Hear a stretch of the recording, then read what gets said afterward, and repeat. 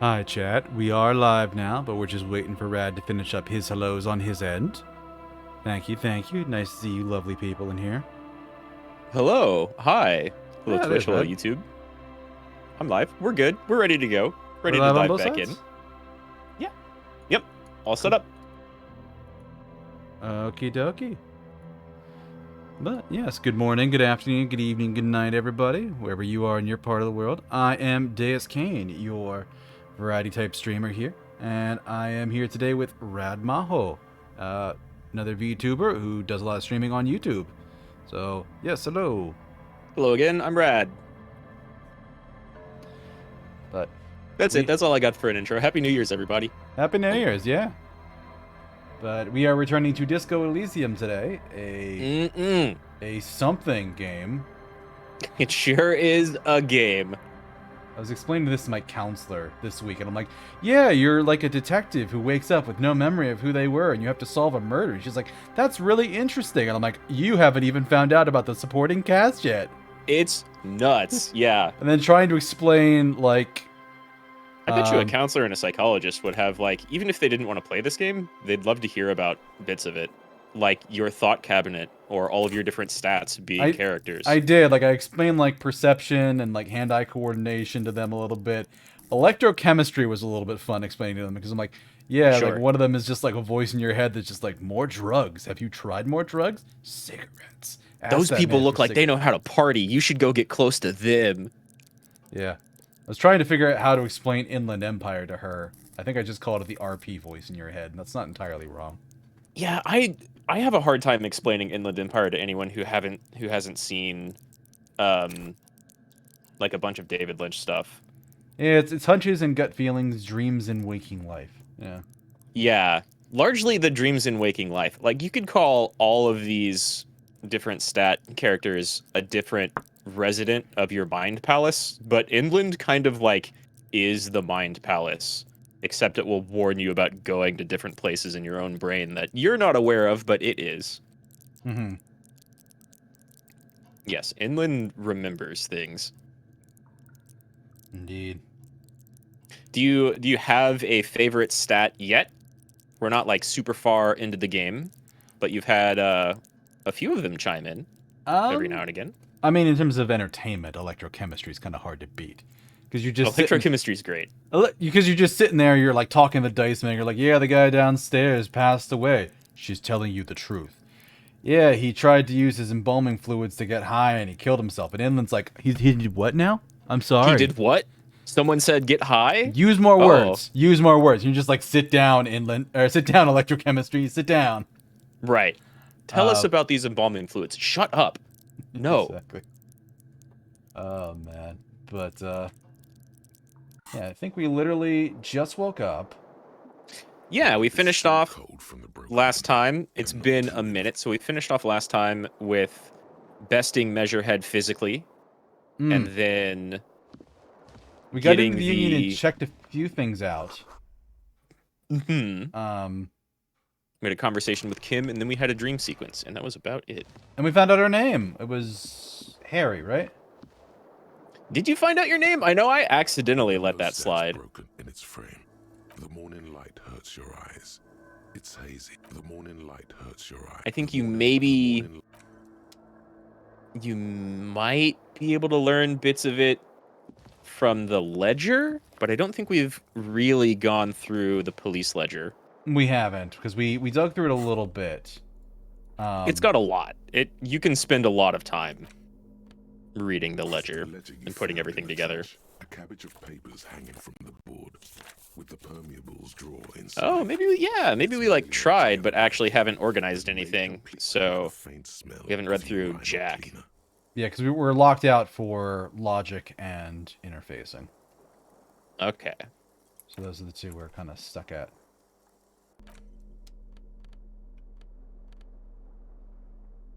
And I don't think we've done any reading, which is fine. A lot of that stuff is really good for, like, if you want to spend some time because something's not available. If you have a thought, you want to burn time, right? If you have a thought you want to, like, finish... Like, if you have a thought that has a nasty negative modifier on it, and you're about to be done with it, but that negative modifier would get in the way of whatever you're trying to do. You can sit down and read until the thought's finished. Or if you're at like the end of the day and you haven't really had time to go through any of the readings, you can just like read as much as you want at 2 a.m. Mm-hmm. So you can use it to pass time, or you can kind of put it off and not eat up a lot of time with it. It's up to you. Yeah.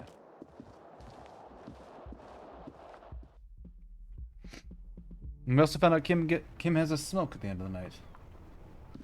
Yeah, he displays like an extra amount of self-control by only ever having one cigarette a day. She's up there on the roof.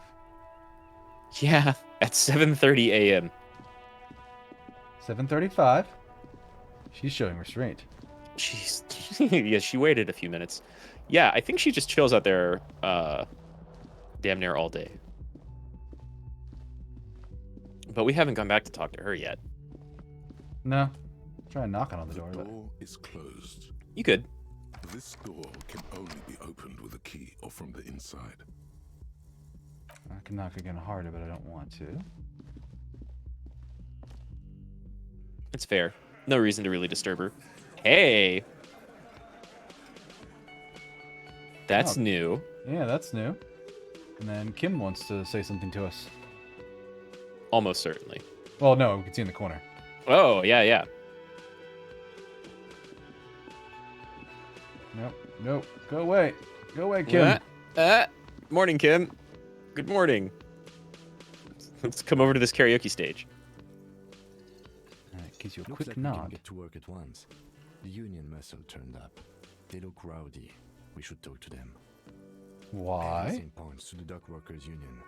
The belt used for hanging him, tracks in the mud, the circumstances in Martinez, my preliminary information, which may, of course, all be wrong.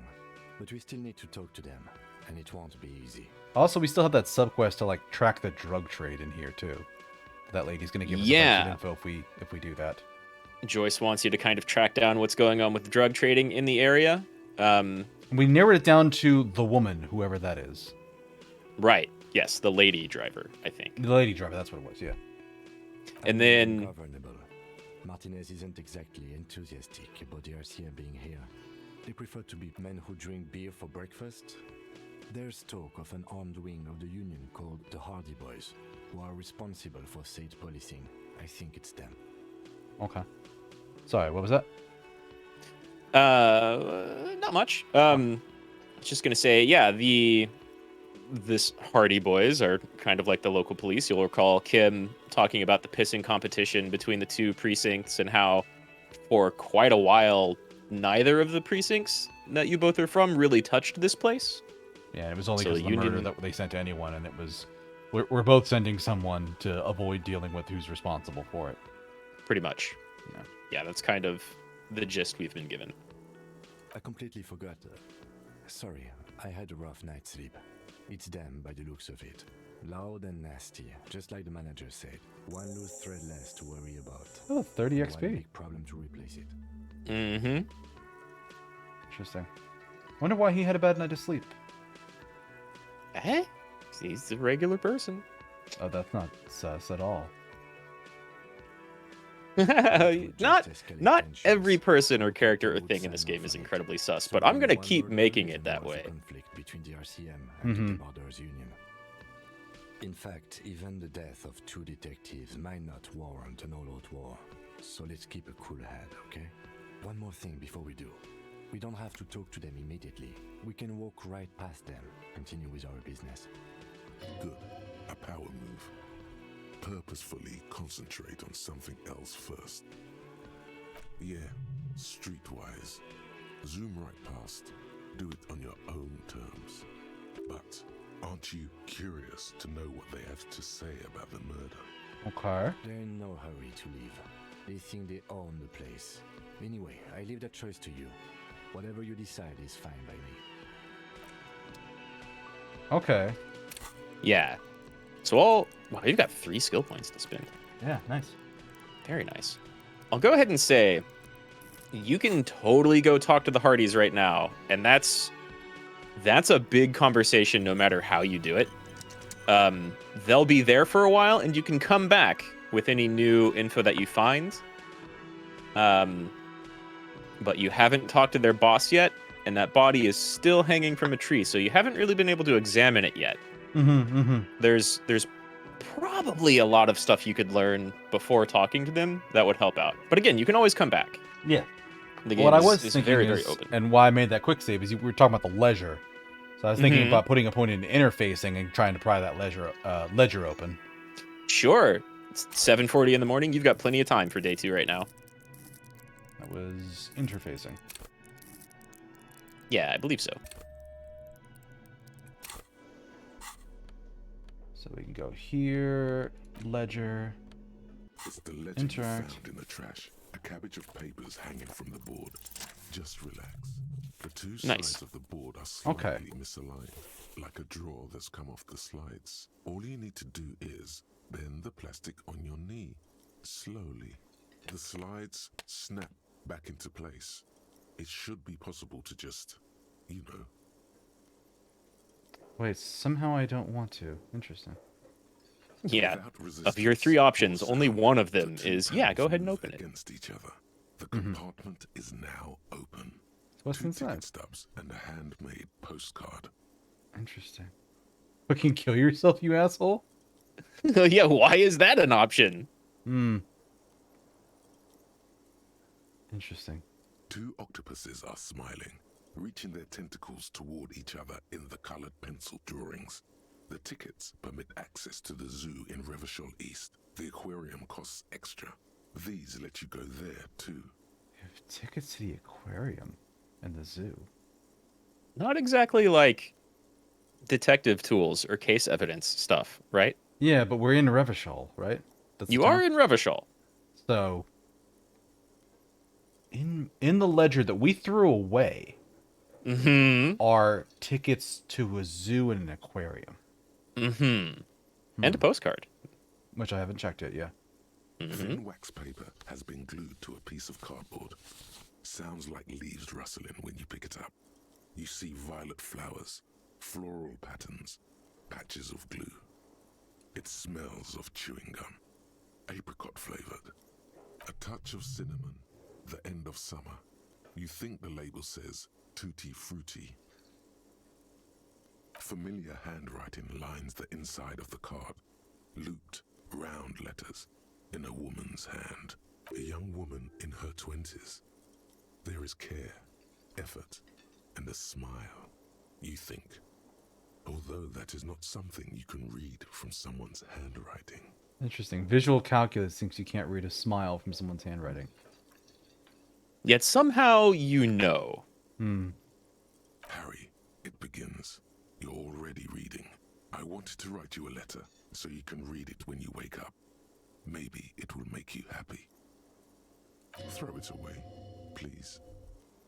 Volition doesn't like that. Volition. Volition's got your back. But, I mean, do you want to know?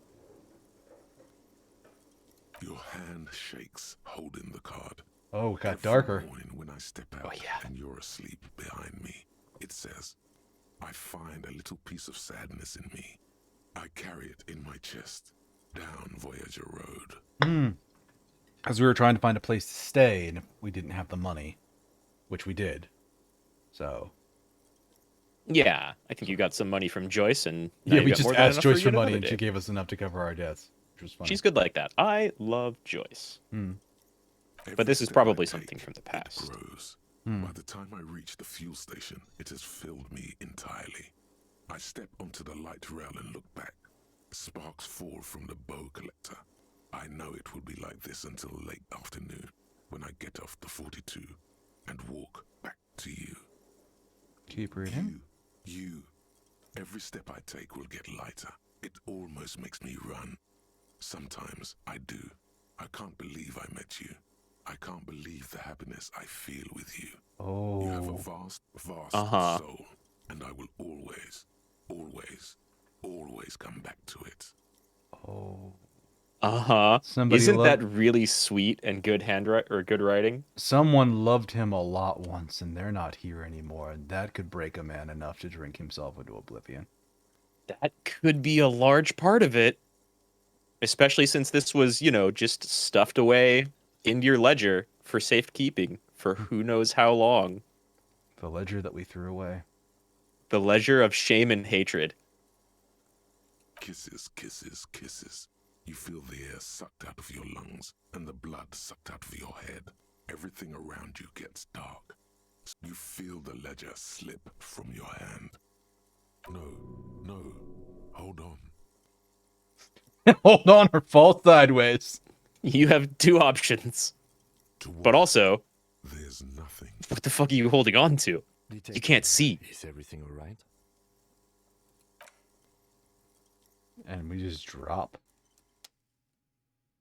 Okay. Good night. Was it like a game over screen? You haven't died yet. Game over screens look slightly different than this. Oh, we're going into a dream or something.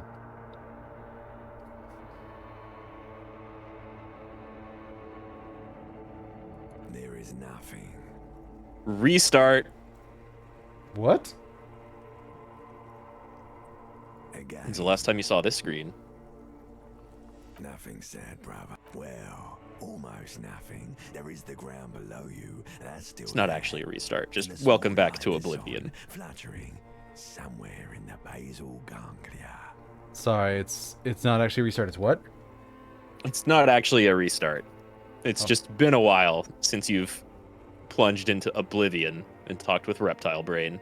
I thought we talked to Reptile Brain last night, which I think would have been a month ago for me, but Maybe in the dream. yeah, maybe. Yeah, maybe. That's me. Blue eyes, that's me. Who was what?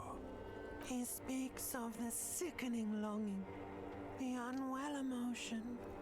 Even in the darkness, he's grasping for it. Still trying to hold on to the great sorrows slipping in the water. Slimy. Here in the paleo-mammalian cortex, we call it the shadow. Okay. Because it's always there. White morning. Tell him. Yep. Tell him. Thought gained. Ah, yes. In the old factory system, they call it the apricot chewing gum scented one. It's unhealthy of them to linger on it so. But as they say, what do you do? Smelled like betrayal. Interesting thought. Mm-hmm. So just the two choices that naturally come to you. It smelled like and Limbic sets the record straight. Hmm. Was that the X something? The Where is Voyager Road? Yeah, the X something. Bloated corpse of the past resurfacing. No, it was beautiful. beautiful. Believe me, stupid ape. Its lack of beauty was not the problem. It was our lack of beauty. There is no In a sense of a Voyager word. Road. There are no roads, no houses, no lights in the windows. It's all on pause. You Interesting. think they would let you until you disintegrate into biomolecules? No. Someone is breathing on your face now, inspecting your pupils, stupid idiot. What's that? It's cold. Yes, they're pouring something on you. It's in you. And It's delicious. Glowing Whatever it is, lights of perception flesh loves will it. Emerge out of nothingness. Perception just notices it. Also, Yeah. notice it's not electrochemistry, so it's not alcohol. They didn't put, yeah. They didn't put drugs in it. Fair enough. Hell, if Uh, it were smelling salts, that would probably be electrochemistry. Probably. In the upholstered cabin of Lieutenant Kitsuragi's motor carriage, seated in the driver's basket, the air is thick with leatherworks and heavy fuel oil. Cooper's Cold water runs down your chin. Kanema? What the hell is Cooper's Kanema? The Kupri Kanema is Kim's car. But it's talking to us. Yeah, kind of like the same way any other item would talk to you, other Okay. than like instead of a stat. All right. It's still narrator voice. Drink. Water. And about 10 or 15 minutes have passed. Okay. The water is cold, silvery, the stuff of life itself as it pours down your parched throat. The pounding in your head recedes. The darkness parts. Drink. You haven't drunk water in 2 days. Did you know the human body is not made to survive on alcohol alone? You need a secondary form of hydration. With greedy gulps, you down half a liter of cold water. Some of it spills on the driver's seat. The lieutenant pays no heed to it. What happened?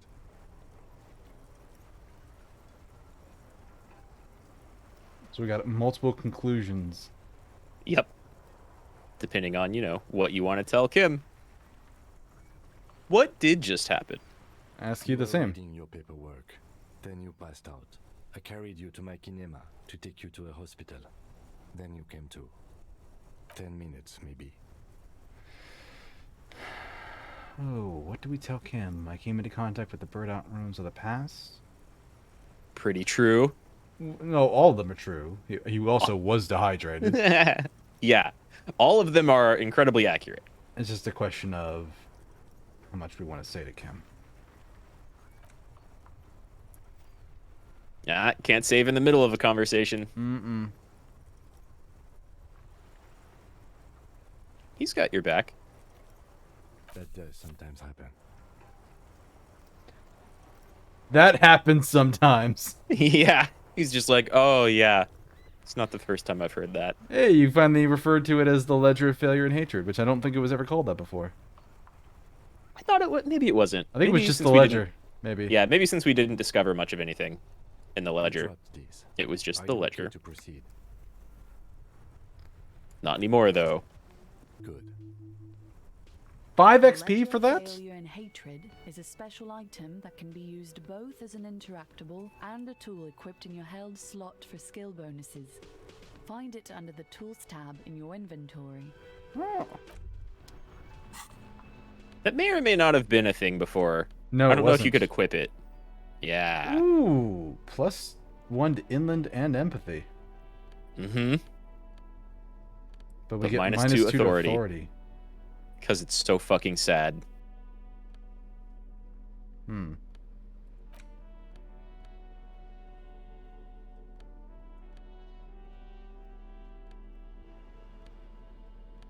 I love that you're rocking the mesh shirt underneath the police jacket. Well, it's drama. Like, physical instrument, I can usually have some kind of response on my own, but... Yeah. Yeah. Or I'm just try- kind of put it on when you need it outside of a conversation. Yeah, for the most part, I'm trying to just add stuff that adds bonuses to good things and doesn't give me any terrible negative bonuses. Yeah. Like the bum hat, I don't want -1 to rhetoric. Or That's fair. -1 to authority. The +1 to logic would actually be not terrible. Yeah.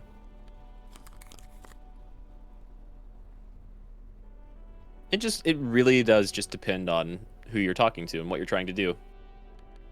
And then this is Spirit Decor and Shivers, so. Jacket's great. Mm-hmm.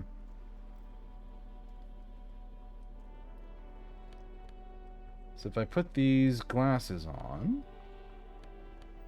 it helps with visual calculus, but basically balance out the drama Mm-hmm. change for that. Yeah, like you Gloves can are- see over on the left. As you have it, the only thing you're diminishing is savoir-faire. Sneak under the nose is stunned with immense panache.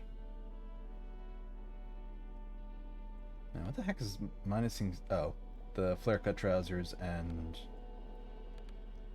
And the shoes? shoes. It says if you highlight it over on the left.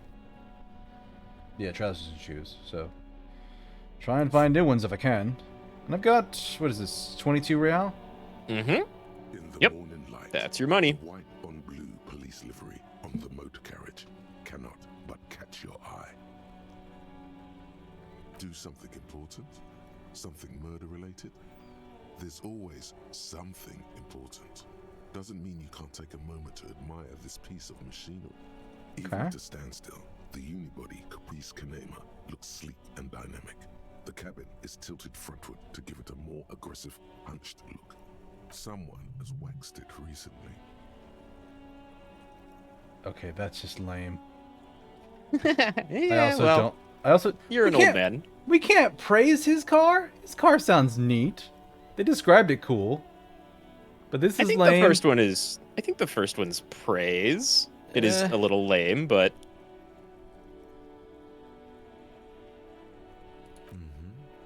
You want to take a closer look?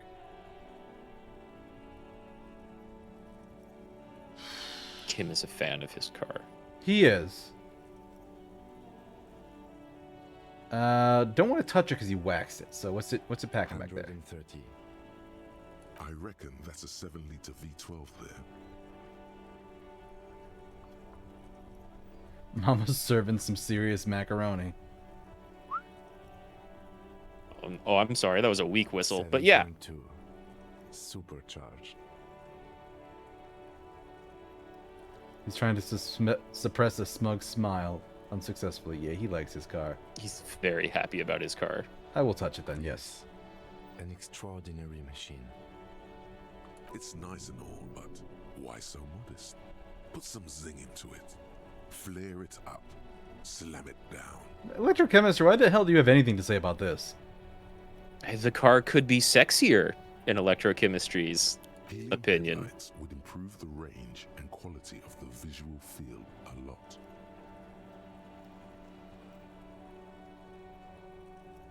Actually, I have a pair at home. Just haven't gotten around to fitting them yet. I need to lay some wiring for the ballast first.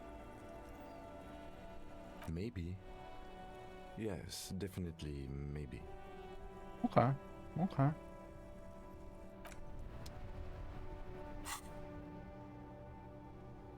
And then we have an extra thought we have not done with. Yeah, I don't know where you pick up the precarious world, but you did just pick up White Morning from that little blackout. This little guy gets further and further away, and all red checks will fail. So those would be good ones to just time out with a book.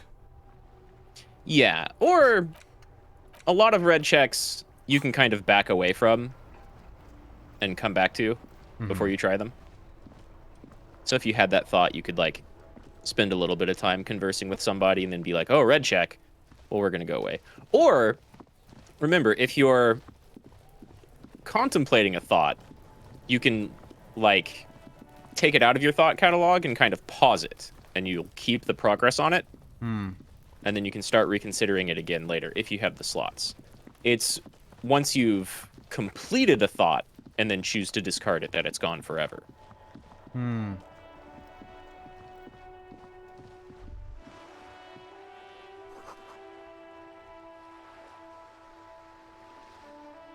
Who are you, friend?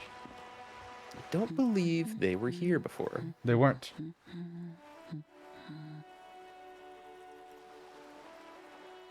Yes? Hello? Me? No one. I'm just a working class woman. She doesn't really want to be disturbed that much. If she's such a working class woman, why isn't she working? Oh. Hi, Emmy. Thank you for the emotes, and thank you for reminding me to turn off emote-only chat. I forget to do that sometimes. So this is sassy in a way I don't really want to be. Here to lurk and say hi. Well, lurkers are welcome. Thank you so much. Yeah, lurkers are always welcome. We appreciate it. I'm playing Disco Elysium today with my little puppet friend here, RadMahou. He's bigger on Hello. his stream. Yeah, and Deus here has a posse over on my stream as well. Yeah, she definitely sounds like she didn't really want to be disturbed.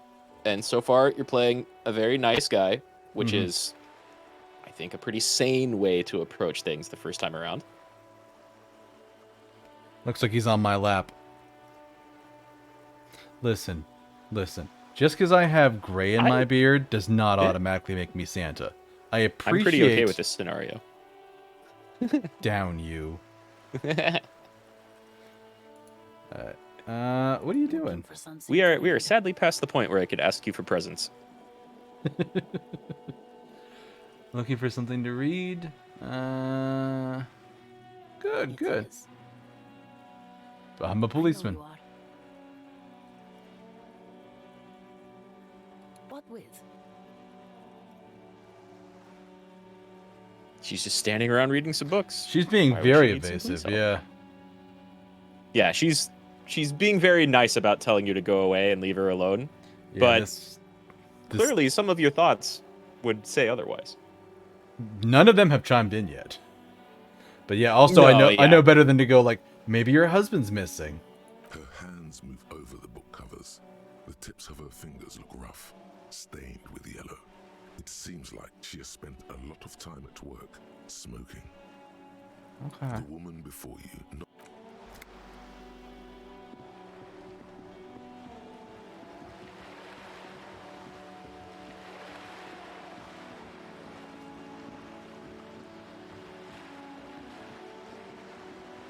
Okay. Whoa, whoa, whoa. the sight of bullet holes stirs something in you, making you forget the lieutenant's surname.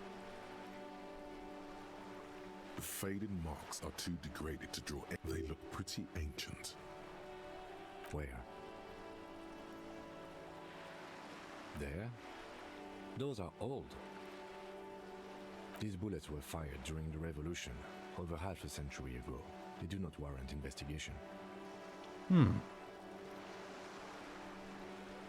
Okay, Yeah, cool, they're- Emmy. There might be a lot of bullet holes like that around here. Yeah, probably, but it was just an interesting little bubble that I could interact with, so. Not much. Oh, yeah, I don't absolutely. have a fresh perspective on it.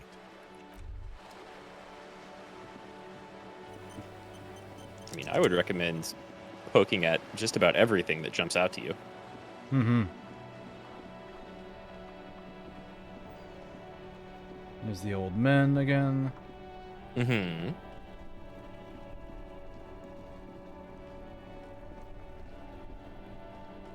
This is the pawn shop, right?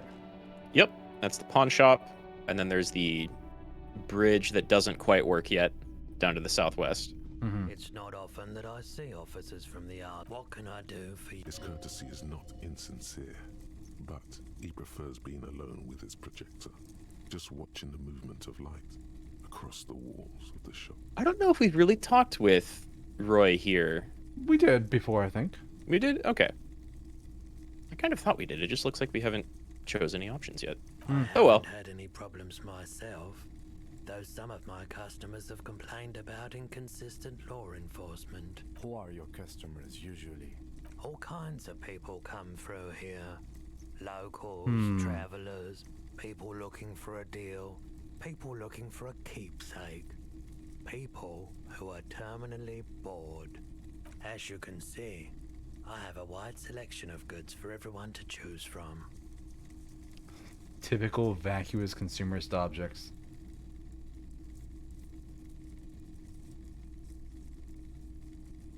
Quite the collection It indeed. keeps me entertained. Entertained? He might be high. If he is, on what? Sell something, aid investigation. Do you happen to have any guns? Interesting Maybe. You haven't asked a lot of people about your gun recently. Someone else came here earlier today asking the same question. I promptly sold her the gun you pawned a couple days back. Oh, This is a pawn shop, and it did feel as if you've met before. Oh God. The Well, hey. lieutenant shifts from one foot to another. Alert. Now you have the first clue as to where your gun might be. somebody bought my gun yesterday. Mm-hmm. You were adamant about getting rid of it, officer. Said you were undeserving of a service weapon of the Revachol Citizens Militia. And I don't like keeping guns around the shop for long. Off the charts photon emissions. The unhealthy kind. She didn't seem like a policeman, although she kept referring to herself as a pig, which was odd. I found her interest in the gun a bit obsessive. That's that artist girl, but isn't I it? was just happy to get rid of it. And Maybe. of She her, does say pig a lot. truth be told, she was terrifying. Right, so Hello, if J. my Hank. is right, Happy New you Year. sold It's your cool if you can't hang out very cyberpunk long. I received by appreciate the you dropping citizens by. of Alicia, and now a civilian is running around the streets of Martinez with it?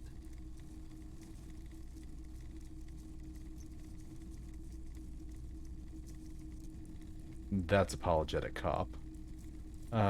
Yes. One is Yeah, dumb. any time you see sorry in an option, that's a point for sorry cop. You're right that she could cast aspersions on the Force. We have to find her. My apologies, officer, but I have no idea where she was coming from or where she went. But you can tell us what she looks like. A needle in a haystack. He should be able There is to. nothing you can do about it now. I don't know if he will, Just have to though. hope you Seems like an love her oversight. somehow. Yeah, he's just not. Like, that seems like the question I would ask. It's like, well, what did she look like? Right? It seems like a thing that even Kim would ask if you didn't have the option to. Mm-hmm. Of course. 5 XP. 8 in the investigation. I doubt it, but I can try and answer any questions you may have. Think you could help me get a corpse out of a tree? Please, please, I really need to get that corpse out of a tree. It's I been do there my too best long. to keep my distance from all manner of butchery. Bad for business, bad for everyone. The corpse behind the hostel, I assume. I don't have a truck with a mounted platform or anything of that sort myself. Ask around the harbour. The pawnbroker's gaze is already fixed on the dancing colors. Electrochemistry, white check. It's rough, but you can totally do it.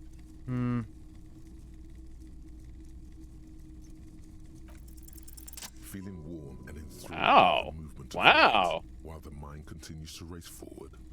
Lucky bastard. He's probably on Parolidon. It's tough to come by on the street.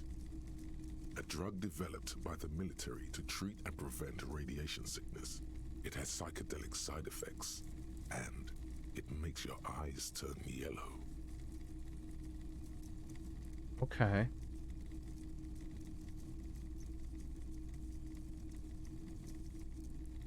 But hey, what do we know? Is that even illegal? Well, that, yeah. So, 3 is a no, because I'm not asking that right in front of Kim, because Jesus. Help me with the corpse on the tree. I see someone couldn't get his Halloween decorations down in time. Ooh. Yeah. Considering we started this around Halloween, that's actually not the worst comment. That's pretty accurate. And right in tune with the comedy of the game. Is it really warm around I here? try to keep the shop at a comfortable temperature.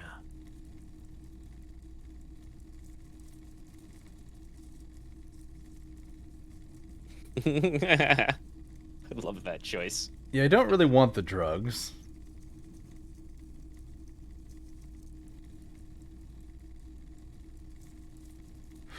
I wanted to talk to him about the glasses. I didn't realize it was going to lock me out of something. I think you can come back to this, but maybe not. Oh, this might still be in like the electrochemistry success roll, so I don't know. Yeah, we're not going for like an alcohol and drugs heavy playthrough. Yeah, I'm not doing 3 at all, and 4 makes me curious. I love the 3 choice, but yeah, you definitely don't have to. He might just have stuff to say about it, as opposed to like being offended or weirded out that you're looking. It could be you're something poking for that drugs. is what they're shipping out of the town. It could be. I've had to take it, you know, since the People's Pile cleanup. I was with the Emergency Relief Brigade. He's taken it for mental and emotional, not physical pain these days. Okay, information. And that's pain threshold, not electrochemistry. Yeah. A bad idea. Some poor leftist built a particle decay generator in hopes of bringing affordable electricity to underserved communities. It malfunctioned. Radioactive waste everywhere. Probably some of it in you too. We were an all-volunteer force, self-organized. Tried to help the fire brigades contain the spill. On the patch, gamma radiation lines crossed with a red drop of blood. I lived by the river since I was a small boy. The Esperance didn't have the art to let it all go to shit without trying to do something to help out. There wasn't much the volunteer force could do, however. We wasted years in the river mud. Years getting sick. There's a reason why everyone's tried to forget any of it ever happened, and why no one has tried to repair or replace the pile. So much disappointment, and early deaths. Cancer mostly. And we knew all that was coming even as we were cleaning up as best we could. No one's. Everyone's. So much bitterness. A bunch of poor people built themselves a primitive nuclear reactor, hoping for the best. What do you think is going to happen? The cleanup happened 15 years ago. I was young then. Later, my second aunt died. Left me this shack and all the assorted junk in it. So I came to Martinez. People told me don't go there. It's a shithole. I said, people, we just had a nuclear pile meltdown. I'm gonna get as far away from Forberg as I can. Still in the same city, but I like the He's got some theory pretty good more than reasoning. the story. Outward movement, not vortices. Yeah, you gotta get in on those vortices, my man. Jesus. Electro is a one-track mind. He really is, yeah. Okay. There's stuff to look around at in here if you'd Yep. like. Yeah, we did, because we looked at some stuff. That sounds right. We saw like little toy soldiers, some clothes, Mhm. a street lamp maybe. Well, a very large red t-shirt with an impressive print stands out from the other garb. Oh yeah, the print depicts a muscled man striding toward you, a giant sword in each hand, encircled by burning embers. Behind him is a cluster of cabins engulfed in flames. Beneath him are the words, Hjelmdal burning. Dual-wielding greatswords. He must play FromSoft games. Must. Hell yeah, man. I don't usually carry printed tees, but this one was just pure exemplar. A fan? No, I wouldn't go that far. But I do think the Hjelmdalaman saga is an integral part of our shared reality. Oh god, this is like this universe is Star Wars, isn't it? We haven't. You can definitely, like, I think Hjelmdalaman stuff is at least one or two books that you can actually pick up and read. I think it's more along the lines of Conan, but with some very specific leanings. Well, I'll his say. his thing that just says like it's an integral part of our shared reality. I'm like, that's a Star Wars kind of line. Yeah, that does make it sound a lot more like Star Wars or Marvel or something. Absolutely. Most people don't think that the man from Hjelmdal really existed, but they're wrong. Wait, what? I mean, even if the man from Hjelmdal didn't exist before the adventure novels, the stories have made it so that he has. It's simple, really. That's not how that works. Okay. You sound Kim would agree with skeptical. you. It's not that complicated. All that's required is a more robust understanding of cause and effect. I don't want to internalize these thoughts. Besides, Yeah, Roy has a more Others could loose interpretation though of not reality. quite as far north as the Hjelmdal, and watched northern lights travel across the sky. Very unique, energetic tides there. Very, very unique energies indeed. Geomagnetic ley lines, one might even say. 2 real. That's dirt cheap. Yeah, Pretty why is it- cheap for a shirt. You could buy that and still have $20 left over for the hostel. Yeah. You should. -2 authority, but +1 for physical instrument and shivers. Yeah, I mean, look at it. Do you think anyone wearing that is in a position of authority? But it's kind of a badass shirt. It is. Plus physical instrument and shivers. Yeah, 2 in 1. I'm just worried about tanking my authority before going to talk to the union leader. Yeah, that's fair. You can always swap up clothes right True. before you talk to him. Welcome to Hyundal, officer. For that same reason, I kind of like having as much clothing as possible. Mm-hmm. Inspiring musculature. Sprawling saga. Too old for this shirt. And he is dual-wielding Zweihanders. Nice.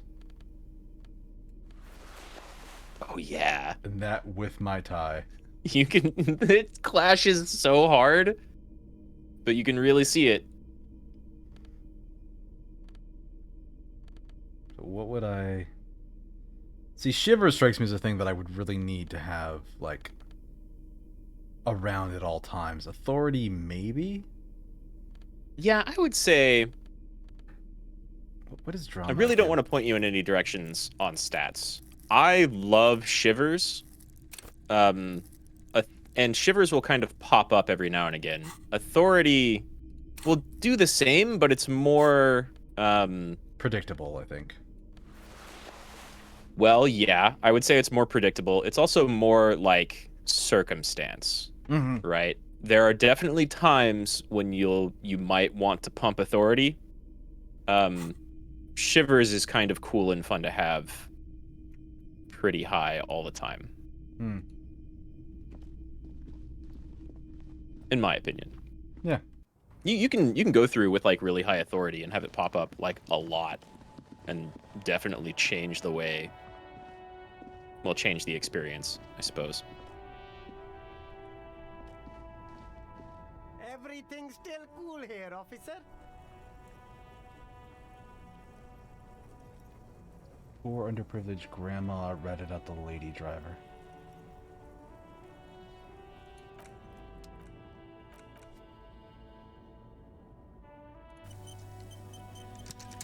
Quick save.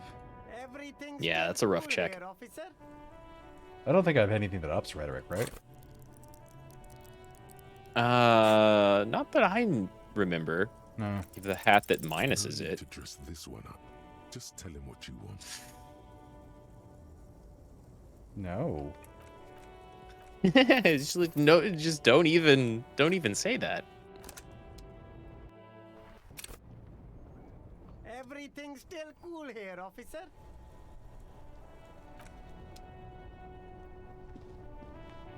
You keep coming back. That's good, officer. Keep browsing those clothes. Keep saving that economy. Yeah, I don't really want minus shivers. Composure's good, but... Mm-hmm. You find your hands deep in tattered and faded garments made from weird poly. The box smells like cat piss or like an old. Economical, but also trendy. Look first hand, buy second hand. Keep the economy moving. Uh-huh. Ceiling's all about that hustle and being cool. The shine on these sunglasses lasts a lifetime, officer. 100% guaranteed. Shades of self-destruction. Alright.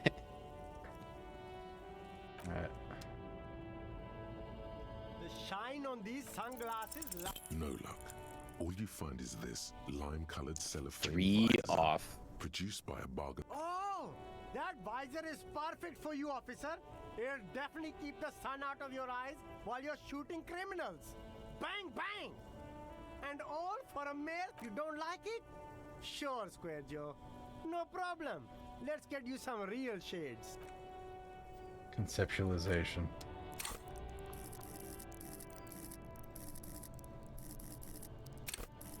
Also a pretty big fan of conceptualization. Though less necessary than others. You can get some really nice benefits out of it every once in a while. Mm-hmm. 100%. No luck. All you find is this. Ah, damn. Oh, that visor, you don't like it? Sure, Square Joe. That was a totally doable roll. It was 1 out of 4, so Mm-hmm. I'm just curious what it is at this point. I'll just reload the save afterwards, but Why does art inspire you so much? Oh. Excellent question. Art is a diverse range of visual, literary, auditory, and performative creativity. In short, art is the highest form of human communication, representation. Have you looked in the mirror Interesting. lately? You have the exact features of a savage art critic, with that beard and those clothes. disheveled and prophetic. Prophetic. Perhaps you Oh, should yeah. try to critique architecture too.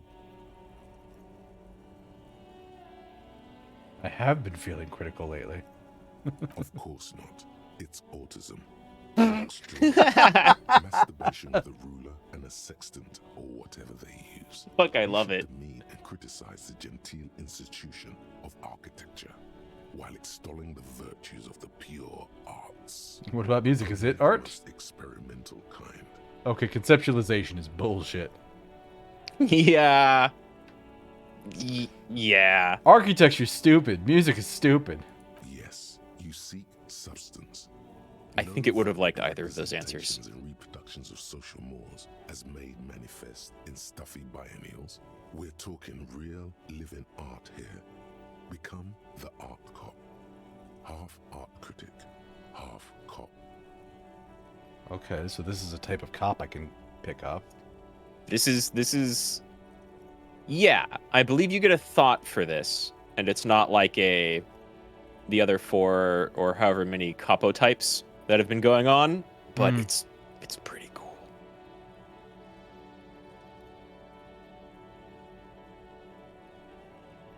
Exactly. It's not only your duty to only catch the go Hot ahead game. and provide savage criticisms, art cop.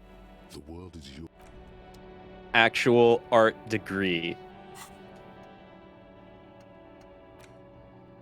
-1 perception because I can't even look at this shit. It does something God- once God I'm damn, I done. love that thought. I just wanted to look in the box. You put a couple extra points into conceptualization, and it started piping up with its own stuff. And I've rolled garbage. Colored cellophane visor. Oh, damn. You don't like it? Well, time to load and lose that thought. Aw, that's fine. I don't want to lose 2 skill points to that. Yeah, if you don't want to put 2 skill points into conceptualization, that makes sense, and you'll have plenty of opportunity later. Mm-hmm. It's kind of a nice thought to have around, but -1 perception might hurt a bit, while internalizing it.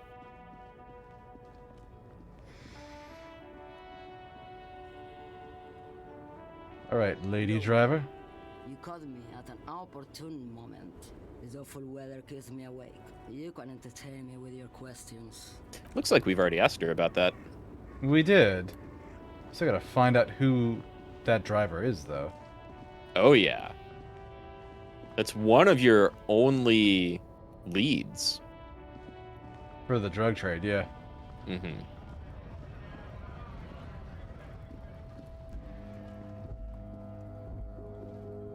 Our first racist.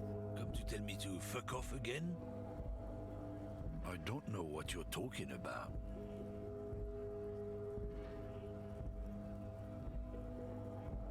He did something. He stole his employer's goods and another lorryman's job. He should be thankful. For Yeah. the tip. He's a taking our gerbs kind of guy. Yep. Listen up, fuckwits. You don't scare me. You cops don't run Evashel West. You don't run Martinez. You don't run anything. You're all bark and You mean La Puta Madre? The name resounds like a bell in the air, a dark gong. You get a bad feeling about it. Looks like the lieutenant has a plan. Let him do this. Ooh. Yeah, him. Then I presume you are familiar with his peonies. Yeah, they're his little bitches. He's got them all over the unions. Not just the unions. He has peonies everywhere. Some say he even has them in the RCM. Dirty fucking peonies who'd do anything for him. Multi-ethnic drug addicts. God damn, King's going all bad cop. Oh yeah, he is. I'm gonna yes and this by saying nothing. You're not Yep. peonies. You wouldn't be investigating a drug thing if you were. No, of course not. We are not peonies. But if we were, and one of Madre's drivers were to be stealing from him, then it's a good peony's job to find out who that is. It's not a hard job. It won't take a long time. It won't make Madre angry. But a stupid fucking racist is standing in the way, protecting this fucking thief. I'm not scared of you or the mob. I'm under the protection of the Lorryman and Carter's Guild. You've seen Which the like cops might of the carry Lorryman some weight, mob. but this is the mob we're talking Did about. his shitty Mhm. little guild protect him? Nah, you wouldn't just leave him out there if you... The lieutenant turns and gives you a barely perceptible nod. I softened him up as best I could. Now it's on you to finish the job. Don't fuck it up. Let's go, Kim. This man's still got some fight in him. by the looks of Half-Light. it. It won't be easy to break him. Yeah. Bring out that fight or flight reflex.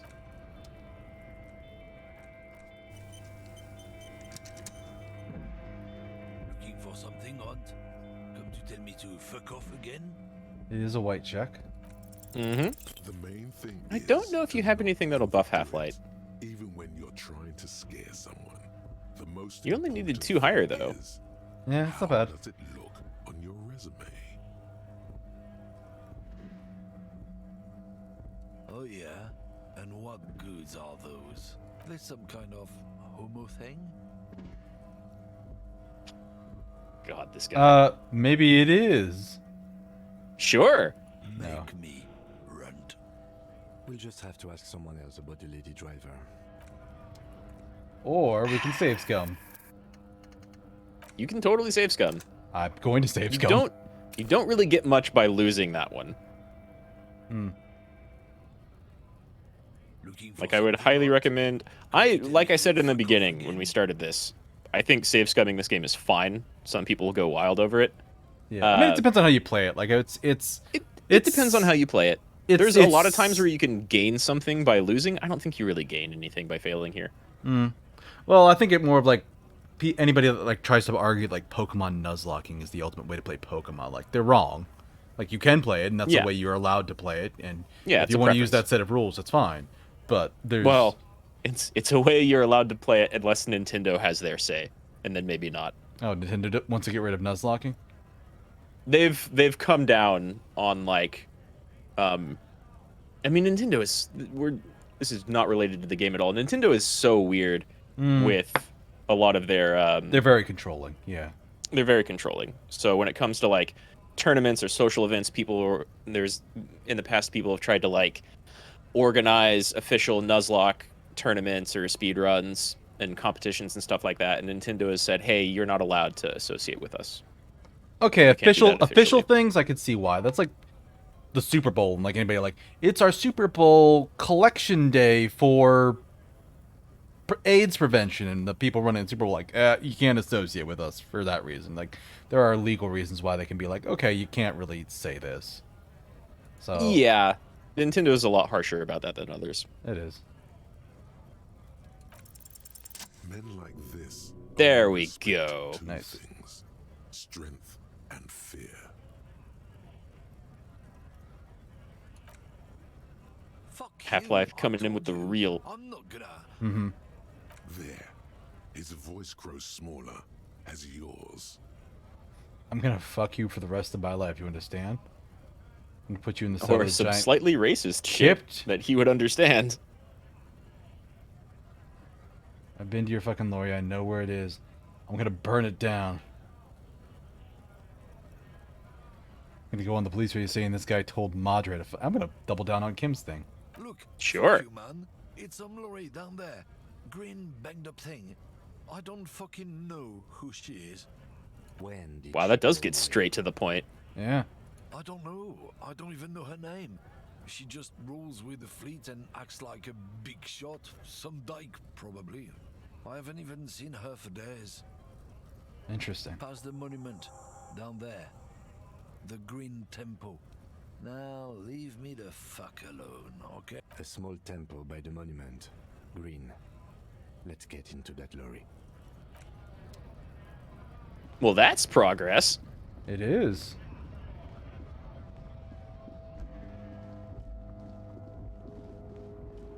This one, I assume?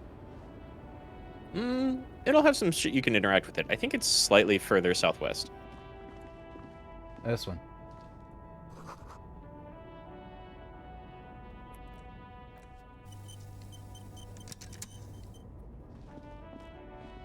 So it's this lorry. This screen found, A to Z, Contemporary, is parked in the shadow of the ruins looming overhead. It's seen better days. This must be the one he told us about. Unless he was lying. The glass on the side windows is tinted and covered with dust. You can barely make out the shape of a seat and two steering levers. The door is locked. The handle looks shiny, like it's recently replaced. There's no pick in this lock. The owner has put special care into it. It's a recessed design. Okay, interfacing. Got our back. Use the pry bar to smash the window. Open it from the inside. Really? This has been hard enough. No need to make it any harder. Kim over here just like, break it. Just literally break into the car. Yeah, just break the fucking thing. Have anything else? What's there to think about? You have a crowbar. You could do it.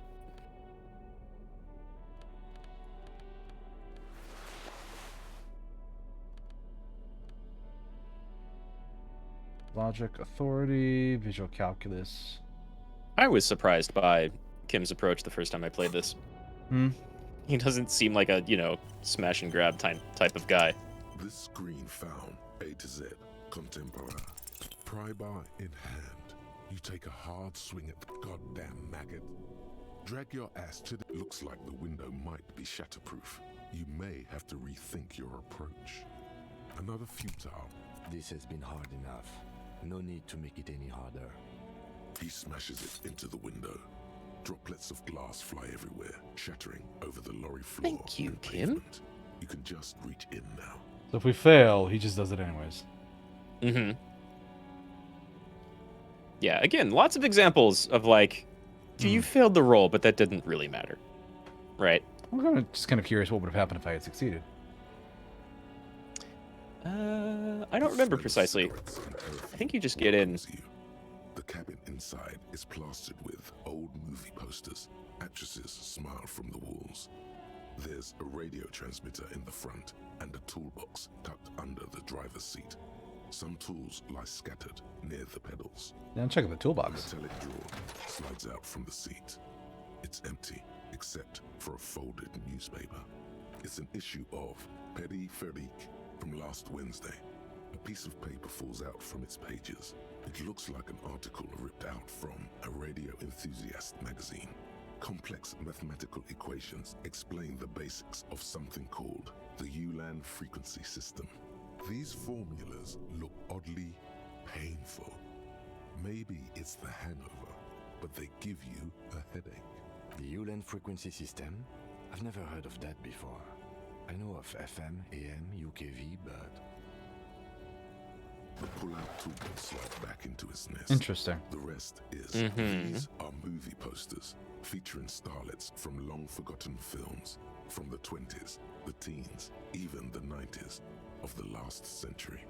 One of them particularly catches your eye. A centerfold of an ingenue attached right above the back seat. There's definitely perfume in the air. It's spicy, with a hint of amberette, wafting through the bitter air of the cabin. The remnants of a sweet juniper-scented perfume, probably Grenade No. 5. It's interesting that Perception would pick that up and not, like... What was the one? Like, Encyclopedia, I would imagine. Yeah. I can see that also kind of fulfilling this exact role. Hmm. The actress is draped in a sheathed dress, one of her shoulders bared. The faded remains of an autograph run across the poster. She's looking past the camera. Wait, doesn't she resemble someone you know? But you can't put your finger on whom exactly. Interesting. The actresses and the rare actor all smile you a warm goodbye. A radio transmitter is attached to the dashboard and a toolbox sits under the driver's seat. You wedge yourself under the steering wheel to get a better look. Seems like the few tools lying around here. But one odd detail does catch your eye. A piece of sandpaper has been glued to the throttle. Oh. Sandpaper adds extra grip. Does it remind you of anything? Yeah, there's the one boot that had the weird wear and tear. Yeah. Exactly. Sandpaper? A novel technique? Yes? Do the honors, he thinks. Connect it yourself. Which means that the missing lady driver was present at the lynching. Precisely. Women, shake your head. Always up to something. No. Yeah. No, we're not saying that one. That's a fine choice. For a different run. First the drug smuggling and now this. How deep does this rabbit hole go? It is odd. You broke into your lady driver's cab, the person who various other lorry drivers have pointed as like probably being involved in the drug trade, and you find movie posters with a lot of like nice looking ladies and the occasional guy, and complex mathematical formulae about radio signals that neither of you know anything about. That's not very drug trade immediately. Yeah. But you have connected this person to being at the murder scene. Very true. We've identified one of the footprints, but there are still 7 to go. The movie stars are still smiling from... Looks like the frequency dial is absent. It requires a key to work, but... Strange. There are so many radio stations saved here. Must be over 100 at least. It has to be an advanced model to fit so many frequencies next to each other without blending them together. That might be what she's doing with the other... That weird... What was it? ULAM or something? Yeah, ULAN. ULAN. Which, as far as I know, is not like a real radio thing, but maybe. Yeah, but just like Kim talking about like FM, AM, these other things. That's why she has like the weird setup. Yeah. She's doing something that... It sounds like she's doing something that normal lorry drivers do not use. Mm-hmm. For contacting an entire fleet of lorrymen, for example. This is all shortwave, UW and UKV. Looks like we are dealing with an impressive organizational tool. The nerve center of a huge operation, with quite a range too. A 20-kilometer radius at least, perhaps extended by an attachable antenna that's not here right now. Doesn't look like it. It's completely inoperable without a dial key. The smell of 1,000 enclosed the rusty old... Great. I think we got everything. A word, detective? Before we return to Joyce? Choice. Yeah, the Wild Pines lady? Yeah, it took me a sec. Alright, we've finished here. Let's quickly debrief and go over what we found, so we don't do it in front of the company rep. Seems like something police would do. Well, it's either that or just leave. Honestly, I'm Right. quite worried by what we've seen so far. The evidence seems to point to a rather extensive and well-organized operation. I'm especially intrigued by that radio transmitter, particularly the sheer number of stations it can connect. Looks like this alleged drug trade casts a wide net. This means it's well funded. Technology like that, a major player must be financing it. I'm not sure what the ULAN frequencies are all about, but they may hold some significance. Perhaps it's a better way to connect between fleets while avoiding frequency bleed. Or maybe it's used to tap into RCM networks. What about the movie posters? How do they factor in? That's something, right? Hmm. I wouldn't ignore it if I were in their shoes. All right. As elegant as they are, I don't think they are relevant to the drug trade. Don't be fooled. Fair enough. Desire always plays a role.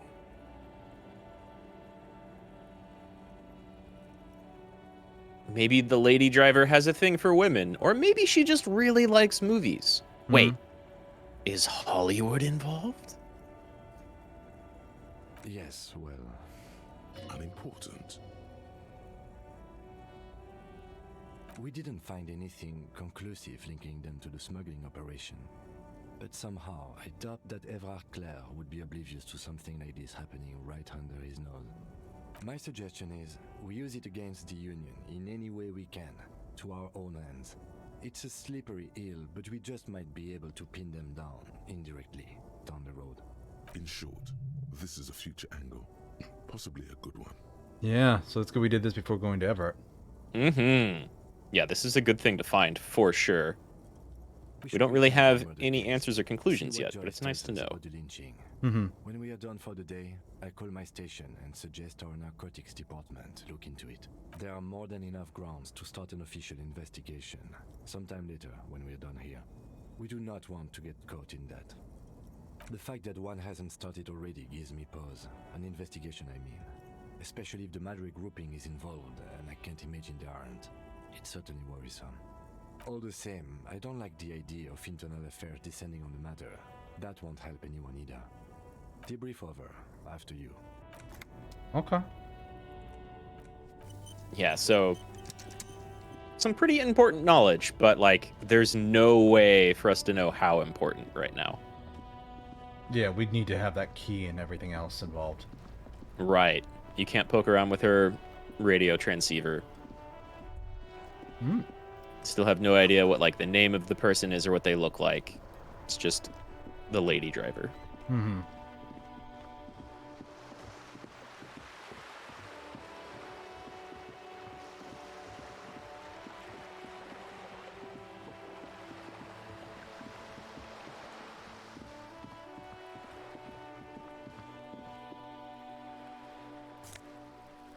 Oh, hey. Yeah. That's a nice coat. Always good to be able to buff suggestion. Oh, that reminds me. I should go in here and what is mine now? Spirit Decor and Shivers. Yeah, so yeah. Gonna put drama back in play. Visual calculus. Let's make rhetoric not a problem. Inland interfacing.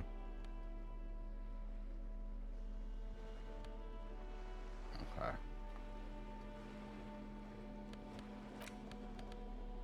And this is inland and empathy, but minus to authority. So. Mm-hmm. Don't want. I think that. you might zero out authority with that equipped right now. Basically, yeah.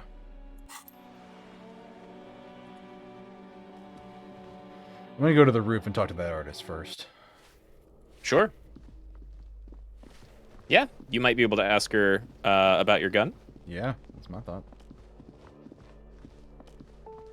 I like Cindy either way.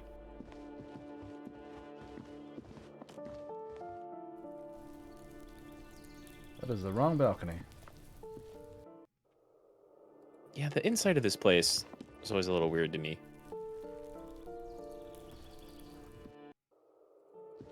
Seems like it feels like it doesn't quite line up. Yeah. Still, I love this music. Mm-hmm. Oh, this is the balcony.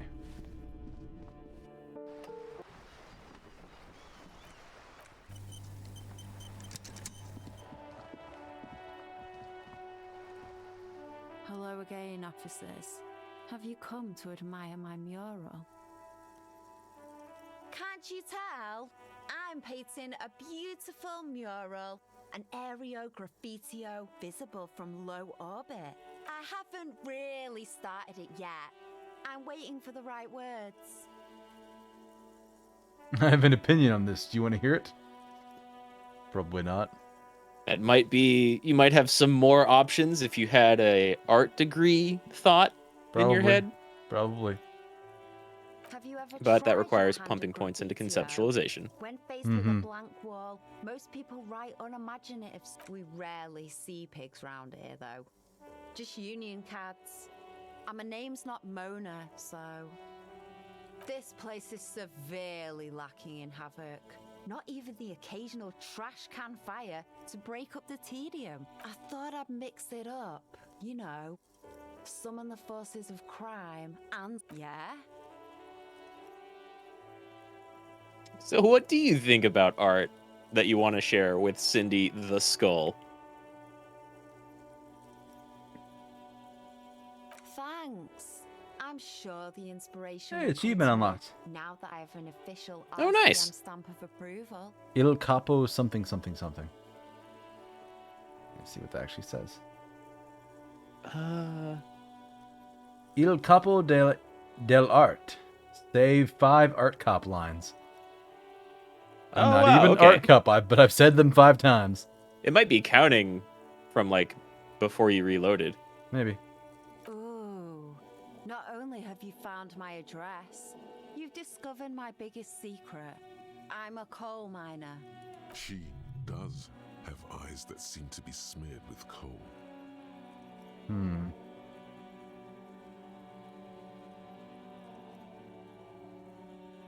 Yes.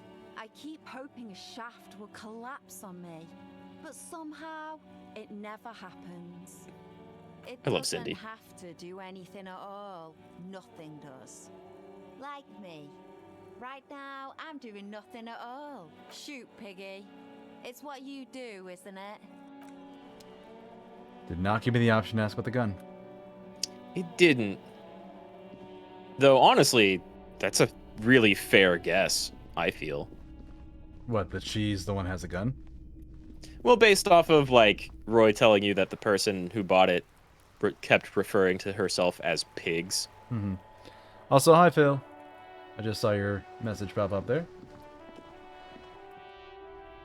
Haven't been too many characters that would like ironically refer to themselves as a pig or even say it really in the game. True. And there's that one wall that consistently thwarted me. Mm-hmm. Yeah, this is where You can do Joyce some is. neat stuff with that wall.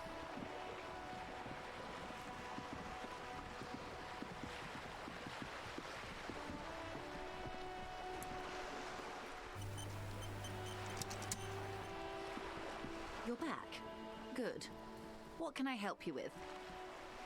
Yes, my eyes on the harbour. have Ooh, sent word 70. to that effect. Yup. What have you discovered? Wait, what eyes?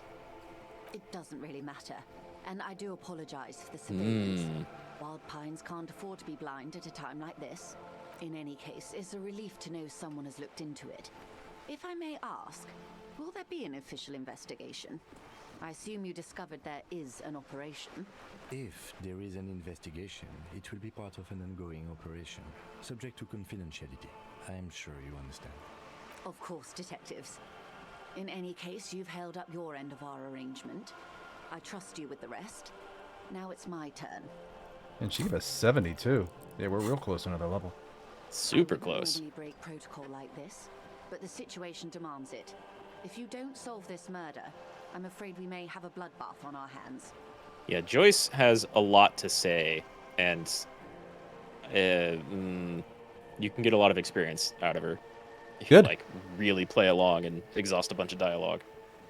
The words bloodbath sound cold in her mouth. They taste of iron and strawberries.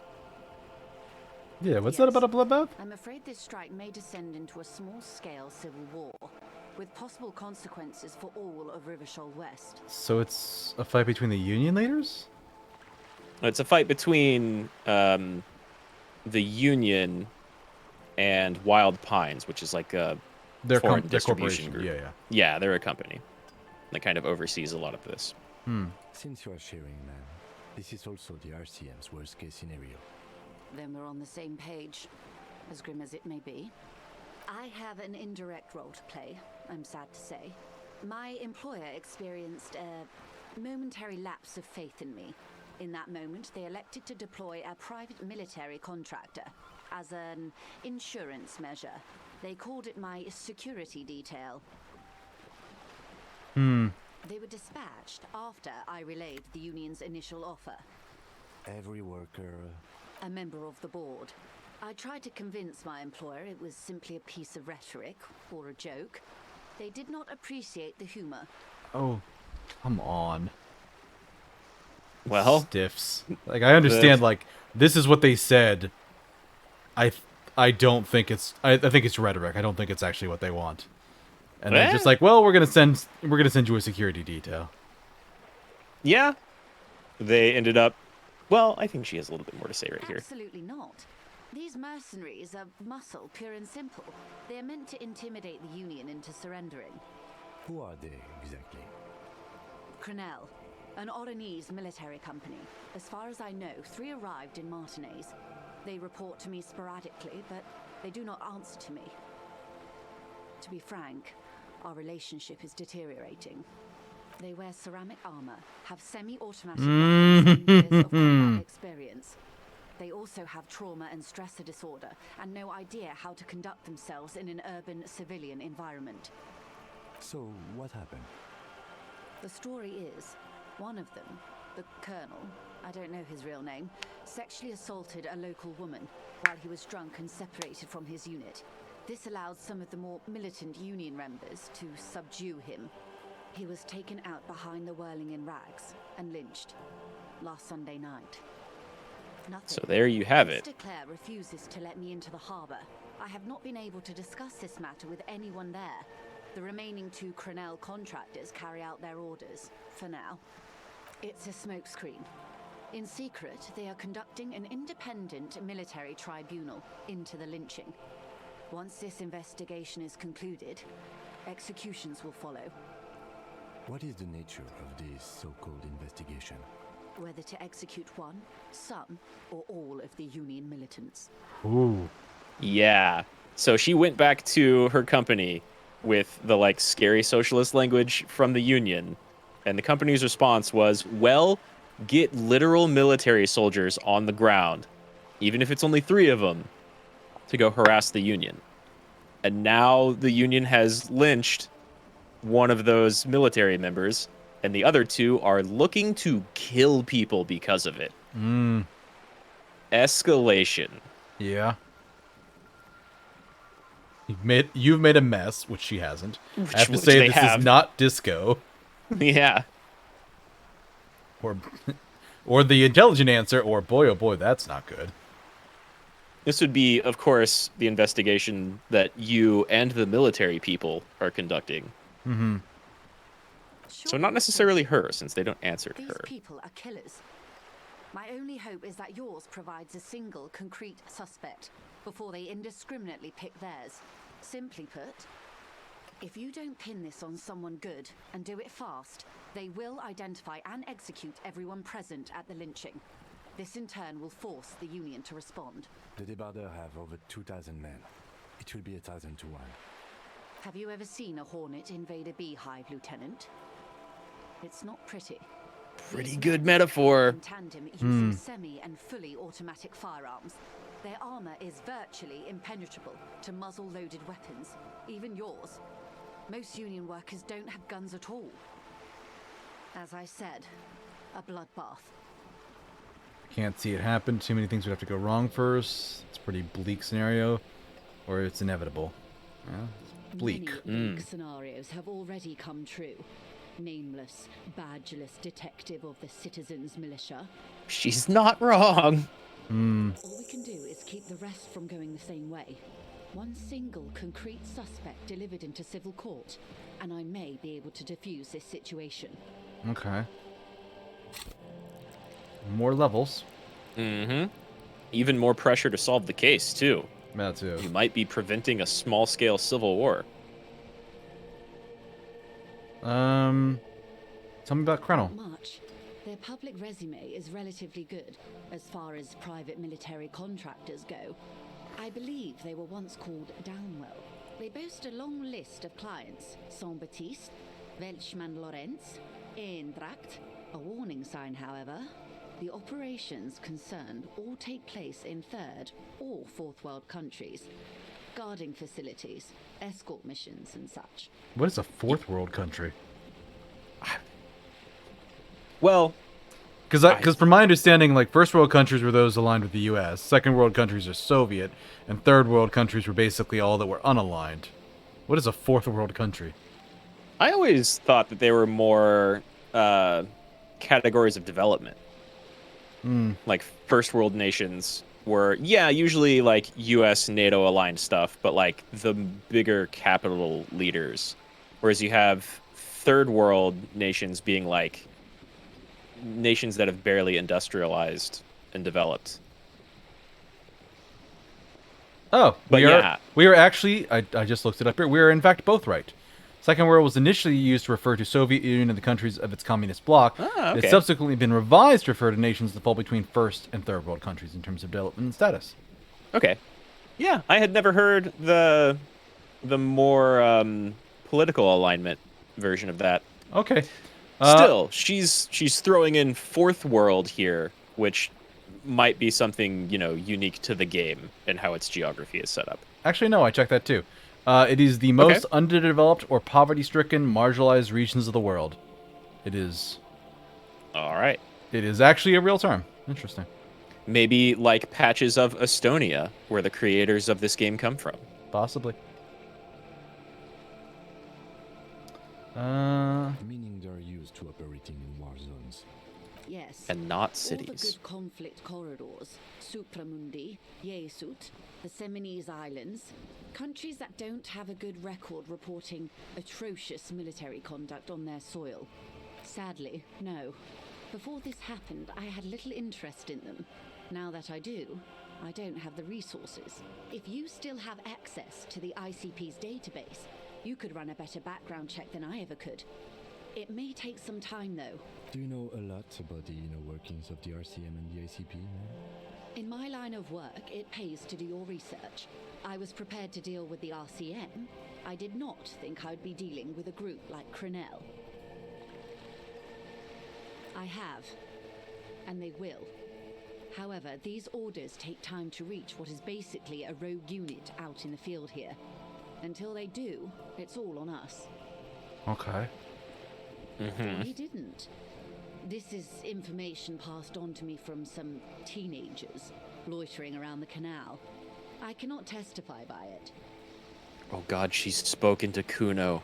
The remaining contractors, their tribunal, it's what they believe. That the man was killed because he assaulted a local woman. I've asked around a bit. This seems to be the accepted story around Martinez. So it's the theory, but not the fact. The lieutenant. Yeah, that's word going on the street. His eyebrows knitted in concentration. Odd. We haven't heard any reports about an assault in connection with the lynching. Where did it take place? And when? Last Sunday night, at the Whirling in Rags, the hostel by the gates. Supposedly, the colonel was drunk, maybe on narcotics too. Oh, and that poor lady who quit would have dealt with this and then our drunken ass. Great. Yeah. Yes. That poor lady who quit. To have sexually assaulted a woman. She saw some shit. Sometime later, a group of dock workers got their hands on him. Who was the woman? That's a good question, officer. I don't have the slightest idea. As I said, it's a rumor about a rumor. In any case, it's what the colonel's remaining colleagues believe. You meet her soon enough, you feel. Or it's the woman at the hotel. Certainly could be. She's been there for a little bit. If you mean did I see him alive? Yes. But I did not know him. Lely, his service name, a nom de guerre most likely. He wouldn't divulge his full name. Only one of them did.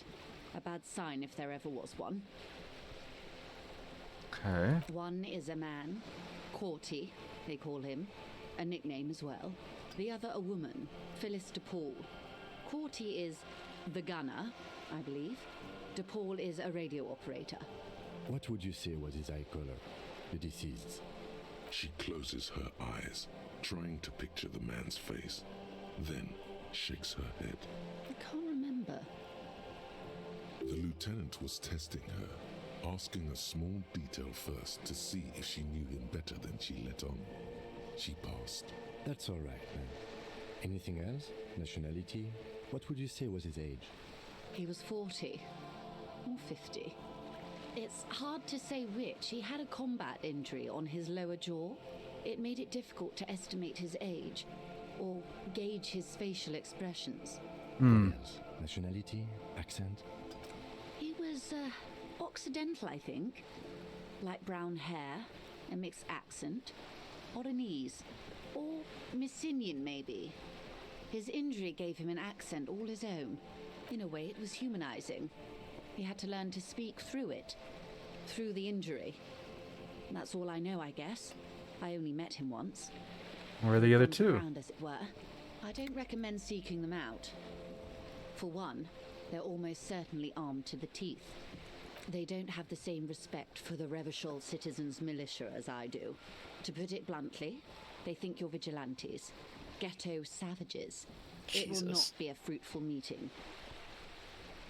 Yeah, we still You need know to know she's where they quoting there. Yeah. You're likely to run into them eventually. When that happens, I'll be in a better position to mediate if I don't appear involved. Red check.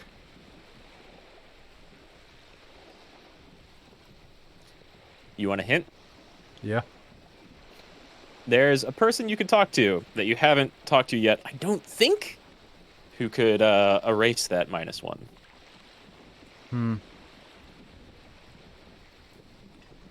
If I back out of here, I can come back, right? I think so, because this is just like a... We're not in a success or fail roll, right? This is just part of our conversation. That's wise.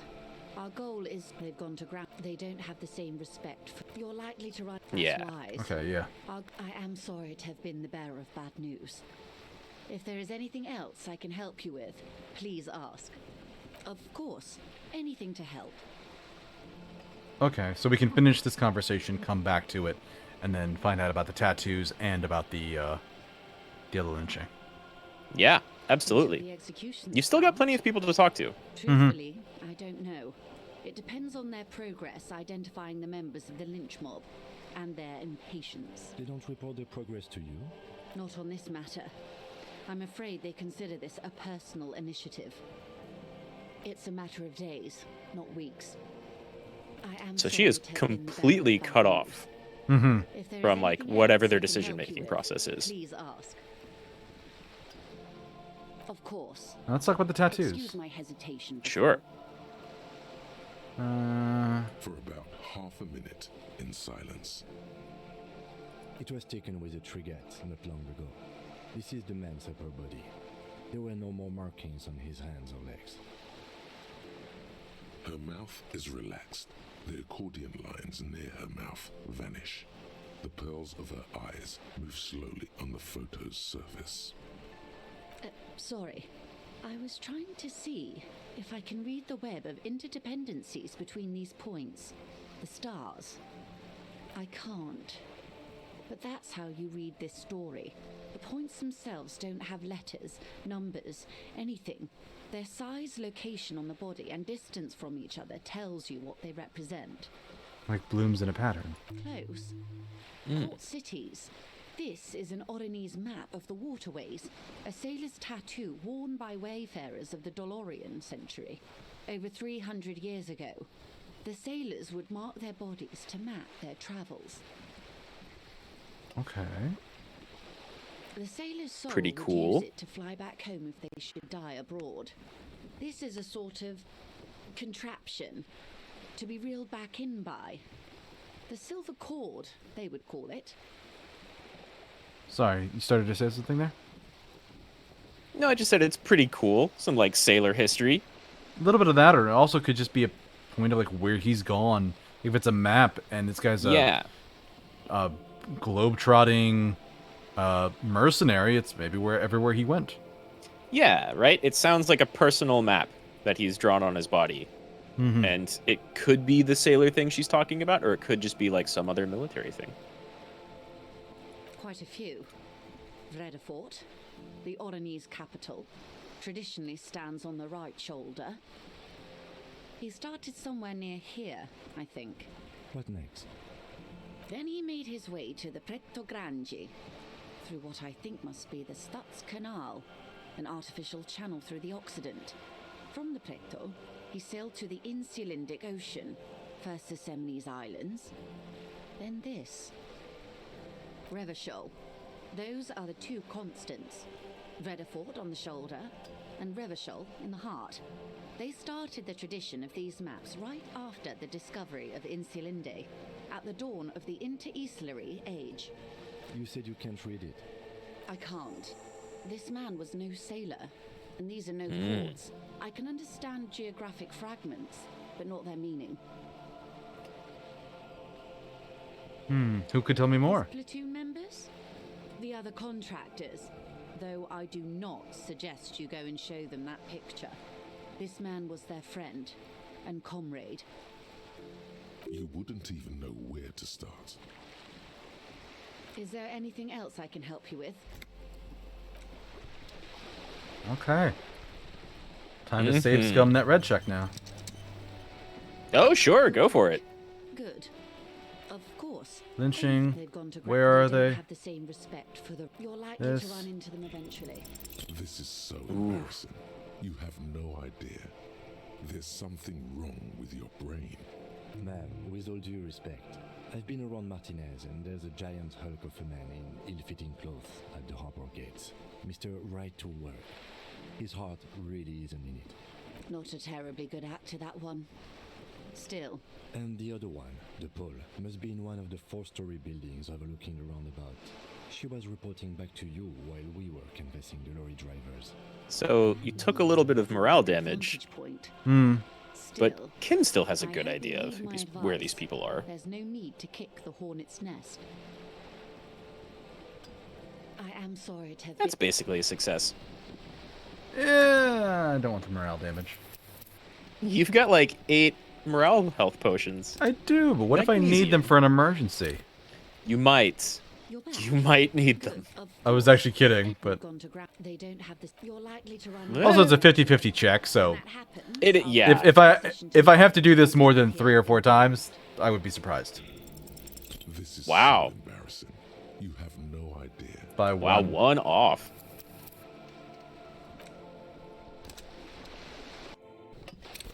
You really haven't taken much damage outside of little bits like this.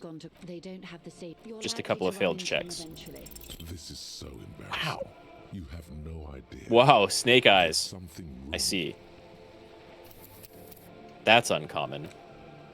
Yeah, jeez. So that's 3 failures in a row. Yeah, I'm honestly surprised. On a like almost 60% chance. This is so embarrassing. Right, now it's a matter of honor. That's a little wild. Yeah. You're back. Good. Of course. Of course. Of course. Anything to help. They've gone to ground. They don't have the. You're likely to run into them eventually. This is so embarrassing. Again? Jeez. Those are the lowest rolls of the day so far, all in a row. Of course. Good, we need to get them out of the way and get a good one. Hey, fair enough. There's an 11. There we go. The start of the good roll streak. Perhaps. You can hear the sounds of the ruckus coming from there all the time. The other has a vantage point in a building south of the roundabout. They were keeping tabs on you while you were canvassing the lorry drivers. That may be so.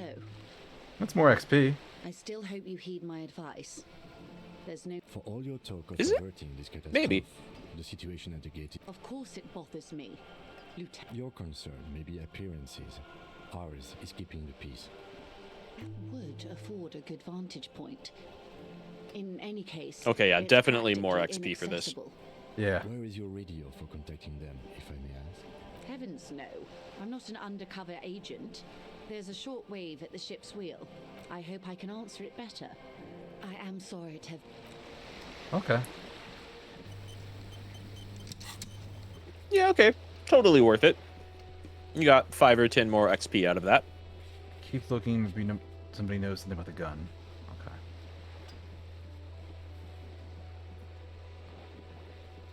Oh, and you already have the time-gated smoker on the balcony task, too. Oh, yeah. Yeah. After 2100 to see if they're home. Yeah, okay.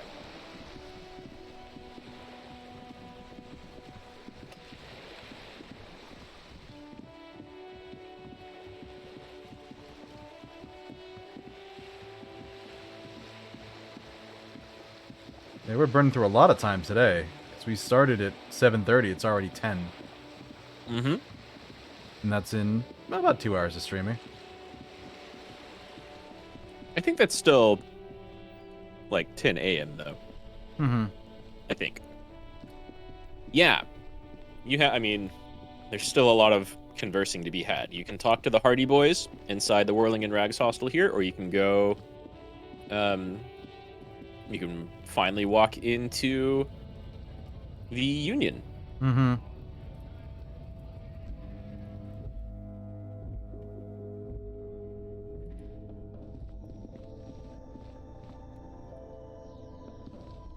You see several packaged raincoats fill a low shelf beneath a display of croissants and juice bottles. The raincoats are transparent, except for the big Fritta slogan on the back. +1 endurance. Not bad. I don't know if you have much endurance clothing right now. I don't think I do.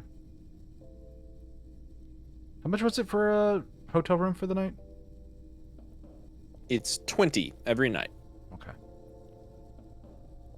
You've got plenty of daytime left, though. I do. Here you go.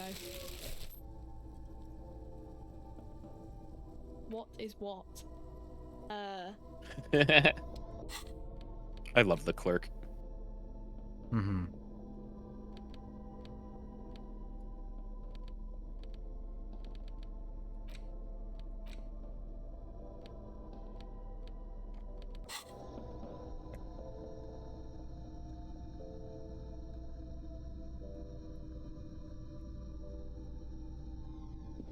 Welcome to Frit. Feel free to look around or something. What's that magazine she's reading?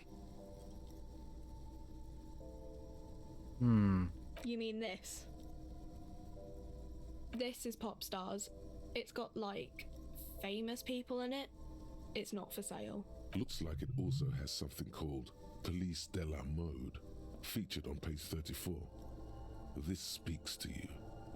Stupid famous people. Mm-hmm. Or, honestly, number 2 is also a very wild choice. Mm-hmm. Yes, I approve. Very futuristic lesbians. Nice. Yes, I approve of lesbians, yes. That's how you know I'm a good cop. But Kim's just sitting there looking at you like, what the actual fuck, man? Like, what is this fucking weirdo doing? It's where they rate different outfits famous people wear. It's kind of funny. They're kind of mean. It's about who's the most stylish. Who's the numero uno guy in there right now? Does he look like this? Points to yourself? Uh-huh. Yeah. Benita. She's a model. Usually it's a model. Or a singer-songwriter. Or a model. We are not the fashion police. We're the real police. Damn it, Kim! But let us what have if fun. You were the fashion police? Have you not seen my Heimjallarman t-shirt with this tie on top of it and my long police raincoat with these rubber gloves? Look at these rubber gloves. Even your starting slacks and shoes. Like, you can have, well, some would call it style in this game. It's style, it's not fashion. Those are two very yeah, different sure, things. that's a good way of putting it. Okay. I'm not really supposed to be chatting to anyone, but... Do you have a warehouse in the back of Whirling in Rags? A warehouse? I don't know. Maybe. I don't really care what Frit does. I love the clerk so much. Into an expression of consummate adolescent skepticism. Fine. Frit doesn't have a warehouse. Just a little back room here. Okay? I don't really know anything. I mean, I know it's there, but I haven't seen it, so... Not really. No. I didn't know him at all. Okay. I don't know really long. I don't know. No need to worry. It's just standard procedure. Okay. Uh-huh. Her entire deal is just like, I don't know or care whatever it is you're asking me about. So that's the guy, huh? That's the guy. He's over here rabble-rousing. Call me mañana. Oh, did we never talk to Mañana? No, we never did anything down here. By the time we made it over here, it had already been late in the day. Okay, and I guess Measurehead was still there, but everybody else had gone? Yeah. Okay. I like Mañana. What's a scab? Content with mere survival. They come, they want to do our job for shittier pay, screwing over both themselves and us. Everybody loses. So here's an interesting thing. I've been watching a game show recently, made by the same people who were behind like College Humor. And the name of the show is Game Changer, where they actually change what the game is every episode, and the contestants, for the most part, have to figure out what the rules of the game are while playing, which is kind of a fun little thing. Yeah, that's kind of neat. There was one that eventually they found out the name was called Unionize. Because what they told people is, I'm going to ask you if you would... I'm going to ask all three of you, would you do a thing? And you'll tell me how much you're willing to... If you're willing to do it all, you'll tell me how much you're willing to do it for. And then it's the other people there can underbid you. And when there are no more bids, that person has to do the thing for that amount of money. And then... that's generally the idea. Like, people just trying to make sure people don't underbid you, and it was really fun to watch because there were definitely times when people would just keep undercutting. All of a sudden, one person just drops out, and that guy's like, "No, you have to undercut my $200. I don't want to do this. Undercut my $200." And the guy's like, "Nope, I'm out." No, I don't want to do this. And finally, at the end, they got to someone else to be a scab. Well, I'll get into that. Finally, they got to the end, and like no one wanted to do one thing, and he's like, "Oh, congratulations! You've solved my game. Unionize. You all get to split the remaining money that's left in the safe 3 ways. Blah blah blah." Well, then they did it again, and they brought the same 3 people back, and they kind of figured out how to game the system. He's like, "Yeah, you know what? It's, you've kind of figured this out. So I've hired Katie here. She's gonna come in as a scab." Yeah. And they actually did bring in another player as a scab, which just, instead of one of the nice places to like stand out, they just had like a whiteboard, like, "I'll do this for $5. Like, $5? I would have waited for $500. It's like, "Nope, I'll do it for $5. Yep. There's your scab. Yeah. Keep working. Pay me, please. What do you mean? That's a $15 an hour job. I'll do it for $8 or $6. Yeah, exactly. Damn, guess we can't get anywhere with like bargaining with our employer when that keeps happening. Gotta be bloody stupid or freaking evil to scab. Or I guess scared maybe. But scared of what? Of who? Personally, I'd rather beg than scab. If the gentleman shouting on the street came begging, maybe they'd have gotten something.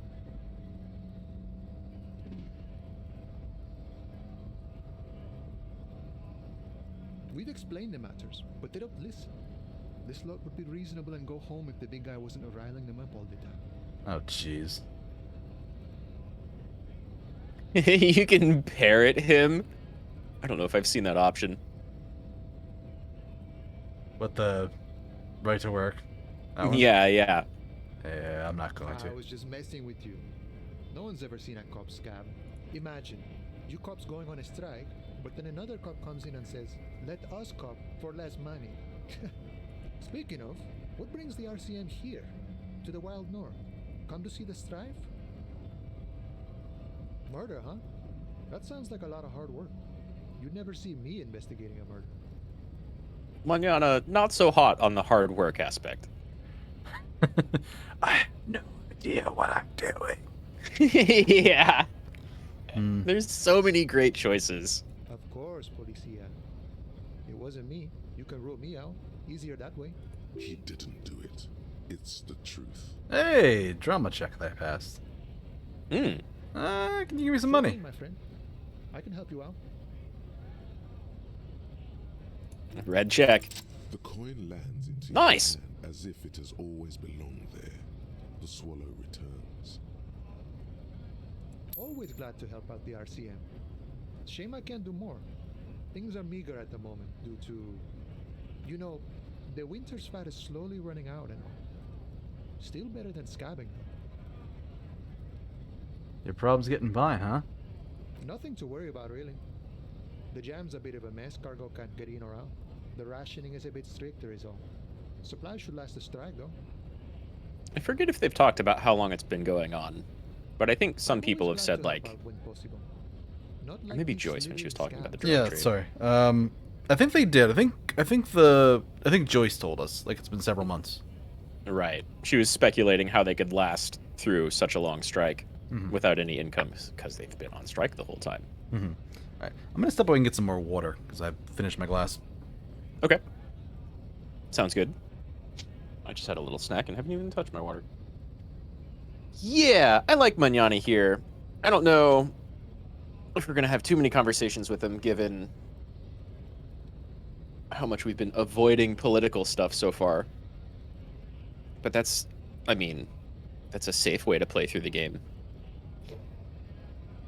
We're definitely going to have a couple more conversations, but that'll come later.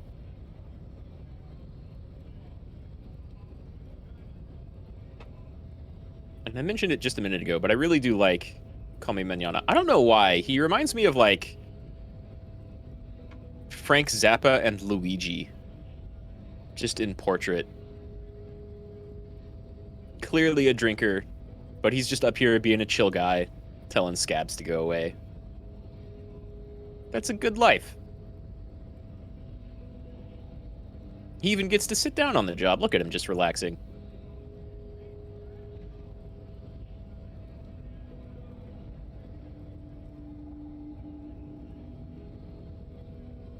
Let's see. We're narrowing our options here. We have the scab leader and the inside of the Union.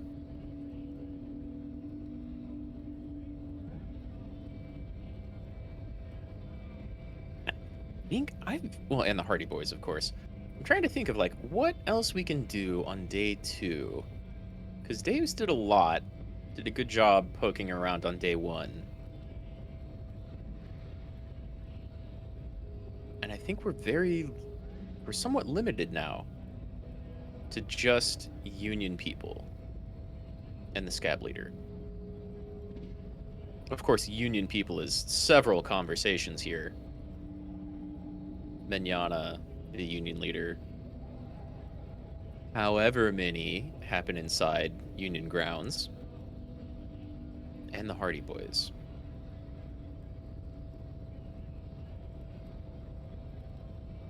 Of course, 2 of those, the Union leader and the Union people on break inside the Whirling in Rags, those get to progress our story pretty quickly and lead to a lot of new options.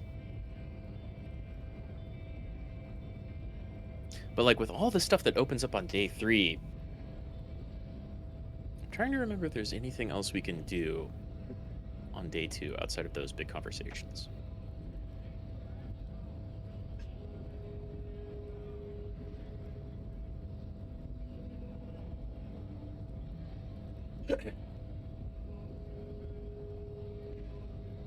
Sorry, it took a little bit longer. Decided to get myself a snack while I was up too. You're fine. I was just trying to think, what else I don't know if you could hear. Yeah, I had my headphones on. I was just about to say. I heard everything. Okay. And yeah, when you mentioned, like, yeah, he does kind of look like Luigi. I'm like, yeah, he does. He really does. Okay. So, what's he say this strike's about? You know, serious business. I'm sure the big boss will be glad to tell you. You'll have to ask him first. He's a chatty guy who wants to talk about the strike. Return once you've met the union boss and are on a better footing with the organization. Yeah, he definitely has more to say, kind of dependent on what else you've done or what else you're doing or thinking. But definitely, the game is going to funnel us towards that union boss. Yeah.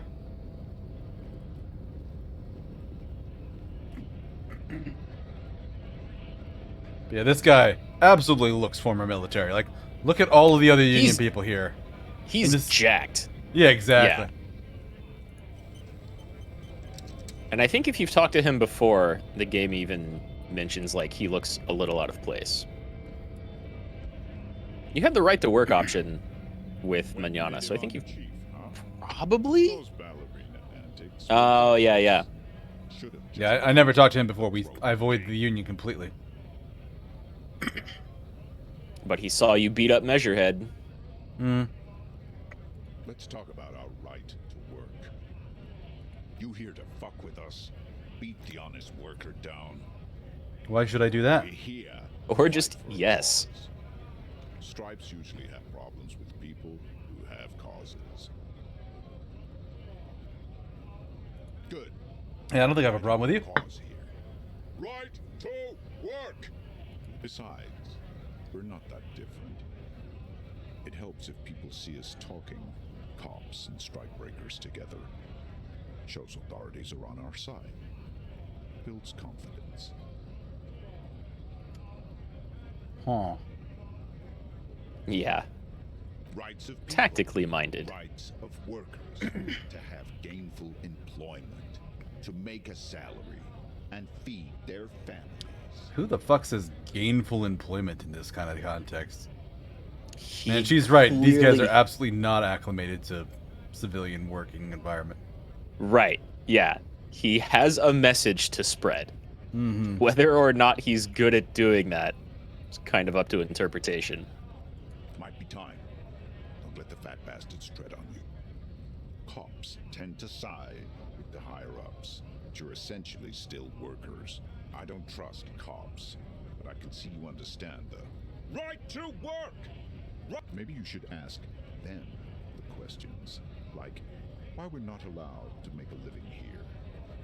Shame on you! We have families to feed, you piece of shit. So do we, Scott. You would just go, so you're the mercenary hired by the Wild Pines? Right? Now that you've talked to Joyce about it. Oh, and I can just be like, hey, could you help me decipher some tattoos that you totally have not seen before? You could. You could just break out the photo before even talking about him being a mercenary or not. Let's piss off an angry man. Go for it. Don't think so. Suddenly, this feels like a really, really bad idea. Ooh. Wow, all of those are like, give him the photo, give him the photo, give him the photo. Well, I'm just looking at it like, it's like, oh, these are on the body of the man hanged behind the cafeteria.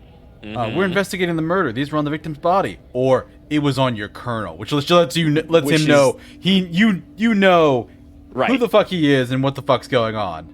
Right. He may not know that you know that yet. Photo and looks at it. Grey eyes dart back and forth on the glossy surface. His face is unmoving, hard as a stone, but beneath it, fucking loincloths really did him in.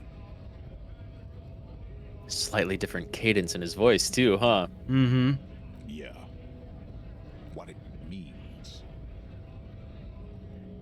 I can tell you what this one means. Only one. You want to hear? Our colonel is deep in the bush here.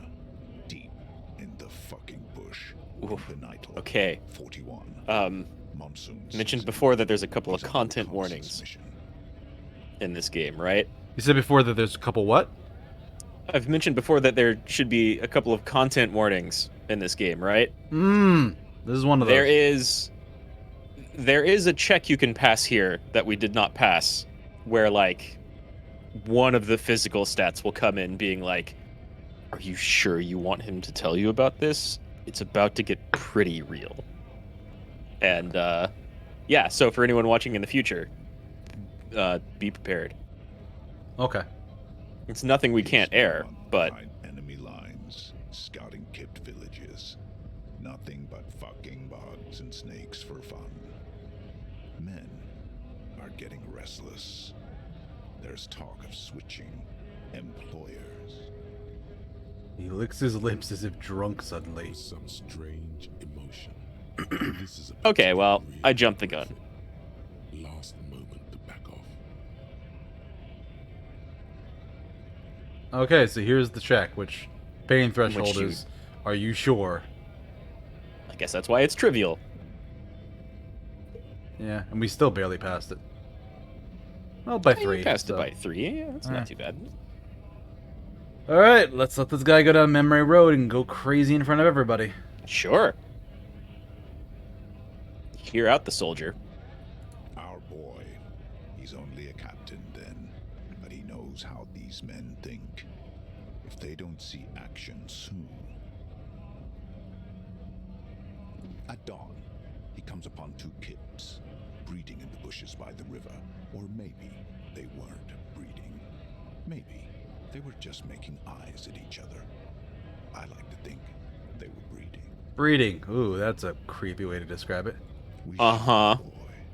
He was useless, but the girl, she was nice. A little fat, you know, but not too old. Yep. About to get real creepy. For the week she lasted, expired in the hands of Sarge Mason. The kind of guy who'd make Chief there shit his pants and cry like a bitch. God. Mason couldn't let go. Cut the tits off her cold body. Okay. And fucking ate them. Drowned in a creek a week later. Yeah. Spirits my ass. Well, there's that content warning. There's that fucking content warning. Physical instrument. Past that when check. a mercenary starts getting dark, things are about to get dark. Yeah. There's a word on the tip of your tongue. Colorless. Odorless. It's... You're not really a scab leader, are you? Fucking mask is getting sweaty. I want to take my mask off. But... See, an interesting thing here, the model looks Caucasian, but this image here... It's maybe like a little bit more tan. Yeah, more tan, darker. Yeah, sometimes I think the story goes they had more than one like person or more than one department doing the profile images of everybody. So sometimes you have like some wildly different how to say it? Some wildly different artistic styles with the portraits. Yeah. No, I was somewhere else. That's just a guess as to what this one little star on his belly might mean. I'm just a bouncer. Sure you are, buddy. Evil. You bet it was. What is evil? It's just nature. This guy, he used to say evil is when nature and spirit meet in the wrong place. Yeah, give that back now, please. Go ahead. So he totally wasn't there. Keep the goods flowing! On the photo in your hands, the dead man's skin is studded with stars. Tens, hundreds of them, littering his dead skin. Sorry, you said something as I transitioned? Well, he you know, tells you he wasn't there and then, like, quotes your victim. Yeah. He's clearly, this is our guy. Yeah. So what's your goal here? We were promised work. We'd be in there, working, if the bastards hadn't shut the gates. The physically impressive man tower has turned his attention back to the gates. He ignores your presence.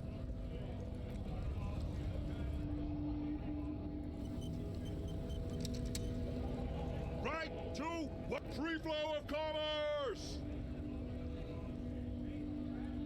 He just completely ignores the question. Fucking well. How about you fuck off now, huh? Okay, of course. There could be weapons aiming at us right now, somewhere above, in the buildings. The other merc. Don't push this. The man's breathing steadies, but his eyes are still narrow.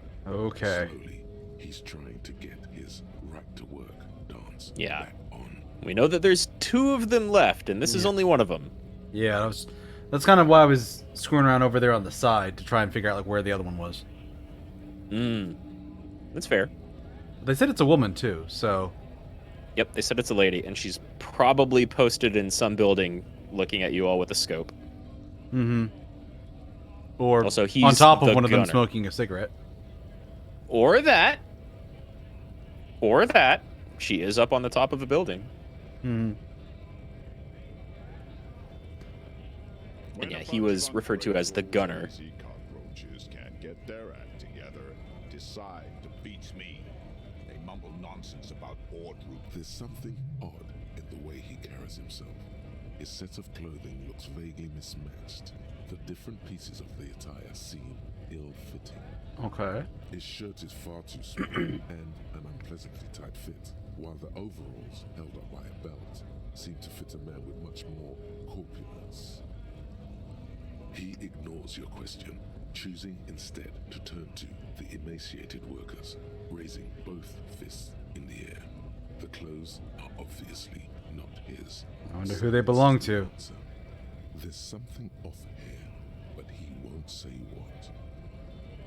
So that's basically the, are you a mercenary, without finding out that information first. Yeah, that's stuff that you can ask him and kind of sort of pick up on without talking to Joyce first. Mm-hmm. Like if you kind of came over here first thing. With rights Yeah. to work, to be useful, not toys for corporate interests.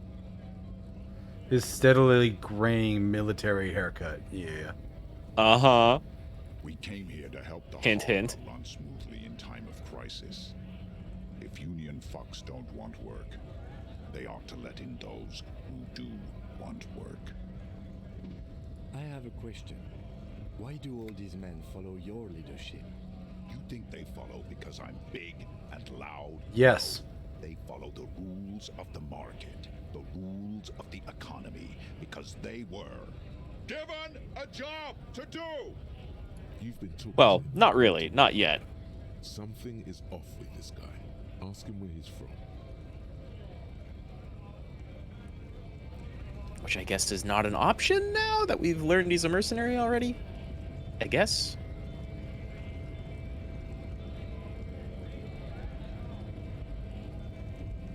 So I guess What the did- button by the other guy opens this door? I think so, yes.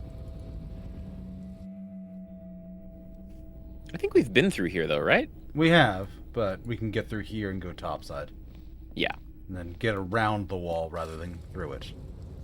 Which is why I was even anywhere Right. near that Skeb leader. Right, right. That's how you got your coat. We came back here, we looked at the little watch post right there, and even kind of walked around the Union place a bit. But it was after hours, so no one was here. Mm-hmm.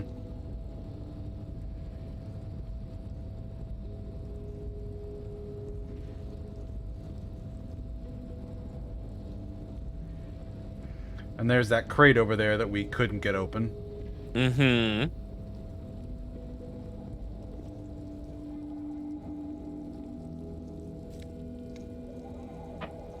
Oh, Oh, Half-Life. yeah.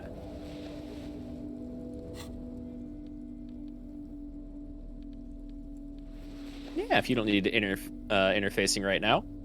Some pretty nice gloves. Yeah, and Half-Light's a better passive set, I think. I like Half-Light. but how to even say it? Half-Light is scary. I was thinking of Shivers. Oh, okay. Shivers I like not more than Half-Life. Yeah, Shivers is one of my favorites. Easy. Half-Light is 100% that fight or flight reflex. So, going in here, I've got 2 skill points. I've got 3 skill points. You got 3? Two of which I can burn. I should probably spend them on something going in. Yeah. It's a question of what. Do I There's buff authority to be what I am? Cop culture, I don't think is going to help much. Suggestion maybe? might. And that was my primary. There's one thing I'd like to point out, and it's not really any advice on where to spend skill points right now. But if you look over at Volition, it's currently at 2, even though your Psyche is at 3, and you don't have any clothes modifying it, but you do have that damage, right? So if you back out of this screen, you can see your blue health, your morale, is at 2 out of 3. If it's down to 2 because of damage, then your Volition stat is at 2. If it's down to 1 because of damage, then your Volition stat is at 1. Healing yourself will bump Volition back up to 3. Oh. And I think it's the same with Endurance. Yeah, it did. Healing it did push Volition back up. Yeah, so your current health is equivalent to your unmodded Volition. Okay. I don't know if I even caught that the first time I played the game. No, that is a good point. Thank you for that. Yeah, that can come in. That can be important sometimes. So empathy might be useful. Authority might be useful. A lot of the psyche ones could help. Visual calculus, I'm not sure. Drama would be useful. Yeah, I think you're about to go talk to somebody, so like logic, rhetoric, drama, but maybe not so much conceptualization or visual calculus. You're not investigating the murder scene or anything related to it right now, but you will be talking to somebody for sure. Yeah. And I could also consider tanking authority in favor of logic. Which might be worthwhile. Just go in with low authority and like everything else kind of buffed. Yeah. Just basically run not a bad authority idea. at a deficit, and then it's authority and savoir-faire. Or savoir-faire. But it's not bad. And bonuses to empathy. Understand others. That's useful.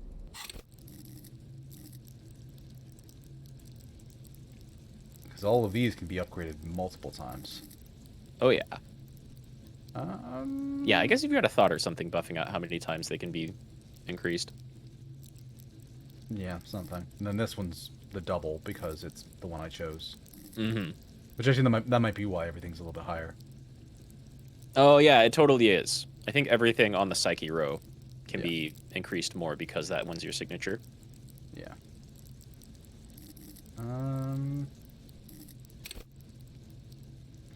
If we're in the middle of a conversation, I can jump over and buff something, right? Yeah. Yeah, you can spend points in the middle of a conversation. You just cannot save. Okay. That'll be worth doing then. We'll keep them and see what we actually need help with.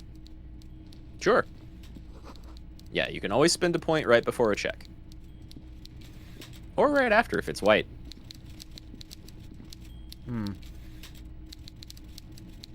This is the Union boss. Jesus. That's the Union boss. Look at this place. That's a fancy-ass cargo container. Well, also the giant chair. This guy's He's got a huge, and very... what is that, like a pillow behind him? I think that's just the chair. No, there's like the chair, and then there's like the throne. But like there's this black part here that I'm like, what is that? Oh, I don't know. Yeah, that's... I think it's part of the chair, or maybe part of his jacket. Before you is the walrus of a man. Seated behind a large desk, Okay. he looks up from his work, not the least bit surprised to see you. So, this guy and Joyce are two of my favorite conversations in the game. Okay. With great effort, he straightens himself up in his chair, yet says nothing. He simply stares at you. Okay. Welcome, Mr. Dubois, Mr. Kitsuragi. It's good of you two to stop by. Please, have a seat. Dubois is apparently my name. Mr. Dubois. First time we're hearing that, I think. So, Harry Dubois. Probably Harry Dubois. We did find out the name. It's been a month. I don't remember. Okay. So, yeah, I remember it did say in the name, in the dream. But Harry Dubois. Okay. Yeah. The dream corpse says your name, and there's maybe one or two other areas, and then like your clipboard has your initials, which I think was just HDB. So lines up with Dubois. I'm Everard Clare, head of the Debarders Union here in Martinez. This guy just seems like a scumbag. He's so slimy. I love it. I'd offer you my hand, but unfortunately my health prevents me from getting up. You understand? He looks extremely comfortable. The tiny folding chair, on the other hand, looks like a torture device. You go ahead, detective. Whatever he has in store for you, it can't be good, he thinks. I'll do my best. My headset's beeping at me. Let me plug it in quick. For sure. Yeah, you'll probably want to hear this. I love this guy's delivery. All right. Let's see. Forget about that. What's with this Dubois stuff? You're getting some seriously bad vibes from that name. Inland has a problem with that. Inland does not like the last name this guy thinks you have. I'd rather stand. Please, Mr. Dubois, let us converse in a civilized manner, as equals. Take a seat. I insist.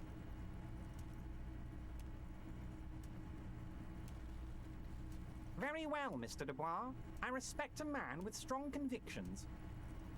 I, too, have convictions. One of which is that I will not engage with any man who won't face me at eye level. As he Should nods. you find yourself more amenable in the future, I'd gladly resume our conversation. But until then... You're no Titan affiliation, buddy. He's got you in a fork. Sit down or leave. Fuck. Damn. Guess you'll have to take a sit or he's just going to refuse to talk. Also, as he nods, his multiple chins move like ocean waves. Jesus. And reasonable men can be of great use to one another. Damn, this chair's uncomfortable. Try to wink back or remain serious. So tell me, how can the head of the Debarders Union help a representative of the Revachol Citizens Militia today? The chair you're sitting on has got to be the most uncomfortable Physical damage. Jeez. Violating your backside. Oh, by the way, I heard you got a rather rude reception from a certain Lawrence Gart. Some people have no manners, it pains me to say. This should take care of that nonsense. A giant novelty check. It should be sufficient to Comically cover your huge. expenses for a few days. Oh, hey, money. Patch over your differences with a cafeteria manager. Go ahead, take it. Wow, that's 25 real. That's good money. You need it. Oh, it's 25 real. It doesn't actually help me much at all. Yeah, it's like a free day and $5. Yeah. It's not huge, even though the check is huge. Yes, I know Lawrence. He's a real character. No union man in him. A real piece of work, that boy is. With a grin, he points to the checker game. It's like you're on a game show. At least, don't thank him for it. Drama being like, if you're gonna pick one or two, pick two. Yeah. Yeah, two's You a could just better not choice. take it. Yeah, Yeah. I'm just choosing not to take it. I'm not gonna yell at him, but I'm good. Okay. I respect a man with principles. No, now, I'd like to set your mind at ease about one other matter. Your lost gun. Let me assure you. He knows. Union people are Yeah. on it as we speak. Does he know about the badge, I've got though? my best hounds looking for that lost gun. Hasn't mentioned it yet. His slug-like lips move, but all you hear is an echo. Lost gun, lost gun, lost gun. Yeah, and his He did almost seem to enjoy emphasizing lost gun. Yeah, and in the portrait, his eyes look like they're looking in different directions too. Yeah. I think Very, we can very talk Toad-like. Extremely Toad-like. I think we can talk to Joyce about something like that. Mm-hmm. The world is swallowed by a black hole of fear. Only 2 words escape its gravitational pull. Lost. And when he said, "Don't worry," he actually meant, be very worried. So 1 is obviously a bad choice. It's playing into his hands. Are any of those good choices? I mean, we can basically just play it off like, no, I've got this. Don't worry. Yeah. Or you could just basically... Or, like, out polite him and just be like, I would appreciate any help you could give the police in this matter. Yeah, that might be the outcome. Are you all right, Harry? You seem anxious. And there's Harry. Everything's going to be all right. It's not like you left it loaded. You didn't lose a loaded gun. Local children aren't out there playing with it right now, pointing it into their own mouths. It's in a safe... I love it so much. There were 2 bullets in it. You always keep at least 2 barrels loaded. Oh. Oh. The chair is killing you. Side effect spooks. It's a red check. I don't even know what side effect spooks is referring to. Maybe coming here day 2 off of the speed. Maybe. All right, this is composure.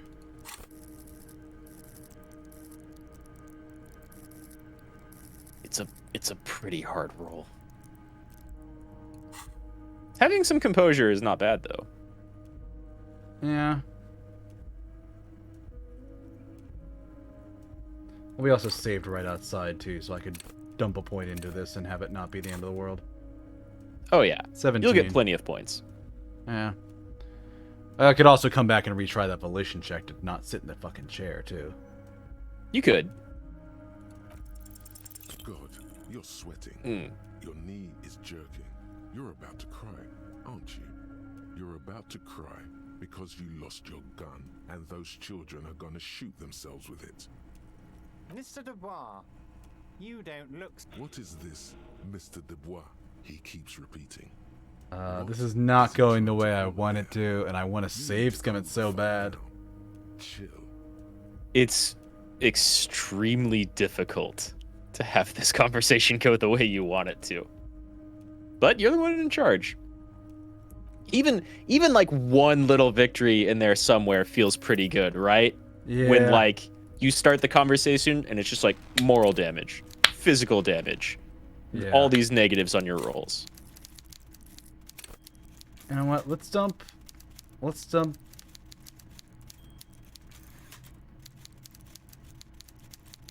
Fuck this guy. 2 points in Volition. Volition is your boy.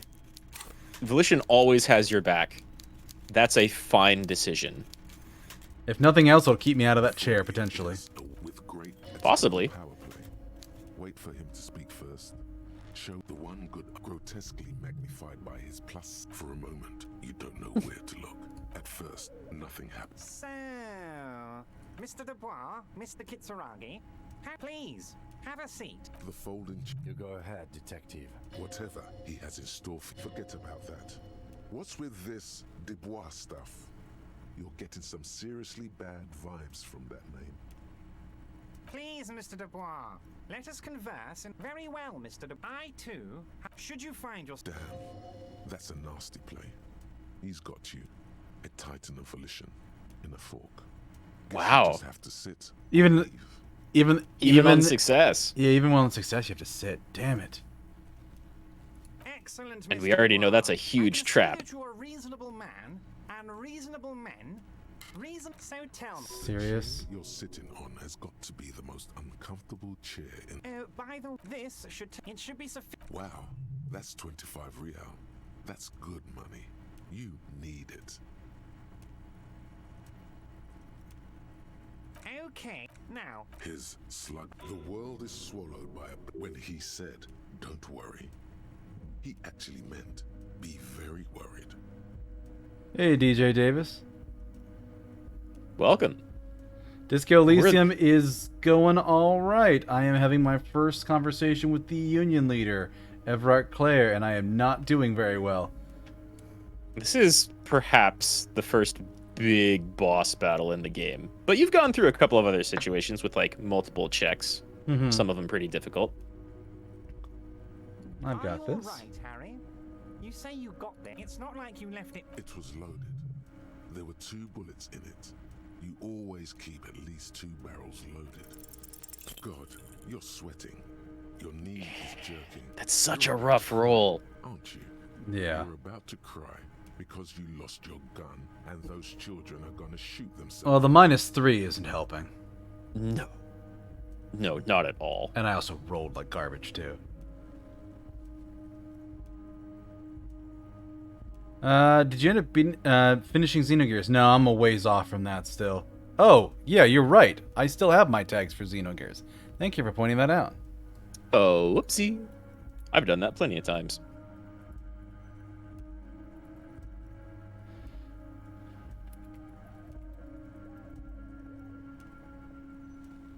And people come in being like, wow, this Xenoblade sure does look a lot like Ender Lilies. Mm-hmm.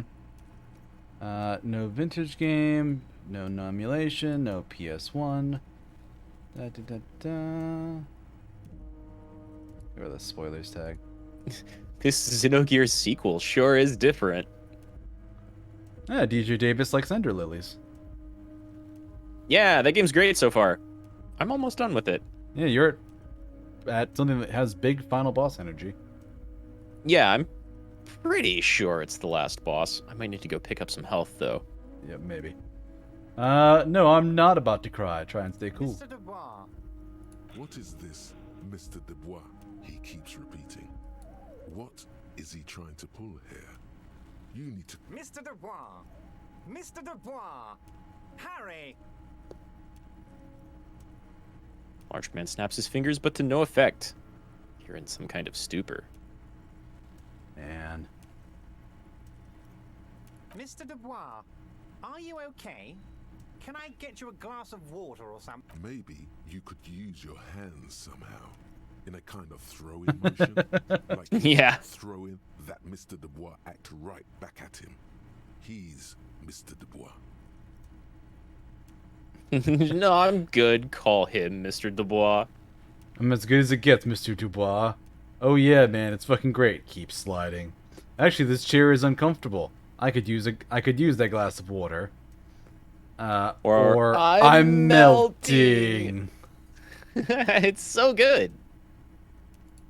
What an odd demonstration of... you got me, Harry. I don't even know what. As entertaining as it was, I'm afraid we're wasting our time. And I'm an extremely busy man, as I'm sure you are too. Okay, enough. We are here to ask you some questions pertaining to a murder investigation. Thank you, Kim. Here's your window. Get yourself together and ask him questions. Police officer questions. It is about time to stop embarrassing yourself. Questions will help you regain some of your lost dignity. Questions. I'm told the union's about local drug trade. I've just finished open up with investigating that. the local drug trade. 2 options about the drug trade. That's nice. Well, also, I just love the I can open the conversation with, I've just finished investigating the local drug trade. Yeah. It's just open with that. Uh-huh. Try to throw him off a little bit. You can also go straight back to asking about your gun, which, you know, may or may not be a great idea. Okay. Aren't you gonna ask me how I got in? Am I going to ask? Hell, Harry. You spin-kicked my strongest man in the face. I saw it from my window. Ah, thanks, DJ Davis. You have a happy new year too, man. Happy New Year. Alright. Would you ask a man like that how he got into your container yard? I understand I am a terrifying death machine. He doesn't have a window. He doesn't have a window. It was a He's in a speech, Harry. Of course I don't have a window. I'm in a container. Anyway, I assure you, I am a very well-informed man. Information reaches me before I even get the chance to request it. Why are you calling me Mr. Dubois? Of course. Let us dispatch with the formalities. You call me Everard, I call you Harry. My God, so it's true. I didn't want to believe it, but you are a fantastic science fiction amnesiac cop, aren't you? Let's be honest with that. Fucking Everard! He knows.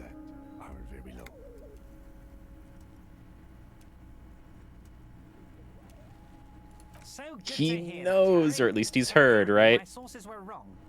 However, if you did have a spot of memory trouble, I could help you out with my big fat folder. It's just a brown folder.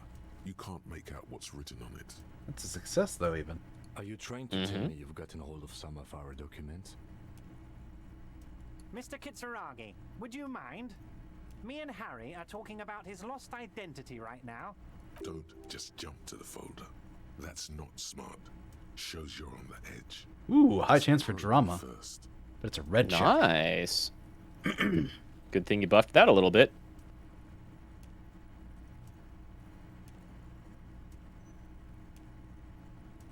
It's Harry. Harry Dubois. I thought you were Harry Dubois. Harry. Actually, it's not even you. You were. You are Harry Dubois. Which Yeah. is weird to use R there. I don't know. We're just like throwing the name thing back at him. Hmm. And I can work with you, Harry. Now, what else can I do for you? Family? Harry, you're not a family man. There's not one peep of family in here. Unless you think you're a family man, do you strike yourself as a family man, Harry? That's... this feels like I had a... This reminds me of the last collab I did with somebody playing Shadows Over Loathing, where there's this weird section where they're asking questions. It's like, oh, this is where you pick your class and pick your spec. And imagine I've been playing this thing for 10 hours, and I'm only getting to class selection now. Oh, am I a family man? Oh, you've gained a subclass family man. I mean, the game is the type of game to throw something like that at you, right? I know. Like, oh, damn, you gamed the fatherhood thought. Mm-hmm. Never Do mind. you seem like a family man, though? Family, Harry, is the most important thing in the world. Oh, Harry, you are the most regular, traditional, by-the-book lore official imaginable. That line changes a lot. I'm sure, depending on what I've done up to that point. Yeah. Yeah. It's incredibly reactive to what you've done so far. I'm not that regular. Check out my tie. That's a fair point. Now that The is tie's fine, pretty Harry. out there. You are a colourful fellow, not a boring stiff like this deceitful folder here implies. So where'd you get that folder? This? My friends in your organization gave it to me, Harry. I find that very suspicious. May I have a look? I'm afraid this is meant for Union eyes only, Mr. Kitsuragi. I'm sure you understand. Please continue, Harry.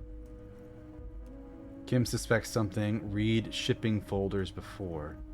Yeah, and that first room that unlocks right after Measurehead. Hmm. It's a high check. It's a pretty good chance. As you look at the folder, Nice. Everard covers it with his hand and Oh, pets just it. barely, but nice. He's hiding it from you because it's not a real RCM folder. It's just another one of those brown folders you saw in the file cabinet. Okay, Harry, you got me. This is from the Census Bureau, not the RCM. Those Census Bureau people are absolutely corrupt. You should do something about them.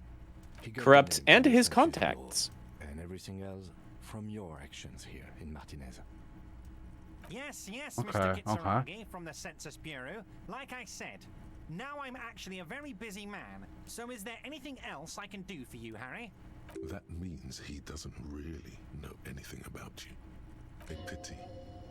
The mystery of you will have to remain a mystery for the time being. Yes, that's what I said. Try to keep up, okay? Let's move on. Oh, fuck off, Everarch. You got 5 XP out of it. Let's get to business then. Talk about the hanging. Oh, of course. That's your main thing here. That's why you're in Martinez. I know everything that goes on around here, and I would love to discuss it with you. Sure you would. I mean, it's no secret that the lynching is connected to the strike. So much to talk about. Honestly, it's been weighing on me so heavily. I understand you need to interview me.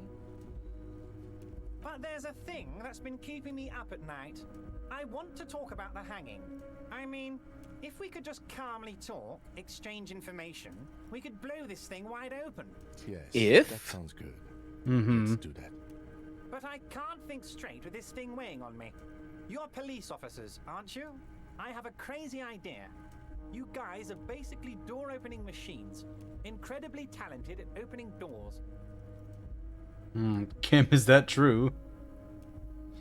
No. Bad move for this, but I've opened a few doors in my I'm life. sure you're going to open this one with flying colors, Harry.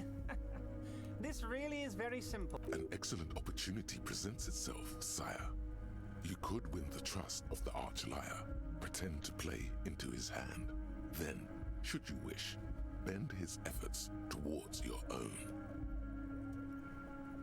Not He a wants bad us to open suggestion, the drama. door at the back of the inn. Well, he hasn't told you yet, so maybe. That's my bet. I can just say you don't know fucking anything about the hanging. I mean, he's being real slimy here, right? Yeah, he is. Like, we could totally talk about this, except I have something I want you to do for me first. Yeah. Because you want to talk to me about that hanging, maybe you have to go open a door. Oh, no one's. It's just a weasel. A weasel lives there. Nothing for you to worry about. Yeah, what do you mean by weasel? A loud blabbering weasel. When weasels feel no one is watching, they start acting foolishly. Just go there, unlock the door, and leave it open. It's been such a burden on me, Harry. I just want this to be over so I can discuss business with you. Harry, I'm a very busy man, and more importantly, I don't have that extraordinary physique you do. You look like you could run around all day. You want to send someone a message that the police are working for you. I repeat, I'm a very, very busy man, Mr. Kitsuragi, and therefore I must occasionally enlist outside help. Alright, So I'll what will agree. it be, Harry? Fantastic, my friend. Just let me know when it's done. You can get the key from Manana. He's down by the gates. Manana's like a free agent in the Union. Special operations. Hardened socialist. A real free thinker, too.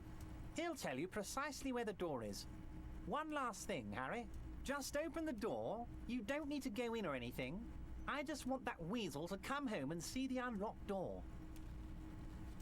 Okay. Let me get the dead body from You the might tree. have noticed there's one hanging on the tree behind the hostel cafeteria. Oh my.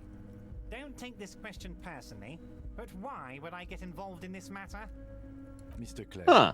the man was hanged with a cargo belt, a steel-reinforced cargo belt. It's safe to assume the Union had something to do with the murder.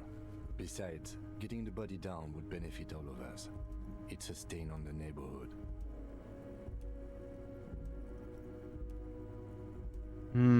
I don't know if I've seen him refuse this before. I don't know what changes that. Interesting, yeah. Well, he's not so much refusing as he's just like, oh, why would I help you with something like that? He's being coy. I read it more as refusing. Yeah. More coy. I mean, that's definitely a good way to read it. So we can basically point out, like, Yeah, you were involved with it because you are involved with it, or we can double down with Kim in a way that's not super helpful. Right. Talk out of our ass or say nothing. Yeah, I mean, the talk out of your ass is kind of what he's doing, and I think one is only there because you, like, succeeded the visual calc check, Yeah. and otherwise all you would have is, like, yeah, what Kim said about the belt. Or say nothing. Which, like you just said, it doesn't really add anything. I can certainly see how having him up there might start affecting some real estate values. But of course, all joking aside, I am going to help you. Jean-Luc, the cop who bested you in physical combat is here, and he has a little dead body in a tree cupboard. Namely, That's right. to be taken down. Please extend him this courtesy. You can That's find him right. down at the gates. Motherfuck. You already knew that. Not only did the Titan racist try to keep you out of here, and then you roundhouse kicked him in the head after possibly breaking part of his neck, now he's being forced to help you get the dead body out of the tree. Which is what I asked him to help me with in the first place, and he was a racist about it. He was just like spouting dumb racism theories. Right. Basically phrenology. Alright, yeah, let's talk about my last gun. Yes, your lost gun. My best men are on it. They're turning every stone. Your gun will be found, Harry. Let me assure you of that. It's just a matter of time and effort. The only way to find it seems to be working with him. He might even be holding your gun hostage.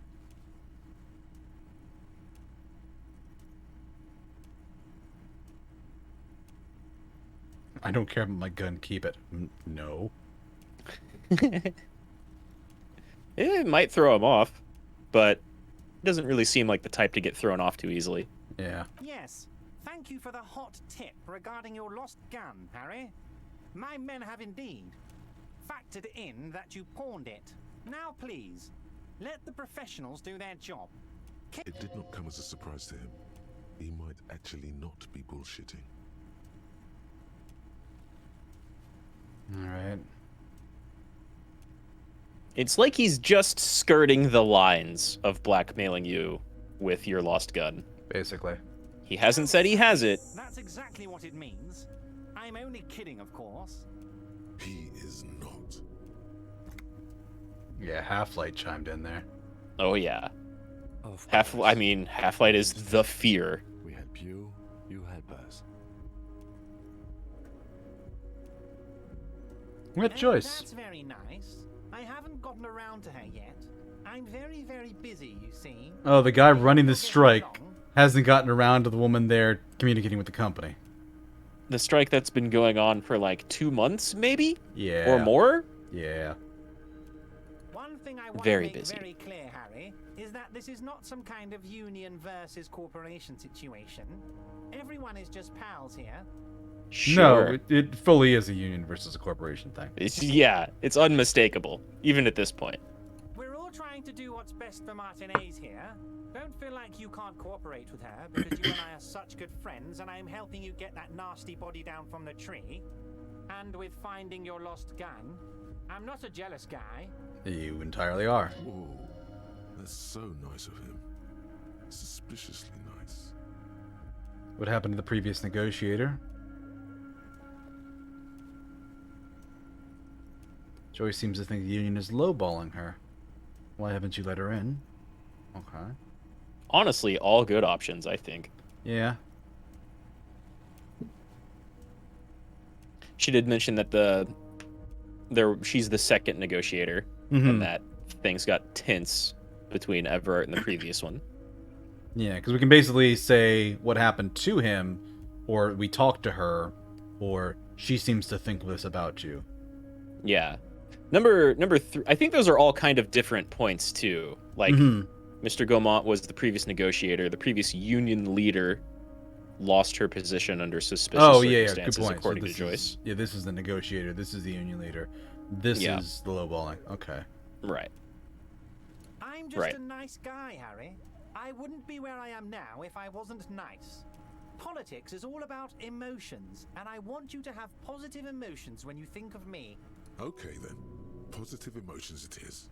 You like positive emotions. Oh my god, electrochemistry. Yeah. So what happened to the previous What do negotiator? you mean, Harry? Nothing. I let him go. He made concessions in a previous negotiation. Why would you let him go? He's an old man, Harry. I wanted him to spend more time with his family. God knows Sure. how he's got left. Uh-huh. And you called him a midget, too. Harry, I have little people in my organization. I would never call someone a midget.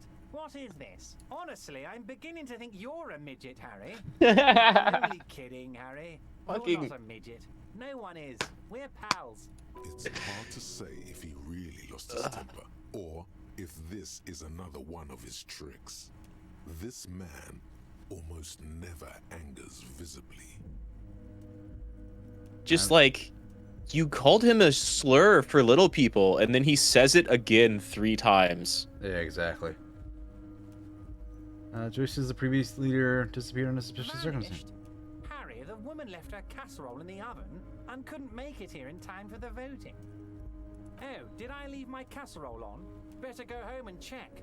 The election can wait. When she got back, the whole thing was over. I don't know if that's how elections work. Casserole from Joyce. Harry, Harry, Harry. Do not fixate on this little matter. Maybe it was a rabbit stew, or a hairdryer, or an iron. The point is, her heart wasn't in it. Mine was. You know women, Then this says certainly Everard. isn't any in his expression or demeanor now. Oof.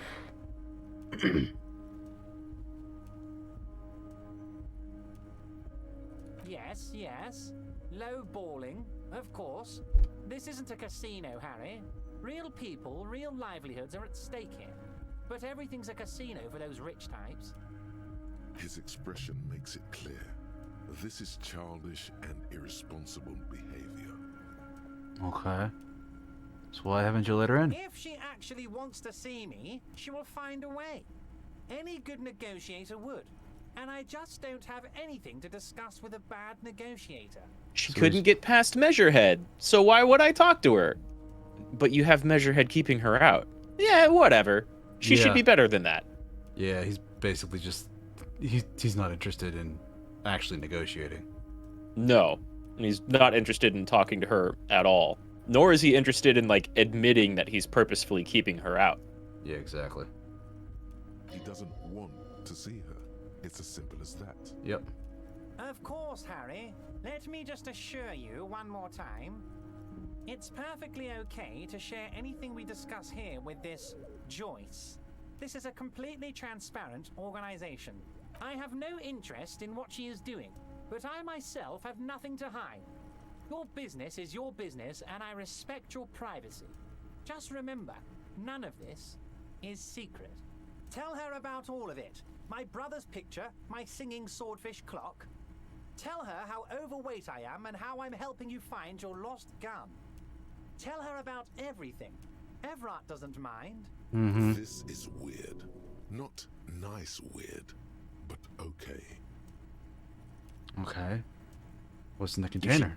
You should definitely tell her that he's helping you find your gun. She'll love that. Yeah.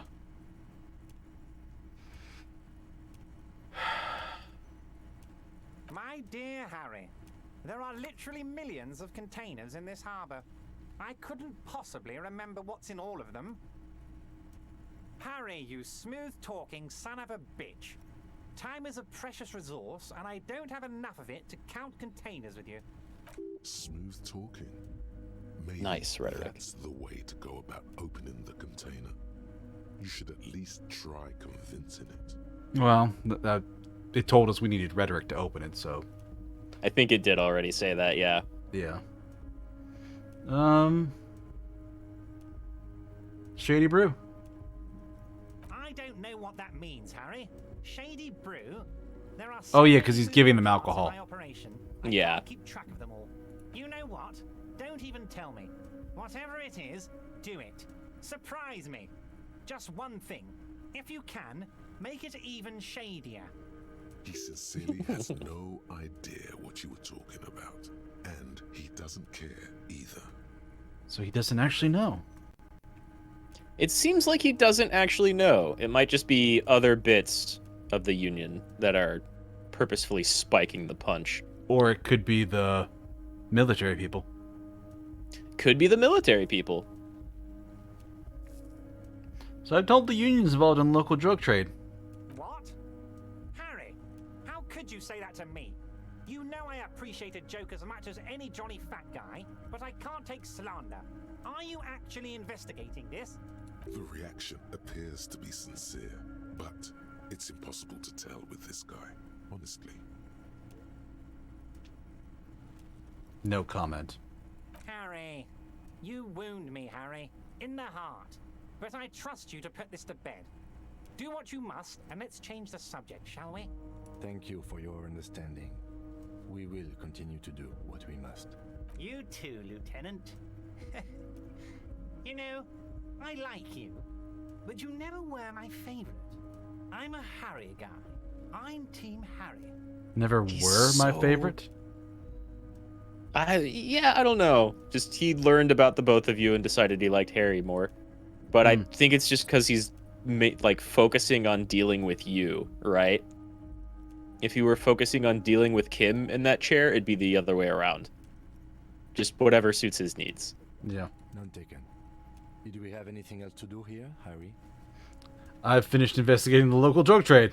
Ah, yes. Your side investigation. Thank you. And now You've he's... got some spirit clearing up phony drug accusations alongside this murder. I'll talk to the mayor and see if I can get you the key to the city, Harry. Now let's talk real business. He does not. And now he just doesn't care. Goes from like, we're definitely not running drugs. That's that then. Straight into, wow, well, thanks for clearing our name.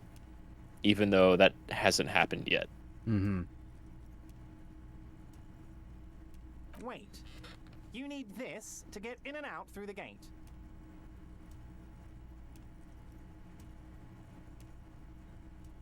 I don't think you do need anything to get in and out. Well, this is just through the main gate. So basically, I think he's giving us a way to not go around. Hmm. Makes sense. Here, you're one of us now. A real red and white Union man. Take care, Harry.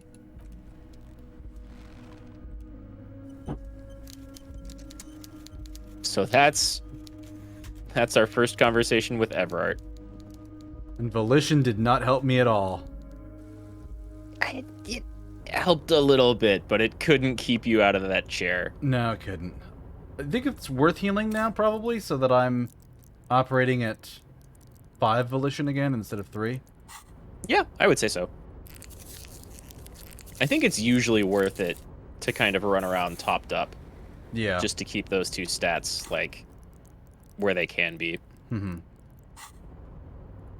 Oh, God. What's on my thing? Open door. Getting the body down. So yeah. Measure head and manana. Manana.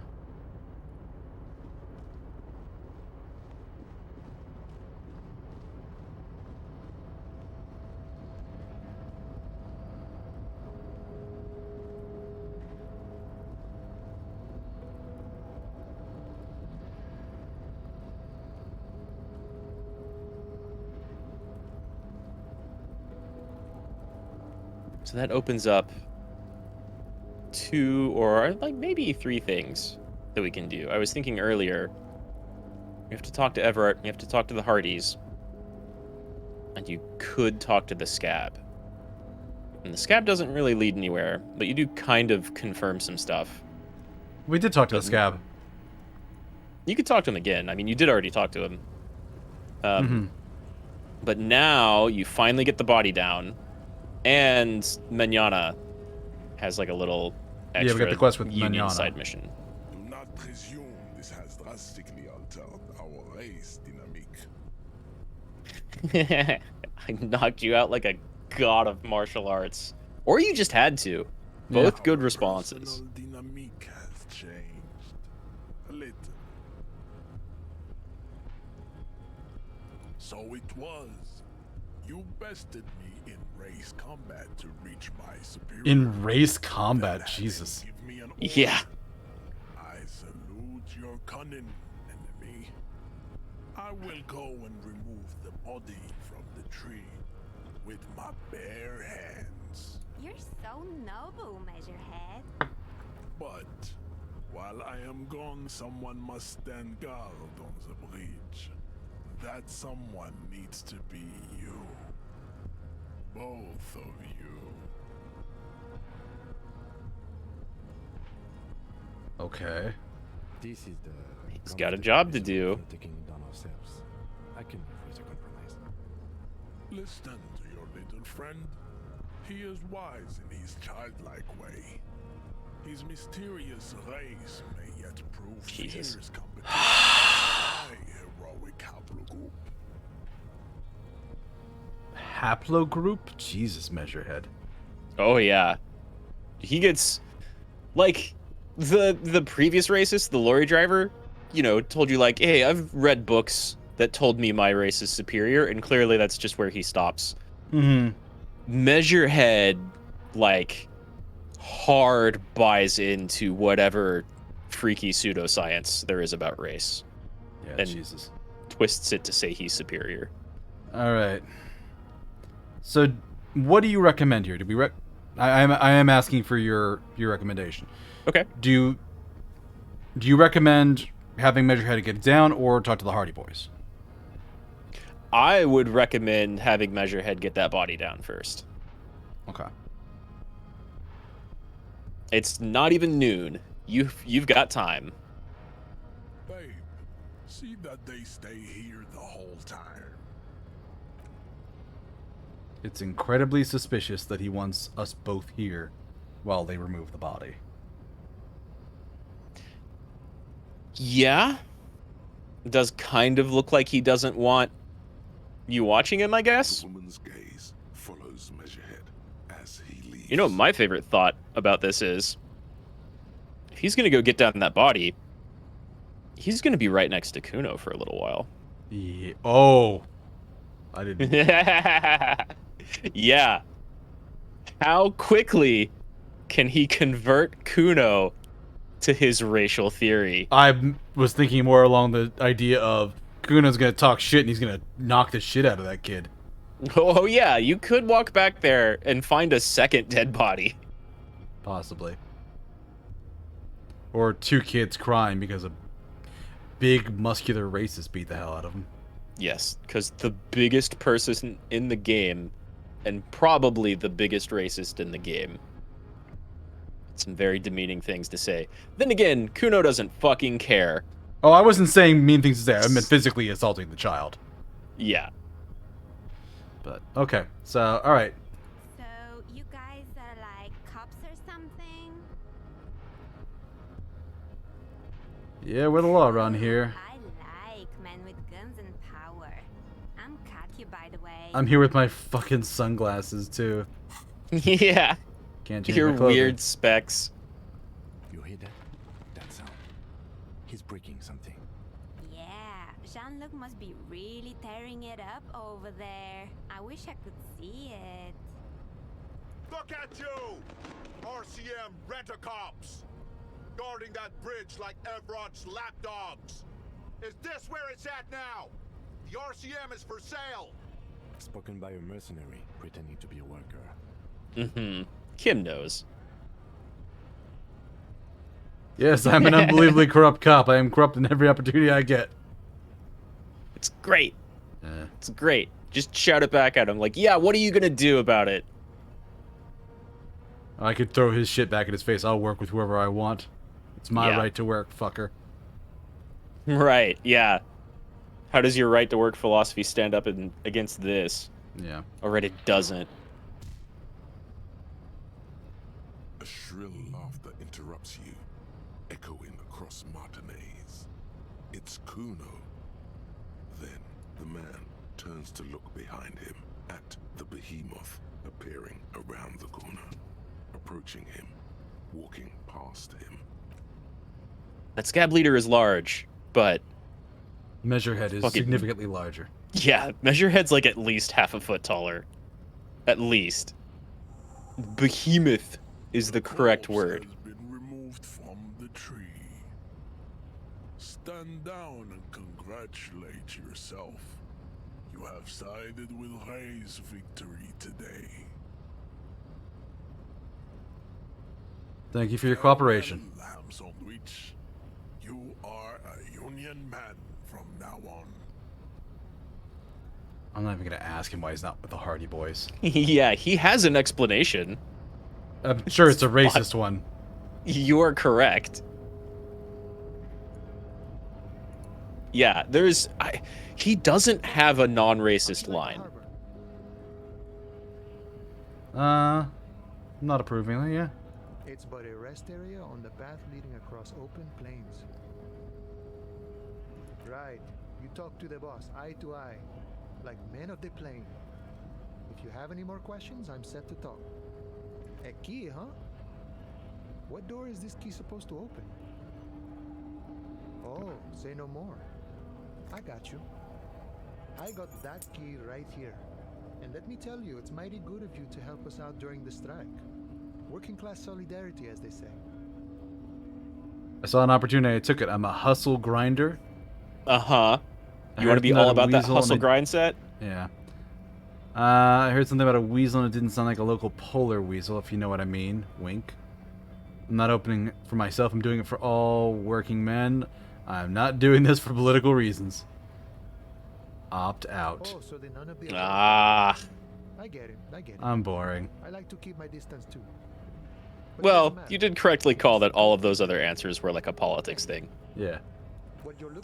Doing this for all working men is kind of obvious, right? Behind the whirling in rags. That's all I know. Our organization is what you call compartmentalized. Means we keep out of each other's business. Okay, but where did you get the key from? The janitor gave it to me. Nice fella. We talked about life and things that really, truly matter. None of this mess we're in. This jiving and juggling. What's it for? To feed our children, I guess. That's a pretty good reason, though, right? I guess. Yeah, when's the weasel gonna be I'm home? more of a philosophical dog worker. I like to talk about the big picture stuff. Who I am, who you are, what we are fighting for. Who he is and what they're fighting for. This is interesting. Yeah, why are you striking? Aye. So, not wages or pensions. This stuff, they already covered.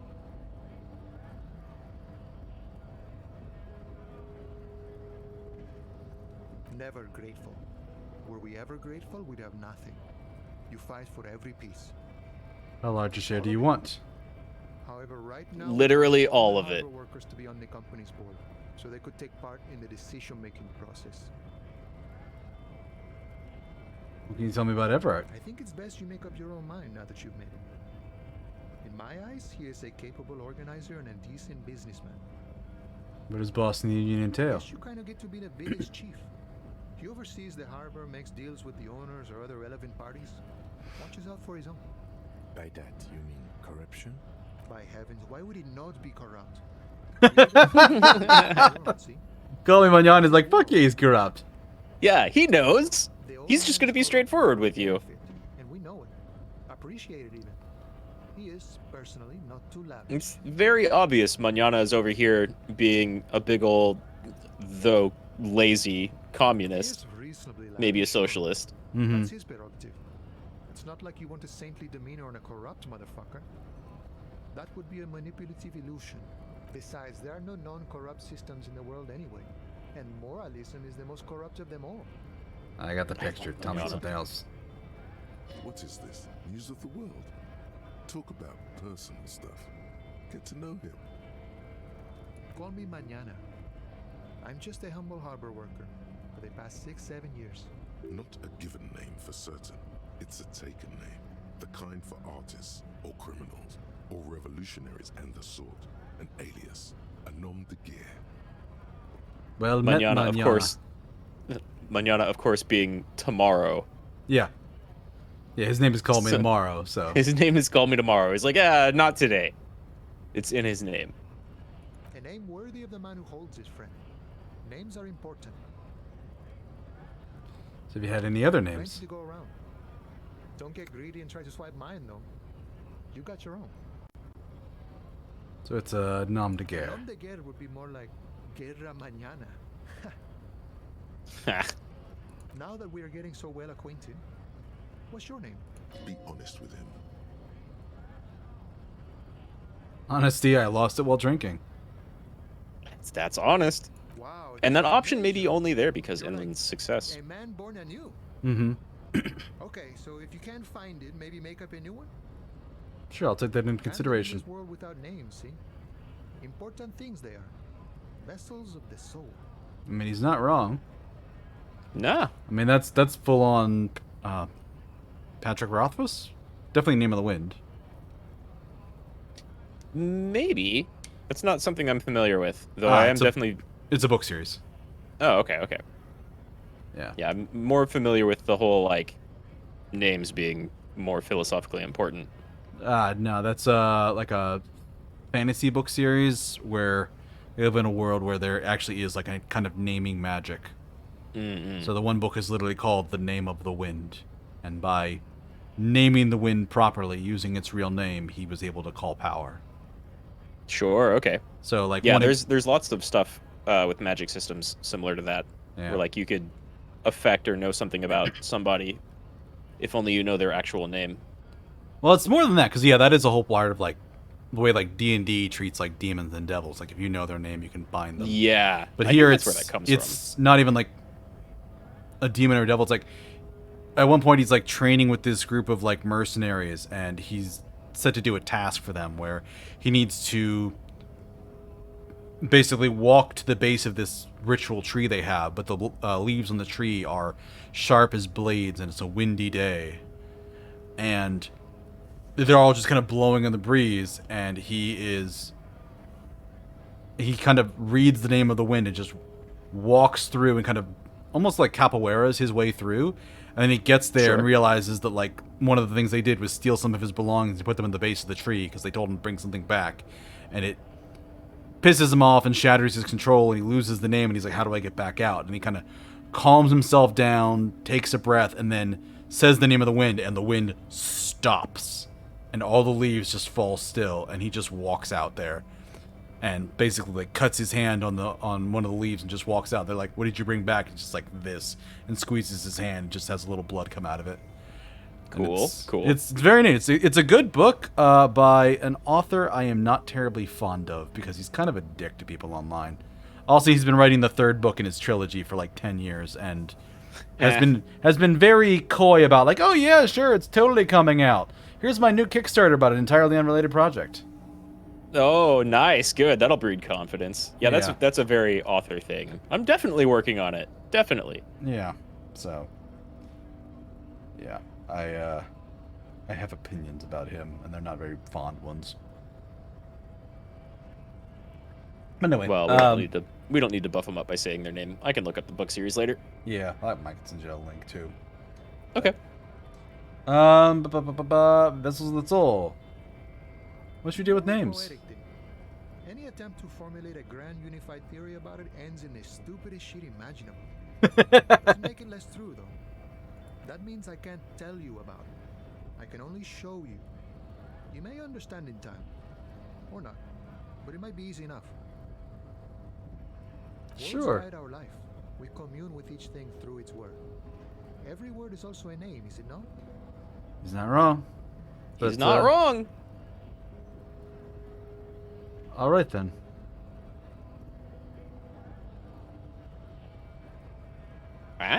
Up to you.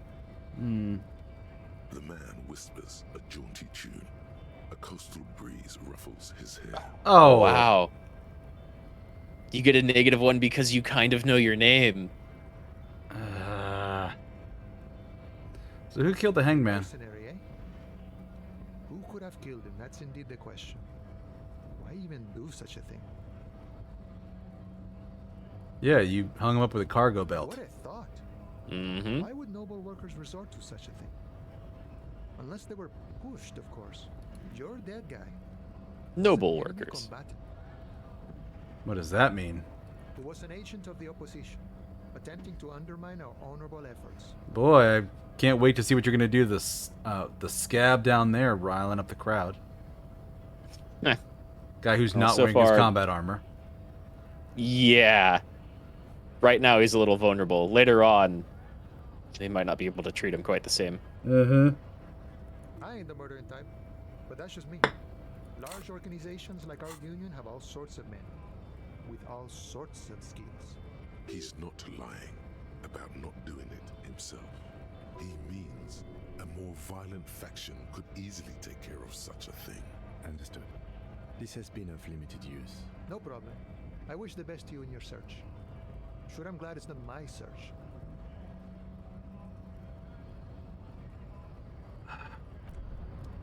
So I love that.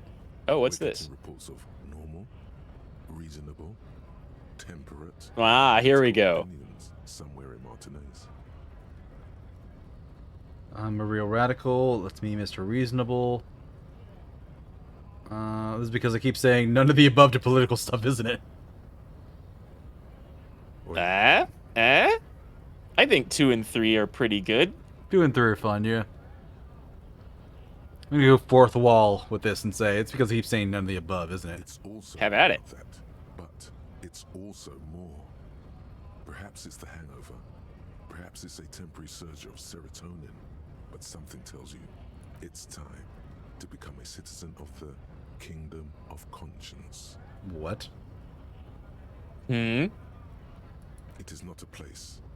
It is a moment in time that can only arise in the right circumstances.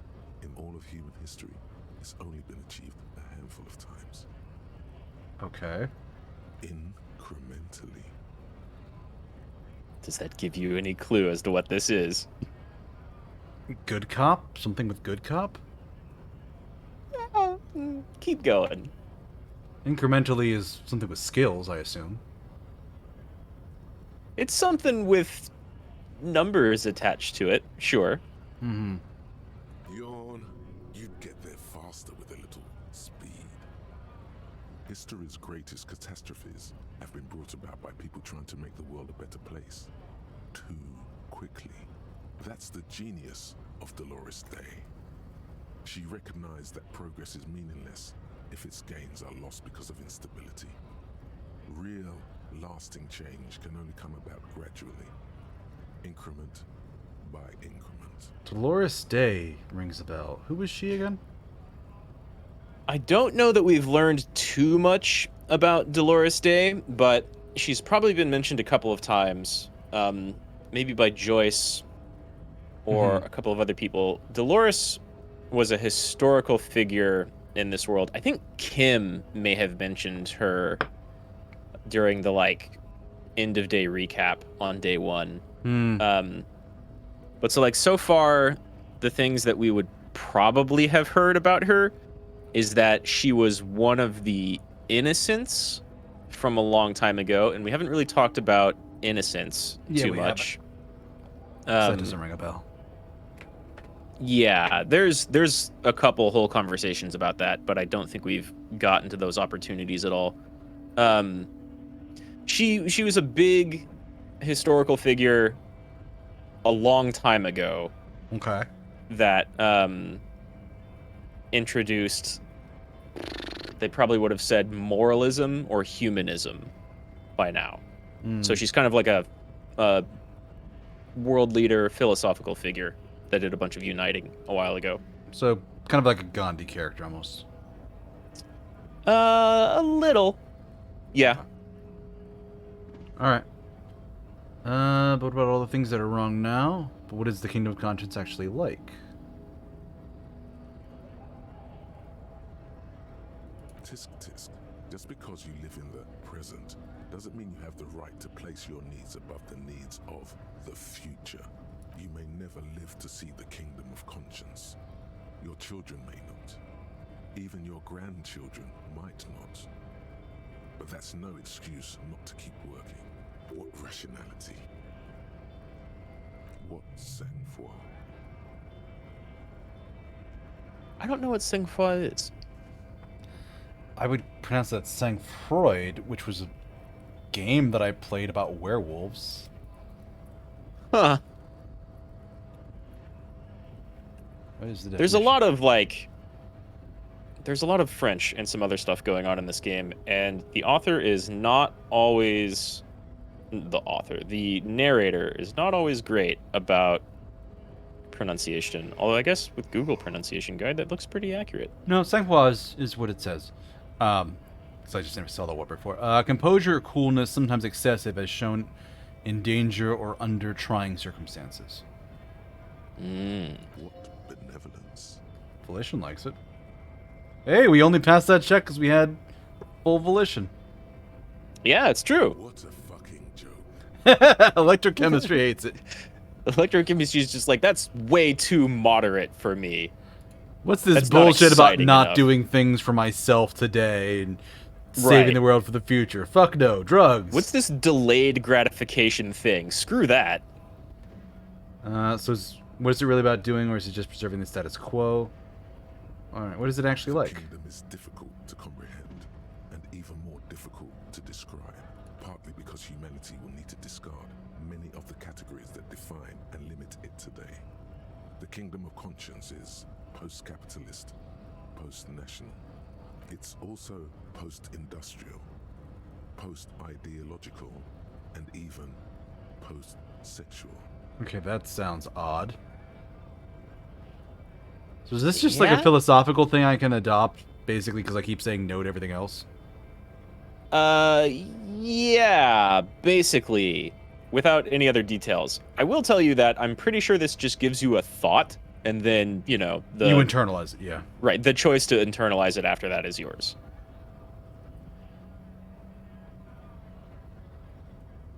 I mean, if there's no negative for just picking it up. Yeah, I don't believe there is. Slow down, Mr. Reasonable. Did you miss the part about compromising and taking things slow? We'll get there eventually. That's right. Remember, a real democracy is just around the corner for Revachol. When that real democracy kicks in, a long time from now, we are all going to be so much happier.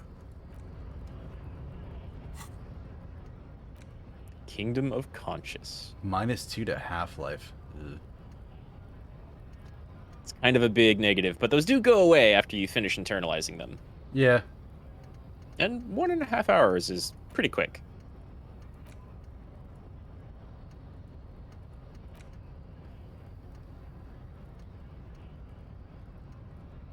There's a lot more thoughts here. There are so many thoughts. There's no way I can internalize all of them. No. You can have a maximum of 12. I think, unless you can start scrolling up in the thought catalog. I forget. I think there may also be no real way to get all of the thoughts in a single playthrough. Okay, so I don't have to worry about that then. No, yeah. There's so many thoughts. It's kind of nutty. And as far as I'm aware, only one doesn't have any negative consequences when internalizing it. Might also not have any bonuses. All around you, rain falls on the great city of Revachol. Rain drips from the eaves and floods the gutters, washing the filth away. The spring thaw must be here. The snow is melting. Looking up at the sky, cold water dripping from your hair. Grey sky like great battleships, clouds colliding with one another. Rain falls down on the world. Humid, your coat shields you from the rain while the city shivers around you. Sheets of rain over the water, a flight of stairs leading into the ocean. Wave after wave washing the coast of Martinaise, with its motorboats and gently swaying reeds. The ruins of a half-sunken sea fort crumble on an inlet beyond the Bay of Revachol. Ghosts rise into the sky. Shivers is oddly poetic. Shivers rules. You can get this moment super early. Flecked with ash from neighboring coal plants. Smokestacks rise somewhere in the distance. The great gates of the industrial harbor are locked. A chill runs down your back. You shudder like an animal trying to shake water from its hide. You shudder, looking down at your feet. Dirty rainwater runs veins into the plaza's snow. 2 green snakeskin shoes stand at attention on the mosaic paving of the plaza. Capeside apartments. Tower blocks crowd one another. 4.46mm bullets still lodged in their war-torn stone walls. Hallways collapse from the mortar hits of a war that was lost long ago. Clotheslines go to waste in the rain. Radios play. Hey, what's up, Gregorius? Happy New Year. Rain falls onto the roof of a woodshed. We're currently witnessing magic. Puddle beneath a dead man's feet. He swings from a tree, bloated. Droplets of rain slip from his cold cheeks. Huh. That's actually incorrect, and I can see the body here now that it's zoomed out. He just broke the branch. He did it the you're laziest way he could. totally right. It doesn't account for that. What's the sound? Wacky. Jam. Rain thrumming on the roofs of motor vehicles. Inside, drivers watch water streaming down their windshields. The statue of a king shudders. He too is cold. The canal bridge has been raised. The road ascends. A raised motorway loops above the ghetto. Beneath its concrete columns, a sea of rooftops, woodwork, and tar stretches northward. 4-story buildings as far as the rain can fall. The snows melt in Jamrock. Where the hood at? Oh, jeez. In the rain-swept distance, above the rooftops of Jamrock, Here, you don't want to pick the DMX quote? No, I'll pass that one. the motorway exit. All right. Precinct 41 hunches in the rain. Your vision blurs. You wipe your face with your hand. The rain stings your eyes, making you look up and blink. Coalition aerostatics hang like Is apparitions. 2023 here yet? Not quite. We got about 4.5 or 5 hours to go. Yeah, it's about Flutter silently. 3.5 for me. Clears. Collapsed storm drains, old sewage systems flooded with rainwater. Hidden weapon caches from the revolution, doors leading down to Le Royaume. The catacombs to which, for 3 centuries, they delivered the blue-blooded. Headed back to work. Good luck. Have fun. Good Thanks luck, for man. dropping by, though. Yeah, take care. This rain will not let up anytime soon. At least we are dressed for it. Let's keep moving. Oh, you do have a New Year shift. I'm so sorry.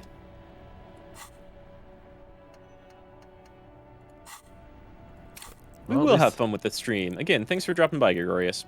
Yeah, I see you, man. appreciate it. Yeah, so that fucking shivers moment can happen super early on. And that's probably the moment in my first playthrough where I knew I was going to love this game. It's always great when you run into something like that with media. I had that scene in like a book series where it's like, okay, there's like the prologue, which is kind of world building. There's chapter 1, interesting. Chapter 2, interesting. And chapter 3 starts off with like a character introduction of like this ancient character that's 50,000 years old, literally, in canon. And he's just, you know, he's done this and he did that, and he was the High Lord of Hell even when he was alive, and now he's not, and he's, you know, one of the living dead, and blah, blah, blah, blah, blah. But that was a long time ago. And then it just transitions to him sitting in a chair, like, just flipping the pages of a book in his lap that he's not even reading, with like a rug over his, or like a blanket over his legs, just old and defeated and having given up hope until the story pulls him forward out of that. And it's a great scene. Hell yeah.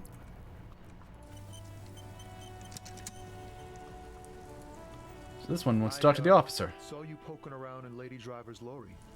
Is she in trouble? Oh, so you did know who was doing that? Uh-huh. He knew a little bit more than he was letting Tell me on. the truth. I really didn't think it'd be her. She's okay. Sort of troubled, but still, a nice person. So that's what that emotion was before. It was wishful thinking. What else do you know about her? Nothing. We just talked a bit about life and stuff. She left me a key so I can park a lawyer if the jam broke. So, is she in trouble or what? It's that bad. Man, what should I do? What should I do to help her?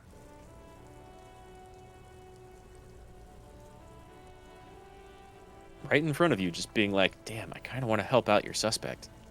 Well, I was thinking of, like, how can we play that? Like, you know, if we can...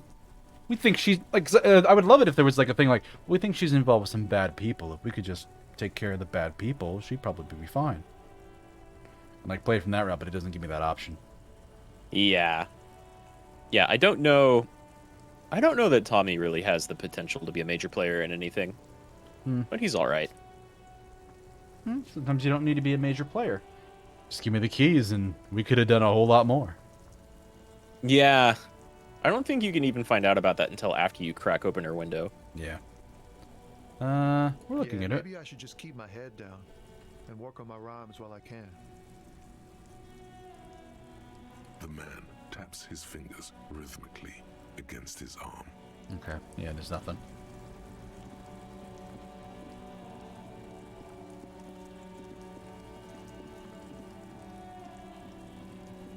Just past noon. Now we've got our body out of the tree, where Measurehead physically just reached up and broke off a branch. Mm-hmm. And the Hardys still inside the Whirling in Rags. The corpse lies on the ground among the remains of an absolutely demolished pinewood branch. It's gently laid on one side. You might want to save before going too deep into this. I did just do a quick save. Okay, good. At worst, I'll miss the conversation with Tommy. Yeah, that's fine. It's a conversation. I can't save. Yeah. Mr. Measurehead has done a good job. Hey, 70. The thing is too broken. Yeah. Compromised. The victim is ready. Big task complete. Yes. 1. Investigation of the scene. 2. Initial examination of the victim. 3. Field autopsy. 4. Transportation of the body to the morgue. We are on number 3. The fuck are they on about? Cop's gonna cut his shit up!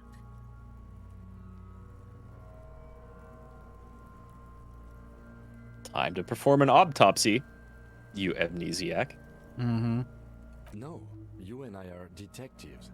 The honorary rank of detective signifies our ability to handle the entire incident chain. From autopsy to cleanup, to social work, everything. Jesus. That's a thankless job. It's a lot for one person, no doubt. An honor and a burden attached to your rank once you've proven yourself able. Usually after 5 to 8 years of field work. Mine is Lieutenant Detective. You are.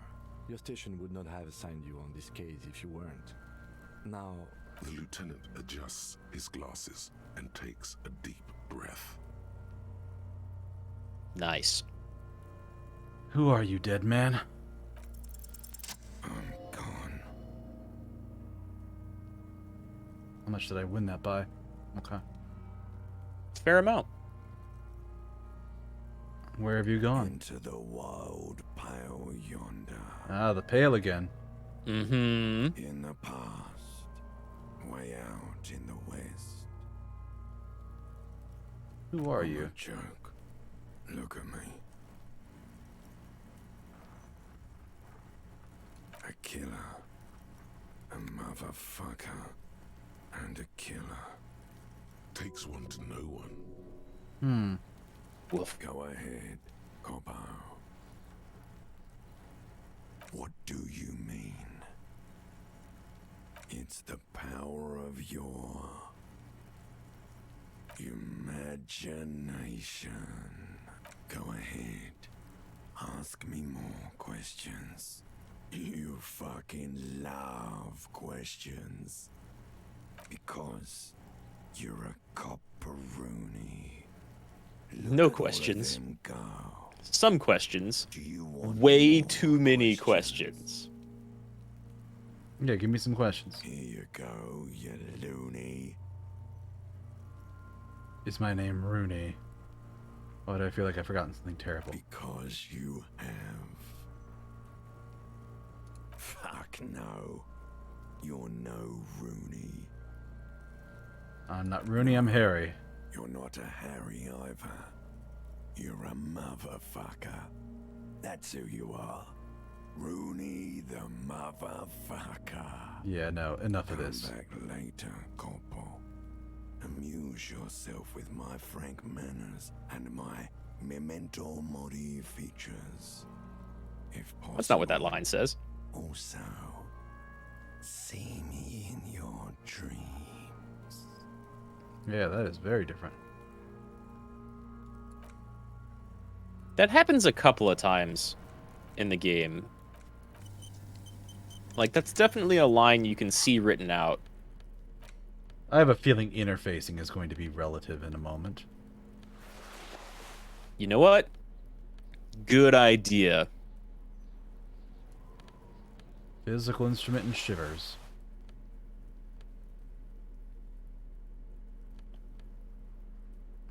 Logic, authority.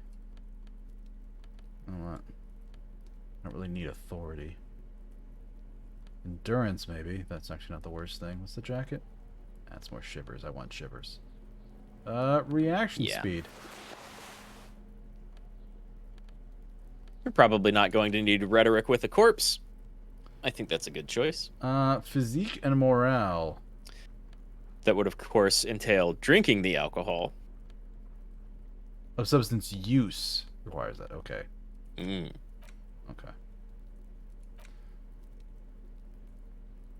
Alright. It's the letter you found in the trash. A cabbage of papers hanging from the board, with the permeables drawer inside. It's barely held together by a clip, then made complete by the faint smell of urinal cleaner. Okay. Put that away for now. So I'm prepped to cut open a body. Let's see this. Mm-hmm. Actually, before we do that, let's take an official break for maybe 10 minutes, 15.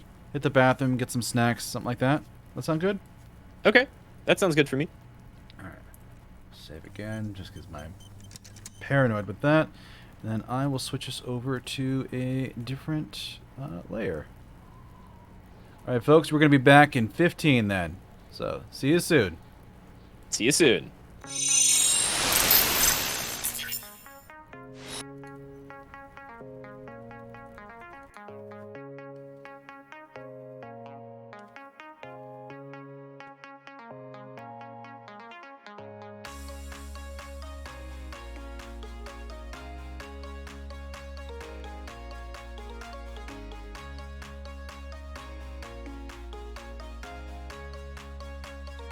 All right, we are muted on mine.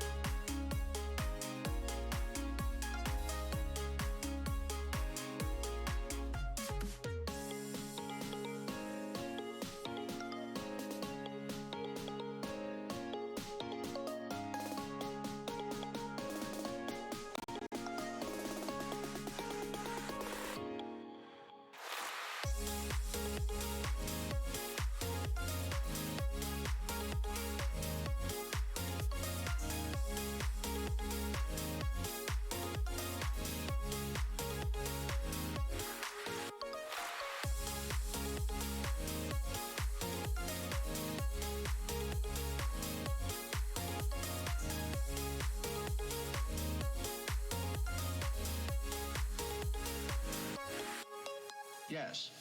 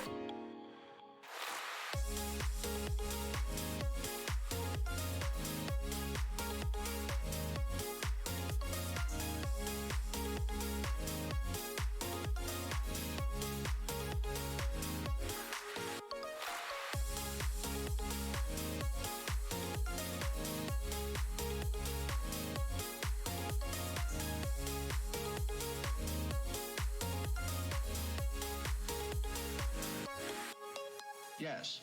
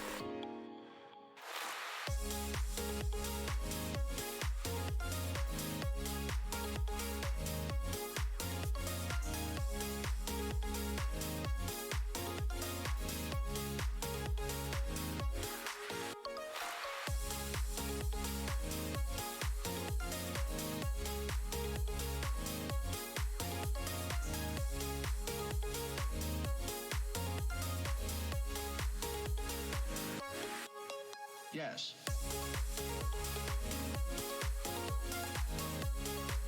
I am back and ready whenever.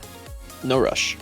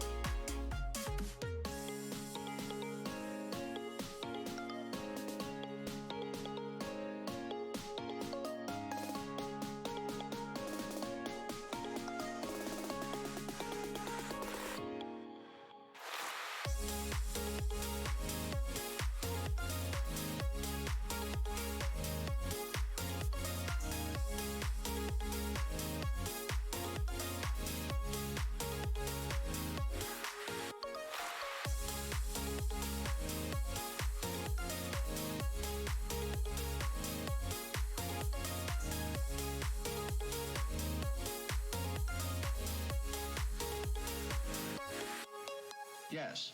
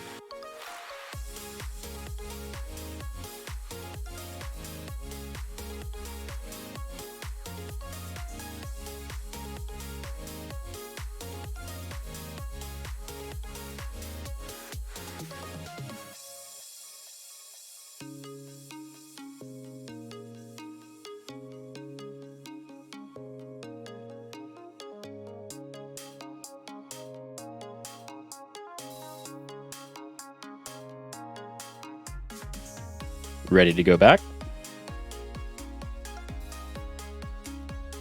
headphones? Hang on. What? Yeah, no, of course.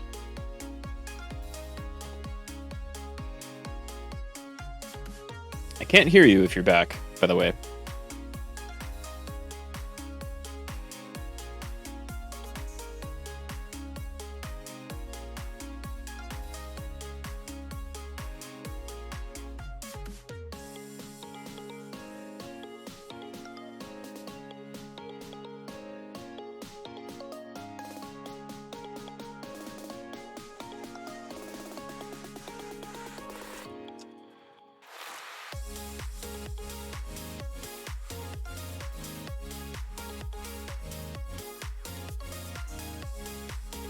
Should be able to hear me.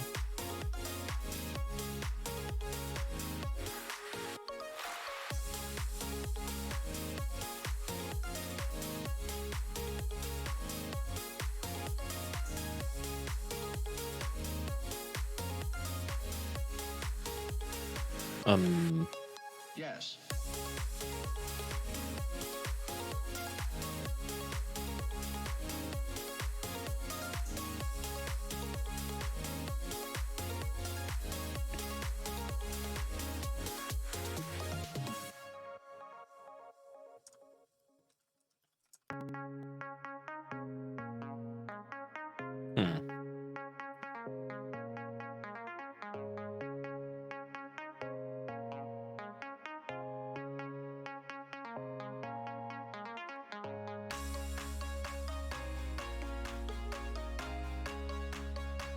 I figured right, something like that back. happened. Okay. You want to do like a countdown to back? I can hear you, Rad. You're just quieter than that background music. Oh, are you hearing my background music? You're quieter than my background music. Oh, okay. Which is turned up loud, I admit that. I really do Can't need even to hear tweak my that background music right now. But yeah, I can hear you now. I Okay. switched scenes, but all right, everybody, we are back. I got myself a drink and a snack, and also finally cracked open the champagne that I bought for tonight.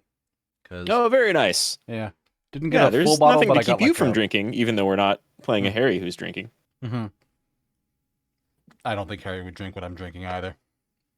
He seems more think of Harry a would. anything as long as it's a lot and it's cheap, so he can drink more. That's one way to go about it.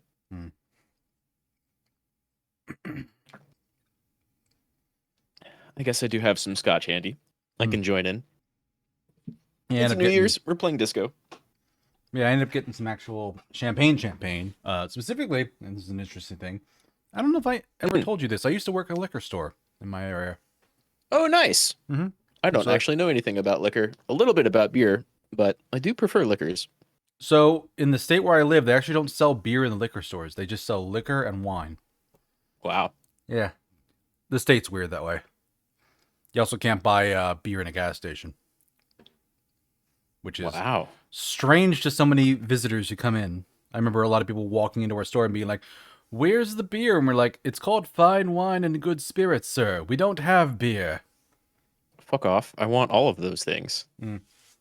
But no. So specifically the champagne I get is Nectar Imperial Moet Chandon. So Nectar Imperial just means it's basically pink champagne. It's the sweetest kind I can get because I don't like dry stuff. Especially Okay, dry that's fair. Dry champagne is real dry. Yeah, I prefer... I don't drink a lot of champagne, but I drink wine, so they're slightly comparable. I prefer red wine, but those will lead to like very, very dehydrated states for sure. They're extremely dry. But and I've kind of come to like rosés recently.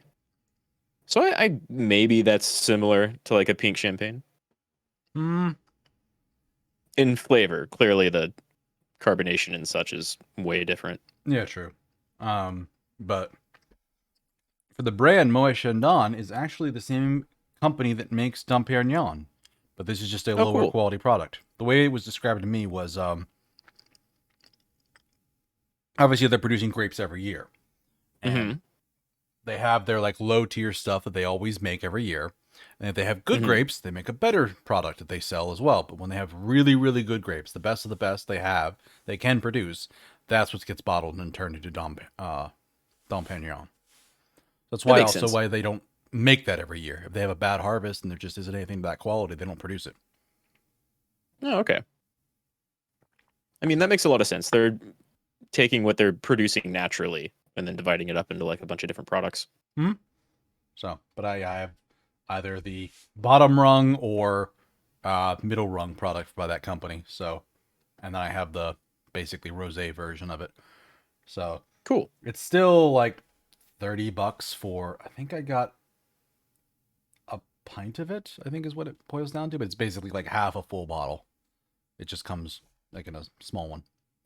Yeah, sure. That sounds good. Mm-hmm.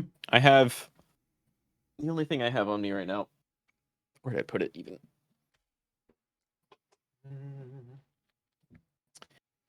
Is a orange fusion liqueur, or cognac and orange fusion liqueur. Hmm.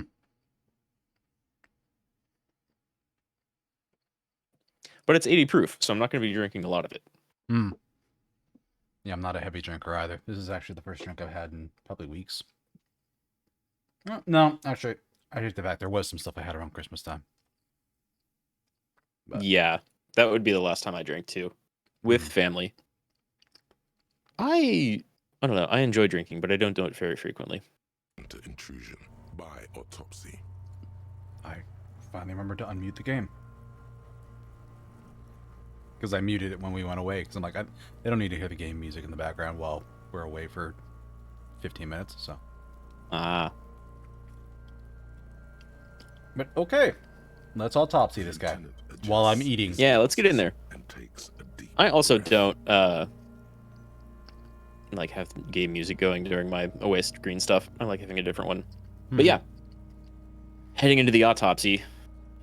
There's a lot here. All right. So what is field autopsy? Come on, officer. You know what a field autopsy is. You've done 100 of them.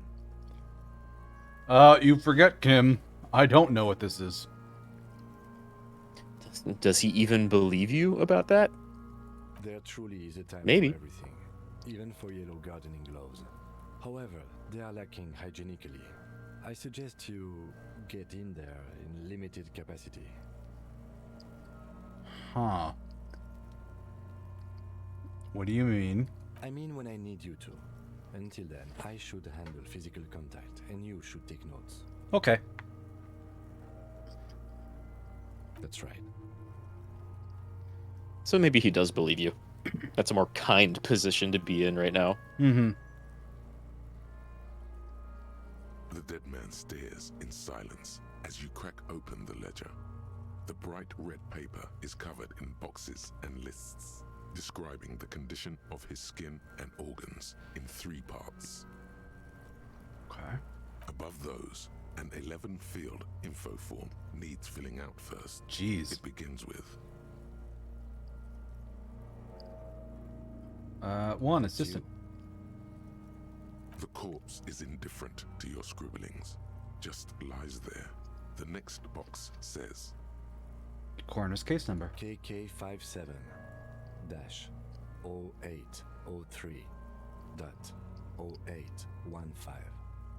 KK equals Kim Kitsuragi. 57 equals Precinct 57, followed by his date, 0803, and time of arrival, 0815, on the scene. He's indexed the case after himself, not you. Hmm. Yeah, I'm not going to ask him over anything here because... Yeah, do you want to get, like, pedantic and technical? Also, he's willing to cut open a body for me. Like, right. And I don't even remember the precinct that might want me to claim something for them. Okay, cool. So... That'll come in nice later. Yeah, I'm not calling dibs on this. Next. We've heard the nom de guerre. Lely. It's better than nothing. Write it down. What's next? Date of birth? NA. Roughly 50. The corpse looks ageless, like meat on a hook. Race. Mondial.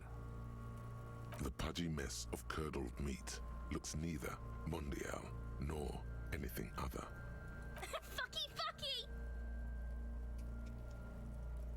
Oh, Quinoa. They're here for the whole thing. Mm-hmm. Pigs can have sex. Nor Write down pig's gonna have sex. pregnant belly and indistinguishable face. We're still going with March 4th, 51. What else? 9. Body identified by is non-applicable. 10. Case number is the same as the coroner's case. KK 57 0503 0815 listens motionless with the cargo belt still around his neck. Only one box remains. None. At least not after the initial examination. What do they mean by Interfering treatment here? with the body's position or wounds post-mortem. Don't overdo it. It's okay to be unsure. Oof, just barely passed that Felician check. Yeah, just by one.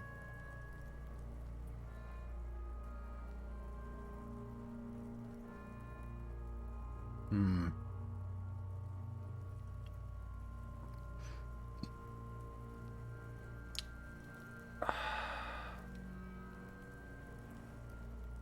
They'd have to have incapacitated and carried him over. This man was more than a match for untrained dogwalkers. Your central nervous system recognizes this gesture. It's the stations of the breath. Ecclesiastic, religious in nature, a holdout from pre-DeLorean burial rites. It takes him 2 seconds to perform. Then, somewhere in Jamrock North, a small wood shed behind Rosencrantz Row, Lieutenant Nick Feuerbach puts his hand to the chest of a small corpse, no larger than a monkey. It's raining outside, light drizzle.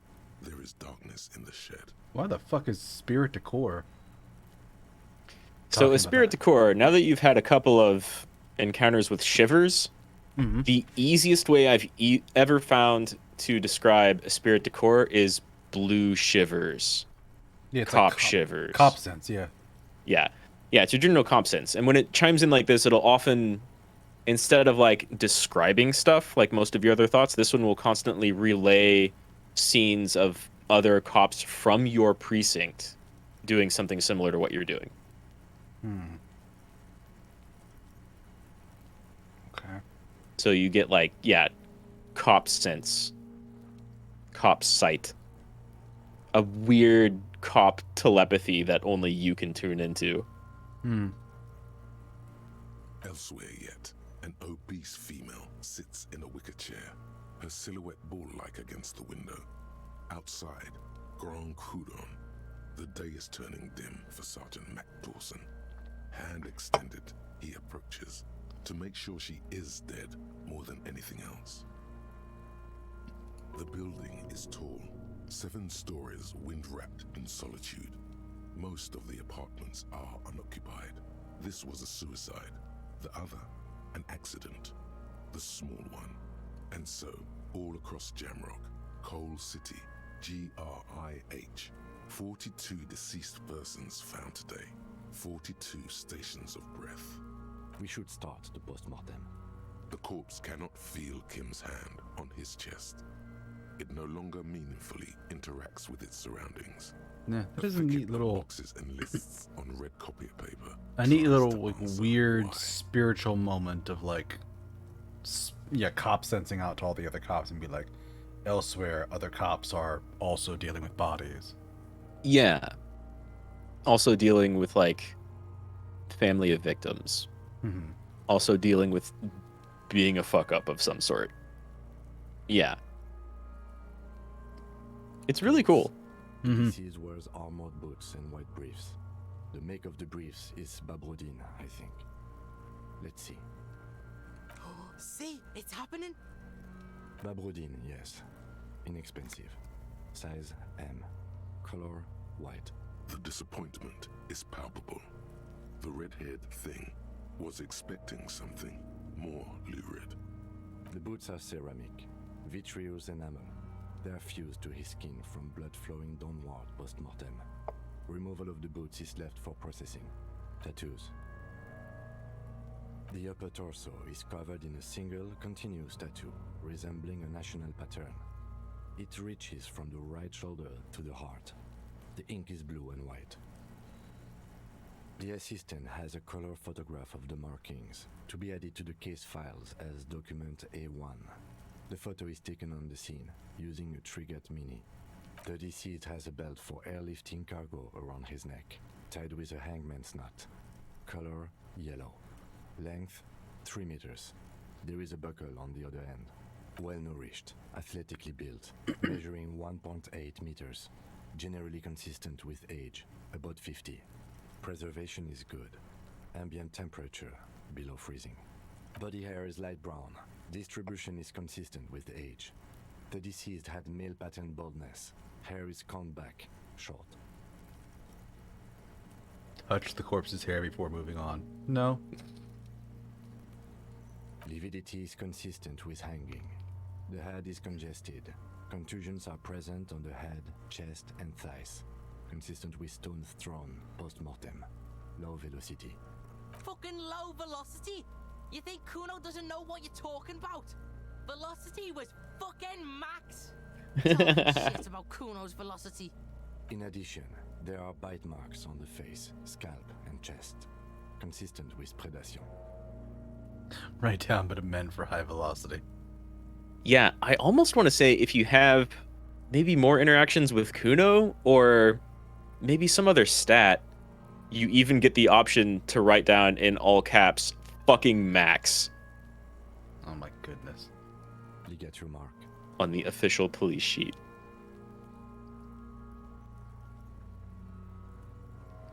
Starts cutting into the polyester. The steel wiring. There's too much of it. We need to remove the belt so we can get to the ligature mark. You got just the right tool for that. The chain cutters.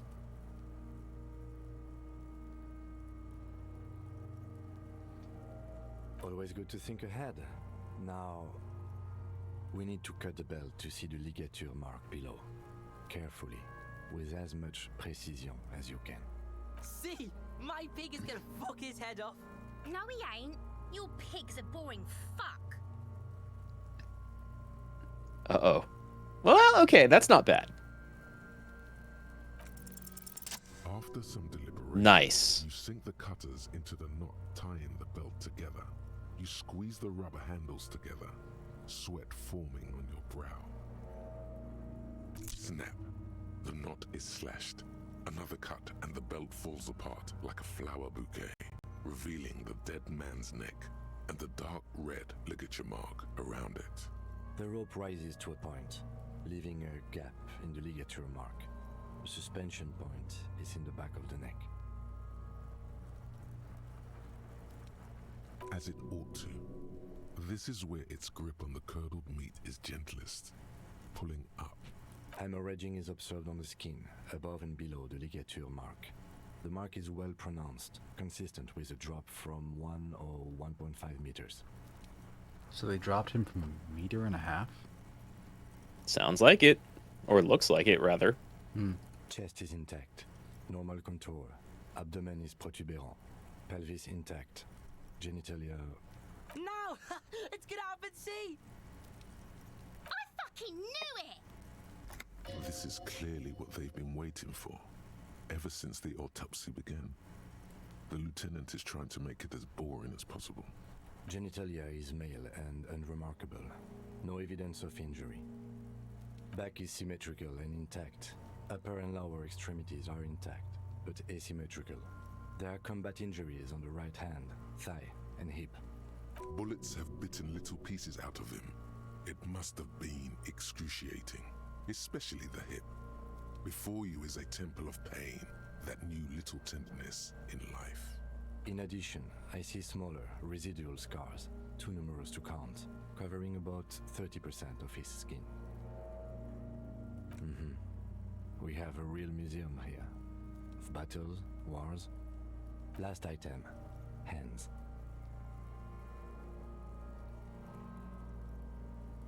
Hands are clean. No sign of a recent struggle. I was. Maybe I'm just not seeing them. Honestly, this stench is making it hard for me to think at the moment. Ooh. That's all for the external. Well done. What next? Central nervous system. I have nothing. Do you have anything on this man's central nervous system? You don't even have a joke. Damn. Musculoskeletal. Purge fluid is coming from the mouth. Not injury related. Eyes and tongue protuberant. Hyoid bone. Let's see. With his eyes almost closed, the lieutenant puts his hand on the dead man's throat and begins to massage it, gently. A rotting smell erupts from the mouth. Purge fluid runs down his lips, black and viscous. You hear cracks as the lieutenant moves his sharp fingers inside the flesh, like the creaking of an old house at night. Yeah, jack that fucker off! The hyoid bone is fractured. The rest of the musculoskeletal system is intact. Unremarkable. Respiratory system. Back hunched as if in prayer, he begins to pry open the dead man's jaws. Activity shows no lesions. The victim has received dental implants, possibly for a combat wound. Mouth swollen. Hemorrhaging present in mucosa of the lips and mouth. Yeah, I don't need to look in his mouth. Hepatobiliary. NA. Are you a hepatobiliary expert? Okay. Neither am I. Same for toxicology and serology. NA. I've got a tip for you before you bag this corpse. Mm-hmm. I think you can keep proceeding for now, though.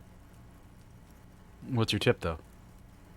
Well, first I'll ask a question. Would you like a tip that is a bit spoilery, but I know you're gunning for, like, a really good ending and playthrough and, like, actually solving the thing? Mm-hmm. Maybe look in its mouth. Okay. So do I back up and restart, or? I think you can keep going and have another conversation. Kim will ask you if you want to do anything else, like, at the end of this, and you can select that, I believe. Okay.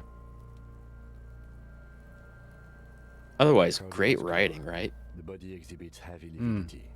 Blood has gathered in the hands, feet, and neck. Hypostasis is visually consistent with a hanging. Gastrointestinal.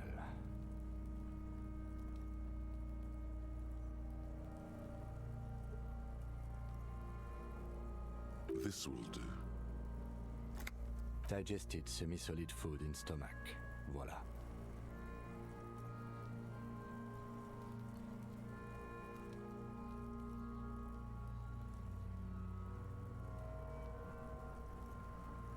What's next on the list? Yeah. Let's see. We have bite marks, contusions on the head and chest, and a ligature mark encircling the neck. You'll need 3 fields. Leave a 4th one too. Be thorough if you want maximum results. Head, chest, and scalp bite mark injuries. Predation by birds has caused damage to the body. Odontologist does not need to be consulted. And your opinion, officer? Agreed. Next injury? So, the scalp bleeds from a post-mortem head injury, a stone. The injury does not have the rim of an early inflammatory response. The perpetrator on the scene has confessed to causing it post-mortem. At maximum velocity, fucko! Has confessed to causing it at maximum velocity. Coagulated blood sticks to his scalp and chest, where the countless stones have hit the dead man. Beneath, the description of injury. 2 boxes. Right. Next, a dark red abraded ligature mark encircling the neck, with a gap on the nape measuring, let's say, 7 centimeters. The hyoid bone is fractured, the cervical column intact. I see hemorrhaging on the skin, above and below the ligature mark. Depth of the mark, 1 centimeter. No signs of clawing on the neck. So they hung him, but he didn't scratch his neck to deal with it. Right. Below the note, 2 customary boxes wait to be ticked. The man's head jerks to the side. The ring around his neck is visible. Think for a moment. There's time. Don't rush. Yeah, I think it's non-fatal post-mortem.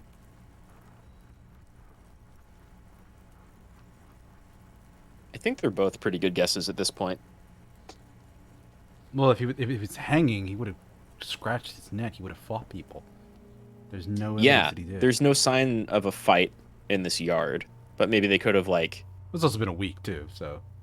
It's also been a week, but all of their footprints that were here that night are, like, still visible to you in the frozen ground. He is deep in thought, eyes fixed on the bright red ring around the dead man's neck. A column of cold air encircles you, rising slowly upward in the shape of a courtyard, bordered by cracked plaster, windows, seagulls perched on air conditioning units, a small green enclosure in the middle of a corral of tenements, Cape-side apartments, whirling in rags, and the fortress wall of Terminal B. Above it, a thin blanket of coastal stratus clouds. Higher yet, coalition airships guard over the 21 cordons of the zone of control. The air is crisscrossed with radio transmissions. The hair on your neck rises. Why do you say that? I didn't say anything. Well, that all happens in, like, no time. So he's asking why you said it's non-fatal. Okay. Why don't you think it was fatal?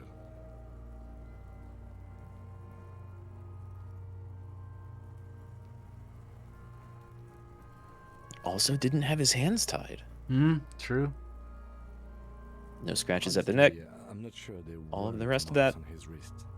That part got blurry for me. The stench. But you are right, I was ready to call this. Now I think we should leave it empty, at least for the time being. Let's wrap this up. I pronounce this field autopsy over. Another skill point. We're up to 3 again.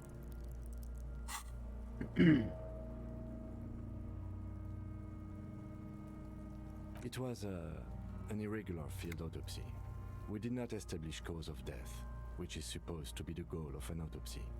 But personally, I do not see this as a parameter for success. We were thorough with the list of injuries too. We described them all in detail. What is there to say? Given the circumstances, it was a professional field autopsy. Oh yeah, well done, Master Detective. Maybe a drink is in order? Well, calm down. I need a copy of that autopsy form. That's our good friend electrochemistry. Never change. You'll drive him there, so we're going to be alone for a while. You're going to be without Kim for the rest of the day. For processing. Oh, he's gonna have to put the dead man in his car. He's thinking, did I miss something? You tilt your head, also looking at the corpse.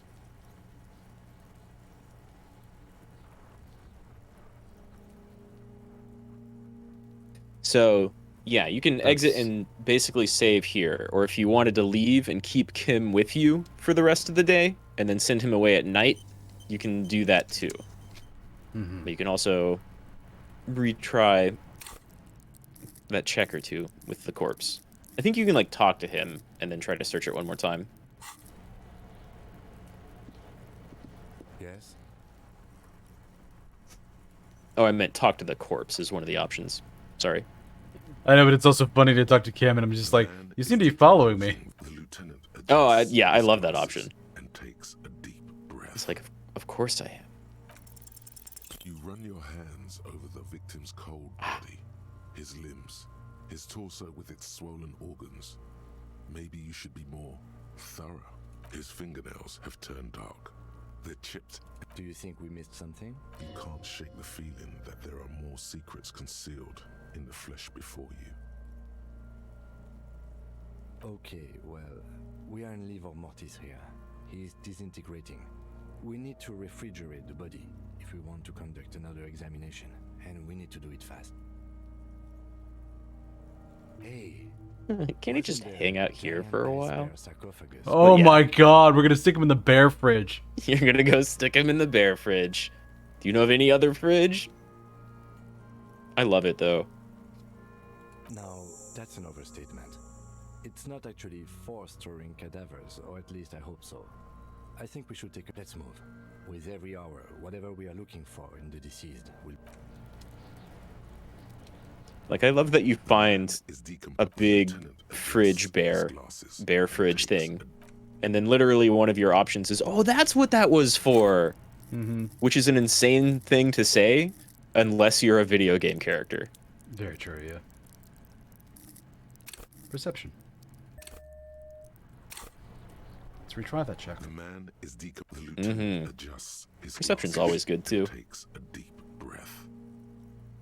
Much better chance. Your arm reaches out and your eyes close as if by their own volition.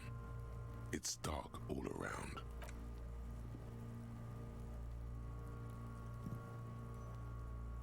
His face, his cheeks, his nose, his fat, swollen lips. Like a rubber spider, your gloved hand crawls on his features. Everything is silent all around.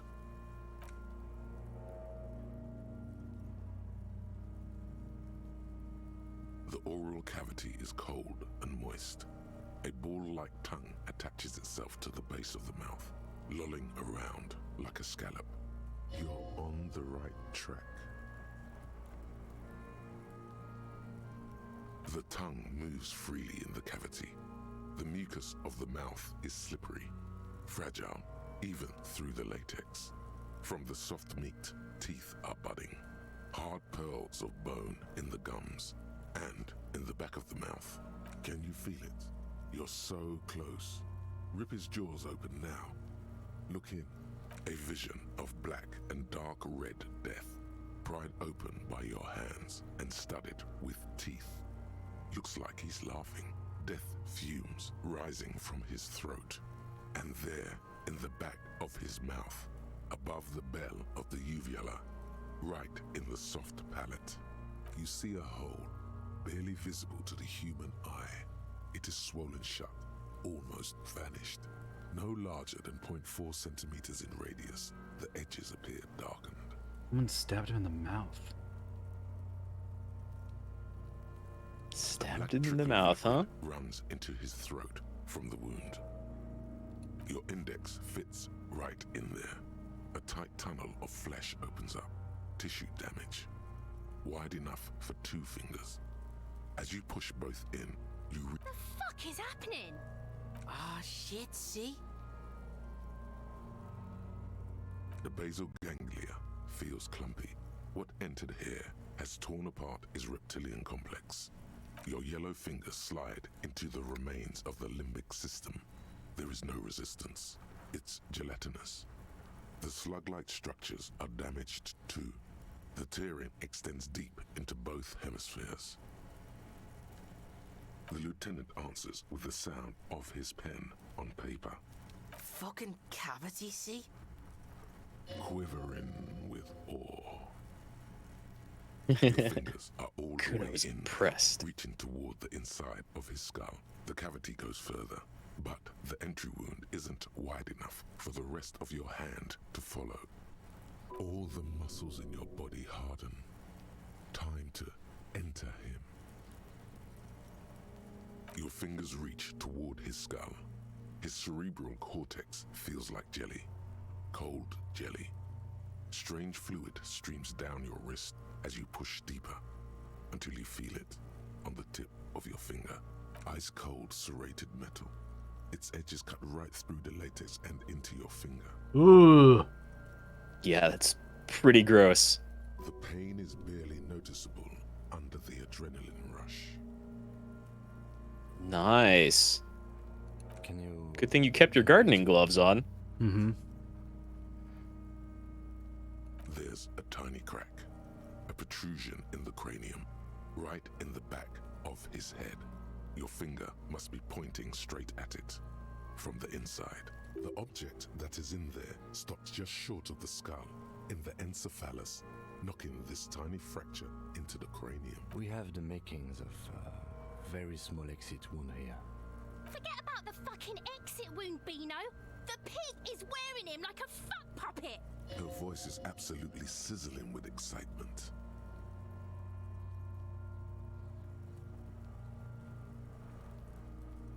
Don't let down Kuno S. Wow.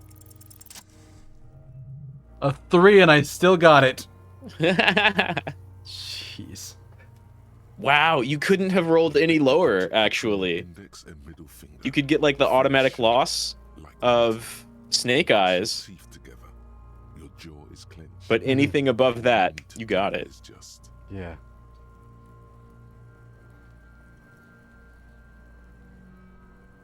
My pig's fucking. What is it? The inside of the head feels cold and smooth, like a glove. Sweat dripping down your brow. Careful not to lose the prize between your fingers. With a plop, your hand emerges from the mouth. The garden glove is covered in blood right up to the wrist. Between your fingers, a small flower. A blossom made of lead. Best 5 experience ever. A bullet.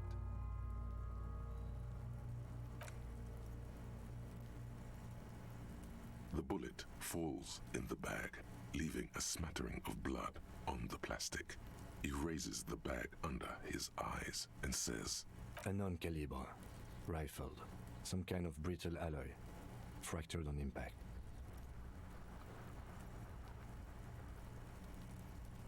Of course, you deserve it. We need to add an item to the injury list. Injury number 4. Oval entry wound with an abrasion color. Soft palate, back of mouth. High velocity. Temporary cavity in brain tissue. Small exit wound on the occiput. How does that sound? Opinion, fatal injury. I'm still not sure. Look at your hand quizzically. Hmm. And one Yeah. more thing. We can now fill in injury number 3. Ligament mark. Opinion non-fatal. Post-mortem. Treatment. He's proposing the bullet was the real cause of death, and the hanging an attempt to conceal this fact.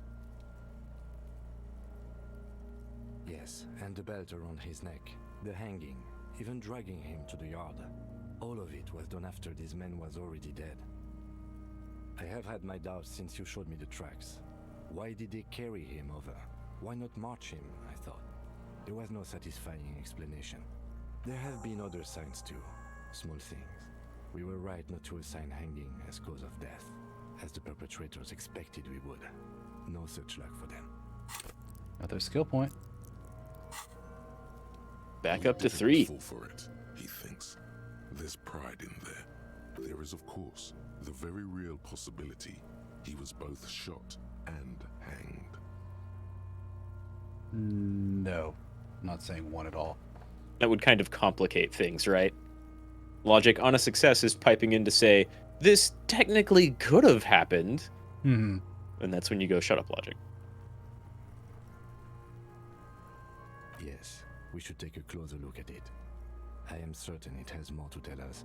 This little thing could reveal much about the weapon that shot it. That's for us to find out. But this, it will make finding them just a little easier. To hide something. The real killer? The real motivation? What really happened here? Oh, you really do. I am glad to hear you say that. Your room in the Whirling in Rags should come with a bathroom. Be sure to make use of it in the evening. Oh, I didn't even realize we could use a shower in there. It does have a bathtub. I don't know if you actually had the time to use it last night or not. Maybe. Probably.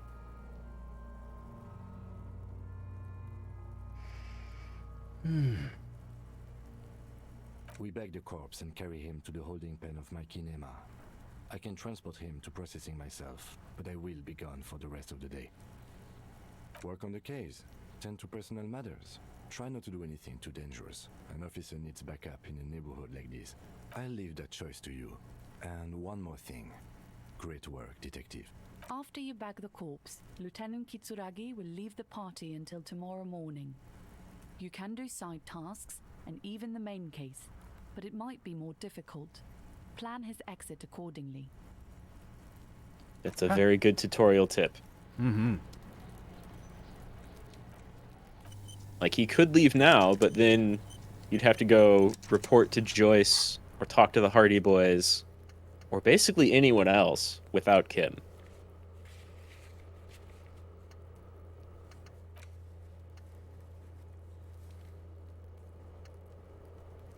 And maybe you don't even have that task until you mention it here.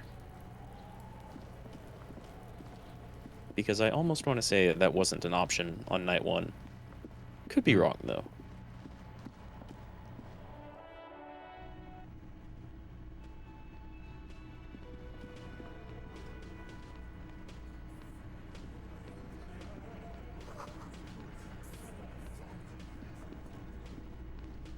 Hey, darling. What's up with you? I haven't talked to you all day. Just a moment. She's agitated, judging from the way she keeps pulling at the frayed edge of her blanket. And there's no public phones nearby? The closest phone booth is down the coast. Sorry for the inconvenience, ma'am. It's fine, I understand. Thank you anyway. I'm glad. Please don't trouble yourself about me, sweetie. I was just hoping to make a call, but the union office probably has a phone, but I can't really get there. Or to the phone booth down the coast. And Gary's phone is dead too. To let the young woman who's house sitting for us know that we may be delayed. Morel, my husband, and our friend Gary were supposed to get back by Monday night, but they're still missing, and I haven't heard from them. Holy shit. Is she the fucking Merc? Oh, that'd be wild. That'd be crazy if she was. Maybe she only has to be like a radio operator. What makes you say that, though? Moral and Gary being Moral and gone? Gary. 2 people. They're supposed to be back, but they're still missing. I literally want you to answer that question. Am I right? No. Damn it. I wanted to feel good about that, but damn it. No, she's too nice and sweet and good and pure for that. I mean, I see where you're coming from. I do.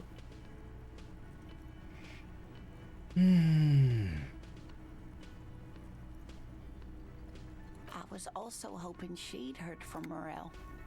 A little missing persons puzzle might just be the thing to take your mind off the hangover.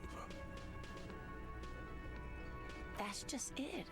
This isn't like him at all. He always plans his expeditions so carefully. A cold breeze hisses through dense thickets of reeds. Something sweet in it, somnolent. A damp chill goes down your spine. When you look around, you're still in the whirling in rags. But you have more important things to worry about. Just some field work, sweetie. Morel is a highly trained scientist. He and his assistant Gary are studying an extremely rare species of insect. But they should Well, they would be, wouldn't they? They were just going Being down the coast cryptozoologists. across the water lock Mhm. to set a few traps. He said they'd be back on Monday. What could be keeping them? So the body died on Sunday. They were going to be back on Monday. Well, that was a week. So either he's a week overdue or he's a day overdue. Yeah. I want to say he's just a day or 2 overdue. Mm-hmm. And yeah, maybe just a day. Okay. Oh, sweetie, it's nothing like that. Gary's as loyal as they come. I trust him with my husband's life any day. There's a nameless old fishing village nearby, but we've never had any trouble there before. There is a lot of crime around here, isn't there? I can't say it's the best part of town, but I wouldn't worry too much about a pair of grown men traveling together. The lieutenant doesn't want to agitate the woman. Do it. Find her husband. This will surely lead to a cryptozoological mystery with that extremely rare insect. Help her find her husband or not? Yeah. Yeah. We're not. I did suggest we played cool, but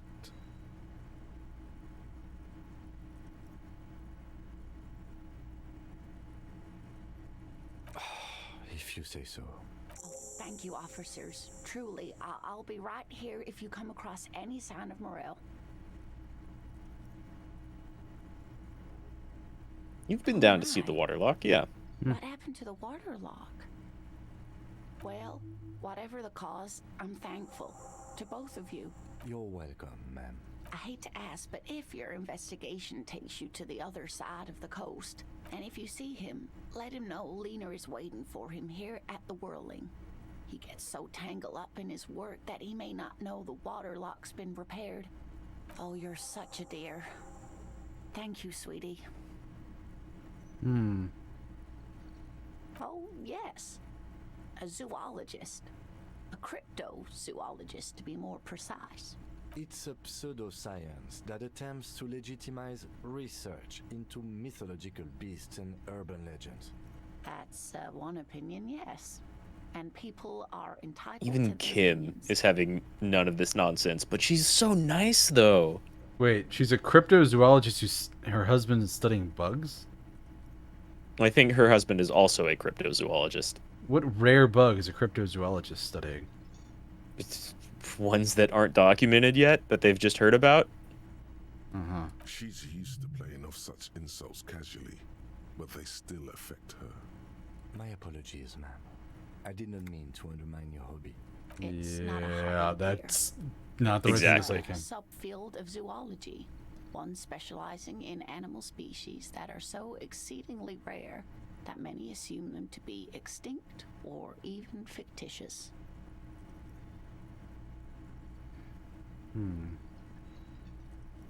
You know, like Bigfoot. Searching for such species True. called cryptids is difficult and often thankless.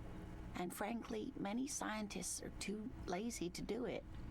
Universities these days are rarely interested in supporting real research. This is real research. It's very real. Insects and birds and weird mammals. Have you heard of SCP? Let's go find one. She's completely internalized her husband's struggles. They are her own.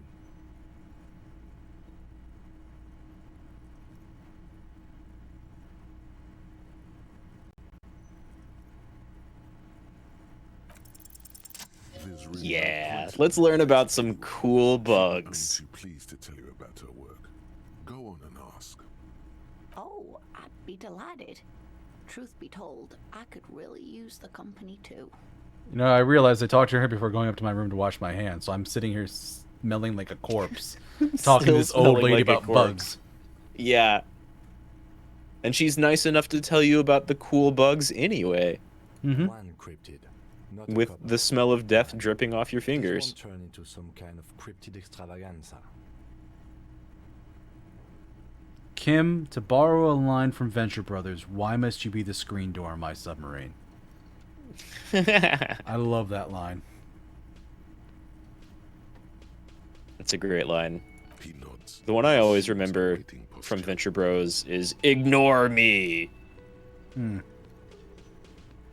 forget who said that. Who was the ignore me person? It was, I don't even remember too much of the episode, but it was like it was like an alien robot thing that was sent to observe, or that's how it presented itself. But it was like 12 or 15 feet tall and would just like run up to people and then stand there looking, being like, "Ignore me," as its observation procedure. I also It was remember. so dumb. I loved it. Remember, hello, my name is Dr. Henrik Illinger, and this is my magic murder bag. Yeah. They don't even... They don't even need to stretch that reference at all. It's just Kissinger with a mask and a slightly different name. Well, also he married Poppins around the one time. Oh yeah. Yeah, he fully like leaves this scene just holding on to an umbrella as fucking evil Mary Poppins, and it's like, what? Yeah, What it's is not this? even like that fat guy from Cowboy Bebop. It's literally just as Mary Poppins as it could possibly be. Very true.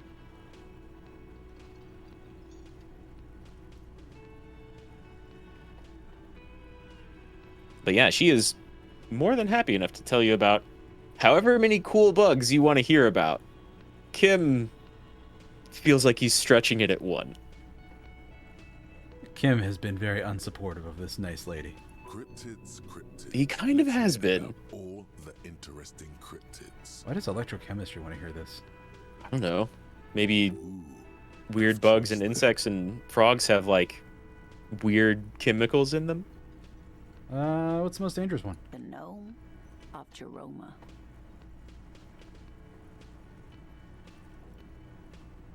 Oh, it is. None of his victims survived. Grieving relatives never even found their bodies because the gnome's venom dissolved organic tissue. It was reportedly a small creature with webbed fingers and a protruding forehead and a gangly little thing. Quite scary to look at. A couple of campers found it when it was already dying. They heard an odd wailing in the woods and followed the sound. They were scared and wrapped it in tarpaulin to suffocate it. I would have beat it with a rock or a stick. If they knew what it was. But also, yeah, if it's like slow dying and suffering, whatever you can do to kind of instantly finish it. Also, creepy, scary thing that has webbed fingers and a protruded forehead. Kill it with fire. It doesn't sound pretty. No. It still took I'm imagining like a small, kind of ugly lizard. day to die. But not like a tiny, tiny gecko or something.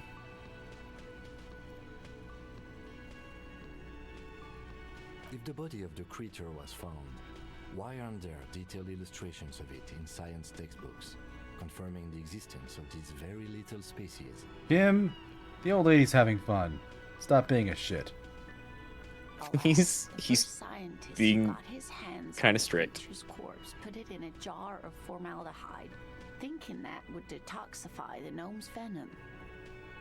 Instead, all the venom leaked out of the creature's teeth and into the surrounding liquid, dissolving the creature itself.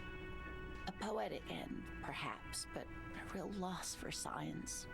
Poetic and convenient, right? Alas, always, alas, and then it was gone. Isn't that overly convenient? I didn't mean to copy logic there, but That's fine. there we go. It is extremely sketchy, so yeah. Yeah.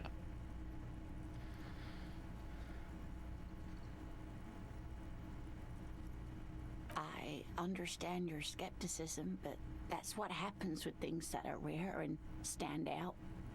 Their disappearance is most memorable, and they are least likely to be found again. Okay. Well, Kim asked us to only ask for one, so no. Oh. You might want to ask about the invisible one. Oh. Hey, you promised you'd only ask about one cryptid. The lieutenant pauses thoughtfully. Something in him breaks. Ah, fuck it. Let's have more cryptids. Well, the answer is I love yes. Kim. There is an invisible cryptid, the Col de Mama d'Aqua, or Thin Whisper of Sound. And that's precisely what it seems to be.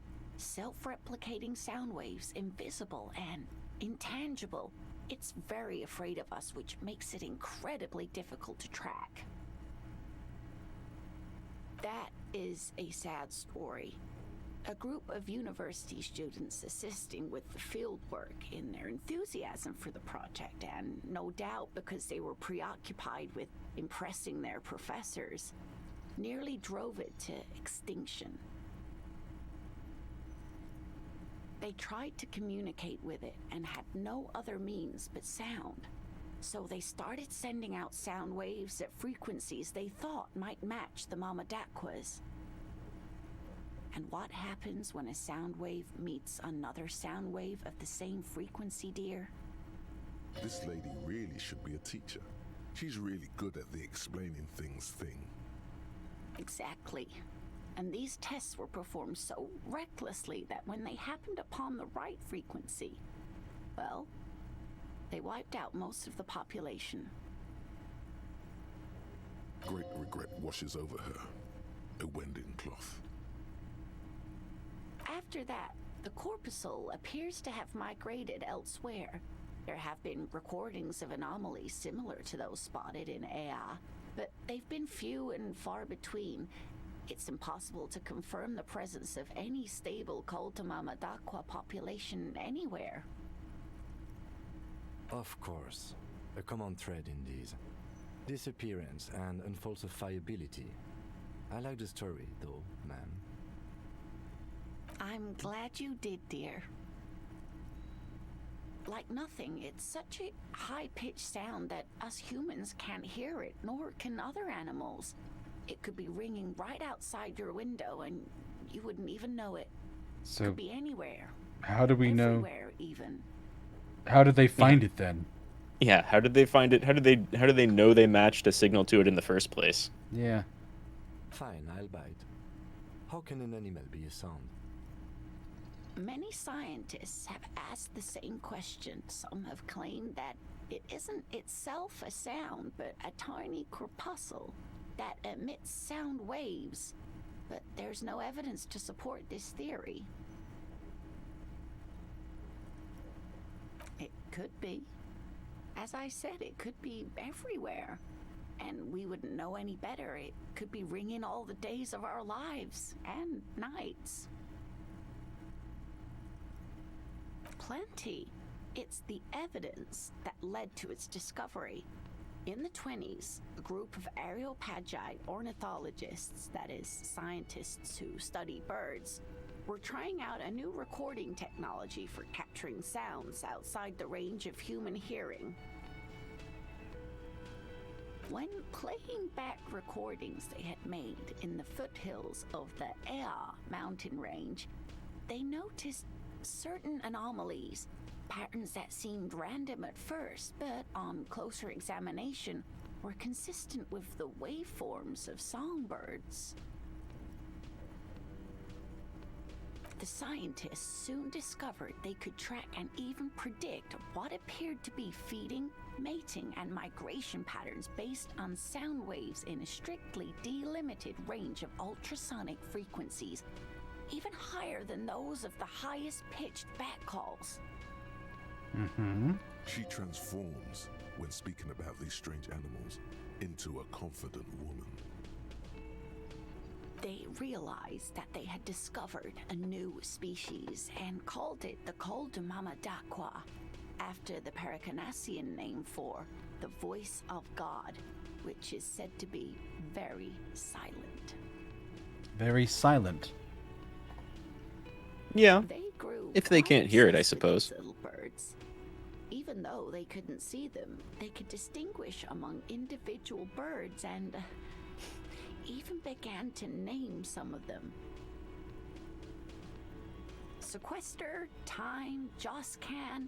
She knows the names. Of course she knows the name. They followed individually. Sorry, what was that, Rad? She knows the names because of course she does. Mm-hmm. So you wanted me to talk about the invisible ones. Interesting. I guess we're gonna run into these at some point. Yeah. But they might Something have like some that. bearing on the plot. I think the thing that's more plot relevant happens later, like around her. But this might give you something that you like. Interesting. What about what? Do we need to talk to her about any of the others? I don't think so. Okay. You can if you want. It's not going to take up too much time. But she does love to talk. Of course, dear. Mm-hmm.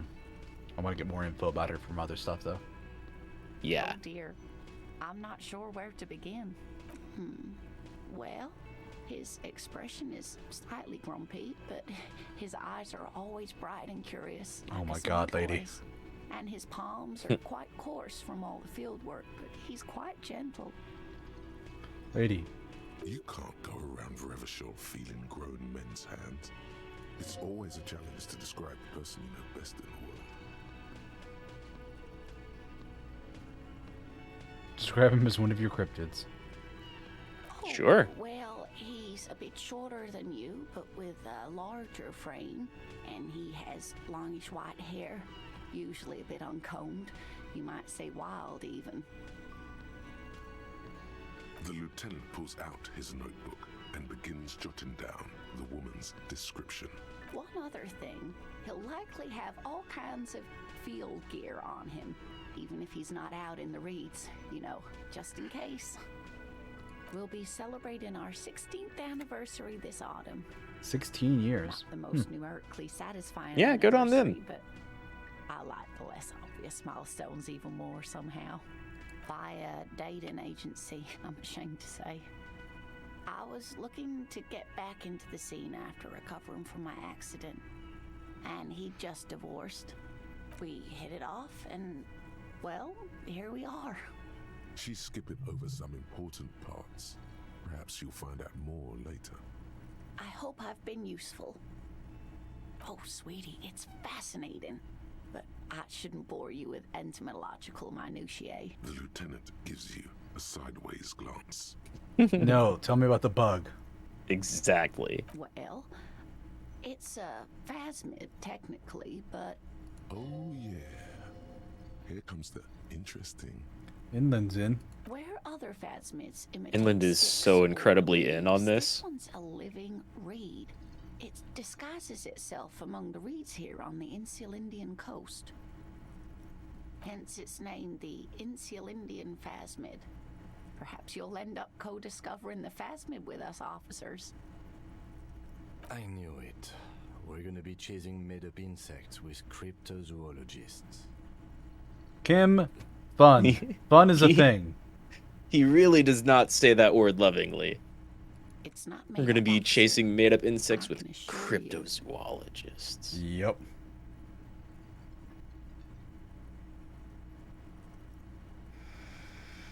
It's simply elusive. It's so good, much though. So that most establishment zoologists doubt it exists at all. Lady, you are making it real hard to believe you. You seem so nice, and now you're just coming off crazy. Yeah, she's really nice and very hard to believe. So is it dangerous? Not at all. Why else would it hide itself so carefully? Well, some teenagers making out in the reeds saw one. They didn't know what it was, of course, but there was a brief article in a local newspaper about their encounter with a ghost insect that looks like the reeds. Gary sent us the clipping. Of course, most phasmid sightings turn out to be false alarms, but their description matched the Insulindian phasmid perfectly, and they didn't even know what they were looking at. Enthusiasm has wiped the worry from her face. Her eyes sparkle behind her glasses. I suppose I have something of a personal connection to the Insulindian phasmid. All scientists have their little hobby horses. Oh, I doubt it. No one gets into cryptozoology for the money, sweetie. Yes, it can blend in almost perfectly among the reeds. It's how it stayed hidden all these years, centuries even. Oh dear, I'm afraid I'm not explaining this very well. It is very special. Morel can explain it all much better. I wish you could hear him describe it. Then you'd understand, I'm sure.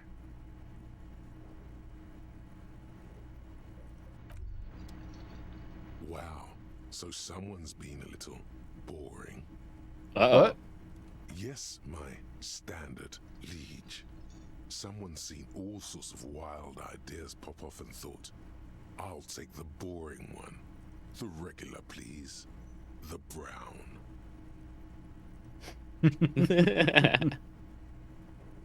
Drama has to have a word with you. To it. Mm-hmm. My lord's coppo type is regular cop. I'll let everyone know. I'll send out a telefax. Yes, the type of cop you are, sire. Think of it as a caste, a class even, a nation of regular law officials that you belong to. It comes, of course, with the usual benefits. Sure. That's kind of the thing I've been playing. Yeah, it's the thing you've been playing, and even if you didn't want the game to be like your normal cop, buying into all of these have different benefits. Very true. And some of them are really nice.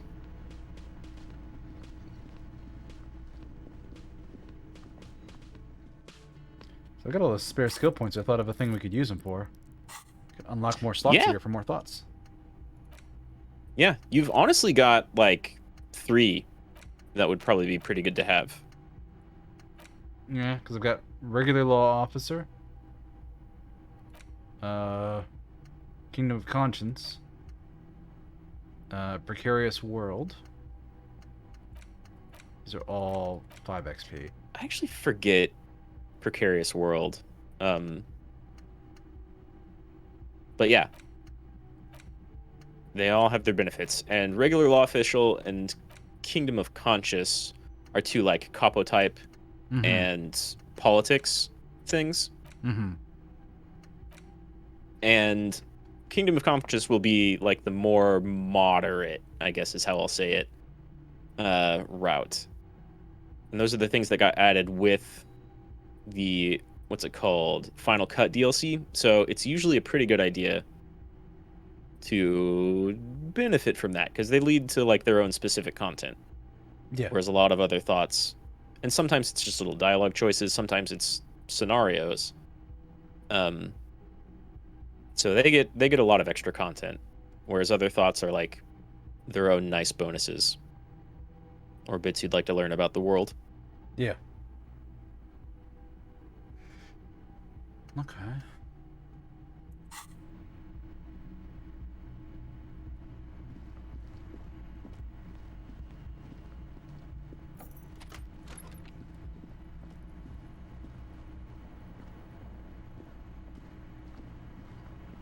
You might only be able to like take a bath at the end of the day.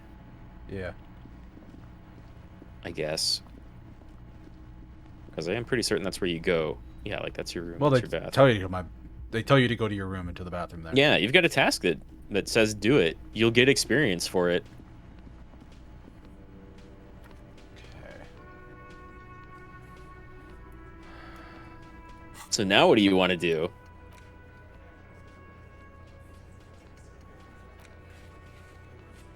Doors behind the greenhouse in the yard. Basement door. Alright. Might as well do the thing for Evart. God, what's It's going to be a lot more quick than talking to the Hardy Boys. No, it's probably just your imagination ringing. What's this? Fucking why are we thinking about a cryptid? High-pitched ring. Ultrasonic. Lena said it was very high-pitched, right?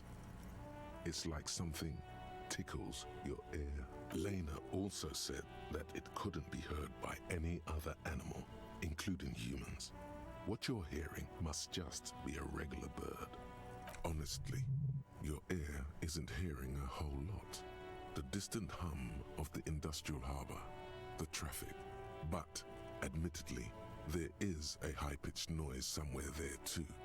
But then, isn't there always Isn't there always? Do I have like tinnitus or something?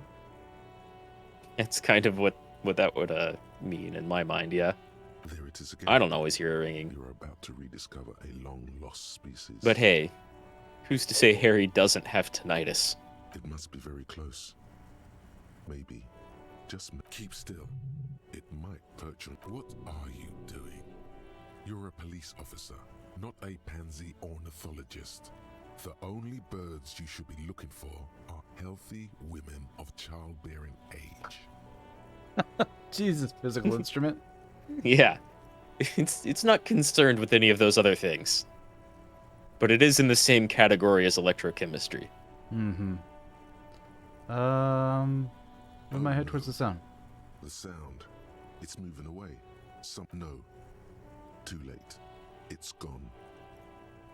There is no ringing anymore. Keep your ears peeled, then. If the species really... So I guess I should. The Momadakwa gets to be its own thought. Jeez. Oh, hey, that also has no negatives to research.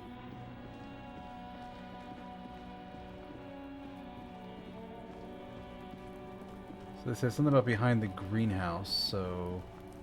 Yeah, so it looks like you'll probably have to get to that other side.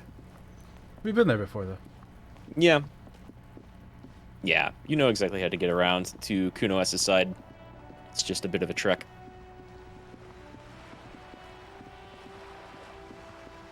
I wonder if she's the female lorry driver.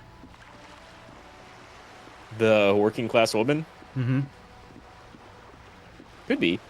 Yeah, we haven't heard anyone talk about what she even looks like.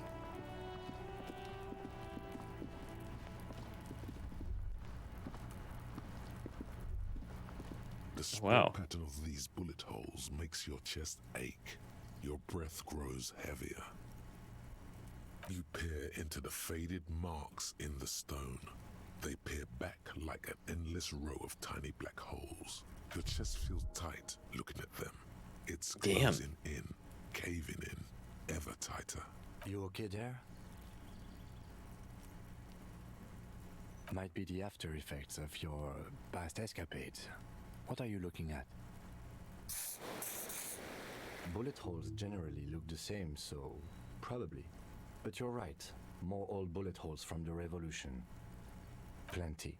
The streets ran red with blood. Dust swirled above the ruins.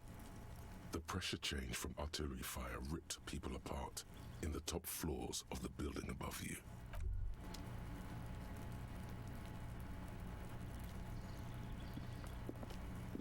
Actually, before I do that... That's a good idea. It's been a minute. Mm-hmm. This must be it. The basement door is weather-worn.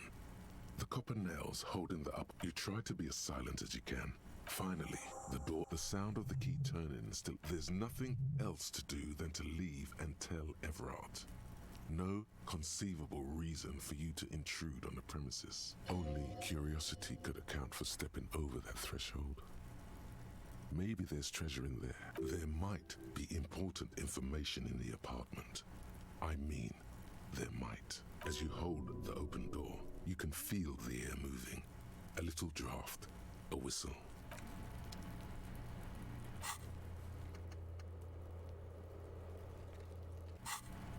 He did tell you to not go inside. He said all I needed to do was do that. Not that I shouldn't go inside. I think he mentioned that there was no reason for you to go inside, just to unlock the thing. But I guess he didn't ever explicitly tell you not to go inside. Sure. Exactly. A row of mugs sits on the shelf. Each one depicts a human figure. A dark-skinned woman grinning amidst mysterious symbols. A broad-shouldered man shoveling potatoes, and others. A little ring. Though cheerful, the images on the ceramic, the images betray a lack of interest in human beings. They are merely unflattering caricatures. The owner of these mugs doesn't like people of other ethnicities very much. Wonder if we have a mug that matches.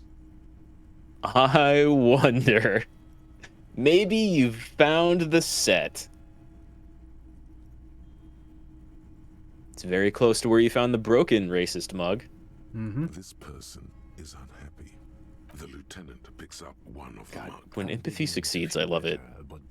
When it fails, it's one of the worst. What was that? If you fail, it's one of the worst? I was just saying, when empathy succeeds, I love it. And when it fails, it's one of the worst skills to fail. Yeah, it's not a good feeling to fail empathy. Exactly. Yes, your broken mug friend would feel very much at home here. The same humor, the same mocking lines. There's the missing tin soldier. Whoever lives here might have used the Whirling's container to dump his trash. And now they've drawn the ire of the Union. The plot thickens, as they say.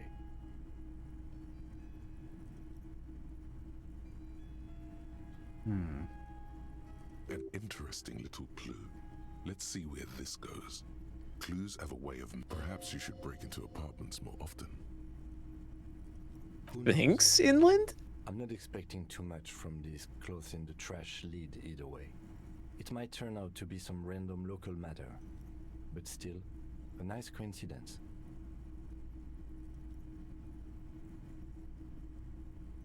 You could ask Everard who this person is once you're done here.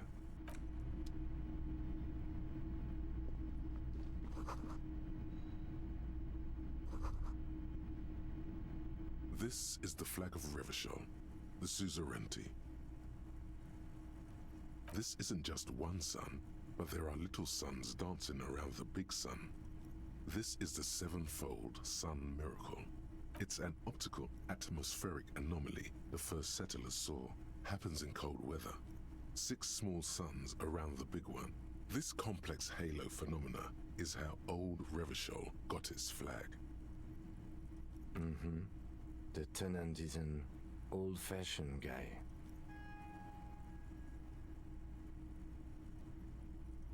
Do you want to bow to the old-fashioned flag? The flag doesn't seem to mind. It's just a colorful fabric.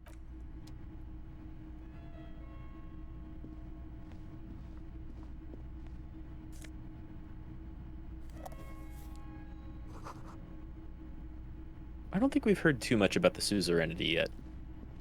I But it's don't also believe not so. really critical. Yeah. Hey. Logic. There was some treasure inside.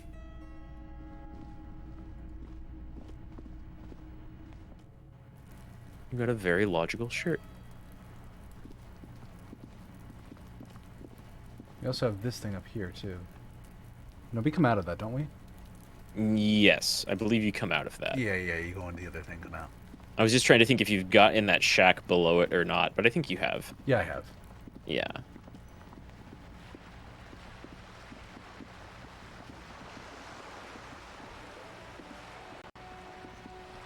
Before I do too much more... Oh, wow, was Cold Amadakwa 7 hours? It is. It's 7 hours. Wow, okay. I didn't see that looking at it the first time. Yeah, I did. Because it's got no negatives. You could get a bonus for slotting that in, but that's a lot of research time. Mm-hmm. And I mean, it would be done by end of day, or a little bit before it today. Basically. But that's a lot of time, yeah.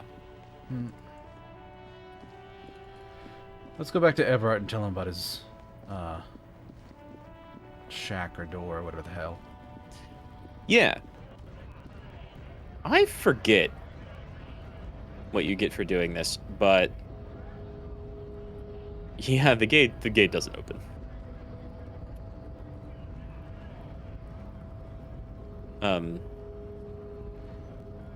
I forget where you get from this, but it is a nice little cleanup.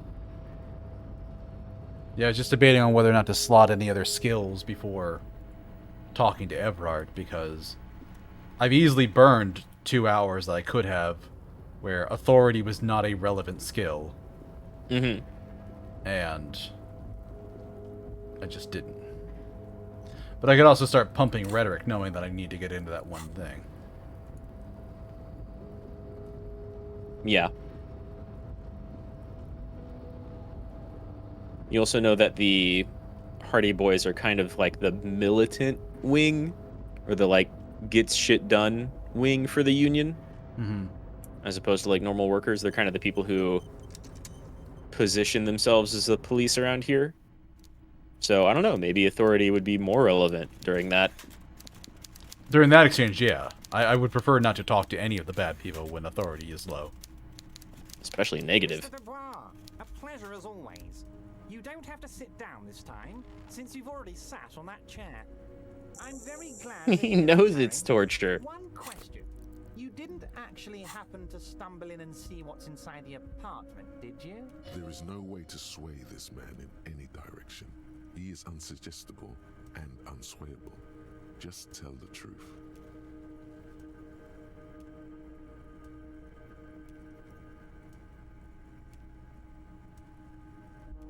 Just barely succeeded. You can still choose to lie to him.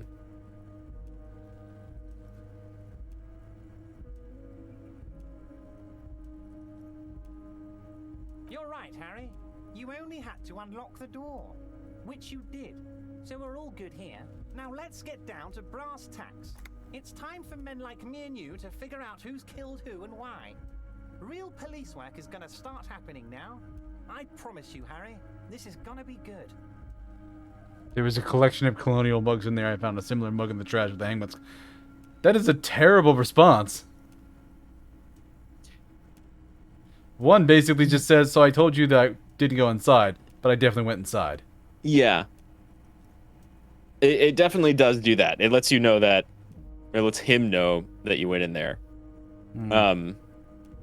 Two is kind of more along the lines of everything outside of that apartment, really. But you can still use the mug on so many people.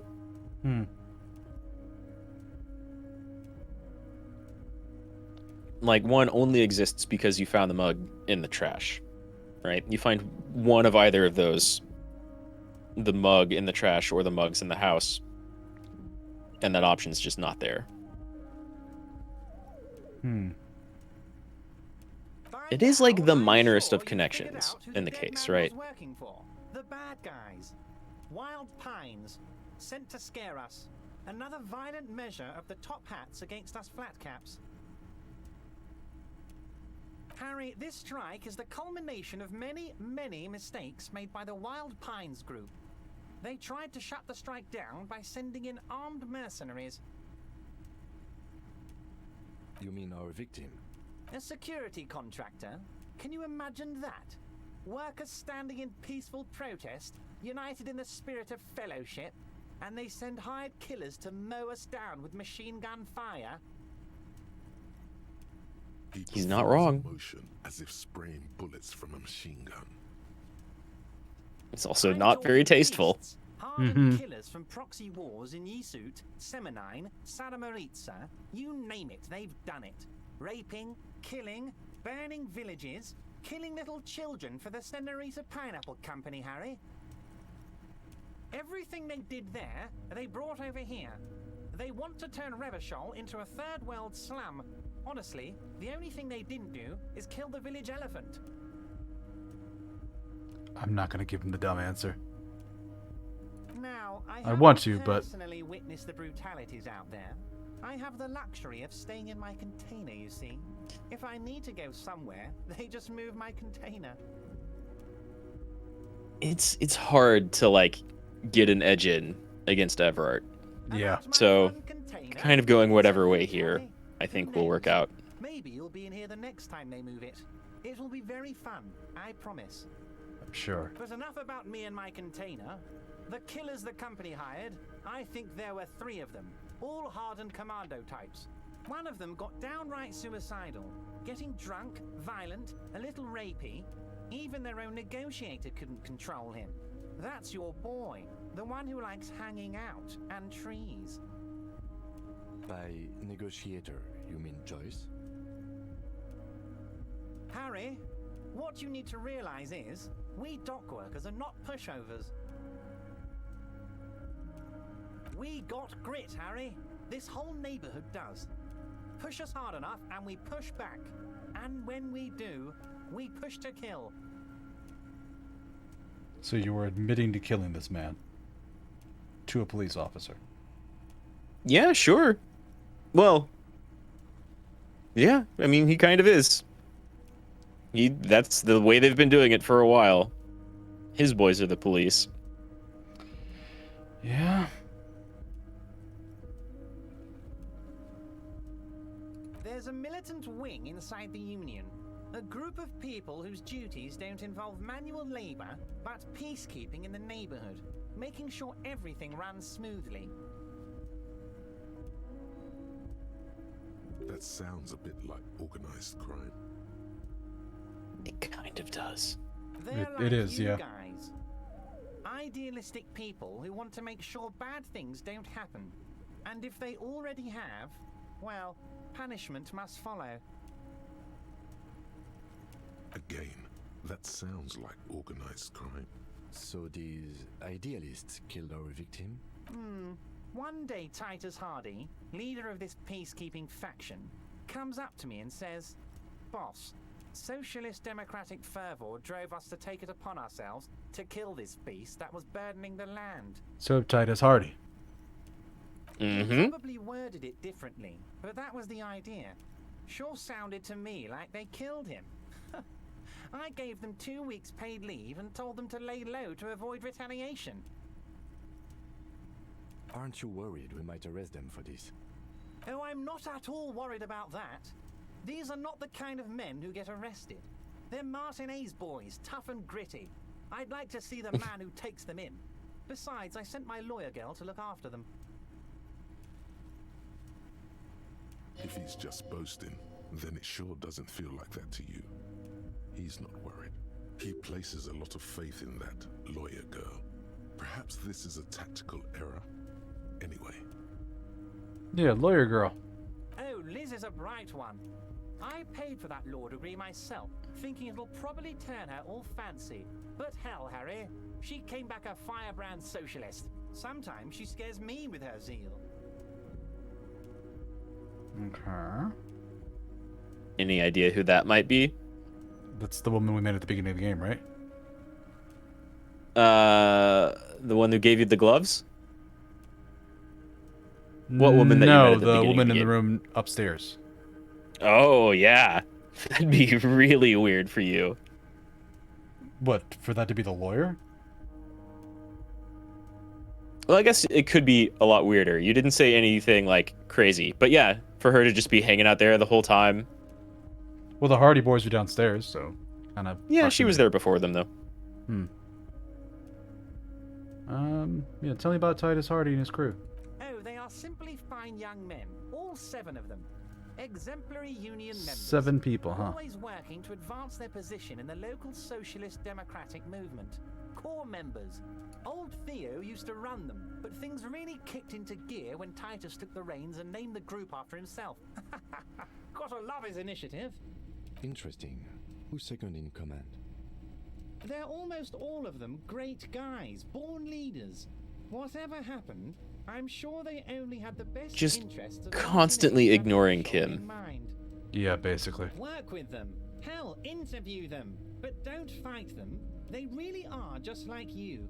Men who like beer, women, and some order on the streets. You know what, Harry? I got a feeling they're gonna show up in full force tomorrow.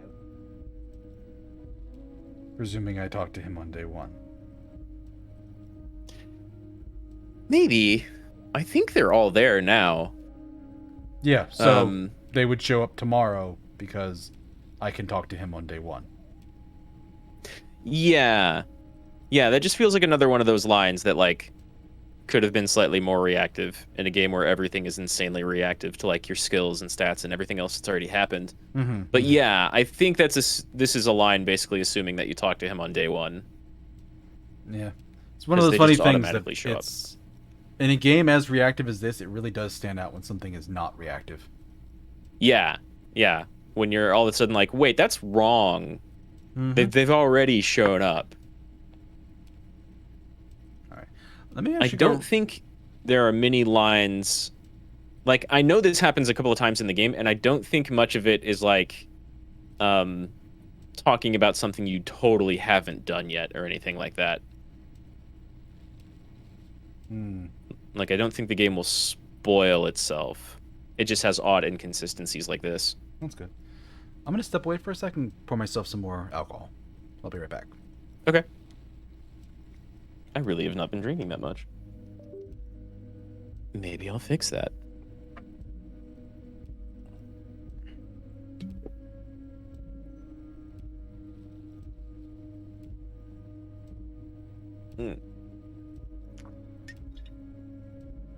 Assuming Deus can still hear me, this is going to be real interesting in part, at least to me.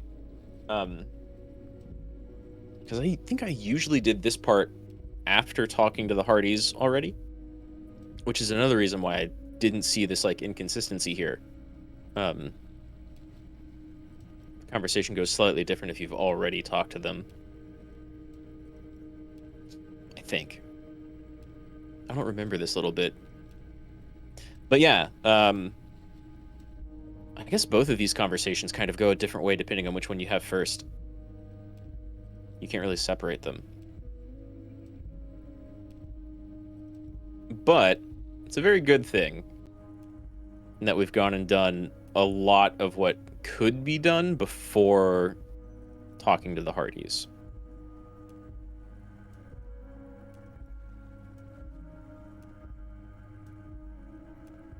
Because, like, not only can you go play, like, a real back and forth game with the Hardy Boys conversation, where you feel like you're constantly missing out on something because you haven't done stuff yet, like have this conversation. Well, it's just kind of the nature of it. So it's nice that we're getting a lot of stuff out of the way in order to avoid bouncing around a ton when we do finally start talking to them. Agreed. Also, I'm back. Welcome back. Yeah, I was assuming you were still listening and trying to say that without giving up any details. Yeah, I heard. Okay. The lieutenant marks something in his notebook.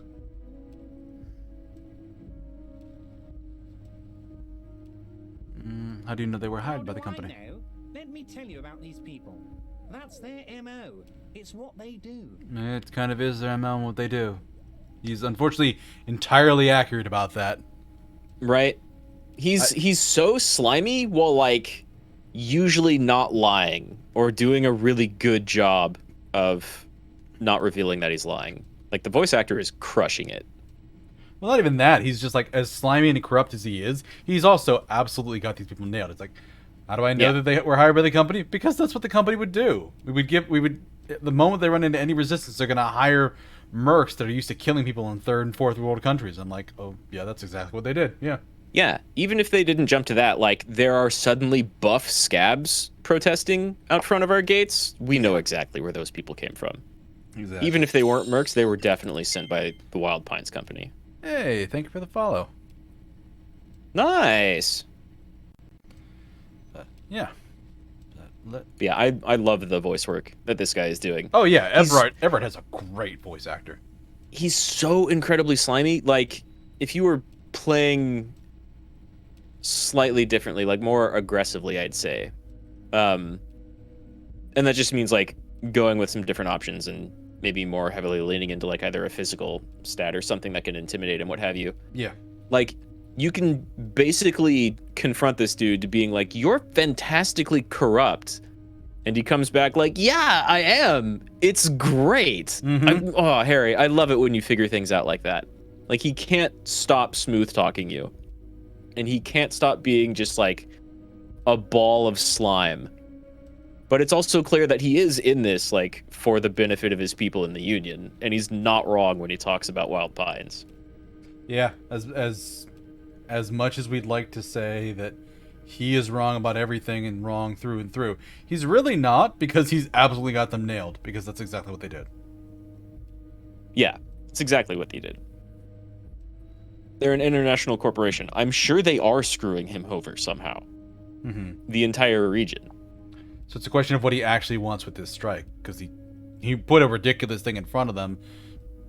Obviously, they're not going to give him, so they're trying to argue down while he's trying to argue up. And Yeah, he put an incredibly, like, flamingly socialist, borderline commie thing as, like, their initial proposal.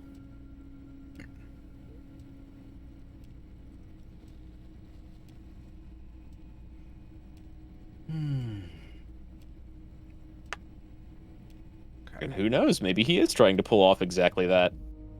Last winter, some poor workers in Terminal E went on a little strike. The company sent in Sediment, a security contractor. The strike was over the workers' right to wear protective footwear, Harry. These guys turn up and start beating people. Tell you what, Harry, I wouldn't be surprised if we got the same mercenary company after a little rebranding. And I'm sure as hell not surprised to see an army of scabs under my gates. Was Sediment the name that they were called previously? No. I forget, it was like Krenel or something like that. It begins with a K. Okay. Well, they had a name currently, which was Krenel, I think. And then there was an older name that they had previously that she was like, yeah, they used to go under a different name. Yeah, she definitely did talk about that. I don't think she said Sediment. But, like, by the same principle, why couldn't they just rebrand again? Exactly, yeah. It definitely could be the same company. Could be. So you believe the scabs were organized by the security contractor? You said it. Hell, one of those guys looks big enough to take down that proverbial elephant. Boys like that don't just happen to show up during strikes. Well, there we go. Yeah, it's Krenel this time. It might have been Sediment before. Of course. You're always one step ahead of me, Harry. I'm no genius. I'm in this position because people like me. Tribunal? That sounds serious, Harry. We union men should be shitting ourselves. I wish you hadn't told me that. I'm gonna lose sleep over this. Let's change the subject. He's clearly happy about the tribunal. Right. He clearly says shit like that, and you're like, you're not going to lose any sleep over this. You sound thrilled. And the why is so curious about it.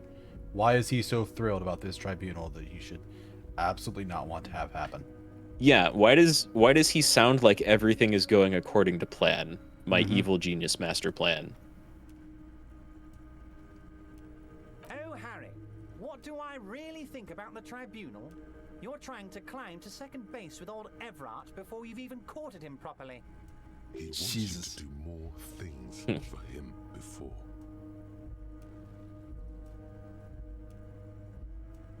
So they shot him? He was shot in the head before he was hanged. How odd. I don't know what to say, Lieutenant. They told me they hanged him. A hanged man is what I saw when I took a look into that yard. What I do know is, the case is in safe hands. If anyone can get to the bottom of this shot and hanged man, it's my two little policemen. Godspeed, policeman. Your two little policemen. Nice. Yeah, my two little policemen. I own you now. You know that, right? You're doing things for me.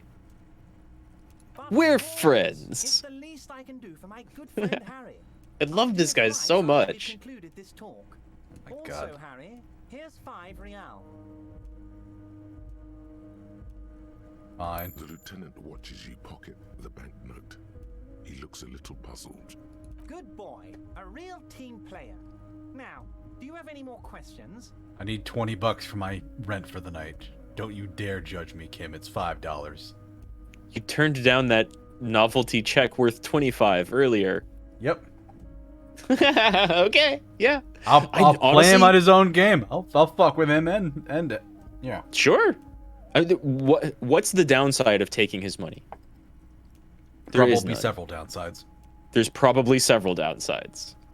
I really do want to I don't know if Kim is looking at you like a little puzzled because he's like, hey, that might be bribery. Or literally he's like, but you turned down the check. Why do you take this and not the check? And he just doesn't know. Well, also, he's offering me $5 instead of a giant fuck off novelty check. It was literally like a comedy-sized check. Played for comedy. Everard knows how to send a message.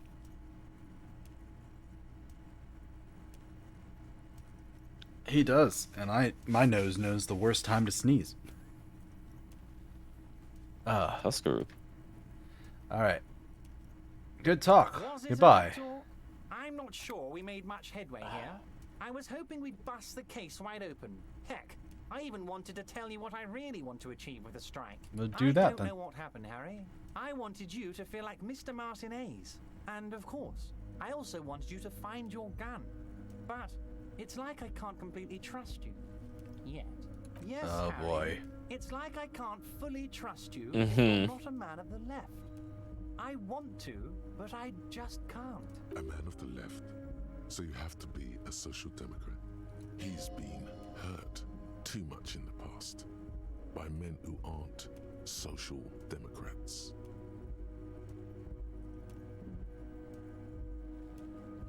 Yep.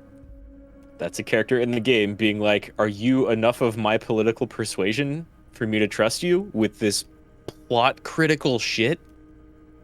I'm a patriot. You're right, do not trust me. I take care of me. I'm a hustler. I grind. I'm a money engineer. What's that supposed to mean? I'm more left than you. Neither right nor left. I do what my heart tells me to do. This feels about right. Go for it. What does your heart tell you about your lost gun, Harry?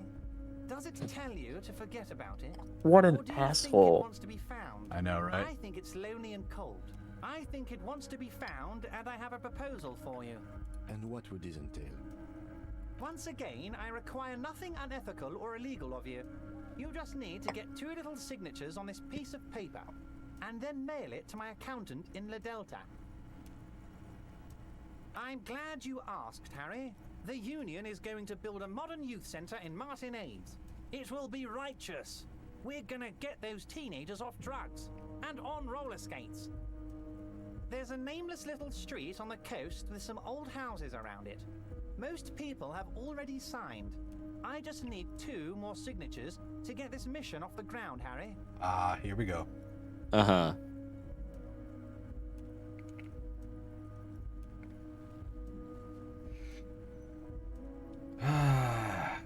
Great. Shake some people down so he can build a thing. That's exactly what it sounds like, right? Just go get these 2 signatures for me. That's it. Don't listen to any of the details. They are just gonna have to deal with the construction noise for 6 months, and then they'll be living like kings. Right next to a fancy new youth centre, designed by the best architects from Stella Marie. On the coast, Harry, across the canal. There's a cul-de-sac there, a little village they're calling it. A gloomy place. You'll find it. I trust your detective skills, Harry. Have we even been to that area yet? Nope. You have not been across the water block. Water lock. Yeah, how do I cross that? Do I use Joyce's boat or something? No, that's a good idea. I believe it just fixes itself by day 3. Okay. You might be able to talk to Joyce about this, though. Actually, I think she's probably already mentioned that she had a hand in it being blocked off. Well, she blocked off the bridge. Right. That's what she did. Yeah. Water drips from the eaves. A woman looks at her freshly tarred skiff. There's a pair of cavalry boots under the fish in the box, and the wind howls like a vicious spirit. Okay.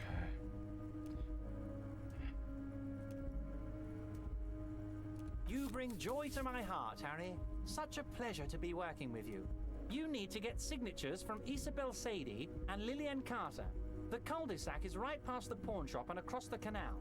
I hear there is some trouble with the water lock, but they should fix it by Wednesday morning. Okay, this is the thing that she broke. Once you have the signatures, Mm. mail this to 13022 La Rocca in La Delta. Then we can talk about your gun. Few details concerning the murder. Most certainly, Harry.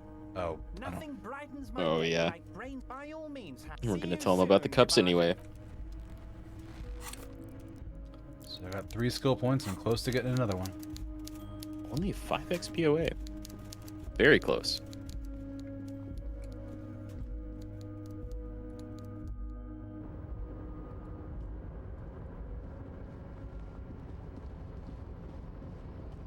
So yeah, with that water lock still locked, I think your options are getting pretty narrow now. Yeah. Hardy Boys and maybe Joyce. Yeah, it's Hardy Boys, it's Joyce. There's the guy I can meet at after 2100. You can also fridge the victim's body for some reason. Yeah, you can go check out the fridge and then decide to put him in there.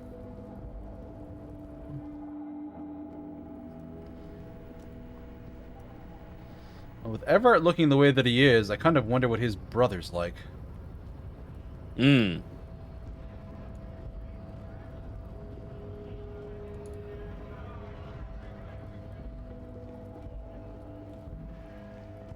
I forget if Joyce has mentioned that yet. But you get like a little amount of what Joyce, or you get like a little bit of info about Joyce from Everett, and like a lot of info about Everett and his brother from Joyce. Yeah.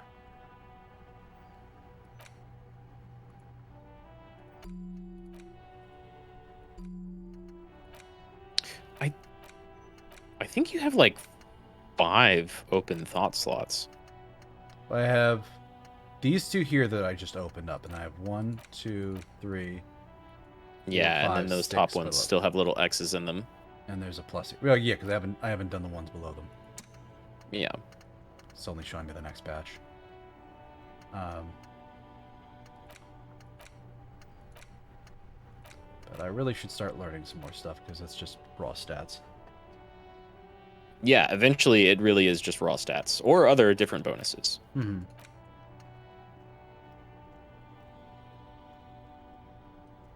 Handicap for savoir-faire. All psychic. Oh, this is what it is. Psychic cap or psychic cap. Endurance is raised. All endurance white checks unlocked. Learning for perceptions raised to 5. Speed gives 1 psi. Okay. I think that makes speed give you 2 stats at the cost of 1. Maybe not though. I mean, you said Kingdom of Conscience and Regular Law Official are probably the 2 best ones to do because they'll open more stuff. Yeah. Given the way you're playing so far, I would definitely take both of those. You don't have to, and if you don't like them when you internalize them, you can get rid of one. Mhm. But I would definitely put those in there, probably for some decent bonuses. I honestly forget what the regular cop bonuses are, but I can guarantee you that they will probably be pretty good.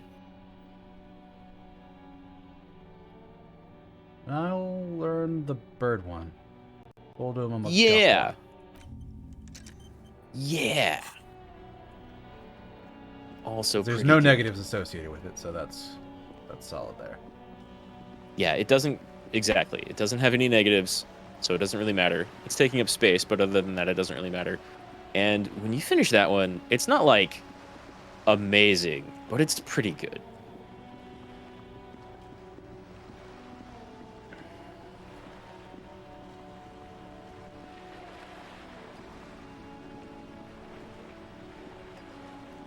You're back. Good. What can I help you with? You have. And how did you like Mr. Clef? Finally, time to choose sides. Not really. I didn't like him. Yeah, that's a fair response, I think. He's a bloated rainbow socialist. Positive capital. The feeling of internal community does not approve him. The international community. Oh, come on now. He has his uses. How else would he have stayed in power all these years? Or wait, actually, corruption. That's how he's done it. Fantastic, Verm-like corruption, reaching into the bowels of the earth.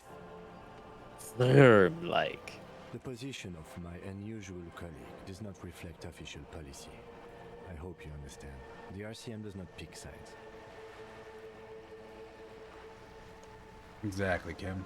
Of course. And I don't expect you to share anything he told you with me. I'm Yeah, not a Kim's corrupt authority and villain composure are myself. huge.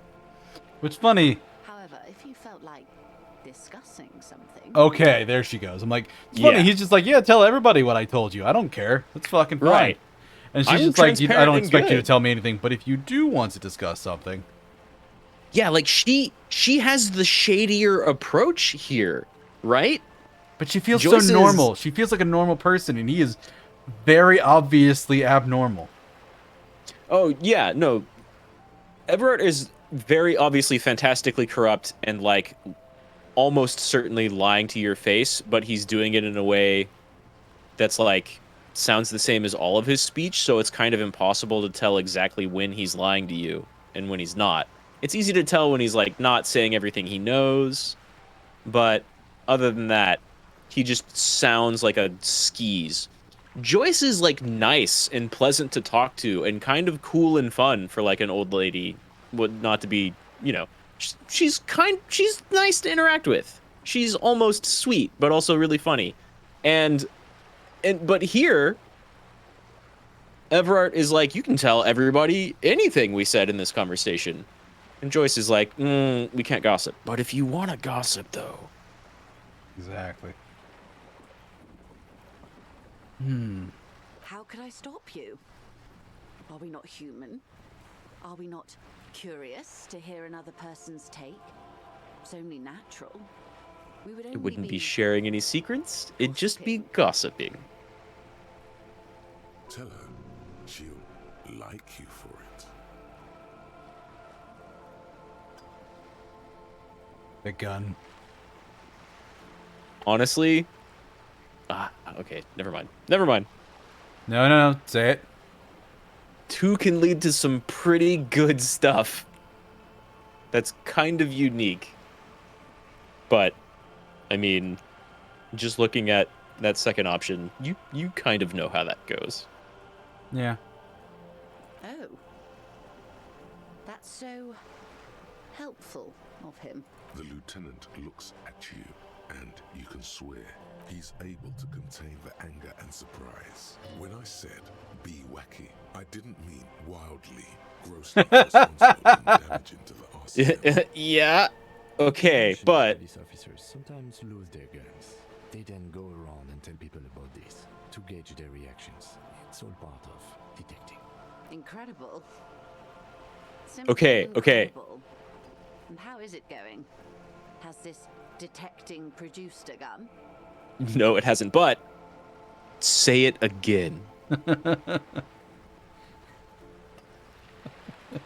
Yes. As you said. Please don't get him in a loop. If he gets in a loop, it'll be on forever. Ask him to say something else, please. That's wrong. You don't get into loops. Totally slack. Are you sure about that logic? Gotten into one tiny loop once. Of course.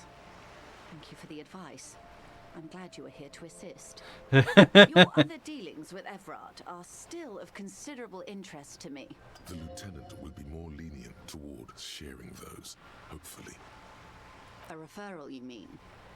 I take it this was for someone else. Oh, man. Don't answer that. It's such a good option. Oh my. A real door. The lieutenant does not say anything, but you hear the nylon of his jacket rustle as he looks at you. That's good to hear, Detective. Police work is rarely pretty, but it sounds like you did what you had to do. Her bartering mind cannot fathom that you didn't ask anything in return. Frankly, what was done was not pretty at all, but neither was it illegal, and it was not for nothing. I advise you to be very selective with what information you choose to share. It doesn't have consequences beyond our line of sight.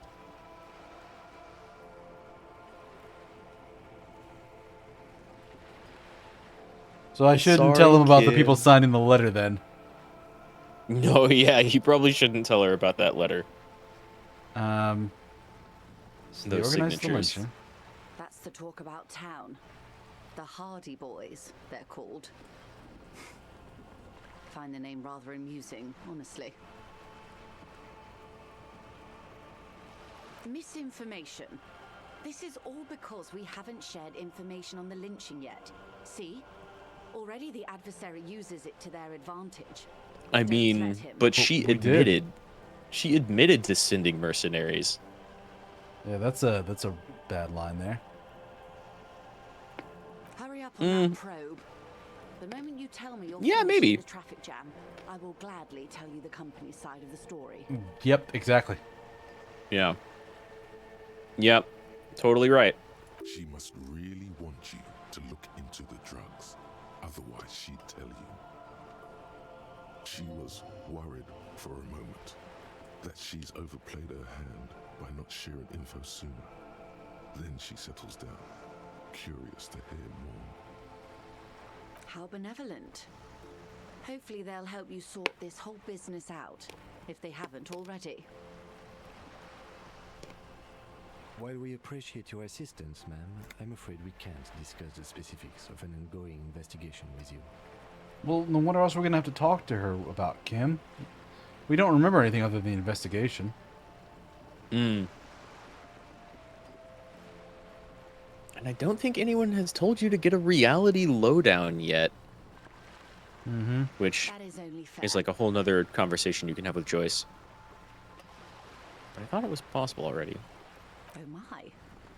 Very interesting. Her mind races to the I'm gonna look something conclusion up. that most benefits her interests. It looks like you may untie this knot yet.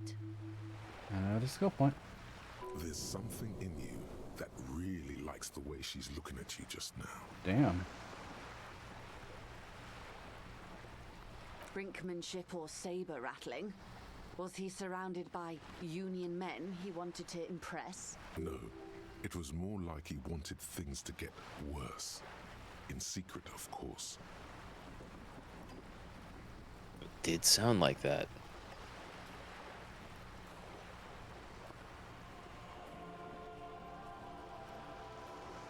Or he wants you and me to believe he wants to go to war. There's always that risk, ma'am. But if I may offer my opinion, he means it.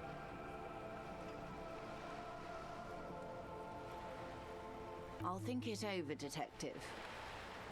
Thank you for relaying this information to me. This gave her pause. She's pensive, suddenly. Hard to say about what. Have I underestimated the Union's ferocity? She has to ask herself by now. What you've said is quite enough.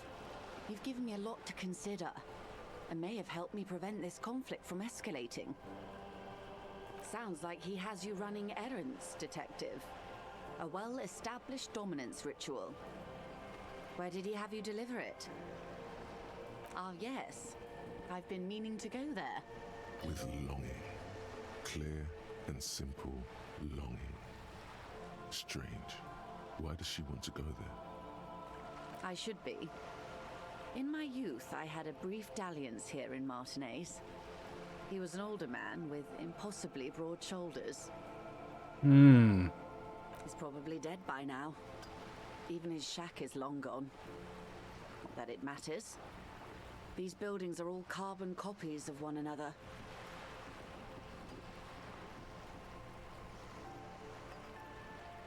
Yes, I was slumming it with some girlfriends of mine. We had boats and... Don't hold it against me. My paramour certainly did not. Not overly so. It's not like this was the only place we visited.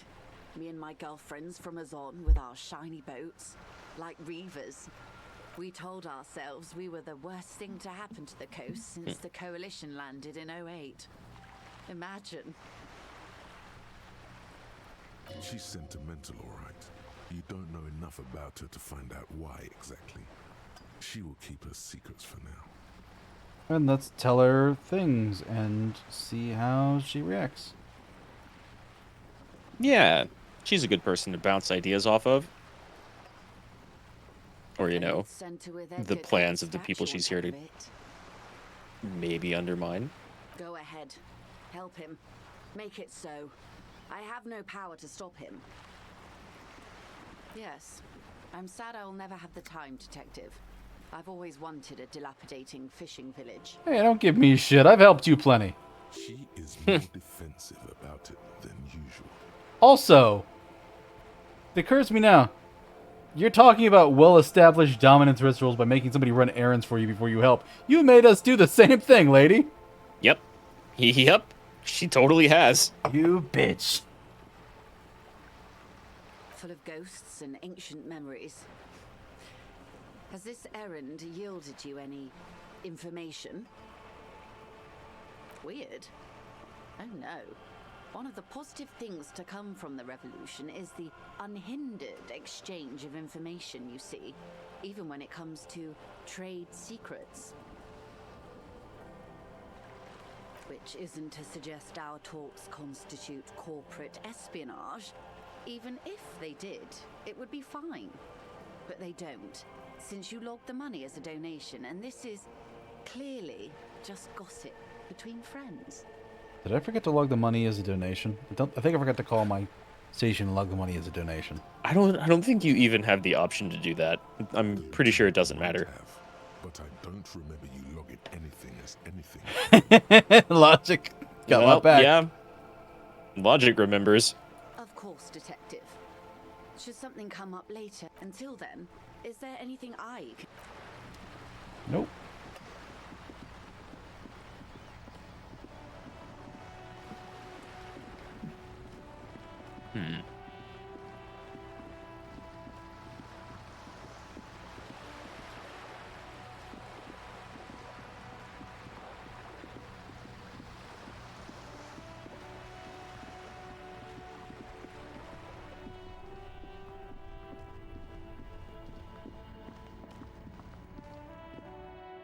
Time to go see a bear about a corpse.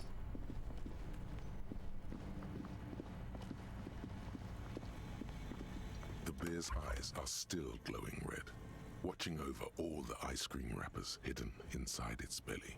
It's certainly an eccentric choice, but it is capacious and cold enough, too. But the optics on this are awful, he thinks. We need to be as silent as we can. Shall we go and get the body, then? I'll take the head, you take the feet. The two of you, easily. The body is heavier than you expected, and stinkier. It takes half an hour to get it down to the bed, then to stuff it into the fridge. The lieutenant takes a step back to admire your handiwork. The game says handiwork. I can't even tell what position the body is in that fridge. That's an arm, and that's a I pinky, see an arm, so... and what might be like a foot in the bottom corner. Yeah. And then I don't know what those other angles are. Beautiful. A dead body in a nice bare fridge. This is some of the best police work I've ever done. You've definitely earned a drink after this. Perhaps even some pagan rites. Pagan? What?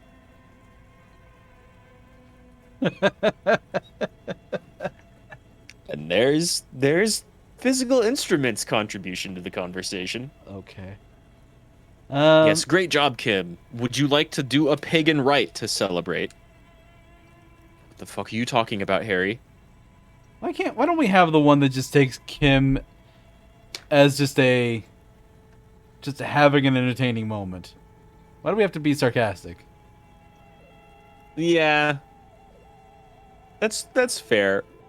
What I will say is there are a couple of very entertaining moments with Kim, and we're probably gonna see at least one of them. Probably at least two, honestly.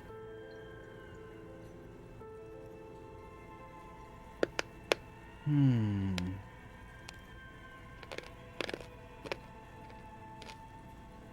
not really. Look at that. What have we done? We stuffed a dead body in a nice bare fridge. Disturbing his room. I do love like how dry he always is. Mm-hmm. We did our best with the means at our disposal, Kim. Oh my god, it's art, and this is our vision. Art Cop is still an option. Okay, maybe we did. At least we've stopped the body from decomposing further. Now you can conduct another inspection under controlled circumstances. Inside the icy realm of the ice bear fridge, the corpse stands slumped, waiting. Oh, so it's just bag him and leave. Yeah, again, one is like you can have the conversation with him in your head again, or you can tell Kim to go ahead and bag him and head out, or So, you can just leave. About a half an hour for those skills. What do we have left to do? Let me see the whole task thing here. Smoke around the balcony after 2100. Special borscht, so something with a cook in the kitchen. Yeah. Karaoke, which I need more money for that. Yeah. Find a way into the secret passage. Which, I guess that's the door that I need to open up? I think, is that the task is explore the whirling secret passages, so I think that's the locked door in the kitchen. Yeah. Victim's tattoos, ask another person about the tattoo's meaning. Which we did that, but not the right person, apparently. I forget that one. We definitely did talk to his military buddy, though. The scab leader. Oh, we didn't ask Kuno about the victim's clothes in the trash. And I guess that's who true. else has unauthorized access? Find this person, who tampered with the scene. It may take a while. May or may not be the person with the mug collection. May or may not. Find smokes. Rent money to pay Gart. Which I already did. I don't know if you've paid him for the next night. No. But what I would do, we should, if we're looking to spend a little bit of time, I would go back to the whirling, and you could like pay Gart and read a book for 30 there's a minutes thing and get rid you of a bunch of those negatives. Yeah, I'm trying to think of stuff that would help us complete those thoughts, like before the Hardys, because that's clearly the next verbal boss fight, right? Oh yeah. Very obviously. So yeah, you can pay Gart. You can talk to the chef back in the kitchen if you want. And there's an option we haven't done with Lena yet that can actually lead. Yeah, Lena, our cryptozoologist wife in the wheelchair here. There's one option we haven't picked with her that can lead to what I would consider some critically important stuff. But I don't think you don't need to do it to beat the game. Acknowledging your presence. The man says a couple of sentences in that strange language of his, and then seems to wait for you to speak. Borscht need more vodka? Okay, so it's vodka that keeps the men happy and in good spirits. Clever move by the Union. Of course, vodka. Now that makes a very, very special borscht indeed. Turn it up and then ask for some yourself. Turning it up seems like a dangerous idea. Honestly, the place is a powder keg. No vodka. The cook gives you a long, disappointed look, then turns the stove off and seems to wait for you to speak. The mention of mañana gets his attention. He smiles and delivers a whole slew of unfamiliar words and lively gestures. Then he falls silent again. They're friends. Thanks, empathy. I figured that part out. Just making sure you understood what that meant.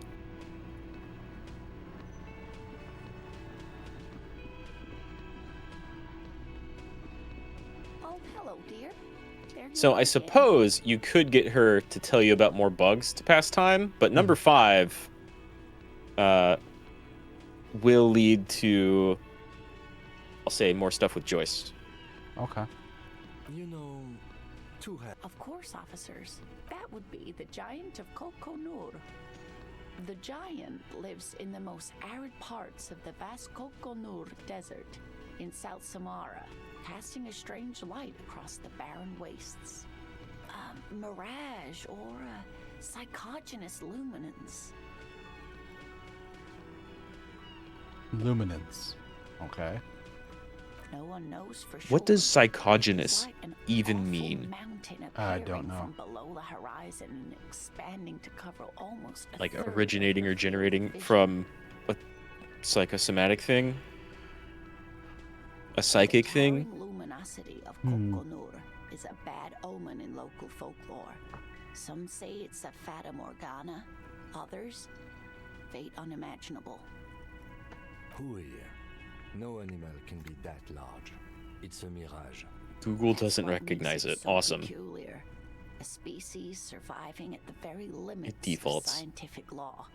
The giant of Kokonur must be the largest animal the planet can support. There are limits, you see, to how large a metabolism an ecosystem can beget. Some say a gravity anomaly below the Kokonur desert might allow the creature to grow to these gargantuan sizes. Cryobacter catlensis. Yes, a unicellular bacterium that was discovered in one of the northernmost points of Kotla on the Boreal Plateau by renowned geologist Caitlin Mijanou some 70 years ago. Mm-hmm. The bacterial colony Mijanou found had remained alive while frozen in ice for longer than anyone could reliably estimate. Certainly from before recorded history. Mijanou disappeared shortly after injecting herself with the bacteria. Wait, she did had what the brought fuck now? back to study. Right. No doubt in You're like, hopes of okay, prolonging her unicellular own bacteria. Okay, frozen in ice. Cool. She did what Resident Evil shit to herself? Yes. Why? Bacteria had survived in the ice since times immemorial. It is not hard to see where she could have gotten the idea. Yes, it is. It's actually a little Right. hard to see. It's Kim a on this little one. hard to see. Like, if you have crazy viral DNA copy technology, okay, whatever.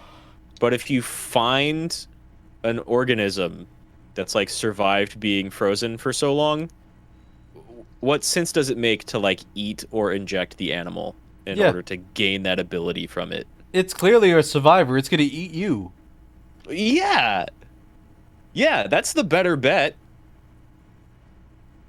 Yes, and she's quite mad, too.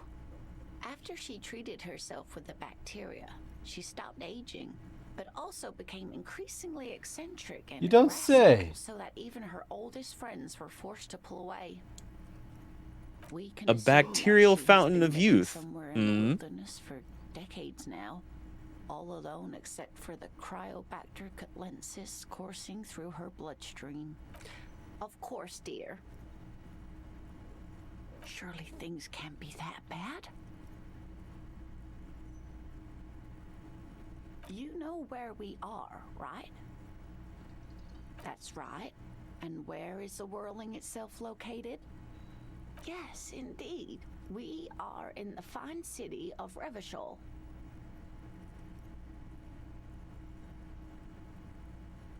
Yes. And Revachol?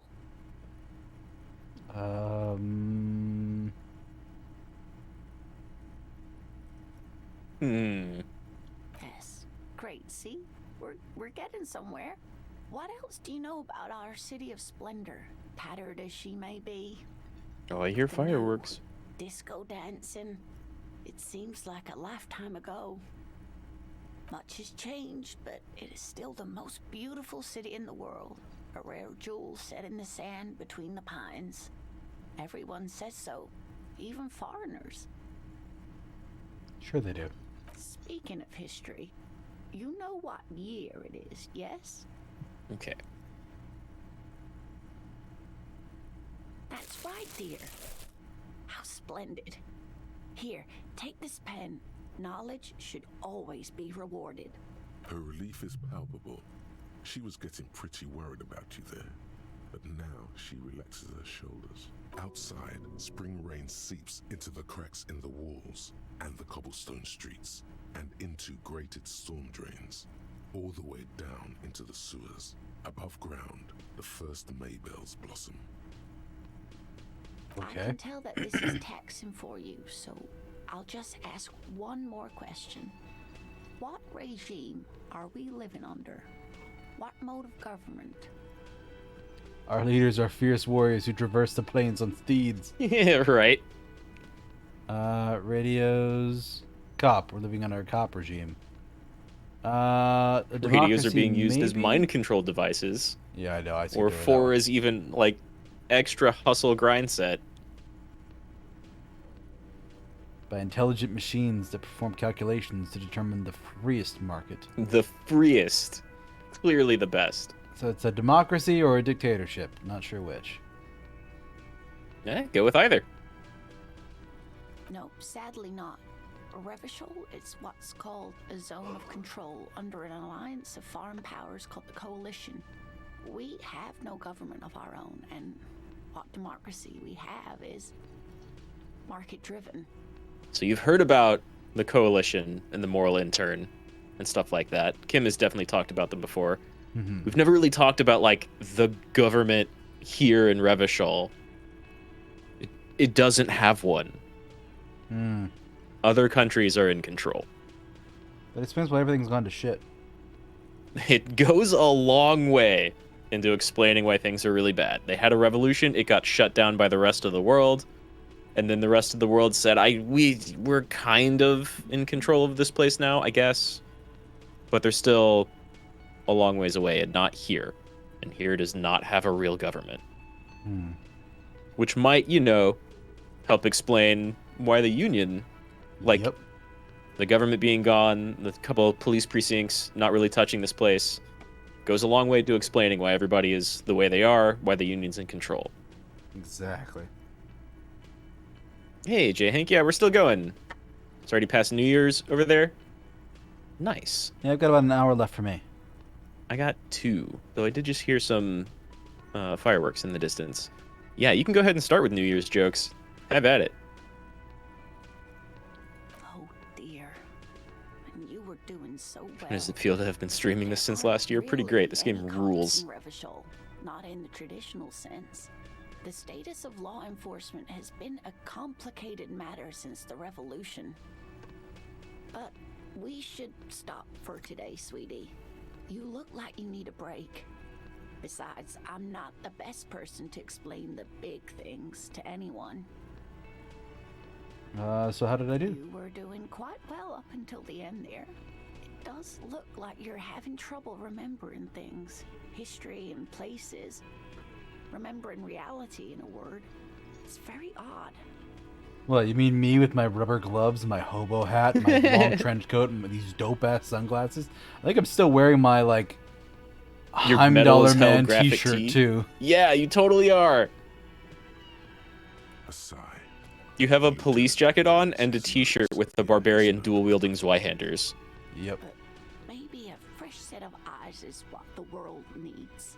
And while I'm no doctor, such bouts of amnesia are often temporary, so I wouldn't worry too much. She means this sincerely. Worrying won't do you any good. A defeat, I'm afraid. The people of this archipelago tried to build something new. Something different.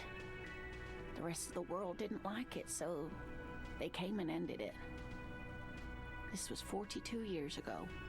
It has something to do with everything. I really don't know how to explain it better. I'm just a poor woman, she thinks. What do I know of these things? And how can There was a huge revolution. Everything gets colored by that. Mm-hmm. Someone more educated in sweeping matters. Maybe you should ask. No, I'm not an encyclopedia. I won't be a guide either. Oh, come on, Kim. Yes, and me. Of course. He totally could. I don't know. Someone rich, maybe. Wealthy people are educated, though I don't know where you would find a wealthy person in Martinez. Well, But lucky thank you, us. sweetie. You did make me forget about my worries for a while. We know where to find the most wealthy person in this area. Yeah, hands down the most wealthy. What's the pen? I forget. We can just sell it. It's just a cute green pin that you can sell, yeah. Oh, and if I talk to her, I don't have to borrow Kim's pen. Oh, yeah. You could maybe even give that back to him. Hmm. Oh, I can inspect the envelope and the bullet, too. Take the legal documents out of the envelope. Nice. The 12 to 40 month construction period and the zoning plan in the addendum. That's a lot longer than he said. Quick save. We can save. He said like 6 months, not 12 to 40. Legal documents out of the envelope. A 12 to 40 month construction period and the zoning plan in the addendum. The youth center cuts into the ocean like the bow of some great modern ship. Apparently, it's going to cover most, if not all, of the street and the square between the existing houses. It's 3 stories tall. I'm no property lawyer, but it looks fine. I like the print size. They're not selling or leasing anything. It's not a perfect solution, but... There is no loophole. The simple truth is, the current residents are going to lose their street access, and for the next 12 to 40 months, their lives will be dominated by constant construction noise right next door. Once the construction starts, it'll probably take a few months, a year maybe, for even the most stubborn occupants to get tired of living like this. After that, they'll sell their property for cheap and move out. I should have seen it. Everard probably has eyes on us, but we could try to get other people to sign this instead of those listed. Or you could forge their signatures yourself. By the time he finds out, we'll already be gone. However, we'll need access to the coast before we do anything. Everard won't believe you got villager signatures if you can't even get to the village. You can try a forgery as soon as we can cross the waterlock. Okay. Not a bad idea, especially if you want to dick over Everard, just for being Everard. Yeah. And then the bullet, which we never looked at. Nope. The bullet is safely sealed away in a plastic bag bearing the RCM stamp. Kim has filled out the label on the bag with the item number, case number, and date and location the bullet was found. What? Well, if I was the bullet, which I'm not, I would say find the weapon that shot me. If we find who owns it, we will have likely found who used it, possibly to kill our victim. In conclusion, the more we know about this bullet of yours, the better. The squashed bullet has some sharp edges where the jacket has split open. It feels cold, even through the bag. The jacket of the bullet is made of a yellowish metal. It has blossomed out to reveal a dark grey core. The base of the bullet is close to 5 millimeters in diameter. You can just about make out a few striations near the base of the bullet. Little hairlines, linear. It feels standard. It's quite destroyed. Some of the fragments are still lodged in the wound. What can you say about the bullet so far? A jacketed bullet. Okay. It would have been shot from a military-grade breech-loading rifle, not from a muzzleloader like those typically found on the streets of Martinez. Even the RCM uses ordinary unjacketed conical bullets. This is strange. Very strange. I like this, officer. Strange means unique. Unique means incriminating. We need to find the gun that shot it. A rifle, Revolutionary period. Your bullet looks to be an old 4.46 millimeter from the surplus left over from the turn of the century. Probably an antique or a retrofitted antique. The 4.46 caliber was widely used with the Belma-Grave rifle, a Revacholian manufacturer. The BM dominated the battlefields of the Insulindian theater of the anti-centennial revolution 50 years ago. So somebody found a cache of weapons somewhere. That's a pretty good working theory, right? You already found a cache of weapons and have a rifle that could have shot this bullet if it were better. It's unusable, sadly. If it were, the bullet would probably fit the chamber. No, but Zelica, a major firearm manufacturer, ended up with a surplus after the war. So there are still a lot of these old military rifles floating around, usually broken. The quality was appalling. Antiques enthusiasts, guerrilla fighters in distant countries, a few lucky jamrock bangers. You're looking for the same thing you found in that hidden weapons cache, only in working order. Exactly. What are you thinking?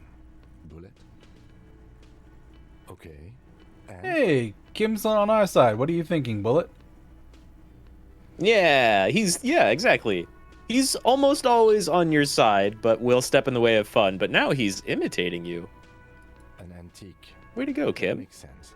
There can't be many breech-loading rifles floating around in Martinez, or anywhere in Ravachol, really. I have to hand it to the monarchs. It's quite admirable that they took the advice of criminologists last century and banned the use of breech loaders in peacetime. Some new RCM recruits get impatient with their muzzle loaders once they've trained with military-grade weapons, but they realize it's worth it in the end.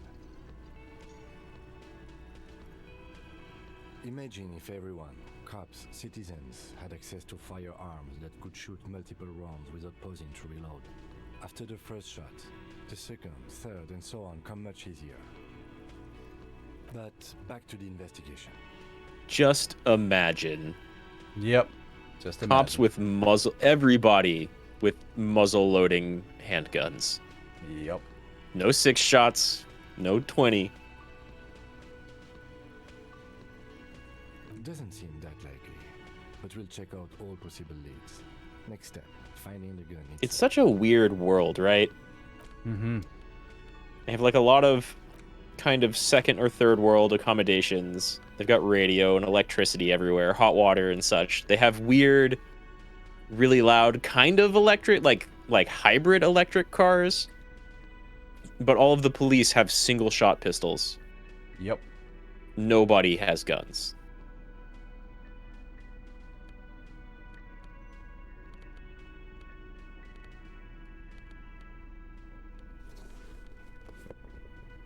I'll put on the boring shirt.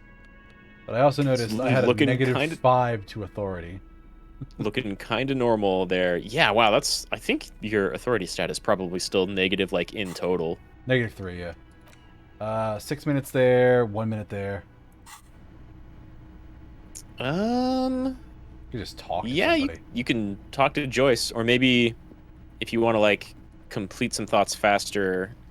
Maybe Kuno has unused dialogue? Oh, Kuno does, because we have to talk to him about the one thing. Sure. Oh, yeah. About the clothing in the dumpster. Yeah. He's closer, and the conversation with Joyce is kind of large. But also a good thing to do without Kim. Going in there like that. Oh, brutal shit. Tell Kuno dies. You're gonna pick one out of his brain like that too? Kuno's gonna go out in a hail of bullets. Porta Rosa, a side alley of the Boogie Street Spearhead. A young man in his early 20s approaches patrol officer Emile Mullins and asks for a cigarette. As Officer Mullins reaches in his coat pocket for the pack of Astra he just purchased this morning, the man shoots him point blank in his chest. Breathless, the patrol officer collapses in the gutter. His right hand is grabbing the armor on his chest. The bullet didn't pierce it, but he can't breathe. On the pavement, the patter of the perpetrator's feet growing distant. Bleed, pig. Someone opens a window and says, but Emile cannot see who. His sight grows dim with pain.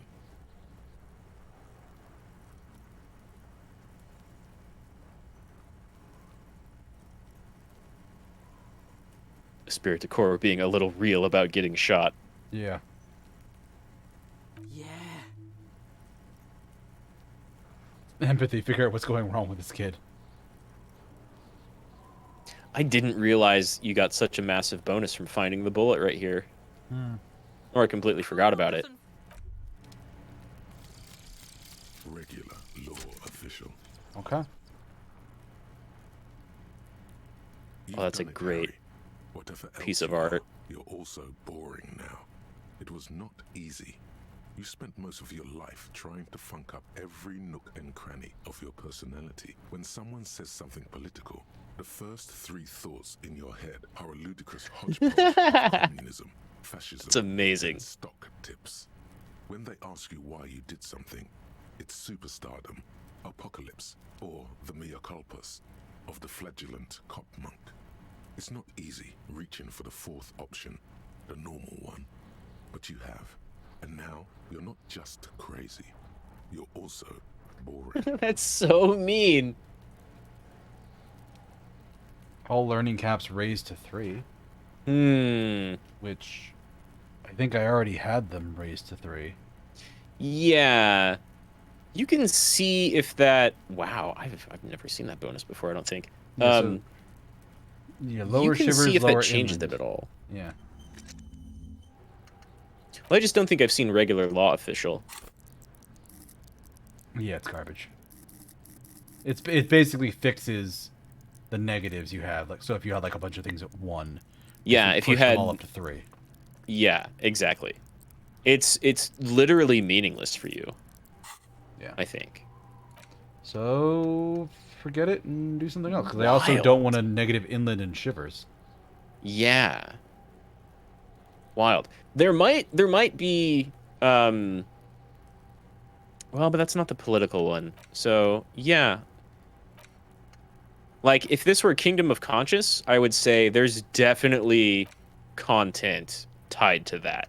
Mm-hmm. Like, for example, if you do the communism thought and get its side quest later on that was added in Final Cut, you spend a lot of time talking to Manana and then some other people that I think you don't even meet otherwise. Interesting. And that's only because you have the communism thought. But regular law official doesn't really have any good bonuses for you. That's too bad. So it'll cost me 1 point to forget it. It will. You're close to leveling up, and I don't think you'll really need to, talking with Joyce. But if you wanted to wait, that would make sense too. Now I'll dump it now, because that'll let me start working on the next thing. Yeah, that'll free up a slot. That's kind of wild. Most of the cop types, like Hobocop, for example, makes you get more money whenever you turn in Tear at the Fritz store. Or Art Cop gives you 1 real every time conceptualization chimes in. Interesting. And you need to like pump conceptualization to get it. So it's going to be chiming in more often. So I figured Normal Cop would give you one of those kind of odd bonuses that help you with like money or a slightly different thing outside of stats. It is an odd bonus. It makes you normal. It averages your stats. So anything that's bad becomes Oh my god, that's normal. totally right. It literally sets the learning cap for every stat to average. Yeah. But I mean, started probably off doesn't- being average, so it doesn't help me. Right. That's wild. Oh, there's a check I could do with Kuno, too. You're back. Good. There's probably a couple. What can I help you with? This reality.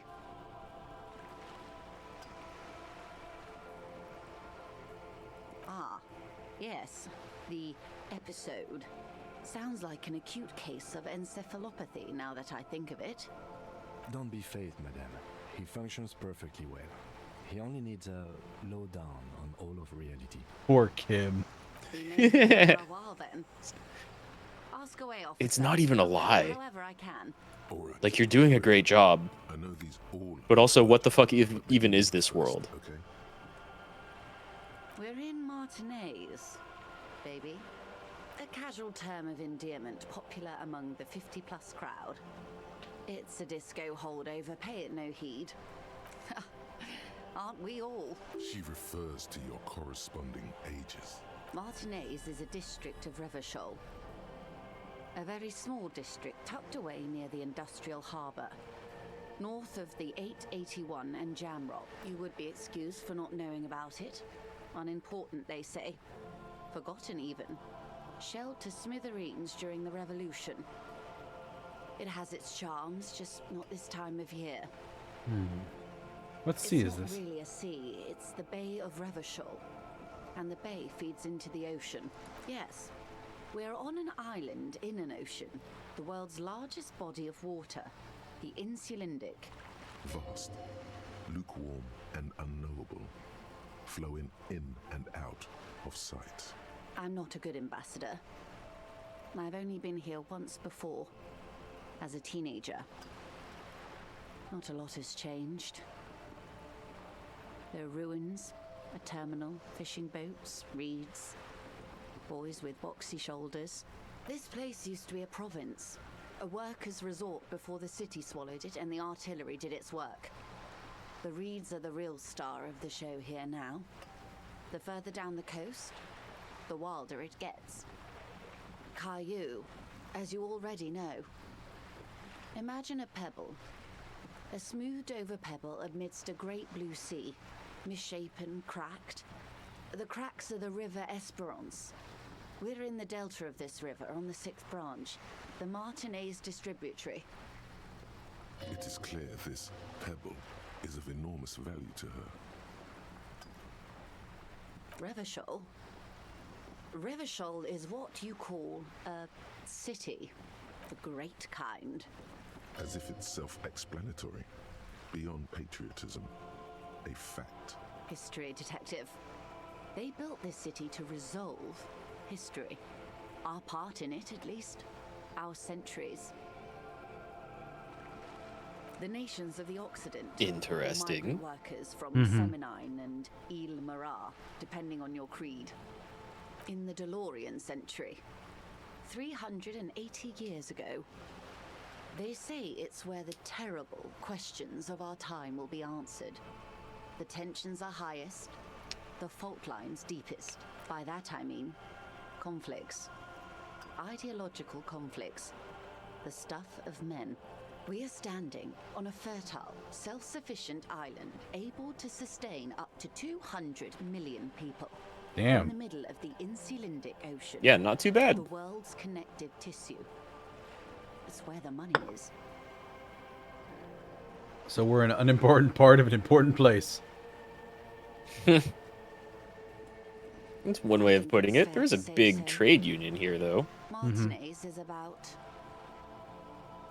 A collection of tall ghosts behind the water vapor, light reflecting off their glass windows. 22 kilometers from the center of the world. That soldering iron is the bank of the world building.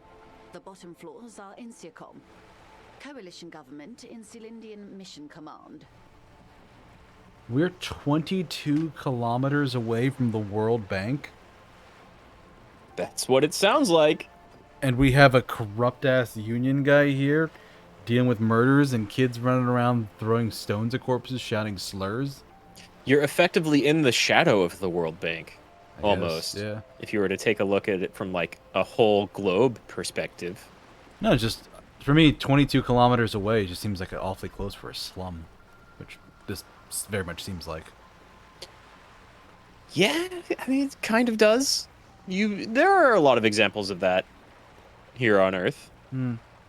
But yeah, it does seem kind of close. You would figure like everything would be a little bit better off. But again, there's no real government here. That too, yeah. 22 million people, no government. Or no, not 22, 200 million. Yeah. I don't know if that's meant to be like there are 200 million here or they estimate based on It could everything. support 200 million, yeah. Right. But still, probably safe to assume there's somewhere between like 50 and 100 million at least. Silence. She lowers her hand. The water, the light. It's as though you're seeing it for the first time. There is no recognition, only the immensity of the sea and the cold radiating from it. We are where we are. I have no truer answer to give. Jamais vu. This is one thought you need to complete. Was there something else you wanted to know? This has been informative. Thank you, ma'am. Might I suggest not asking them all right now? Madame Messier will be here later too, and tomorrow. Absolutely. My commitment here is long term. But I want to know everything now. It's better not. Yeah, she will be here for a while, so. It's better not to eat all your candy at once. I'm always Kim's so at your good. service. Glad to have been of assistance. Kingdom of Conscience. The Kingdom of Conscience will be exactly as it is now. Moralists don't really have beliefs. Sometimes they stumble on one, like on a child's not too toy bad. left on the carpet. The toy must be put away immediately, and the child reprimanded. Centrism isn't change, not even incremental change. It is control over yourself and the world. Exercise it. Look up at the sky, at the dark shapes of the coalition airships hanging there. Ask yourself, is there something sinister in moralism? And then answer, no. God is in his heaven. Everything is normal on Earth. The bonuses are moralist dialogue options heal morale. Uh-huh. And then volition and logic have increased learning caps. Which something else also increased all the learning caps for volition's field. So volition could potentially go super high. Yeah. And volition is pretty great. So that doesn't give you money, but volition wow, can look go at up to that. 7. 1, 2, 3, Yeah. 4, 5, 6, Yeah. 7. Jeez. You could have volition at 10. Well, no, because I can get... Yeah, I can have it at 10. And then logic can go up to 10 as well, by the looks of it. Or maybe just 8, but you have something that's boosting it right now for sure. True. Bonus from items plus 2, yeah. But no level up yet. That's not too bad. And that will give you bonus content later on. There's also Jamais Vu, the new one. I don't know... Oh, also no negatives. I don't know what the bonuses for that are, but I will tell you, you saw that really big conceptualization check on Joyce, right? Mm-hmm. The Jamais Vu thought gives you massive bonuses to passing that check. That's good. You're back. Good. All around you, rain keeps falling down. On the wooden boards she's standing on, and on the water around you.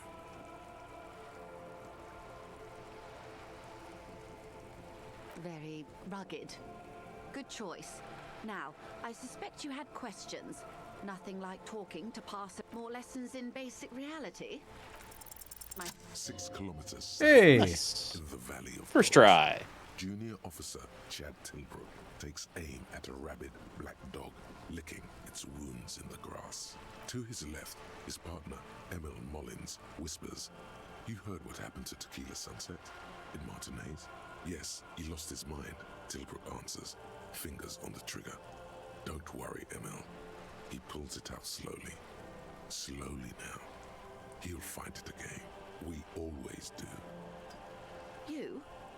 You're an officer of the RCM. Preciso Mundo.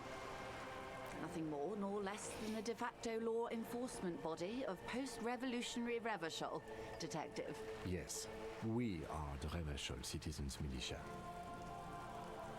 Yes, that means not de jure. The RCM acts in what is poetically called the twilight of international law, both at the behest of the coalition government and to its chagrin. Yeah, that's an interesting thing. The RCM's responsibility The whole setup are of defined all by this the is Emergency really Wayfarer different. and Aliments Acts, 3 pieces of legislation keeping the city in a, let's be honest, laissez-faire stasis to the benefit of foreign capital. All 3 are good to know when we are out policing.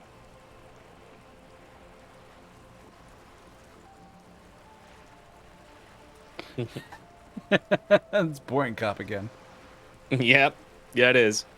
Well, clearly you have, like, the communist being like, damn, I hate being crushed under and forced to work for capital. or the fascist being like, ah, those foreigners. Or the moralist. Or the, what was the other one? I forget, but yeah. One of those, 3 or 4 is either your moralist choice. 4 is definitely boring. The coalition government would applaud you for staying out of politics. And yet, there's nothing basic about your role, Detective. It's true that the RCM keeps everything the way our seemingly permanent provisional rulers like it. Yet, on the other hand, I know these people. I deal with them daily. Let me tell you, dear, they are not fans of you. The post-revolutionary decade was a disaster for the coalition government. Revachol in the 20s was hell, especially on the west side of the river. Gang warfare, a botched privatization scheme, a nuclear pile meltdown. They called it the international zone because no nation wanted to claim responsibility. The RCM restored peace where the coalition failed. A true blue citizens' initiative. They will never forgive you. You guys fixed our problem. We hate you. Yeah. That was supposed to be our victory, but now you're kind of in control, whereas we wanted all of that power. Yeah. Ravacholians get to keep the peace in Ravachol, and the coalition doesn't have to worry about it. Anyway, sorry to intrude. Please continue. Or there's Kim's perspective, which is also not wrong. With this. Who you are, to me, is the police. The only legitimate law enforcement authority in Revachol. And if those authorities drink so hard they need help recalling the basic terms of reality, well, I'm here to help. It's a neurological disorder caused by a lack of vitamin B in the brain. Symptoms include a retrograde amnesia. It's quite serious. You should get yourself checked out. She conveys it in short, cold bursts, trying not to invest too deeply in the condition of this doomed detective, in case he goes down later, souring the entire portfolio. Well, it's either bariatric surgery or long-term alcohol use. She nods slowly. For reference, she does not buy it if you say it's for surgery. Of assistance.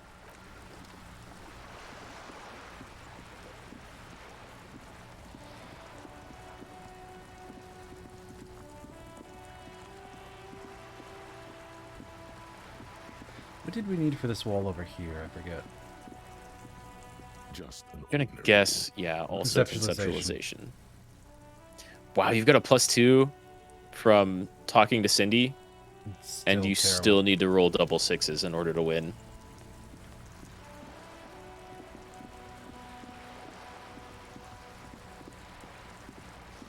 Well, I'm just not very conceptual.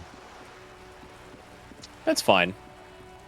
You can totally beat the game with like solving a bunch with basically minimal stats and almost never leveling up.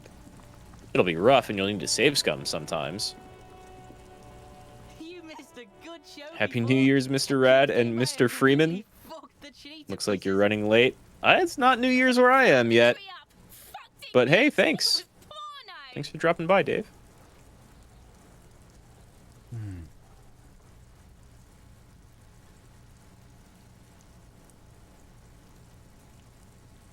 Great. Yelling at the children. Shoot that shit at Kuno, Yeah. kiddo naught. Kuno doesn't. Alright, save's coming now that I'm standing next to him. Does Kuno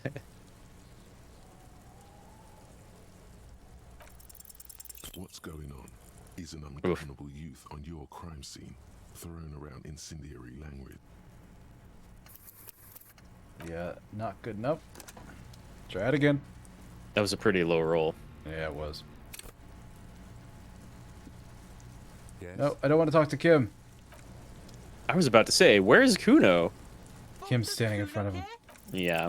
What's going on? Same roll. Same roll.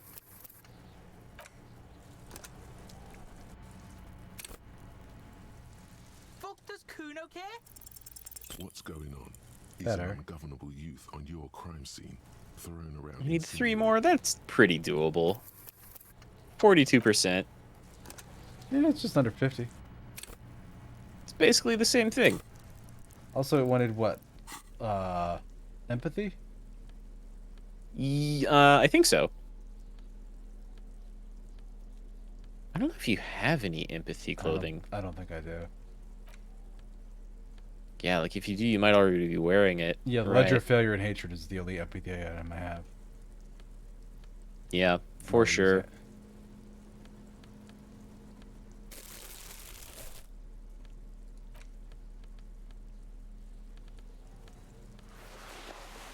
I don't even think there's a drug that increases empathy.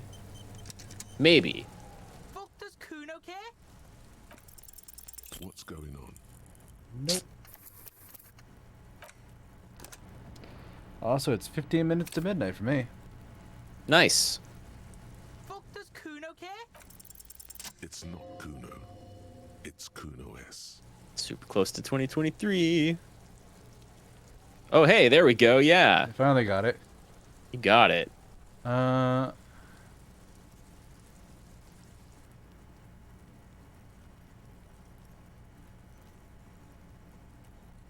S is by far the worst of the two. Kuno has no problem being near you, but the other hides behind the fence, afraid for her life, like she's done something very bad. She came up with that psychopathic scheme of screaming for help before. Kuno just wanted to talk to you about his name. Kuno S was the one who wound him up and directed him. All in all, Kuno respects madness. You cannot hope to outdo her on that front. You must win yourself a few minutes with him alone. Fuck you whispering about? He's whispering too. He's going with it. But watch what happens. Fuck you whispering about? If Kuno wants to whisper, he's gonna fucking whisper, okay? Let's whisper, pig. This is it. You've got him. But be careful. You can still fuck this up. Don't make Kuno look bad in this. No checks, just dialogue. Mm-hmm.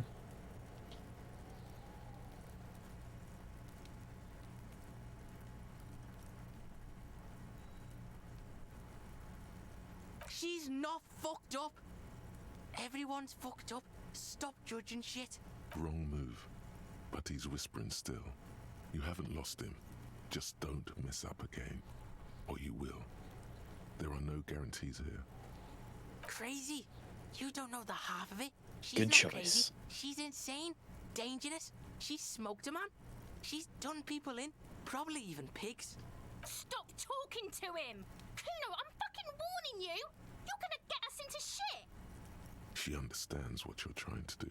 Yo, see? Did Kuno not tell ya? Kuno told ya. Kuno talks to whoever he wants. Talk, pig. Kuno's got it under control. You did it. They're separated. He's even turned his back to her so she can't read his lips. Kuno means she killed someone. That's right. She's a killer. Like, actually a killer. You're both C. His little green eyes are fixed on yours. Yeah. You know who he's talking about, though.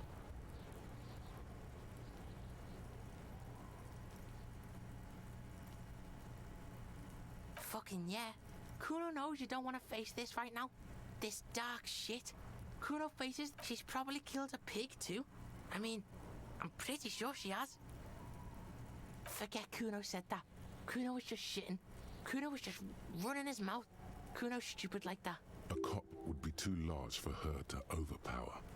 But a determined child of her size can still kill the vulnerable, the elderly, the homeless, or other children.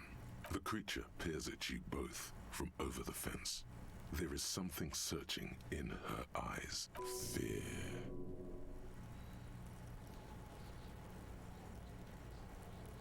Okay. Kuno falls silent. He does not look at you when he replies. Kuno, there. That's it. That's what Kuno is starting to think here.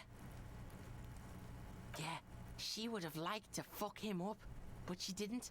Kuno wasn't around, and C was with Kuno. Look, Kuno's gonna put you at ease. We didn't do it. He speaks the truth, my liege.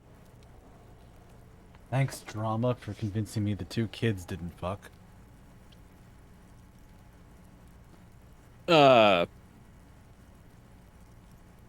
Didn't kill the corpse.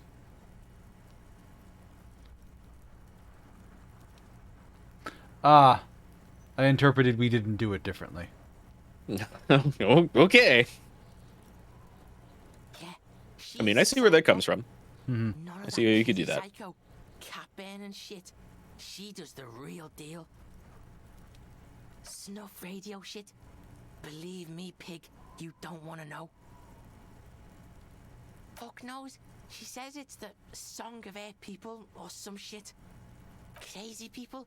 The fucking Nakis. I don't know. Some things are too awful to dwell on. The Nakis and Runkaris might be some kind of defense mechanism. Fuck no, she's not my sister. She's just a stray who got in, like a mad dog or some shit. Yeah, she was just there.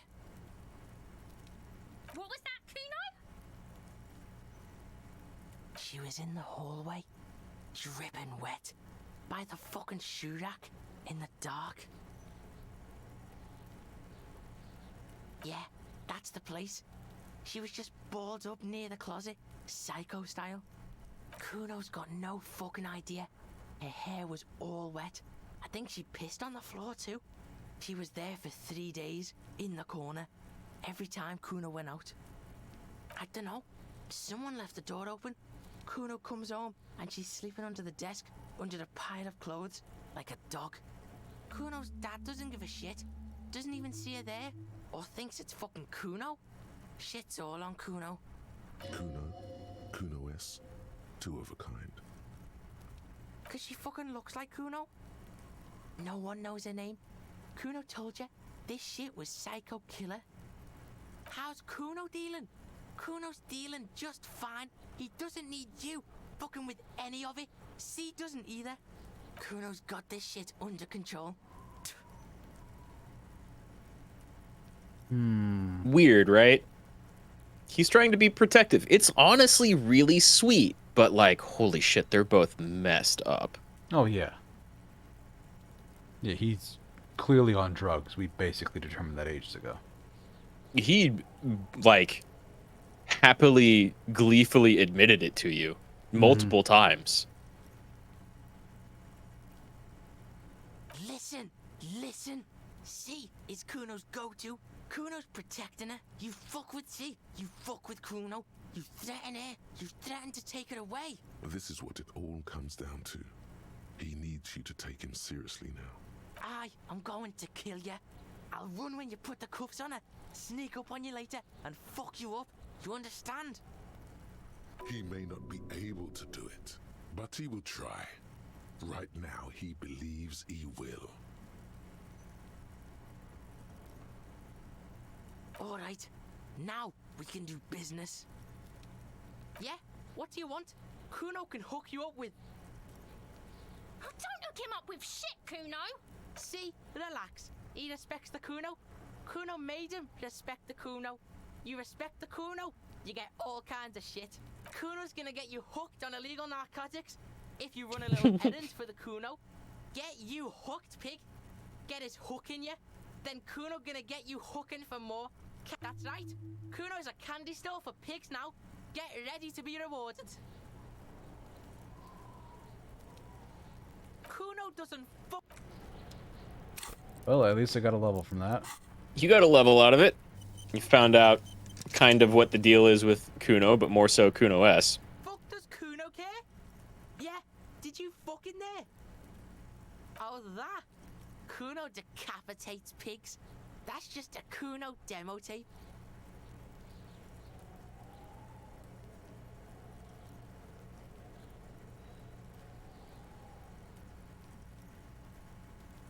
I love that option.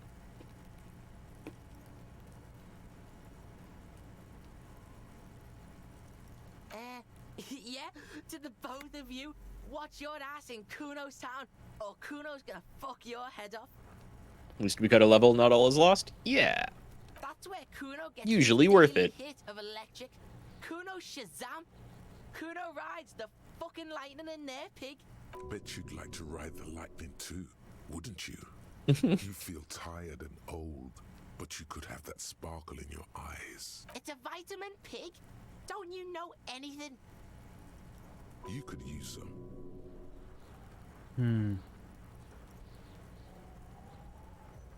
Yeah, it's the mag. You fucking Hmm. need that shit to stay on top of your game. Kuno goes through like a tube a day, rips mag like a motherfucker, Jesus. and you could use a battle. Oh, don't teach him, Kuno! He's gonna use it against you, Kuno! You already know. You're not getting this, pig. It completely takes away the hangover. It's like you didn't do anything. Like you stayed home playing with your choo-choo. Fuck you, pig! Don't do mag! You're gonna OD and you're gonna fucking die! Good call, Pigmeister. Don't come and talk to Kuno about his kingdom. The fuck do you want with it? Good call, Pigmeister. Kuno doesn't... Okay.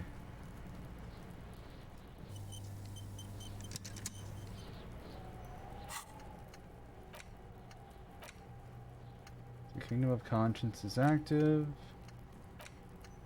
Those other two are gonna take a bit, for Yeah. sure. So what do we even have to work on right now? Signatures for Everett. What was the one thing that we wanted Kuno?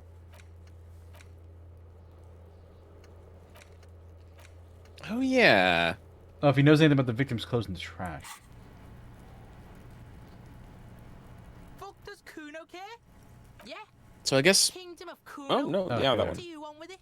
Yeah, Kuno doesn't know shit about that. That shit is beneath Kuno. Listen, listen. Kuno doesn't care about Kuno could hook you up with some sweet rags. Shit like... You'd have to be blind not to notice the giant white letters F-A-L-N running down his trouser leg.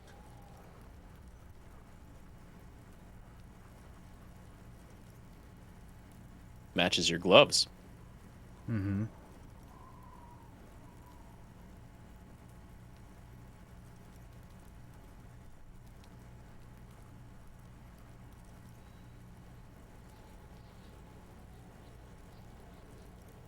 Pig, these are found modulars. Liquid fit, performance crotch, urban survival shit.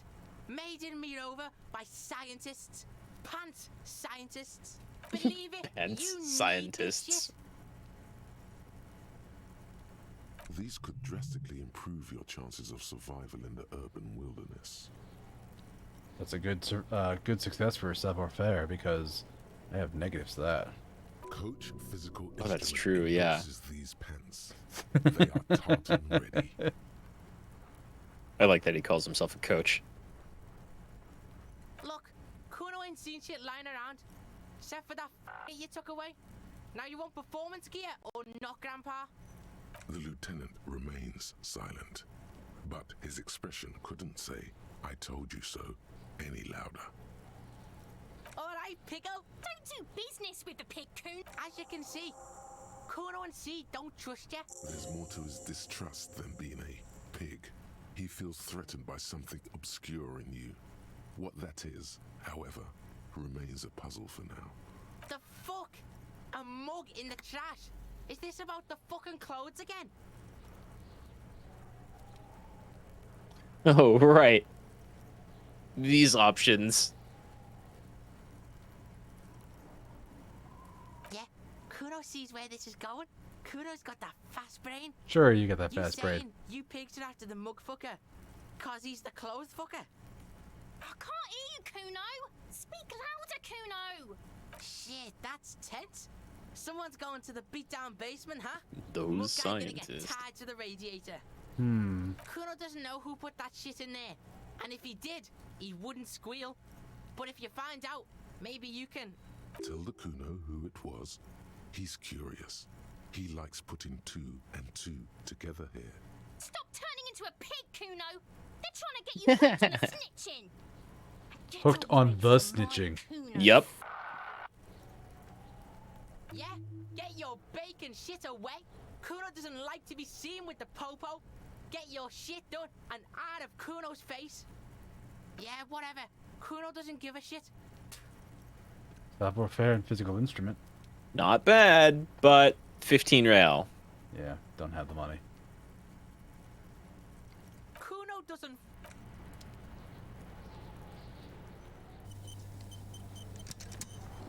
It's fun that like Logic or somebody mentions him liking putting 2 and 2 together. I think I've mentioned it before, but if you're doing a very, very different playthrough, you can get, well, Kim to leave like permanently and Kuno to replace him. Yeah, you told me that before. Yeah, you have to be playing very differently. But you can get Kuno as your junior detective sidekick. And he's just kind of with you for like a lot of the game. That's nuts. So I am going to refill my champagne now because I am 2 minutes to midnight. Oh, hey, yeah. You're right back. Very nice. I can reach for my scotch.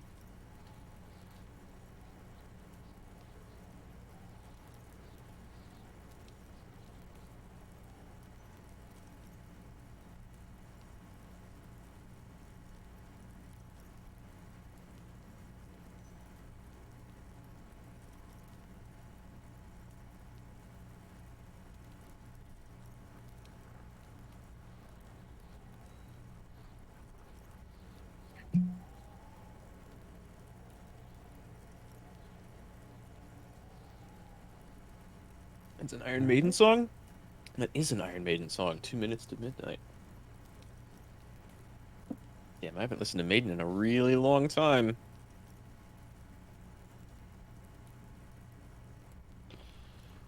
There's a lot of Iron Maiden songs that you could throw at this game. The Trooper. I mean, not the actual meaning of a lot of their songs, because they're very, very, like, historical. Or, you know, Rhyme of the Ancient Mariner. Alright, there it is, midnight. Happy 23. Happy 23! Happy New Year's, Twitch. It's Happy still New an hour Year's, until East it's New Coast. Year's. Yeah, Happy New Year's, East Coast. It's still an hour until it's New Year's over here in YouTube land. You still good to keep going, Rad?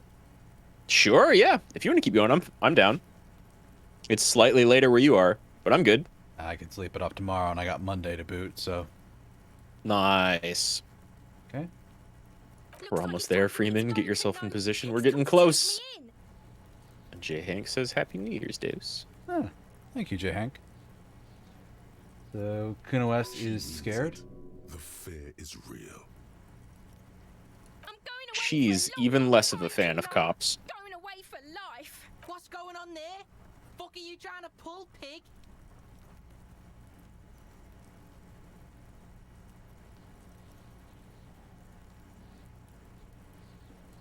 These are all terrible options.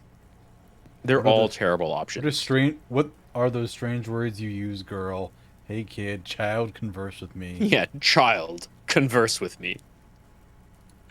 None of them are good. You don't want to go there with me. You don't want to see what I've seen. Don't be traumatizing her. Sadly, she has a lot less dialogue than Kuno. Mm-hmm. What's this kid shit? Fucking mind games. I'd rather die than squeal. Get the fuck out of her face. You... So it's a girl. Interesting. I'll die before I squeal, pig. Murder was the case they gave me.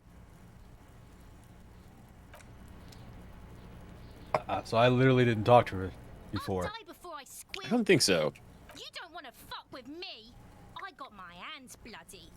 I'm not here, pig. You're not seeing this. You can still see the top of her hat from behind the fence. The success rate is 6. Anything other Yeah. than 1. Actually, no. Or, yeah, anything better than Snake Eyes, I win automatically. Mm-hmm. And honestly, I don't even know if that's a thing with these, like, roles that you don't even click on. No, right? I mean literally like Snake Eyes would be 2, and then I would add +3 and fail. But if I roll 3 or better, I add +3 and I succeed. Yeah, absolutely. So it's not even the auto fail. It's just literally, unless I roll exactly 2, it will succeed. Yeah, good old trivial checks. Mm-hmm. At the opposite end of the spectrum, something we're never going to see, and no sane individual should see. People have totally hacked the game to start out with 12 in every stat, just to I want to see I want to pass every check immediately and see every single line of dialogue and content that this game has to offer. And it quickly becomes completely unplayable because you have 24 voices popping off all the time. All the time. Very true. Not every stat has something to say for every little bit of dialogue or interaction, but man, a lot of them have a lot to say for basically all of them. I mean, hell, electrochemistry is only at a +3, and it is chatting my ear off. It still chimes in, telling you to do stuff that you're clearly not going to do. And every once in a while, I'll say something probably handy. But yeah, the bigger they get, and they don't really get crazy pop-off-ish, jutting themselves into every conversation until around 10 or 12. Mm-hmm. But yeah, weirdly, this is a game where if you have max in every stat, it's much harder to play. Because there's just so much.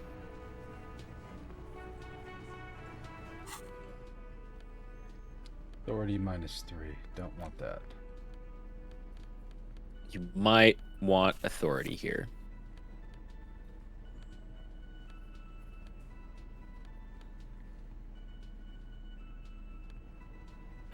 I can hear the fireworks. Yeah. I don't really want visual calculus. Nice. So. I heard some a little while ago. I haven't heard any recently. You think there'd be another wave just 1 hour out? Oh well. Okay. No negatives to authority. Yeah. So let's go talk to the militant people. Detective disorientated. Are you still wondering where you are? This is Martinez, in case you've forgotten. I advise you not to overstay your welcome. So this is the lawyer lady? Do you recognize her? It said Elizabeth, and she was the woman outside the place. She was the gardener sitting outside, the one who gave you whatever you needed to address the corpse and those gardening gloves. Mm-hmm. She's good guess. There's your lawyer lady. Her entire character has shifted. This young woman is cold as ice.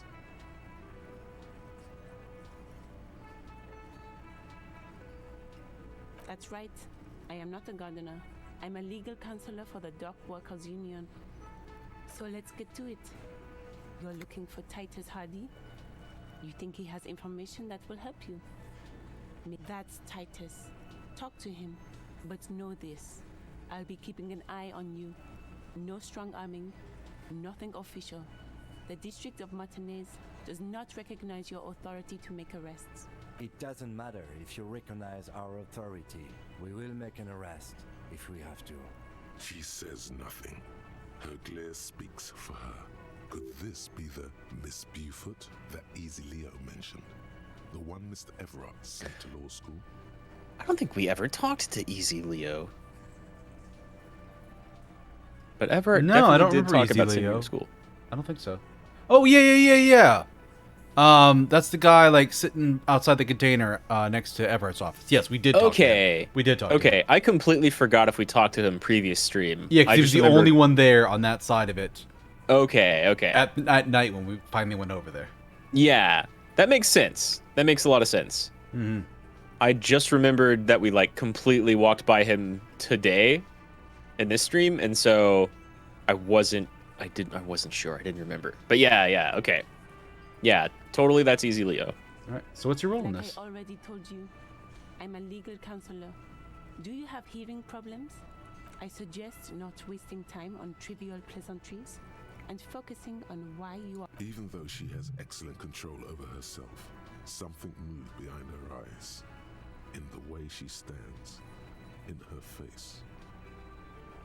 You are not here to chat up the legal counsel. You are here to question these men. What you want is of no significance, officer. Don't test your authority. Damn, she ain't taking shit from anyone. She is not. She's in legal mode. What are we going to do to you? The union isn't going to do anything to you. Goddamn right it is. If anything, it is the RCM who do things to people. But we digress. Aggressive, you make your living enforcing violence. These people are just dock workers. They are fucking nuts, lady. We are the cops here to investigate a murder. Quit being a bitch about this. Well, she's asserting that they are the cops. No. There's no government here to settle this dispute. True. Represent murder suspects, just dock workers. We've talked to Everclair. We know who these men are. The union's militant wing. Listen, you Heading out to bed, Dave Bubba Max. Well, I'm glad you dropped by. Happy New Year's, and I appreciate you hanging out, and I'll see you next time. Have a nice rest. And you're their bodyguards. 20 fat men in the Occident. As opposed to the one fat man that we met earlier today? Yeah, basically. I mean, I think it's, jab at, like, 10 rich men control everything, or whatever. Yeah. Which has both, like, conspiratorial and marginally accurate roots, but still. You could definitely count Everard as among that group, I suppose. Or trying to be one of them. Needs a financial buffer zone. No need to get emotional. Privatization's not unlawful. It's cool and funny. No. I don't know where you heard this, but that's wrong. It's principled and strong. Unlike you, so no. I like that good start. Let's take it a step further. Armed uprising. What are the union's plans? Let's. Just gonna side pass all that bullshit. So we're definitely political options, no doubt. Toting guns and union placards.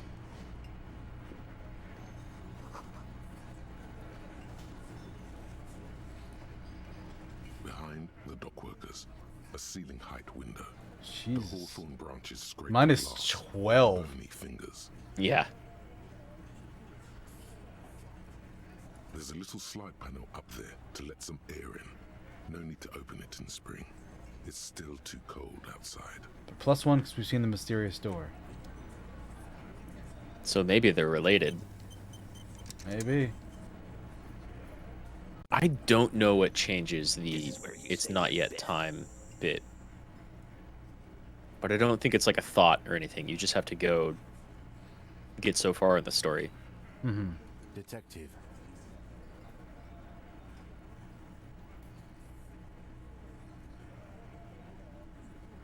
Oh, this is about him. A real looker, that won't. You sure took your time, huh? Waited for him to get real ripe and pretty for you. Shanky? His name is Shanky? His name is Shanky. Jesus. Oh, he was a real pretty boy. Hanging up there, letting out that pretty boy smell. I can't for the life of me understand why you did it. I mean, I would have just left him up there. You must really like cleaning up other people's shit. You might want to start asking your questions now. It's not going to get better than this. These guys are so macho, they're ready to confess to first-degree murder. Ask if it was them. Do a head count first. Connect these men to the tracks you saw in the yard. Chances are they're going to match. Starting from the right. Boot size 44. Blonde man. In his 30s. overbearingly masculine. Sitting on his right, standard working boots, size 45 or 46. Eldest in the room, probably mid-50s. Smoker, quiet. Across at the other table, hobnailed working boots, size 43. Gang tattoos, Mesk or Sarah Mauritian, in his late 30s, early 40s. A symmetric burn on his neck, resembling the letters Loss Loss. Has he tried to burn it off, leave that life behind, and then Burning off gang tattoos. steel reinforced toes, size 46. The big dick, wide at the shoulders and lean at the hips. Rugby cap, fingerless gloves, and numerous scars. A little under 40. The emblem on his vest says Rowing Club. A little patch below it reads T. Hardy, Captain. In the far corner, standard working boot, steel reinforced toes, size 44. 40-something, non-alcoholic beverage in hand. You squint. Is that a plectrum? On his neck. Forget it. It's not important. Let's call this one the musician. Size 41, with the light step. Not a child, after all. An older man with a rat face, mean, watery eyes, and 2 front teeth missing. In the middle, heaving and wheezing. Big guy. Boot size 46, deep marks. Probably carried the victim over. He, alone, is 130 kilos. Add the man in armor, and you could easily exceed 220. So that I wouldn't have gotten if I hadn't passed the check about the tracks in the ground. Mm-hmm. In conclusion, these 7 are the actors on the crime scene. The footprints were theirs, but there's a discrepancy. Yep, odd soul, but we figured out who that is. That's the lady driver. Yep. So why is she You already know involved? that much. Exactly. The missing lady driver who was... There are no ladies here except for that lawyer. Does it mean the Hardy Boys are involved in the drug trade as well?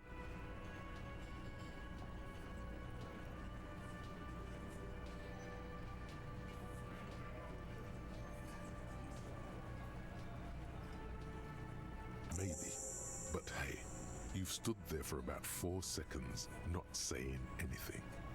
Now is a good time to hit them with questions. Where's the 8th Hardy? The fuck is with you, fella?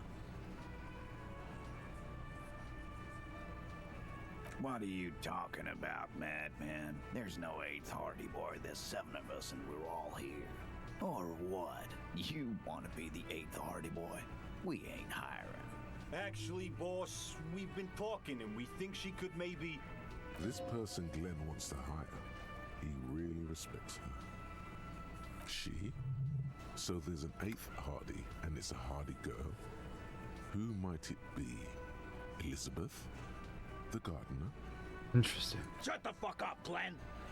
I do the talking here. Now what the fuck do you want, cop? It has to be good, if he won't let you pursue it. Looks like the lieutenant thinks so too. So let me get this straight. There is an 8th Hardy Boy. It's a she, and you don't like us talking about her? That's right. We're not talking about this. This is a private Hardy Boys matter. Nothing to do with your shit. And you're not cops here. Don't go digging around if you don't want a bullet in the back of your head. I'm watching you. Good. We are all watching each other. Officer, your question. There's no point in pushing it further, he thinks. This is already a victory. We'll learn more about this 8th Hardy sooner or later. The pretty boy. You guys really love talking about that pretty boy. Funny. But my partner and I have a serious matter to discuss with you. Ebrard? And what did he tell you? That we killed him? That we took a cargo belt from the harbor, went out back, and used it to hang him? Because we did. All of us together. I hope he told the stories. All of those questions you just had, all those options you just had, screw it. We're gonna admit to all of them right now. Yeah, we did it. Yeah, Everett knows. Yeah, the cargo belt was ours. It's too simple. There is no catch. These 7 honest men have all equally come forth to tell you what happened, so that you don't waste any more of your time. We hanged him up by his neck until he got real still. So they're lying. Wasn't that obvious? They're still going with the hanging, and they have no idea you have that bullet. The autopsy showed there were no ligature marks. His hands were not tied. The lieutenant goes in for the leg sweep. Titus does not see it coming. Look, I'm not gonna... Yeah, I knocked him out. Came up behind him and clapped him. That's right, lawman. Make them a bit more uncomfortable first. Then see if it all adds up.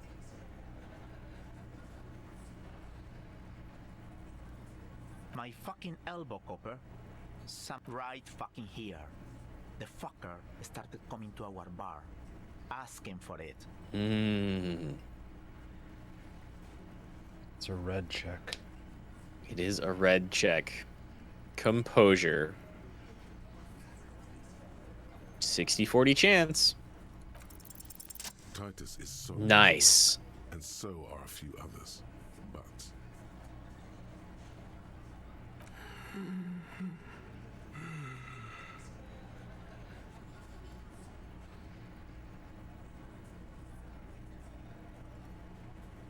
fuck off, Copper. this one is a stone wall. You won't get more out of them about the night of the murder. Not yet. No. Of course he's having trouble breathing. Just look at how fucking fat he is.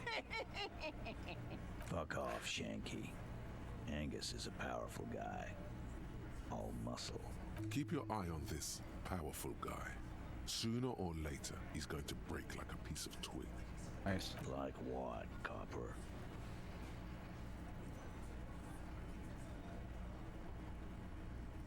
Why? 'Cause he was worthless mercenary scum. And he stepped out alive in my town. And he stepped out alive. What kind of mercenary? The kind that shows up when you start a strike. The experienced kind, too. Had Cohoy and Semenine written all over him. Ex-Oranese Special Forces. I mean, how the fuck do you know this, dude? You're like 35 to 40. Well, and he's just like some worker, right? Mm-hmm. I can't prove it, but I know he was sent by the Wild Pines. And he's They right. hire merc shit like that. Story of every strike from here to Samara. Like, he's not wrong, but there's no way he actually knows. Raped one. Hmm. Harassed workers. Threatened to kill some as a warning. There's slight unease in him suddenly. He regrets mentioning the rape. To kill us all. If we don't open the gates. If we don't let the scabs in. If we don't bend over. That was before he started coming here. Yeah, he said it was his favorite joint now. Started coming here every night. Drinking, grabbing girls. Grab one of ours mid-karaoke, right there on the stage. He grabbed someone?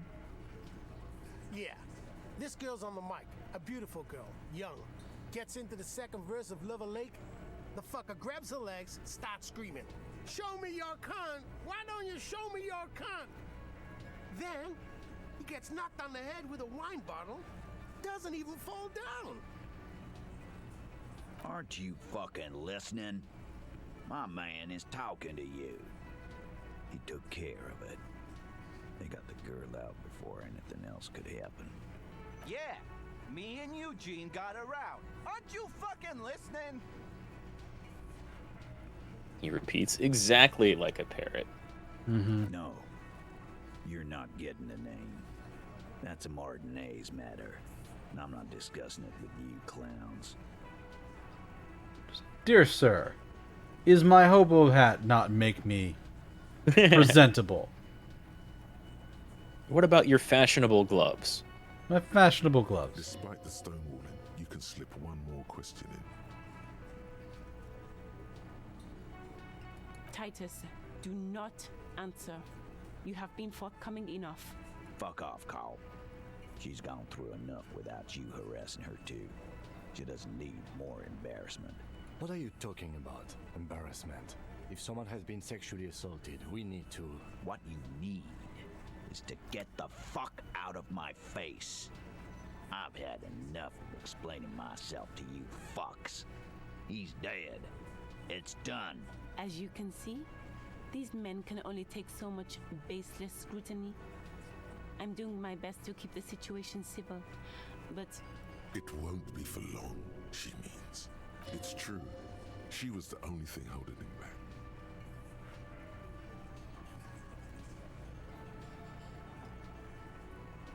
You could pull out the bullet now. The bullet's a good thing to pull out now. There was a bullet in the dead man's brain. Why was it there if you hanged him? How the fuck do I know? Anyone could have shot him. Target practice, maybe. this line of questioning is over. You got the cause of death already? Hanging. Oh, they're just avoiding it. Any post-mortem trauma, it's your problem. This will not turn into a cross-examination. She's not going to physically stop you from asking more questions. Mm-hmm. How many people have you sent to the Shays? Ever felt remorse for them? Or send them to Reunion to rot? For 20 years? For life?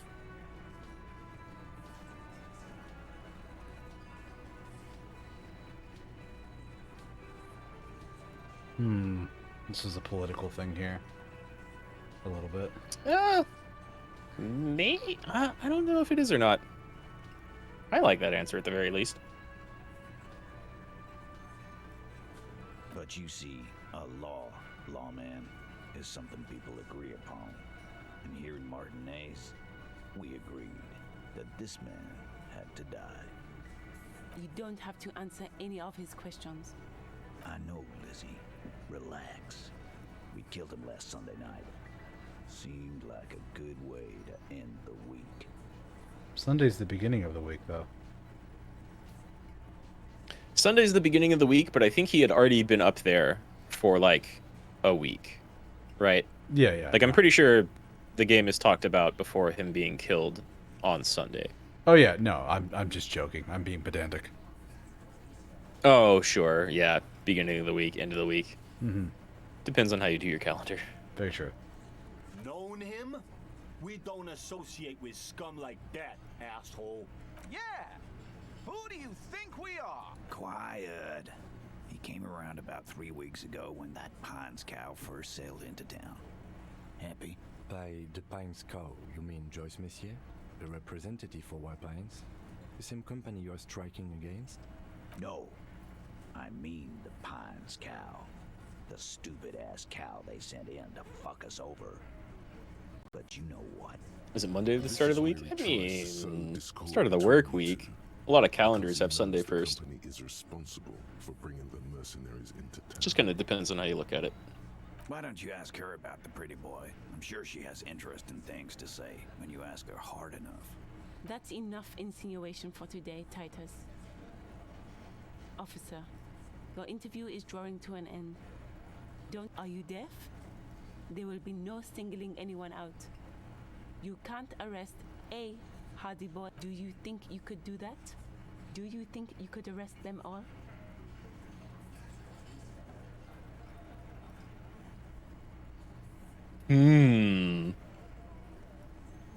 Address her, or just ignore her and be like, okay, no, seriously, who decided this? Yeah. Well, you could also, it's like either between, all right, no, which one of you was in charge that night or decided things? Or like, right now, hey, Titus, you're clearly in charge. Is she in charge or are you in charge? Like, what's up, big guy? Yeah. Who do you fucking think does?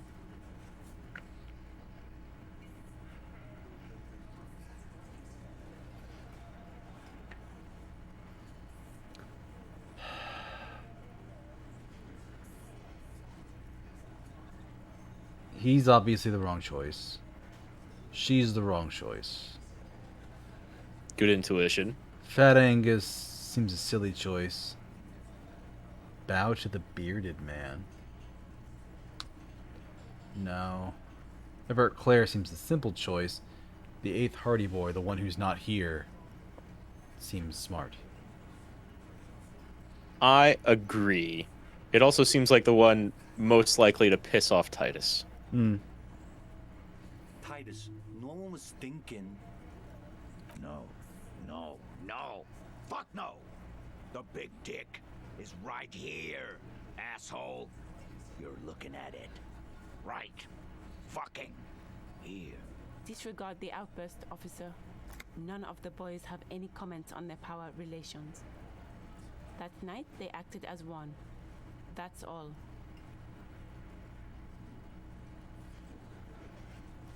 Yeah, lawman. Why don't you? Not in the arresting mood? A fearful readiness, like an electrical charge, raises hairs in the room. By your side, the lieutenant keeps his hand away from his holster. You hear the nylon of his coat hiss as he steps closer. Easy. Walk back from the provocation. They're armed, and they outnumber us. The lieutenant tries to establish eye contact with you, while the little rat-faced man reaches into his sleeve. There's a knife in there. Some of the others reach for their belts. Their eyes are light. This feels like a good way to end the game by picking a fight with these guys. Especially without my gun. I'll be real. There are multiple ways to die during this conversation. Wise move. That's not necessarily one of them, but Now make another one. good choice. Fuck out of our booth. We're not gonna do this again. Nothing. Your investigation here is done. Leave Martinez, go back to your stations where you belong. I think we're going to stick around, thanks. Some things don't add up here, Titus. I've done this job for long enough to know that people don't just confess to first-degree murder. Even if it is a group responsibility, we're going to look into this. Good luck with that. You've heard everything a rent-a-cop is gonna hear from us. Real law officials. You're lucky you didn't get a beating. Rent-a-cop? So that's what this is about. He doesn't see you as his equals. Speak when you first met. Interesting. But also, it's authority, so I'm going to fail that check. Yeah, I don't know what that's specifically pointing to either. The weak bit. Oh, so you went and Maybe not being more of an asshole with him? now she's I forget. making me play with you. Is that it, lawman? And what's gonna happen if we don't? You're gonna go and tell on us?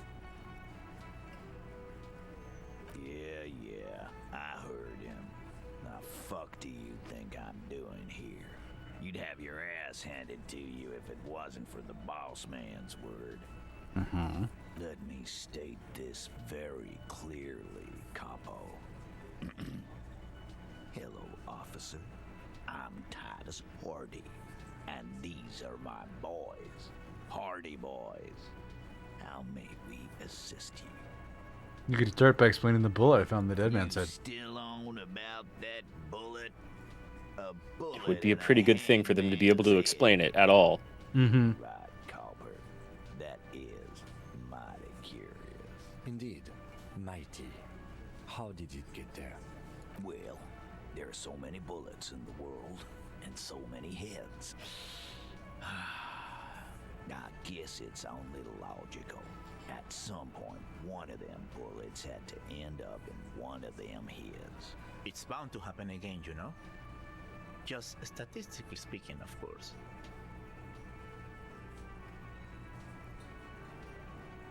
You know what I think?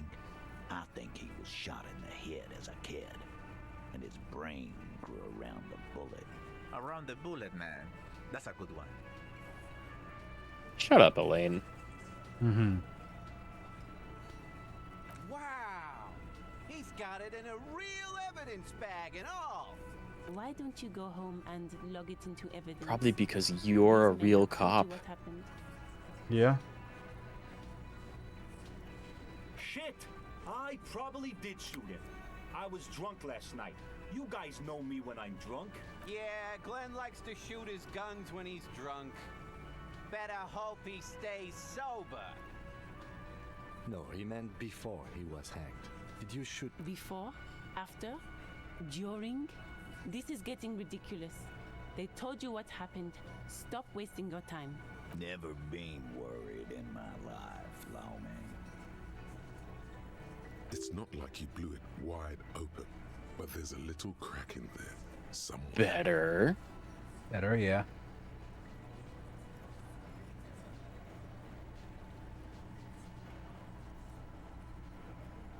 Yeah. By friends, you mean his squad mates from Crenell. Wouldn't want to beat up his grandma. Nervous, snickering. There's a rush of adrenaline present. This is what happens if you take the law into your own hands. Other people start doing it too. Let them come. The Hardy Boys are right fucking here. You heard the man. Right here. We're armed. We got the whole district behind us, and Glenn. Glenn is fucking crazy. When is Glenn? Yeah. A well-oiled murder machine. Glenn's the one all the way at the right. The old man? No, the one in orange, the one that's younger. He's kind of got like long hair. Oh, okay.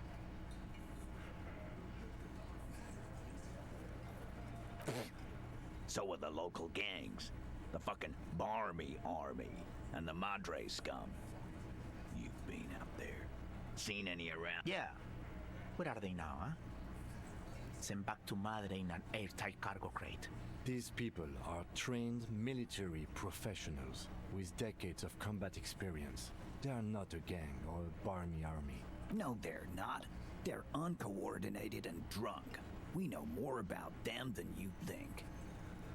We got weapons of our own. We got Ister 50s, Zilagars. Glenn's got a knock cannon at home. No, I mean, if Glenn has a knock cannon at home. Yeah. Sounds like they're safe from anything, huh? Aren't we? Except, you know, automatic weapons, ceramic armor. Yeah. Right about what? That a 50 caliber bullet goes through shit? Yeah, I am. Big fucking surprise. They hire psycho scum, arm them to the teeth, and let them loose into city. What do you think is gonna happen? Now, something that didn't occur to me just now. Mm-hmm. The two remaining people from the mercenary squad are here incognito. They're hiding themselves. But this guy is walking around in his full armor? Yeah. He totally was. By the sound of it, at least. That sounds extremely odd. The others may have been walking around in their armor when they first arrived. What do you mean, okay? There's no real law here. You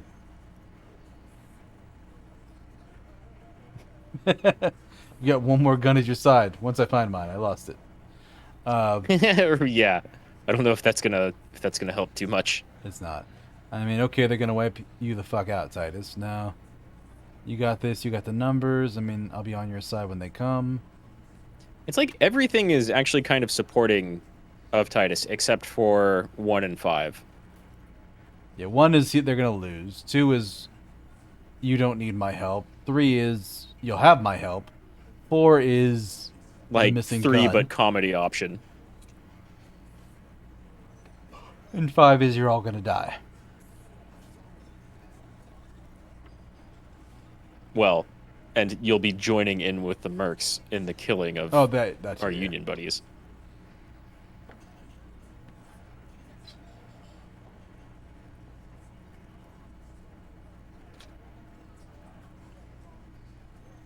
Yeah, I don't know. Intimidating him or getting him irritated has seemed to work so far. No, they won't. All he means is that the situation is serious. No wonder you cops get shot to shit every day. Can't go to war with an attitude like Warned about the tribunal.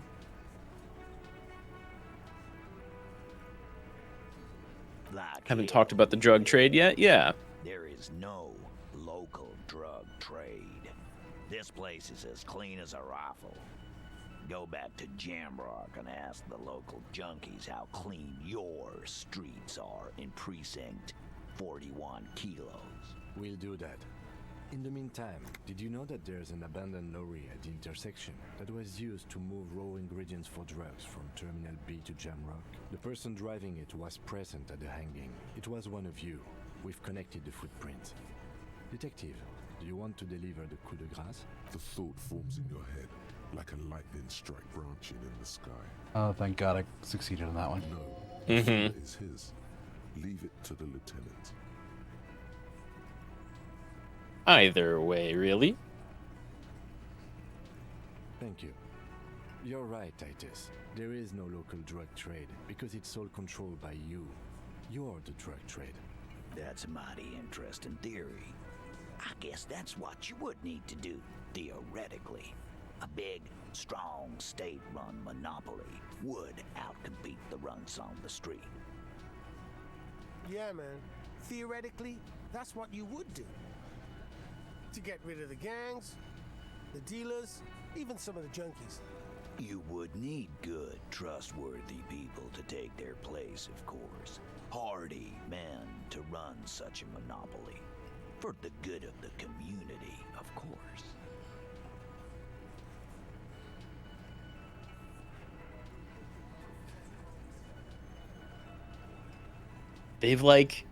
They've got a point, but it's still vigilanteism, right? Yeah, they have done good with flawed logic and flawed actions, like flawed motives and stuff. Yeah. What they're doing is benefiting those around them, but they're doing it for all the wrong reasons. They're also not, stopping the drug trade. No, they're just poisoning replacing somebody it with else's their- community rather than their own. Yeah.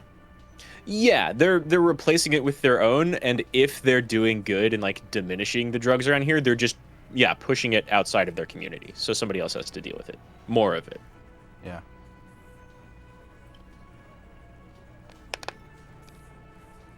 No, there aren't. Some little shit and his dad are doing speed. Who fucking who? He is aware of Kuno. Yep. Whatever you've seen is peanuts. Look at the big picture, man. The place is a paradise. And all thanks to Hardy Boys. Theoretically, of course. We're just talking politics here. My answer to your drug accusation is, how dare you? Go fuck yourself. Not quite yet, Mr. Hardy. There were 8 sets of prints on the crime scene. There are only 7 Hardy Boys here. My answer is, fuck off. Mind your own business. There is no 8th Hardy. I run this goddamn scene. Finally, Does he really, though? This could prove useful in the future. And here we go. Back to the usual. I know! Fatty walked on all 4s. He's so fucking fat, he left 2 sets of footprints. Despite everything, the little man is quick on his feet. Go fuck your mom, Dennis. That's more like it, boys. You heard him. It was Angus on all 4s. Anything else you need to know? Jesus. Yeah, not bad. So I could leave and then save scum this. You can. Yeah, I'm entirely certain that's exactly what you can do. It's you again.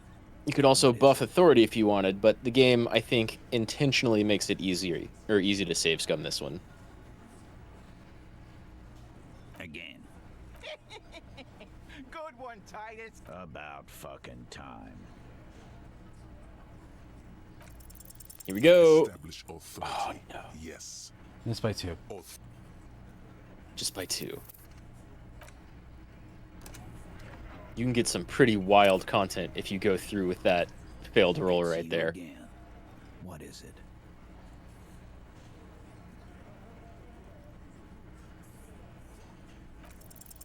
Establish authority. Yes.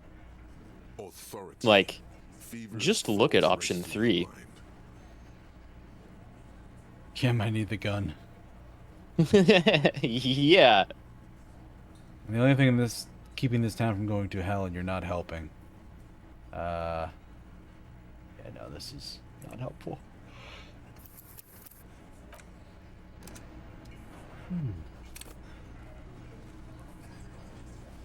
I think this is probably a thing that a lot of people saved scum, even if they weren't save scumming throughout the rest of the game. It's a good scene to do that for. I think so. I've definitely seen it several times. Establish authority. Yes. Authority. Wow, on a 6. Missed it by 2.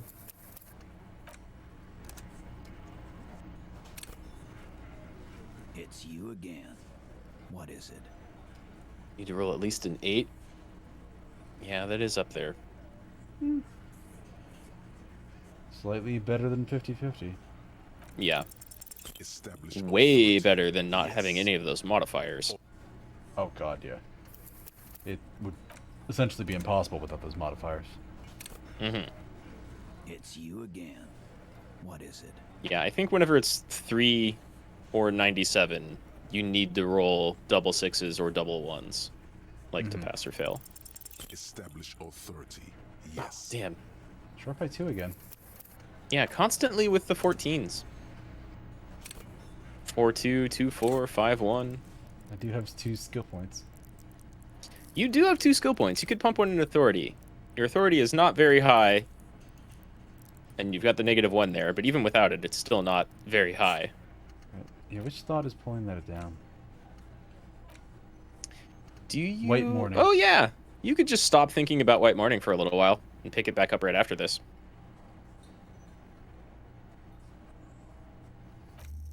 Which is weird, but totally doable. Very true. It's you again. What is it?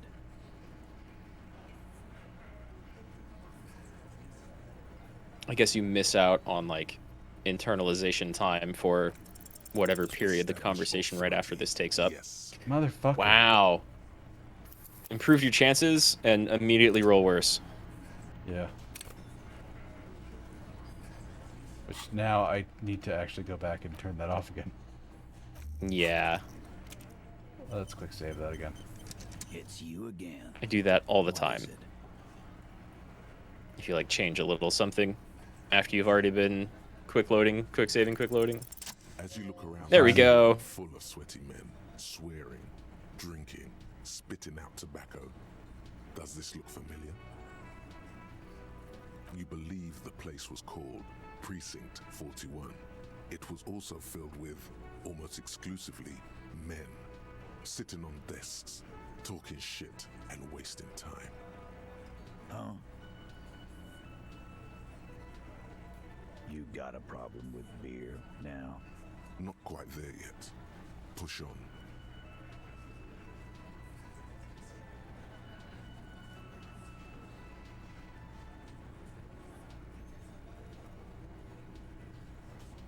All pretty good options. Mm-hmm.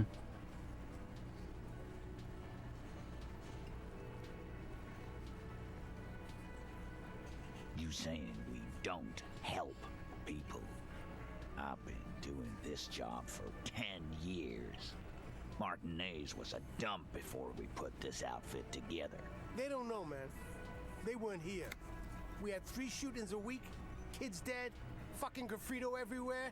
You cops haven't shown up since the 30s. Congratulations on the graffiti removal. All I see is you sitting around talking about Monica's titties while there's a rape victim. So what? What do you want from me? We took care of that fuck. Don't let him drink that. One more push. Quick. Just don't antagonize him. You have this already. So obviously the bottom one is wrong. Probably. I don't know. I think you're still in a success, but yeah, I think the top two are better choices. Well, no, it specifically says don't antagonize him. This is Oh, yeah. For sure.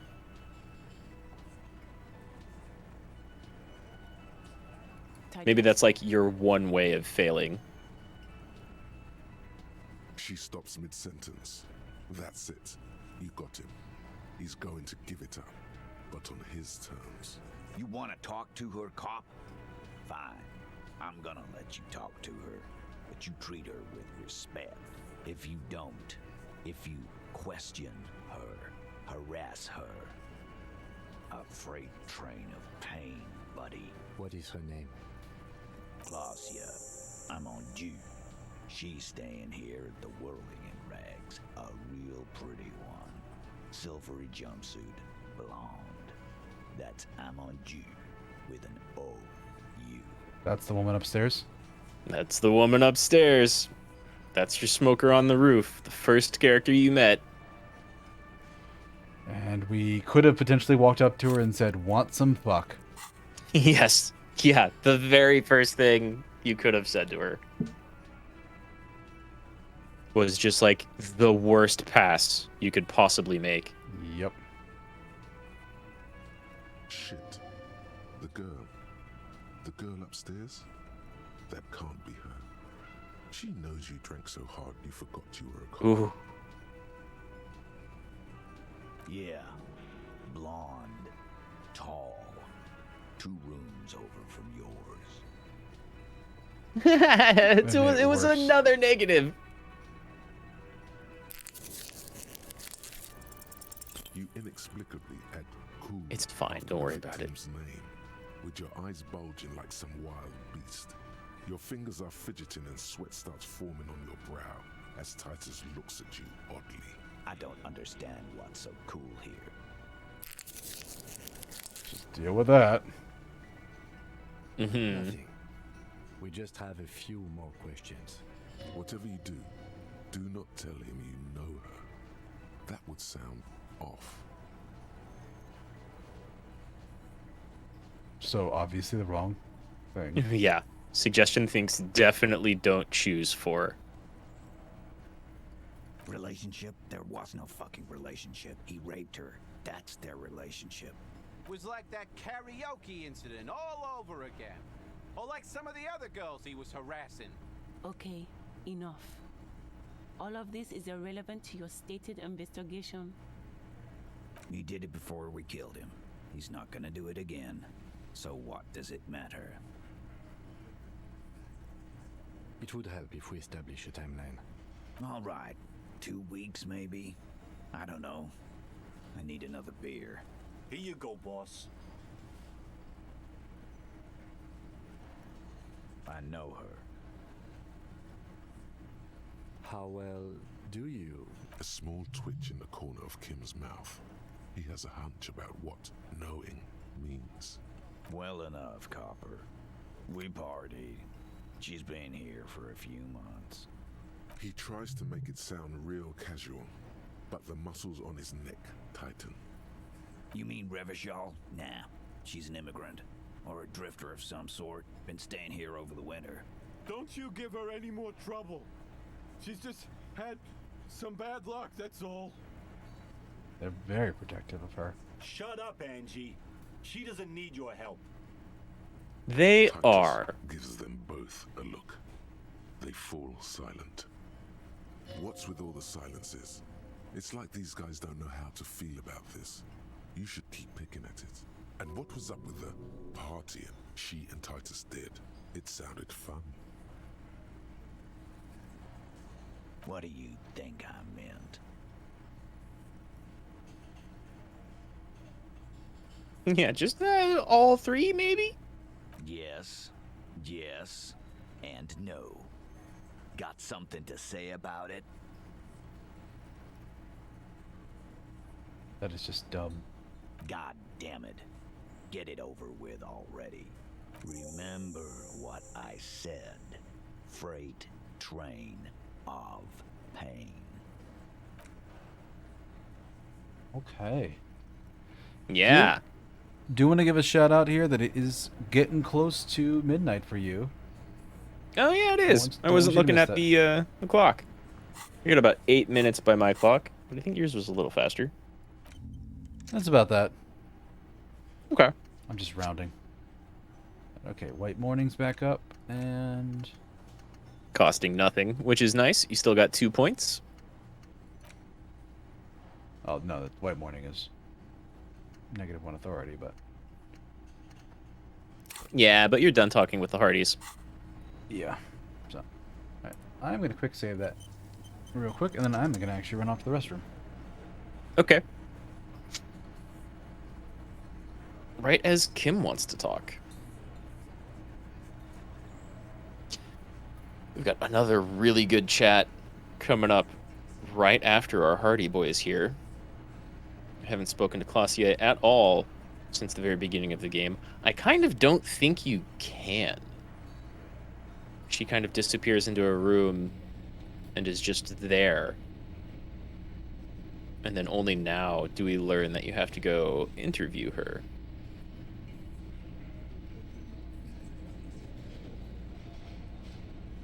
We also got a pretty good new, like, explanation for the murder, the hanging, right? It's still super sus with that bullet in his skull. And then kind of looking like they were using that hanging to cover something up.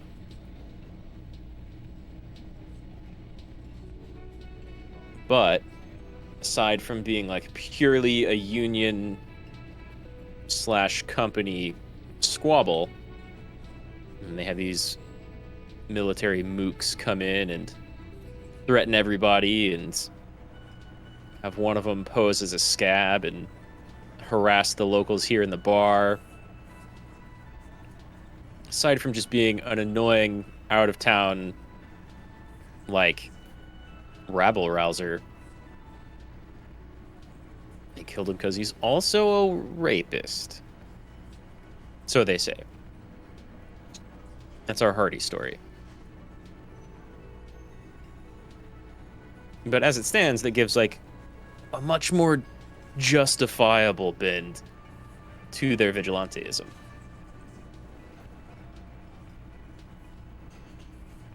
Because before it was like, well, union versus corporate. Corporate does shady stuff. Union's also clearly doing shady stuff. Like, they're both unquestionably corrupt. Joyce seems pretty nice and cool and informed, but she's also a corporate person. And so, like, you can't judge the corporation based off of her, not entirely. It could very easily be much worse and shadier. Everard just, like, loves being corrupt, and that's not even a question. He can't say that to you, but it's the most obvious thing whenever he's talking. Yeah, it's the undertone of everything he does. It's the undertone of everything he does. But now we have additional motivation for them hanging, and it's, like, way more justifiable. Well, not only that, but also they might have hung him to cover up a bullet wound that she caused, potentially. Yeah. Maybe she shot him. Maybe. Maybe, yeah, maybe any number of different people shot him. You know, very little motivation on that point, aside from, like, the story they've already told that ended up with them knocking him out and then hanging him. Maybe they just, like, don't want to reveal that they have guns or something? I don't think that's likely. I don't think It's these probably guys are a little terribly bit worried about seeming armed. It's something else. Yeah, there are a lot of photos in their little room with them posing with guns. Yeah. What was that? Oh, you mean the sweating and the fidgeting when he mentioned your name? Yes. That. The victim? Is there something I should know before we talk to her? I met her in the hallway after I woke up. You were not in good shape on Monday. She knows I don't remember being a cop. That's manageable. So she overheard you. Or did you party together? So this is what it feels like to be interviewed.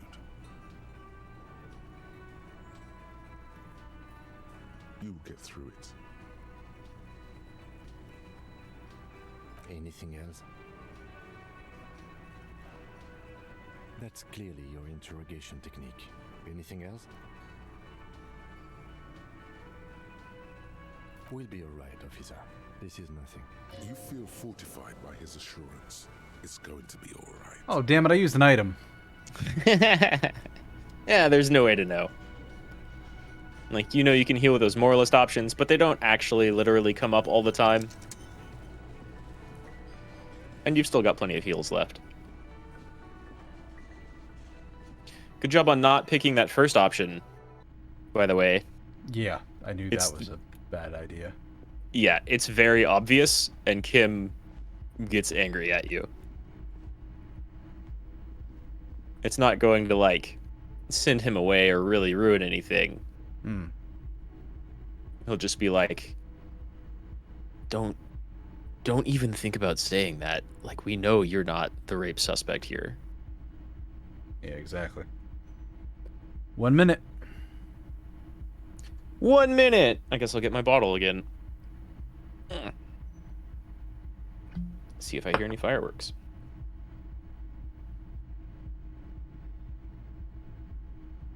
I usually can't see them from here, but I've got an open window, so I should hear them.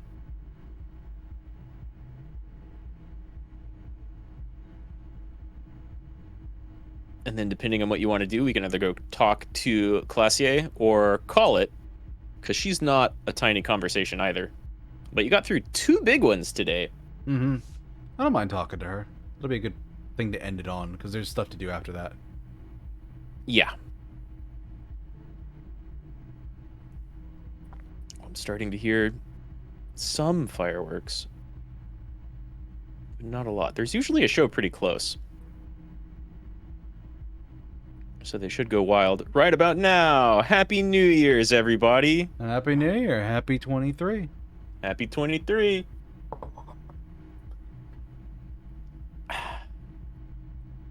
Here's hoping it's a good one.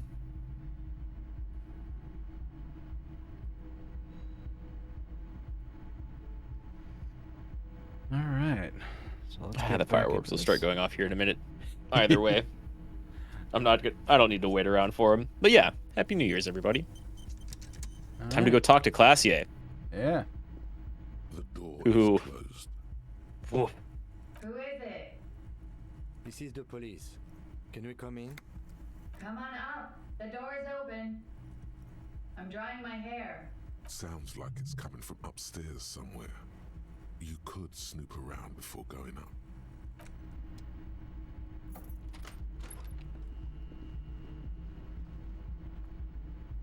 Wow, she gets the nice apartment.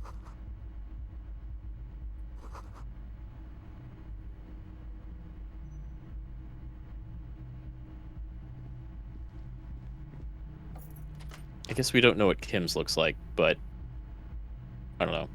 I like the design of hers better. Even before yours got trashed.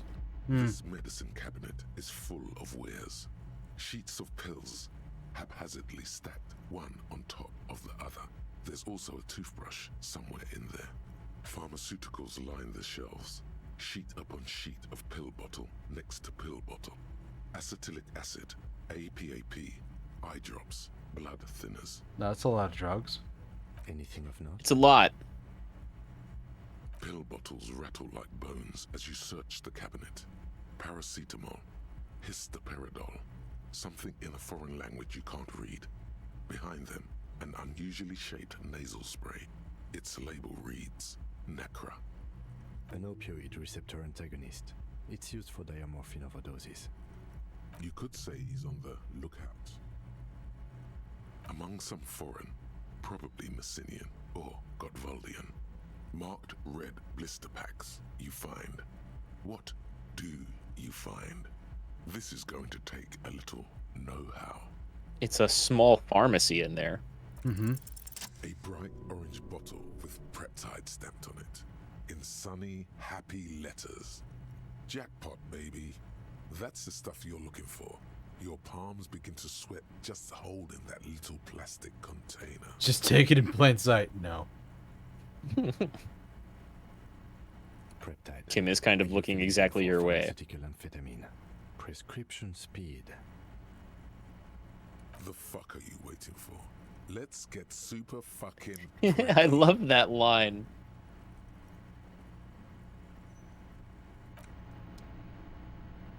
This medicine cabinet it's been used quite a lot. So she's used the toothbrush a lot. That's a strange...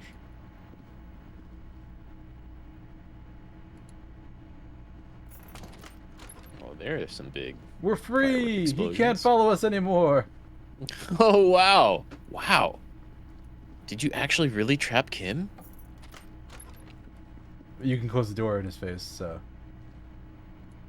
Huh. I wonder if you can do, like, lock him in there and try walking up the stairs or something, right? Because I walked out of the room and he couldn't walk through the door. Right. So I'm wondering, like, that's a strong sign. I'm wondering if changing areas automatically brings him along or not, because that would be a really wacky way to, like, go do stuff that you could only do without Kim. But being able to do it without sending him away with the body. I don't know what that gets you, aside from, like, some control over him being there or not, or some extra control over it. That's wild, though. A little bit, yeah. I've never even thought to try. My thought was more along the lines of, well, if we walked into a place with a closed bathroom door, and then we leave, and she's like, wait, I closed the bathroom door and it's open now, that would seem kind of obvious. Ah, sure. This window is pristine on the inside, unlike the one next to it. Light from the desk lamp reflects off the glass in an untarnished golden halo. Smooth as ice. There are spots of mud and rain on the outside, even smudges. But the surface of the window is clear from the inside. No chips, no hairline fractures. Following your lead, the lieutenant leans in closer to inspect the surface. Looks like it, yes. Okay.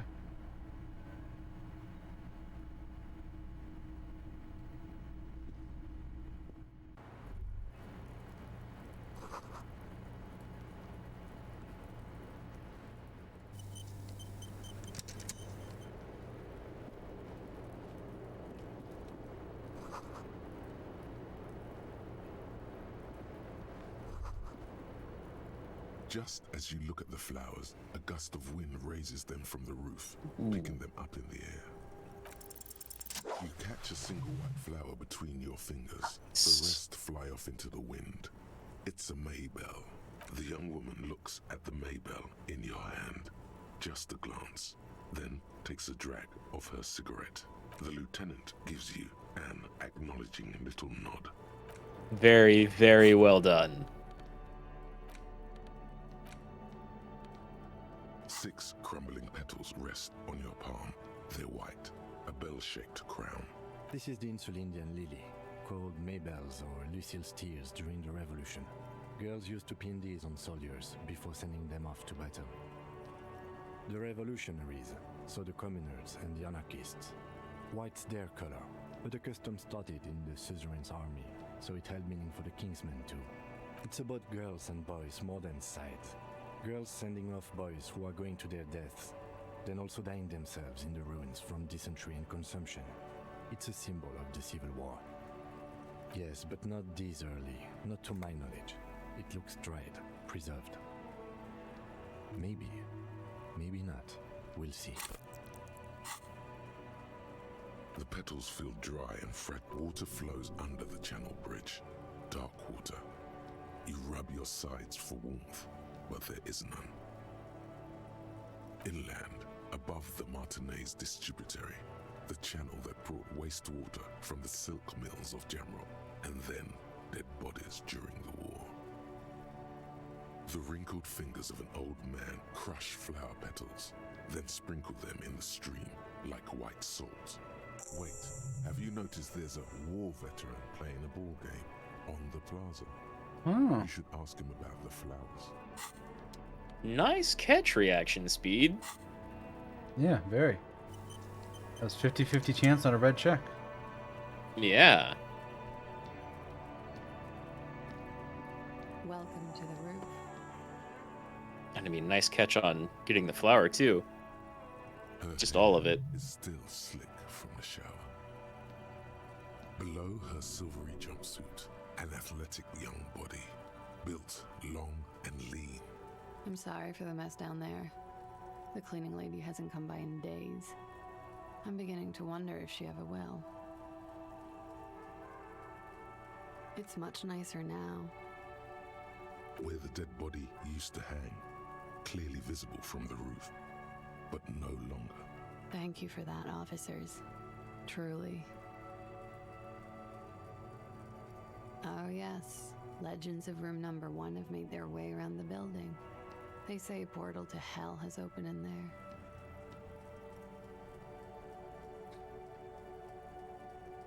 I think that might be, well, I think 4 is probably your Apocalypse Cop line. Probably. But 3's up there.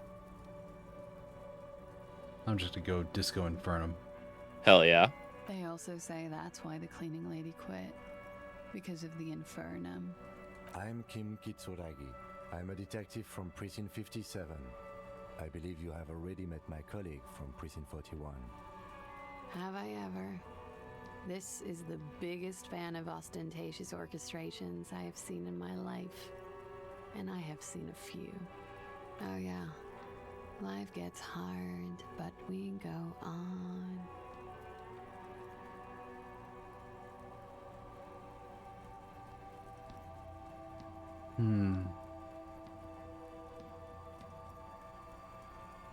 Oh, I've got a couple of good years left on my warranty. Disco Inferno, or what you call a wild Friday night. Did you see how this game opened, J. Hank? I think there are a wild several nights. Yeah, he had a wild 3 nights in a row and woke up not remembering who he was. So yeah, excessive. Or anything else about the reality he finds himself in. Yeah. You've basically only been doing this detective thing for a couple of days. Sort of. Sort of. Miss, we are investigating the murder of the man down there. The people who put him there have asked us to talk to you. Huh. I see.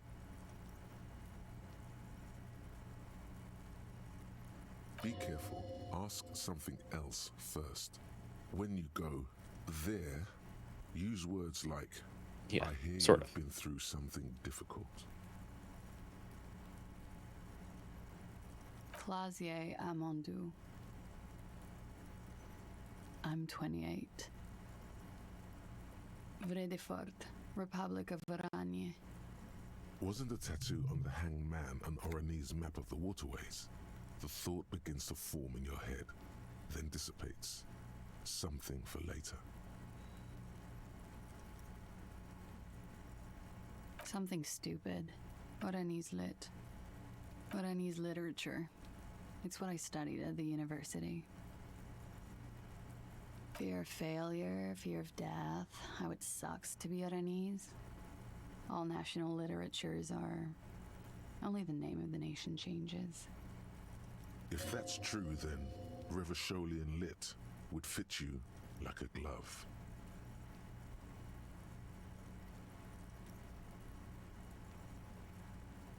Nothing. I do nothing with it. I like this game. Cool. It's incredibly well written, taking the time to just shit on literature degrees of all sorts. Sorry for interrupting. I clicked the thing when I didn't realize you were going to talk. Oh, nah, it's fine. Don't worry about it. These conversations are great. I like to just let them flow, honestly. Mm-hmm. Well, I've been kind of quiet for a lot of the stream. But I made more money by just being than I have with lit. By being Many what? Things. A roller skating instructor, a secretary, Miss Oranje 37. Miss Oranje? Now there is something you should linger on.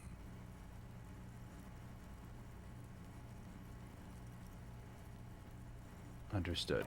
Mm-hmm. I would offer you coffee. Calm down, but electrochemistry. It's garbage. Literally tastes like poison.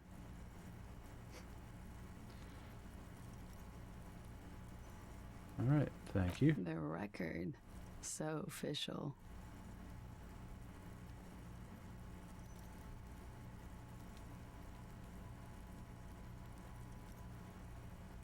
She looks at the dried petals in your palm, then lightly touches one with her fingernail. Chipped white polish covers the nail. It's long and sharp, like a mini dagger. The petal crumbles on contact. Pretty. Looks like a dried maybell. Is that the one you caught? Sambo style? Must be New Year's over in my realm, so Happy New Year. Thanks, Jay Hank. Yeah. Is there a flower Happened on the about roof? 10, 15 minutes know, ago. officer. Happy New Year. Because of the wind? Or an admirer? Admires? I'm too old to be a debutante. And this place is no fashionable society. Yeah, it's pretty deluxe. I'm wintering. How long have you been staying here? About 4 months. I came in November. Here in the Whirling, here in Martinez, or here in Revachol. Because it's the funkiest building in Martinez. And because all the other buildings are bombed to hell. Fair enough. Yeah, easily fair enough. How This place long? may be a hostel, but it's way better than the other apartments we've seen. Here in Martinez or here in Revachol. I heard this is where the washed up disco has-beens go.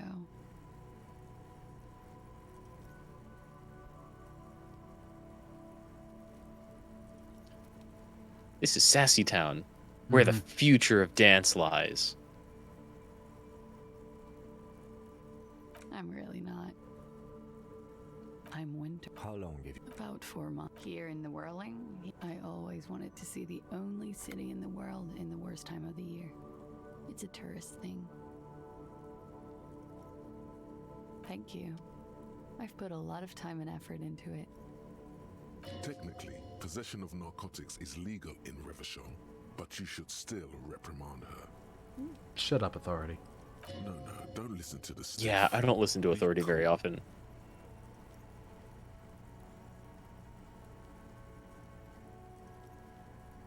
With money, sir. Like, it has its uses, It's not but exactly the NT-star size caboodle I intend for it to be one day, but it's getting there.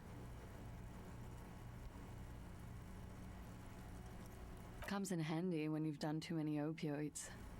Is that something that happens to you often, miss? Better safe than sorry.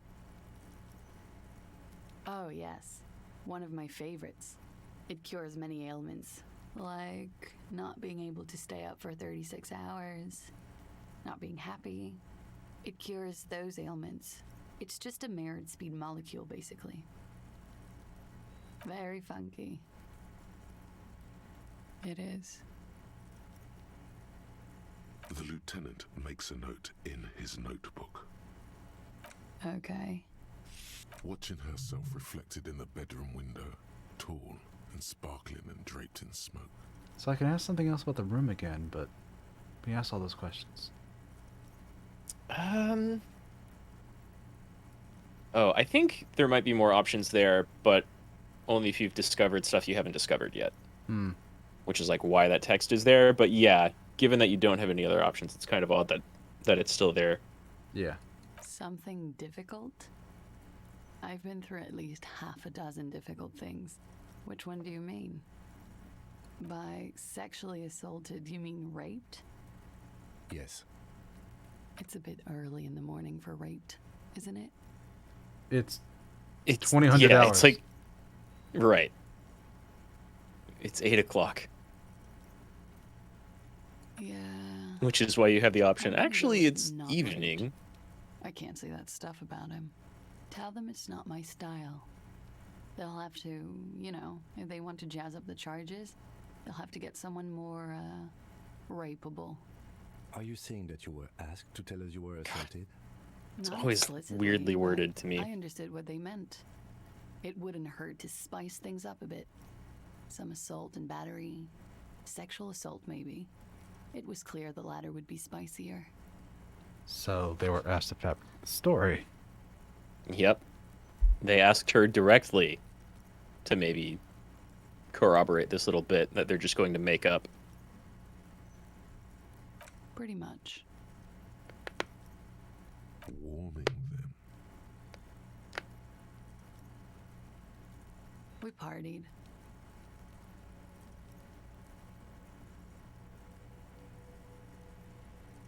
A lot of partying going on.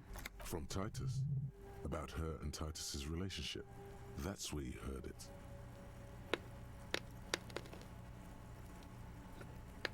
With all due respect, sir, I think we partied a little harder than that. Are you sure that's possible? Mm-hmm.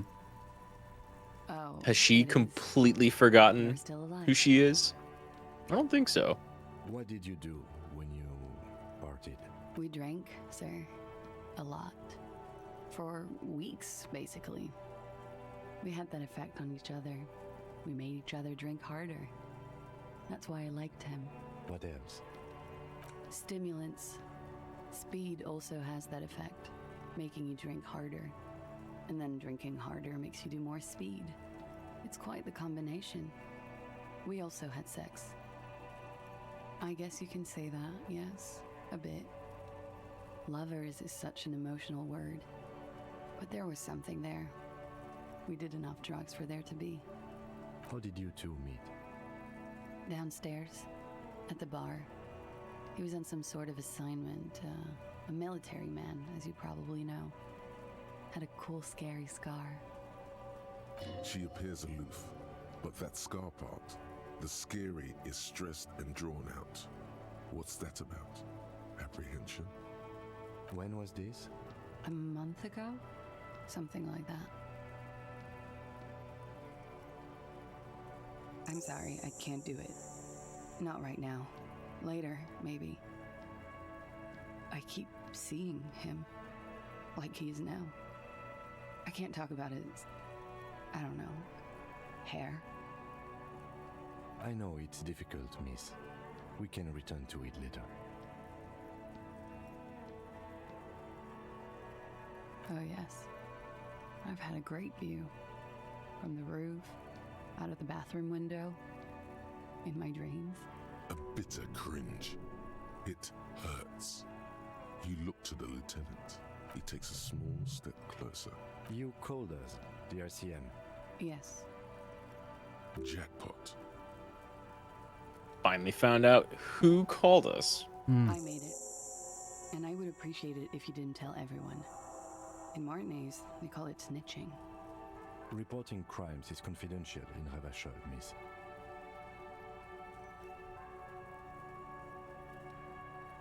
Because I couldn't handle it anymore. None of these people called. He just kept hanging there. Then they started stripping him. You'd think his allies would have stopped that or done something. Yeah. Unless they just totally weren't around. Disguise it. I just muffled the mic and nicked the landline a little. With nail clippers. Or maybe didn't want to reveal themselves, like, after the fact? Yeah, I don't know. Into the cold wire. So she's tech enough to nick a phone line. Without fully cutting it, yeah. So that's why the phone is out of order. She tampered with the whirling landline. Did I? Fuck. I didn't mean to. I had no idea what I was doing. Jigsaw falling into place. This is satisfying. Good catch. I appreciate the symmetry. Still, that's pretty clever tampering. Simple and clever. Crossing the lines like that. Thanks. I don't know, sir. It was stupid. I was drunk, too. I was probably afraid the Union was listening in. Locals say they have ears in the wires. Thank you for making the call, miss. It was the right thing to do. I didn't want to, sir. But if I hadn't, he'd still be hanging there. So what did they hang him for? He had something to do with the strike. One has been roiling since I got here. Rotten timing. But you probably know all about it. And his role in the strike was? I think he was in a security detail. He was ex-military, worked for Wild Pines, and against the Union. We didn't discuss work much, if you know what I mean.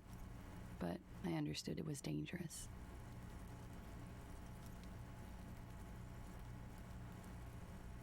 And they lynched him for it? She nods. So then why was there a bullet in his head? Bullet? They shot him too? They stripped his clothes and they shot him? You mean after they hanged him? I'm confused, sorry. So am I. Were you aware that he had also been shot, miss? Things are starting to go a little over my head here. I thought he was hanged. I was not present when they did it. I don't know what happened. I just know what they told me. And Sylvie, the bartender. This is beginning to get confusing for you too, and we don't like that. Where was she last Sunday night? Cowering. I was cowering downstairs with Sylvie. From what?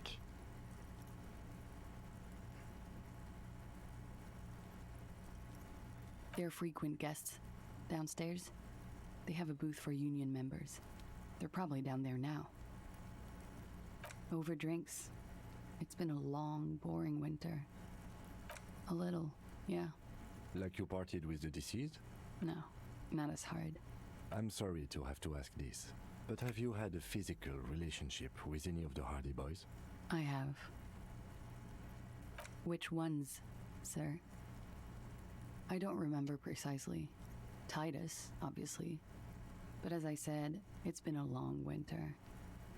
Could that have been part of the reason they hanged him? Or maybe part of the reason that Actually, I know that's not butted the heads a reason. little. I'm careful about that kind of thing. Mhm. Not crossing the wires, you know? But that's probably where they got the rape idea. Men like that? I don't know. It's the way their imaginations work. I suspect it's what they'd like to do to me.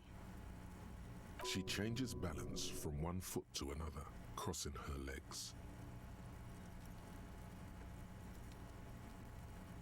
I've been avoiding this one. Mm-hmm. And I think you pretty much already have her entire side of the story. Mm-hmm.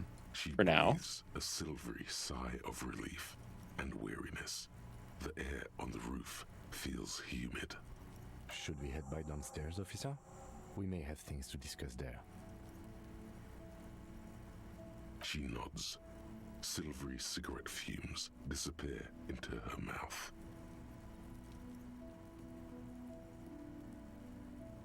Yeah? Alright. Not my favorite topic. How about why not? I'll be here. Quick save and then try that.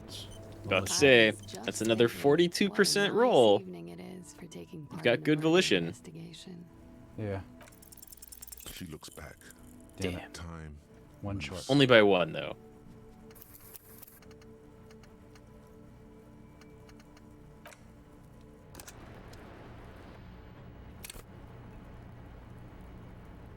I was just thinking, what a nice She looks back. Time. Short by moves two. slow. I two that time.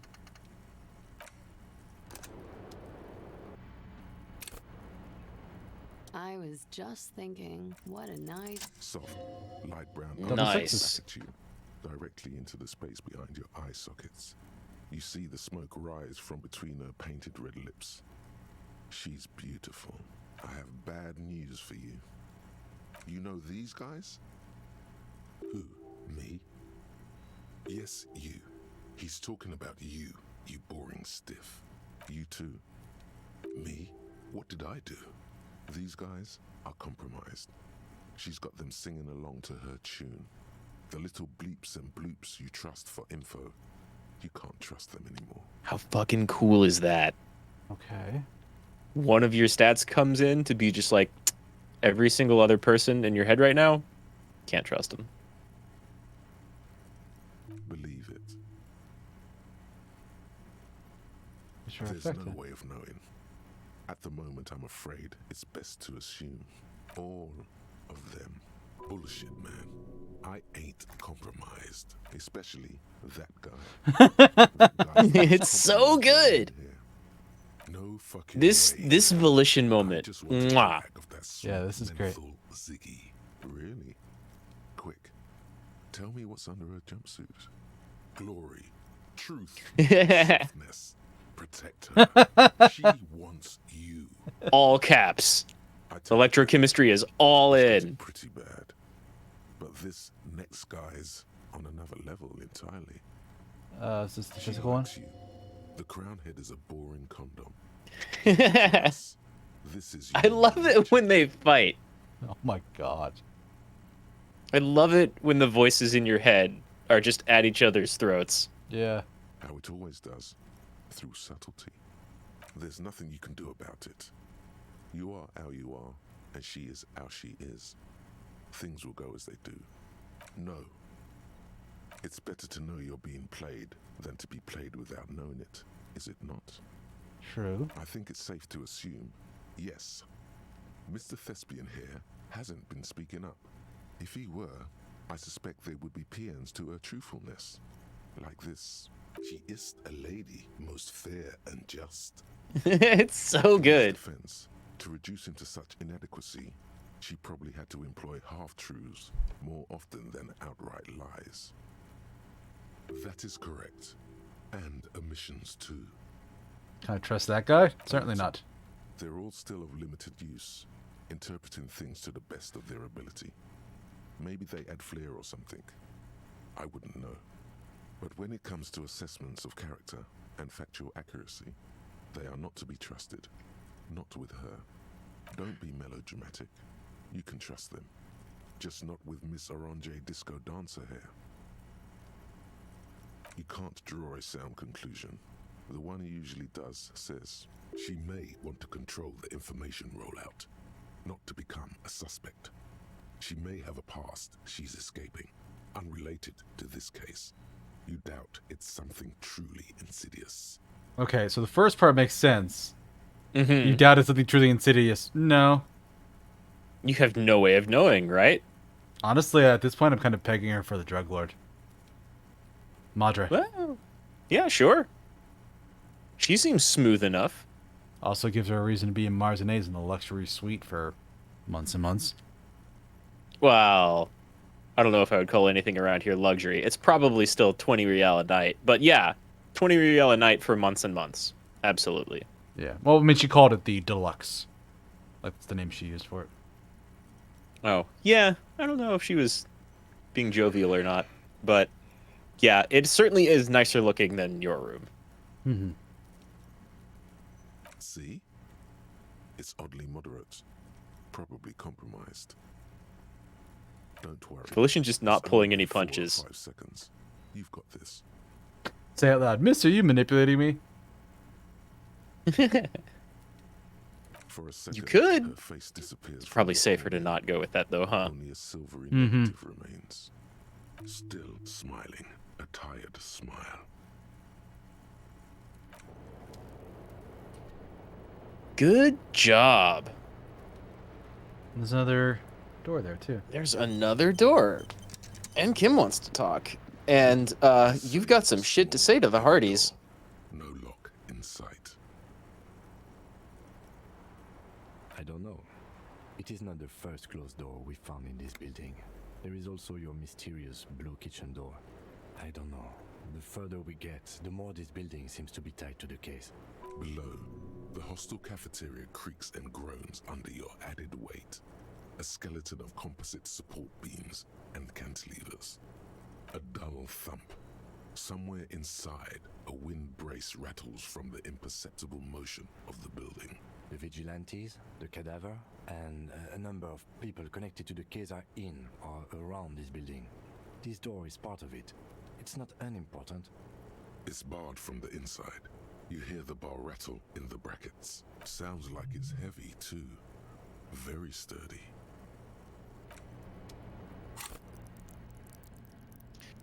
No bonuses there. That's what but physical instrument also sitting at like completely unbuffed by the looks of it. You've definitely got 1 or 2. Yeah, I've got clothes. Yeah.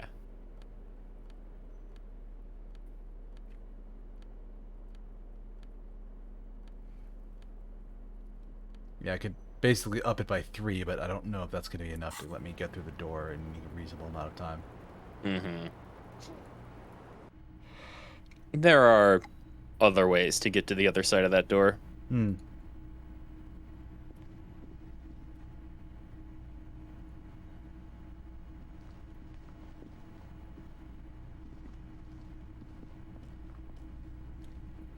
We have determined that she is a liar. Yeah, she, like, you feed her the Hardy story, right? She's like, yeah, all of that, I mean, yeah, but there was no rape. So that's a huge hole in their story. And then Volition comes in, being like, you're being played. Mm-hmm. And it's the most obvious thing to him, because he's really in there with the rest of those voices. Basically, yeah. Volition's a bro. Volition has got your back. And that moment right there kind of solidifies that to me. Mm-hmm. And without having a high enough volition, you don't ever pick up on that. Yeah. Yeah, without a high enough volition, like, why would you doubt her, actually? Mm-hmm. Looks like we have more to discuss with those so-called Hardy boys. Half their reasoning just went out the window. Nothing will make them respect the RCM, but it will disrupt the game they prepared for us. We just stripped off one layer of whatever it is.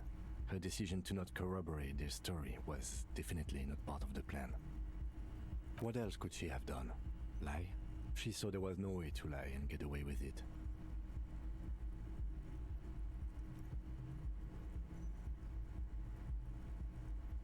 I'm not sure she had to lie. I wouldn't have known. Reasons did not my ability to see through her lies. Both good things to confide in Kim. If not you, then me. It was a smart move from her.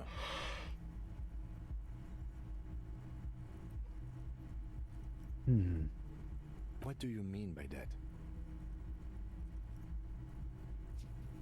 She seemed forthcoming to me.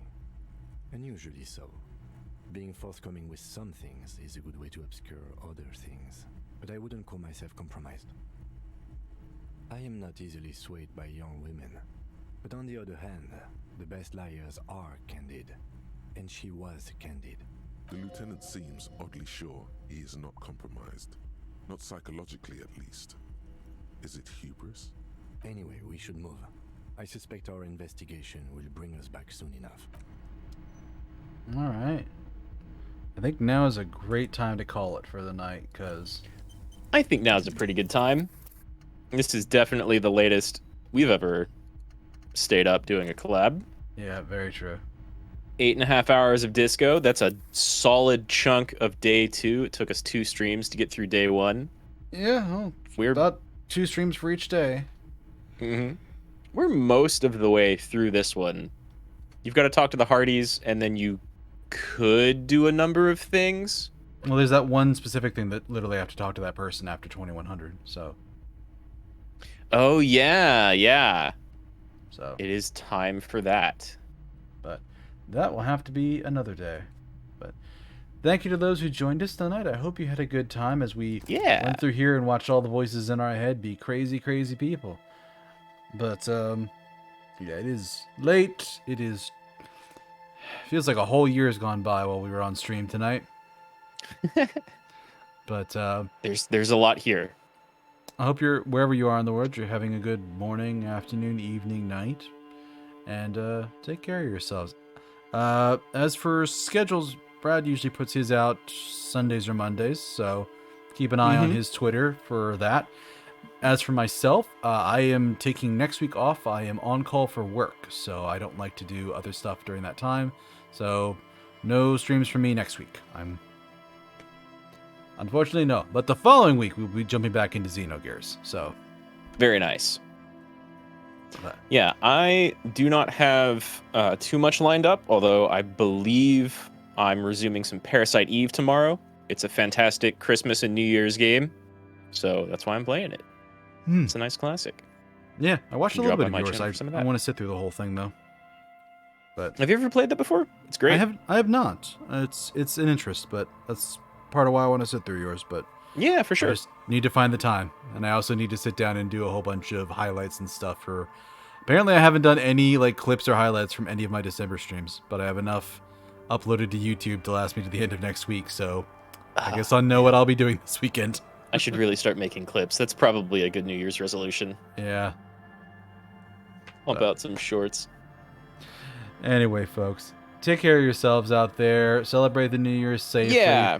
And let's all have a great 2023, all right? Yeah. Happy New Year's, everybody. Happy New Year's. And again, thanks for dropping by. Yep. Bye. Bye-bye. Atsamaho all.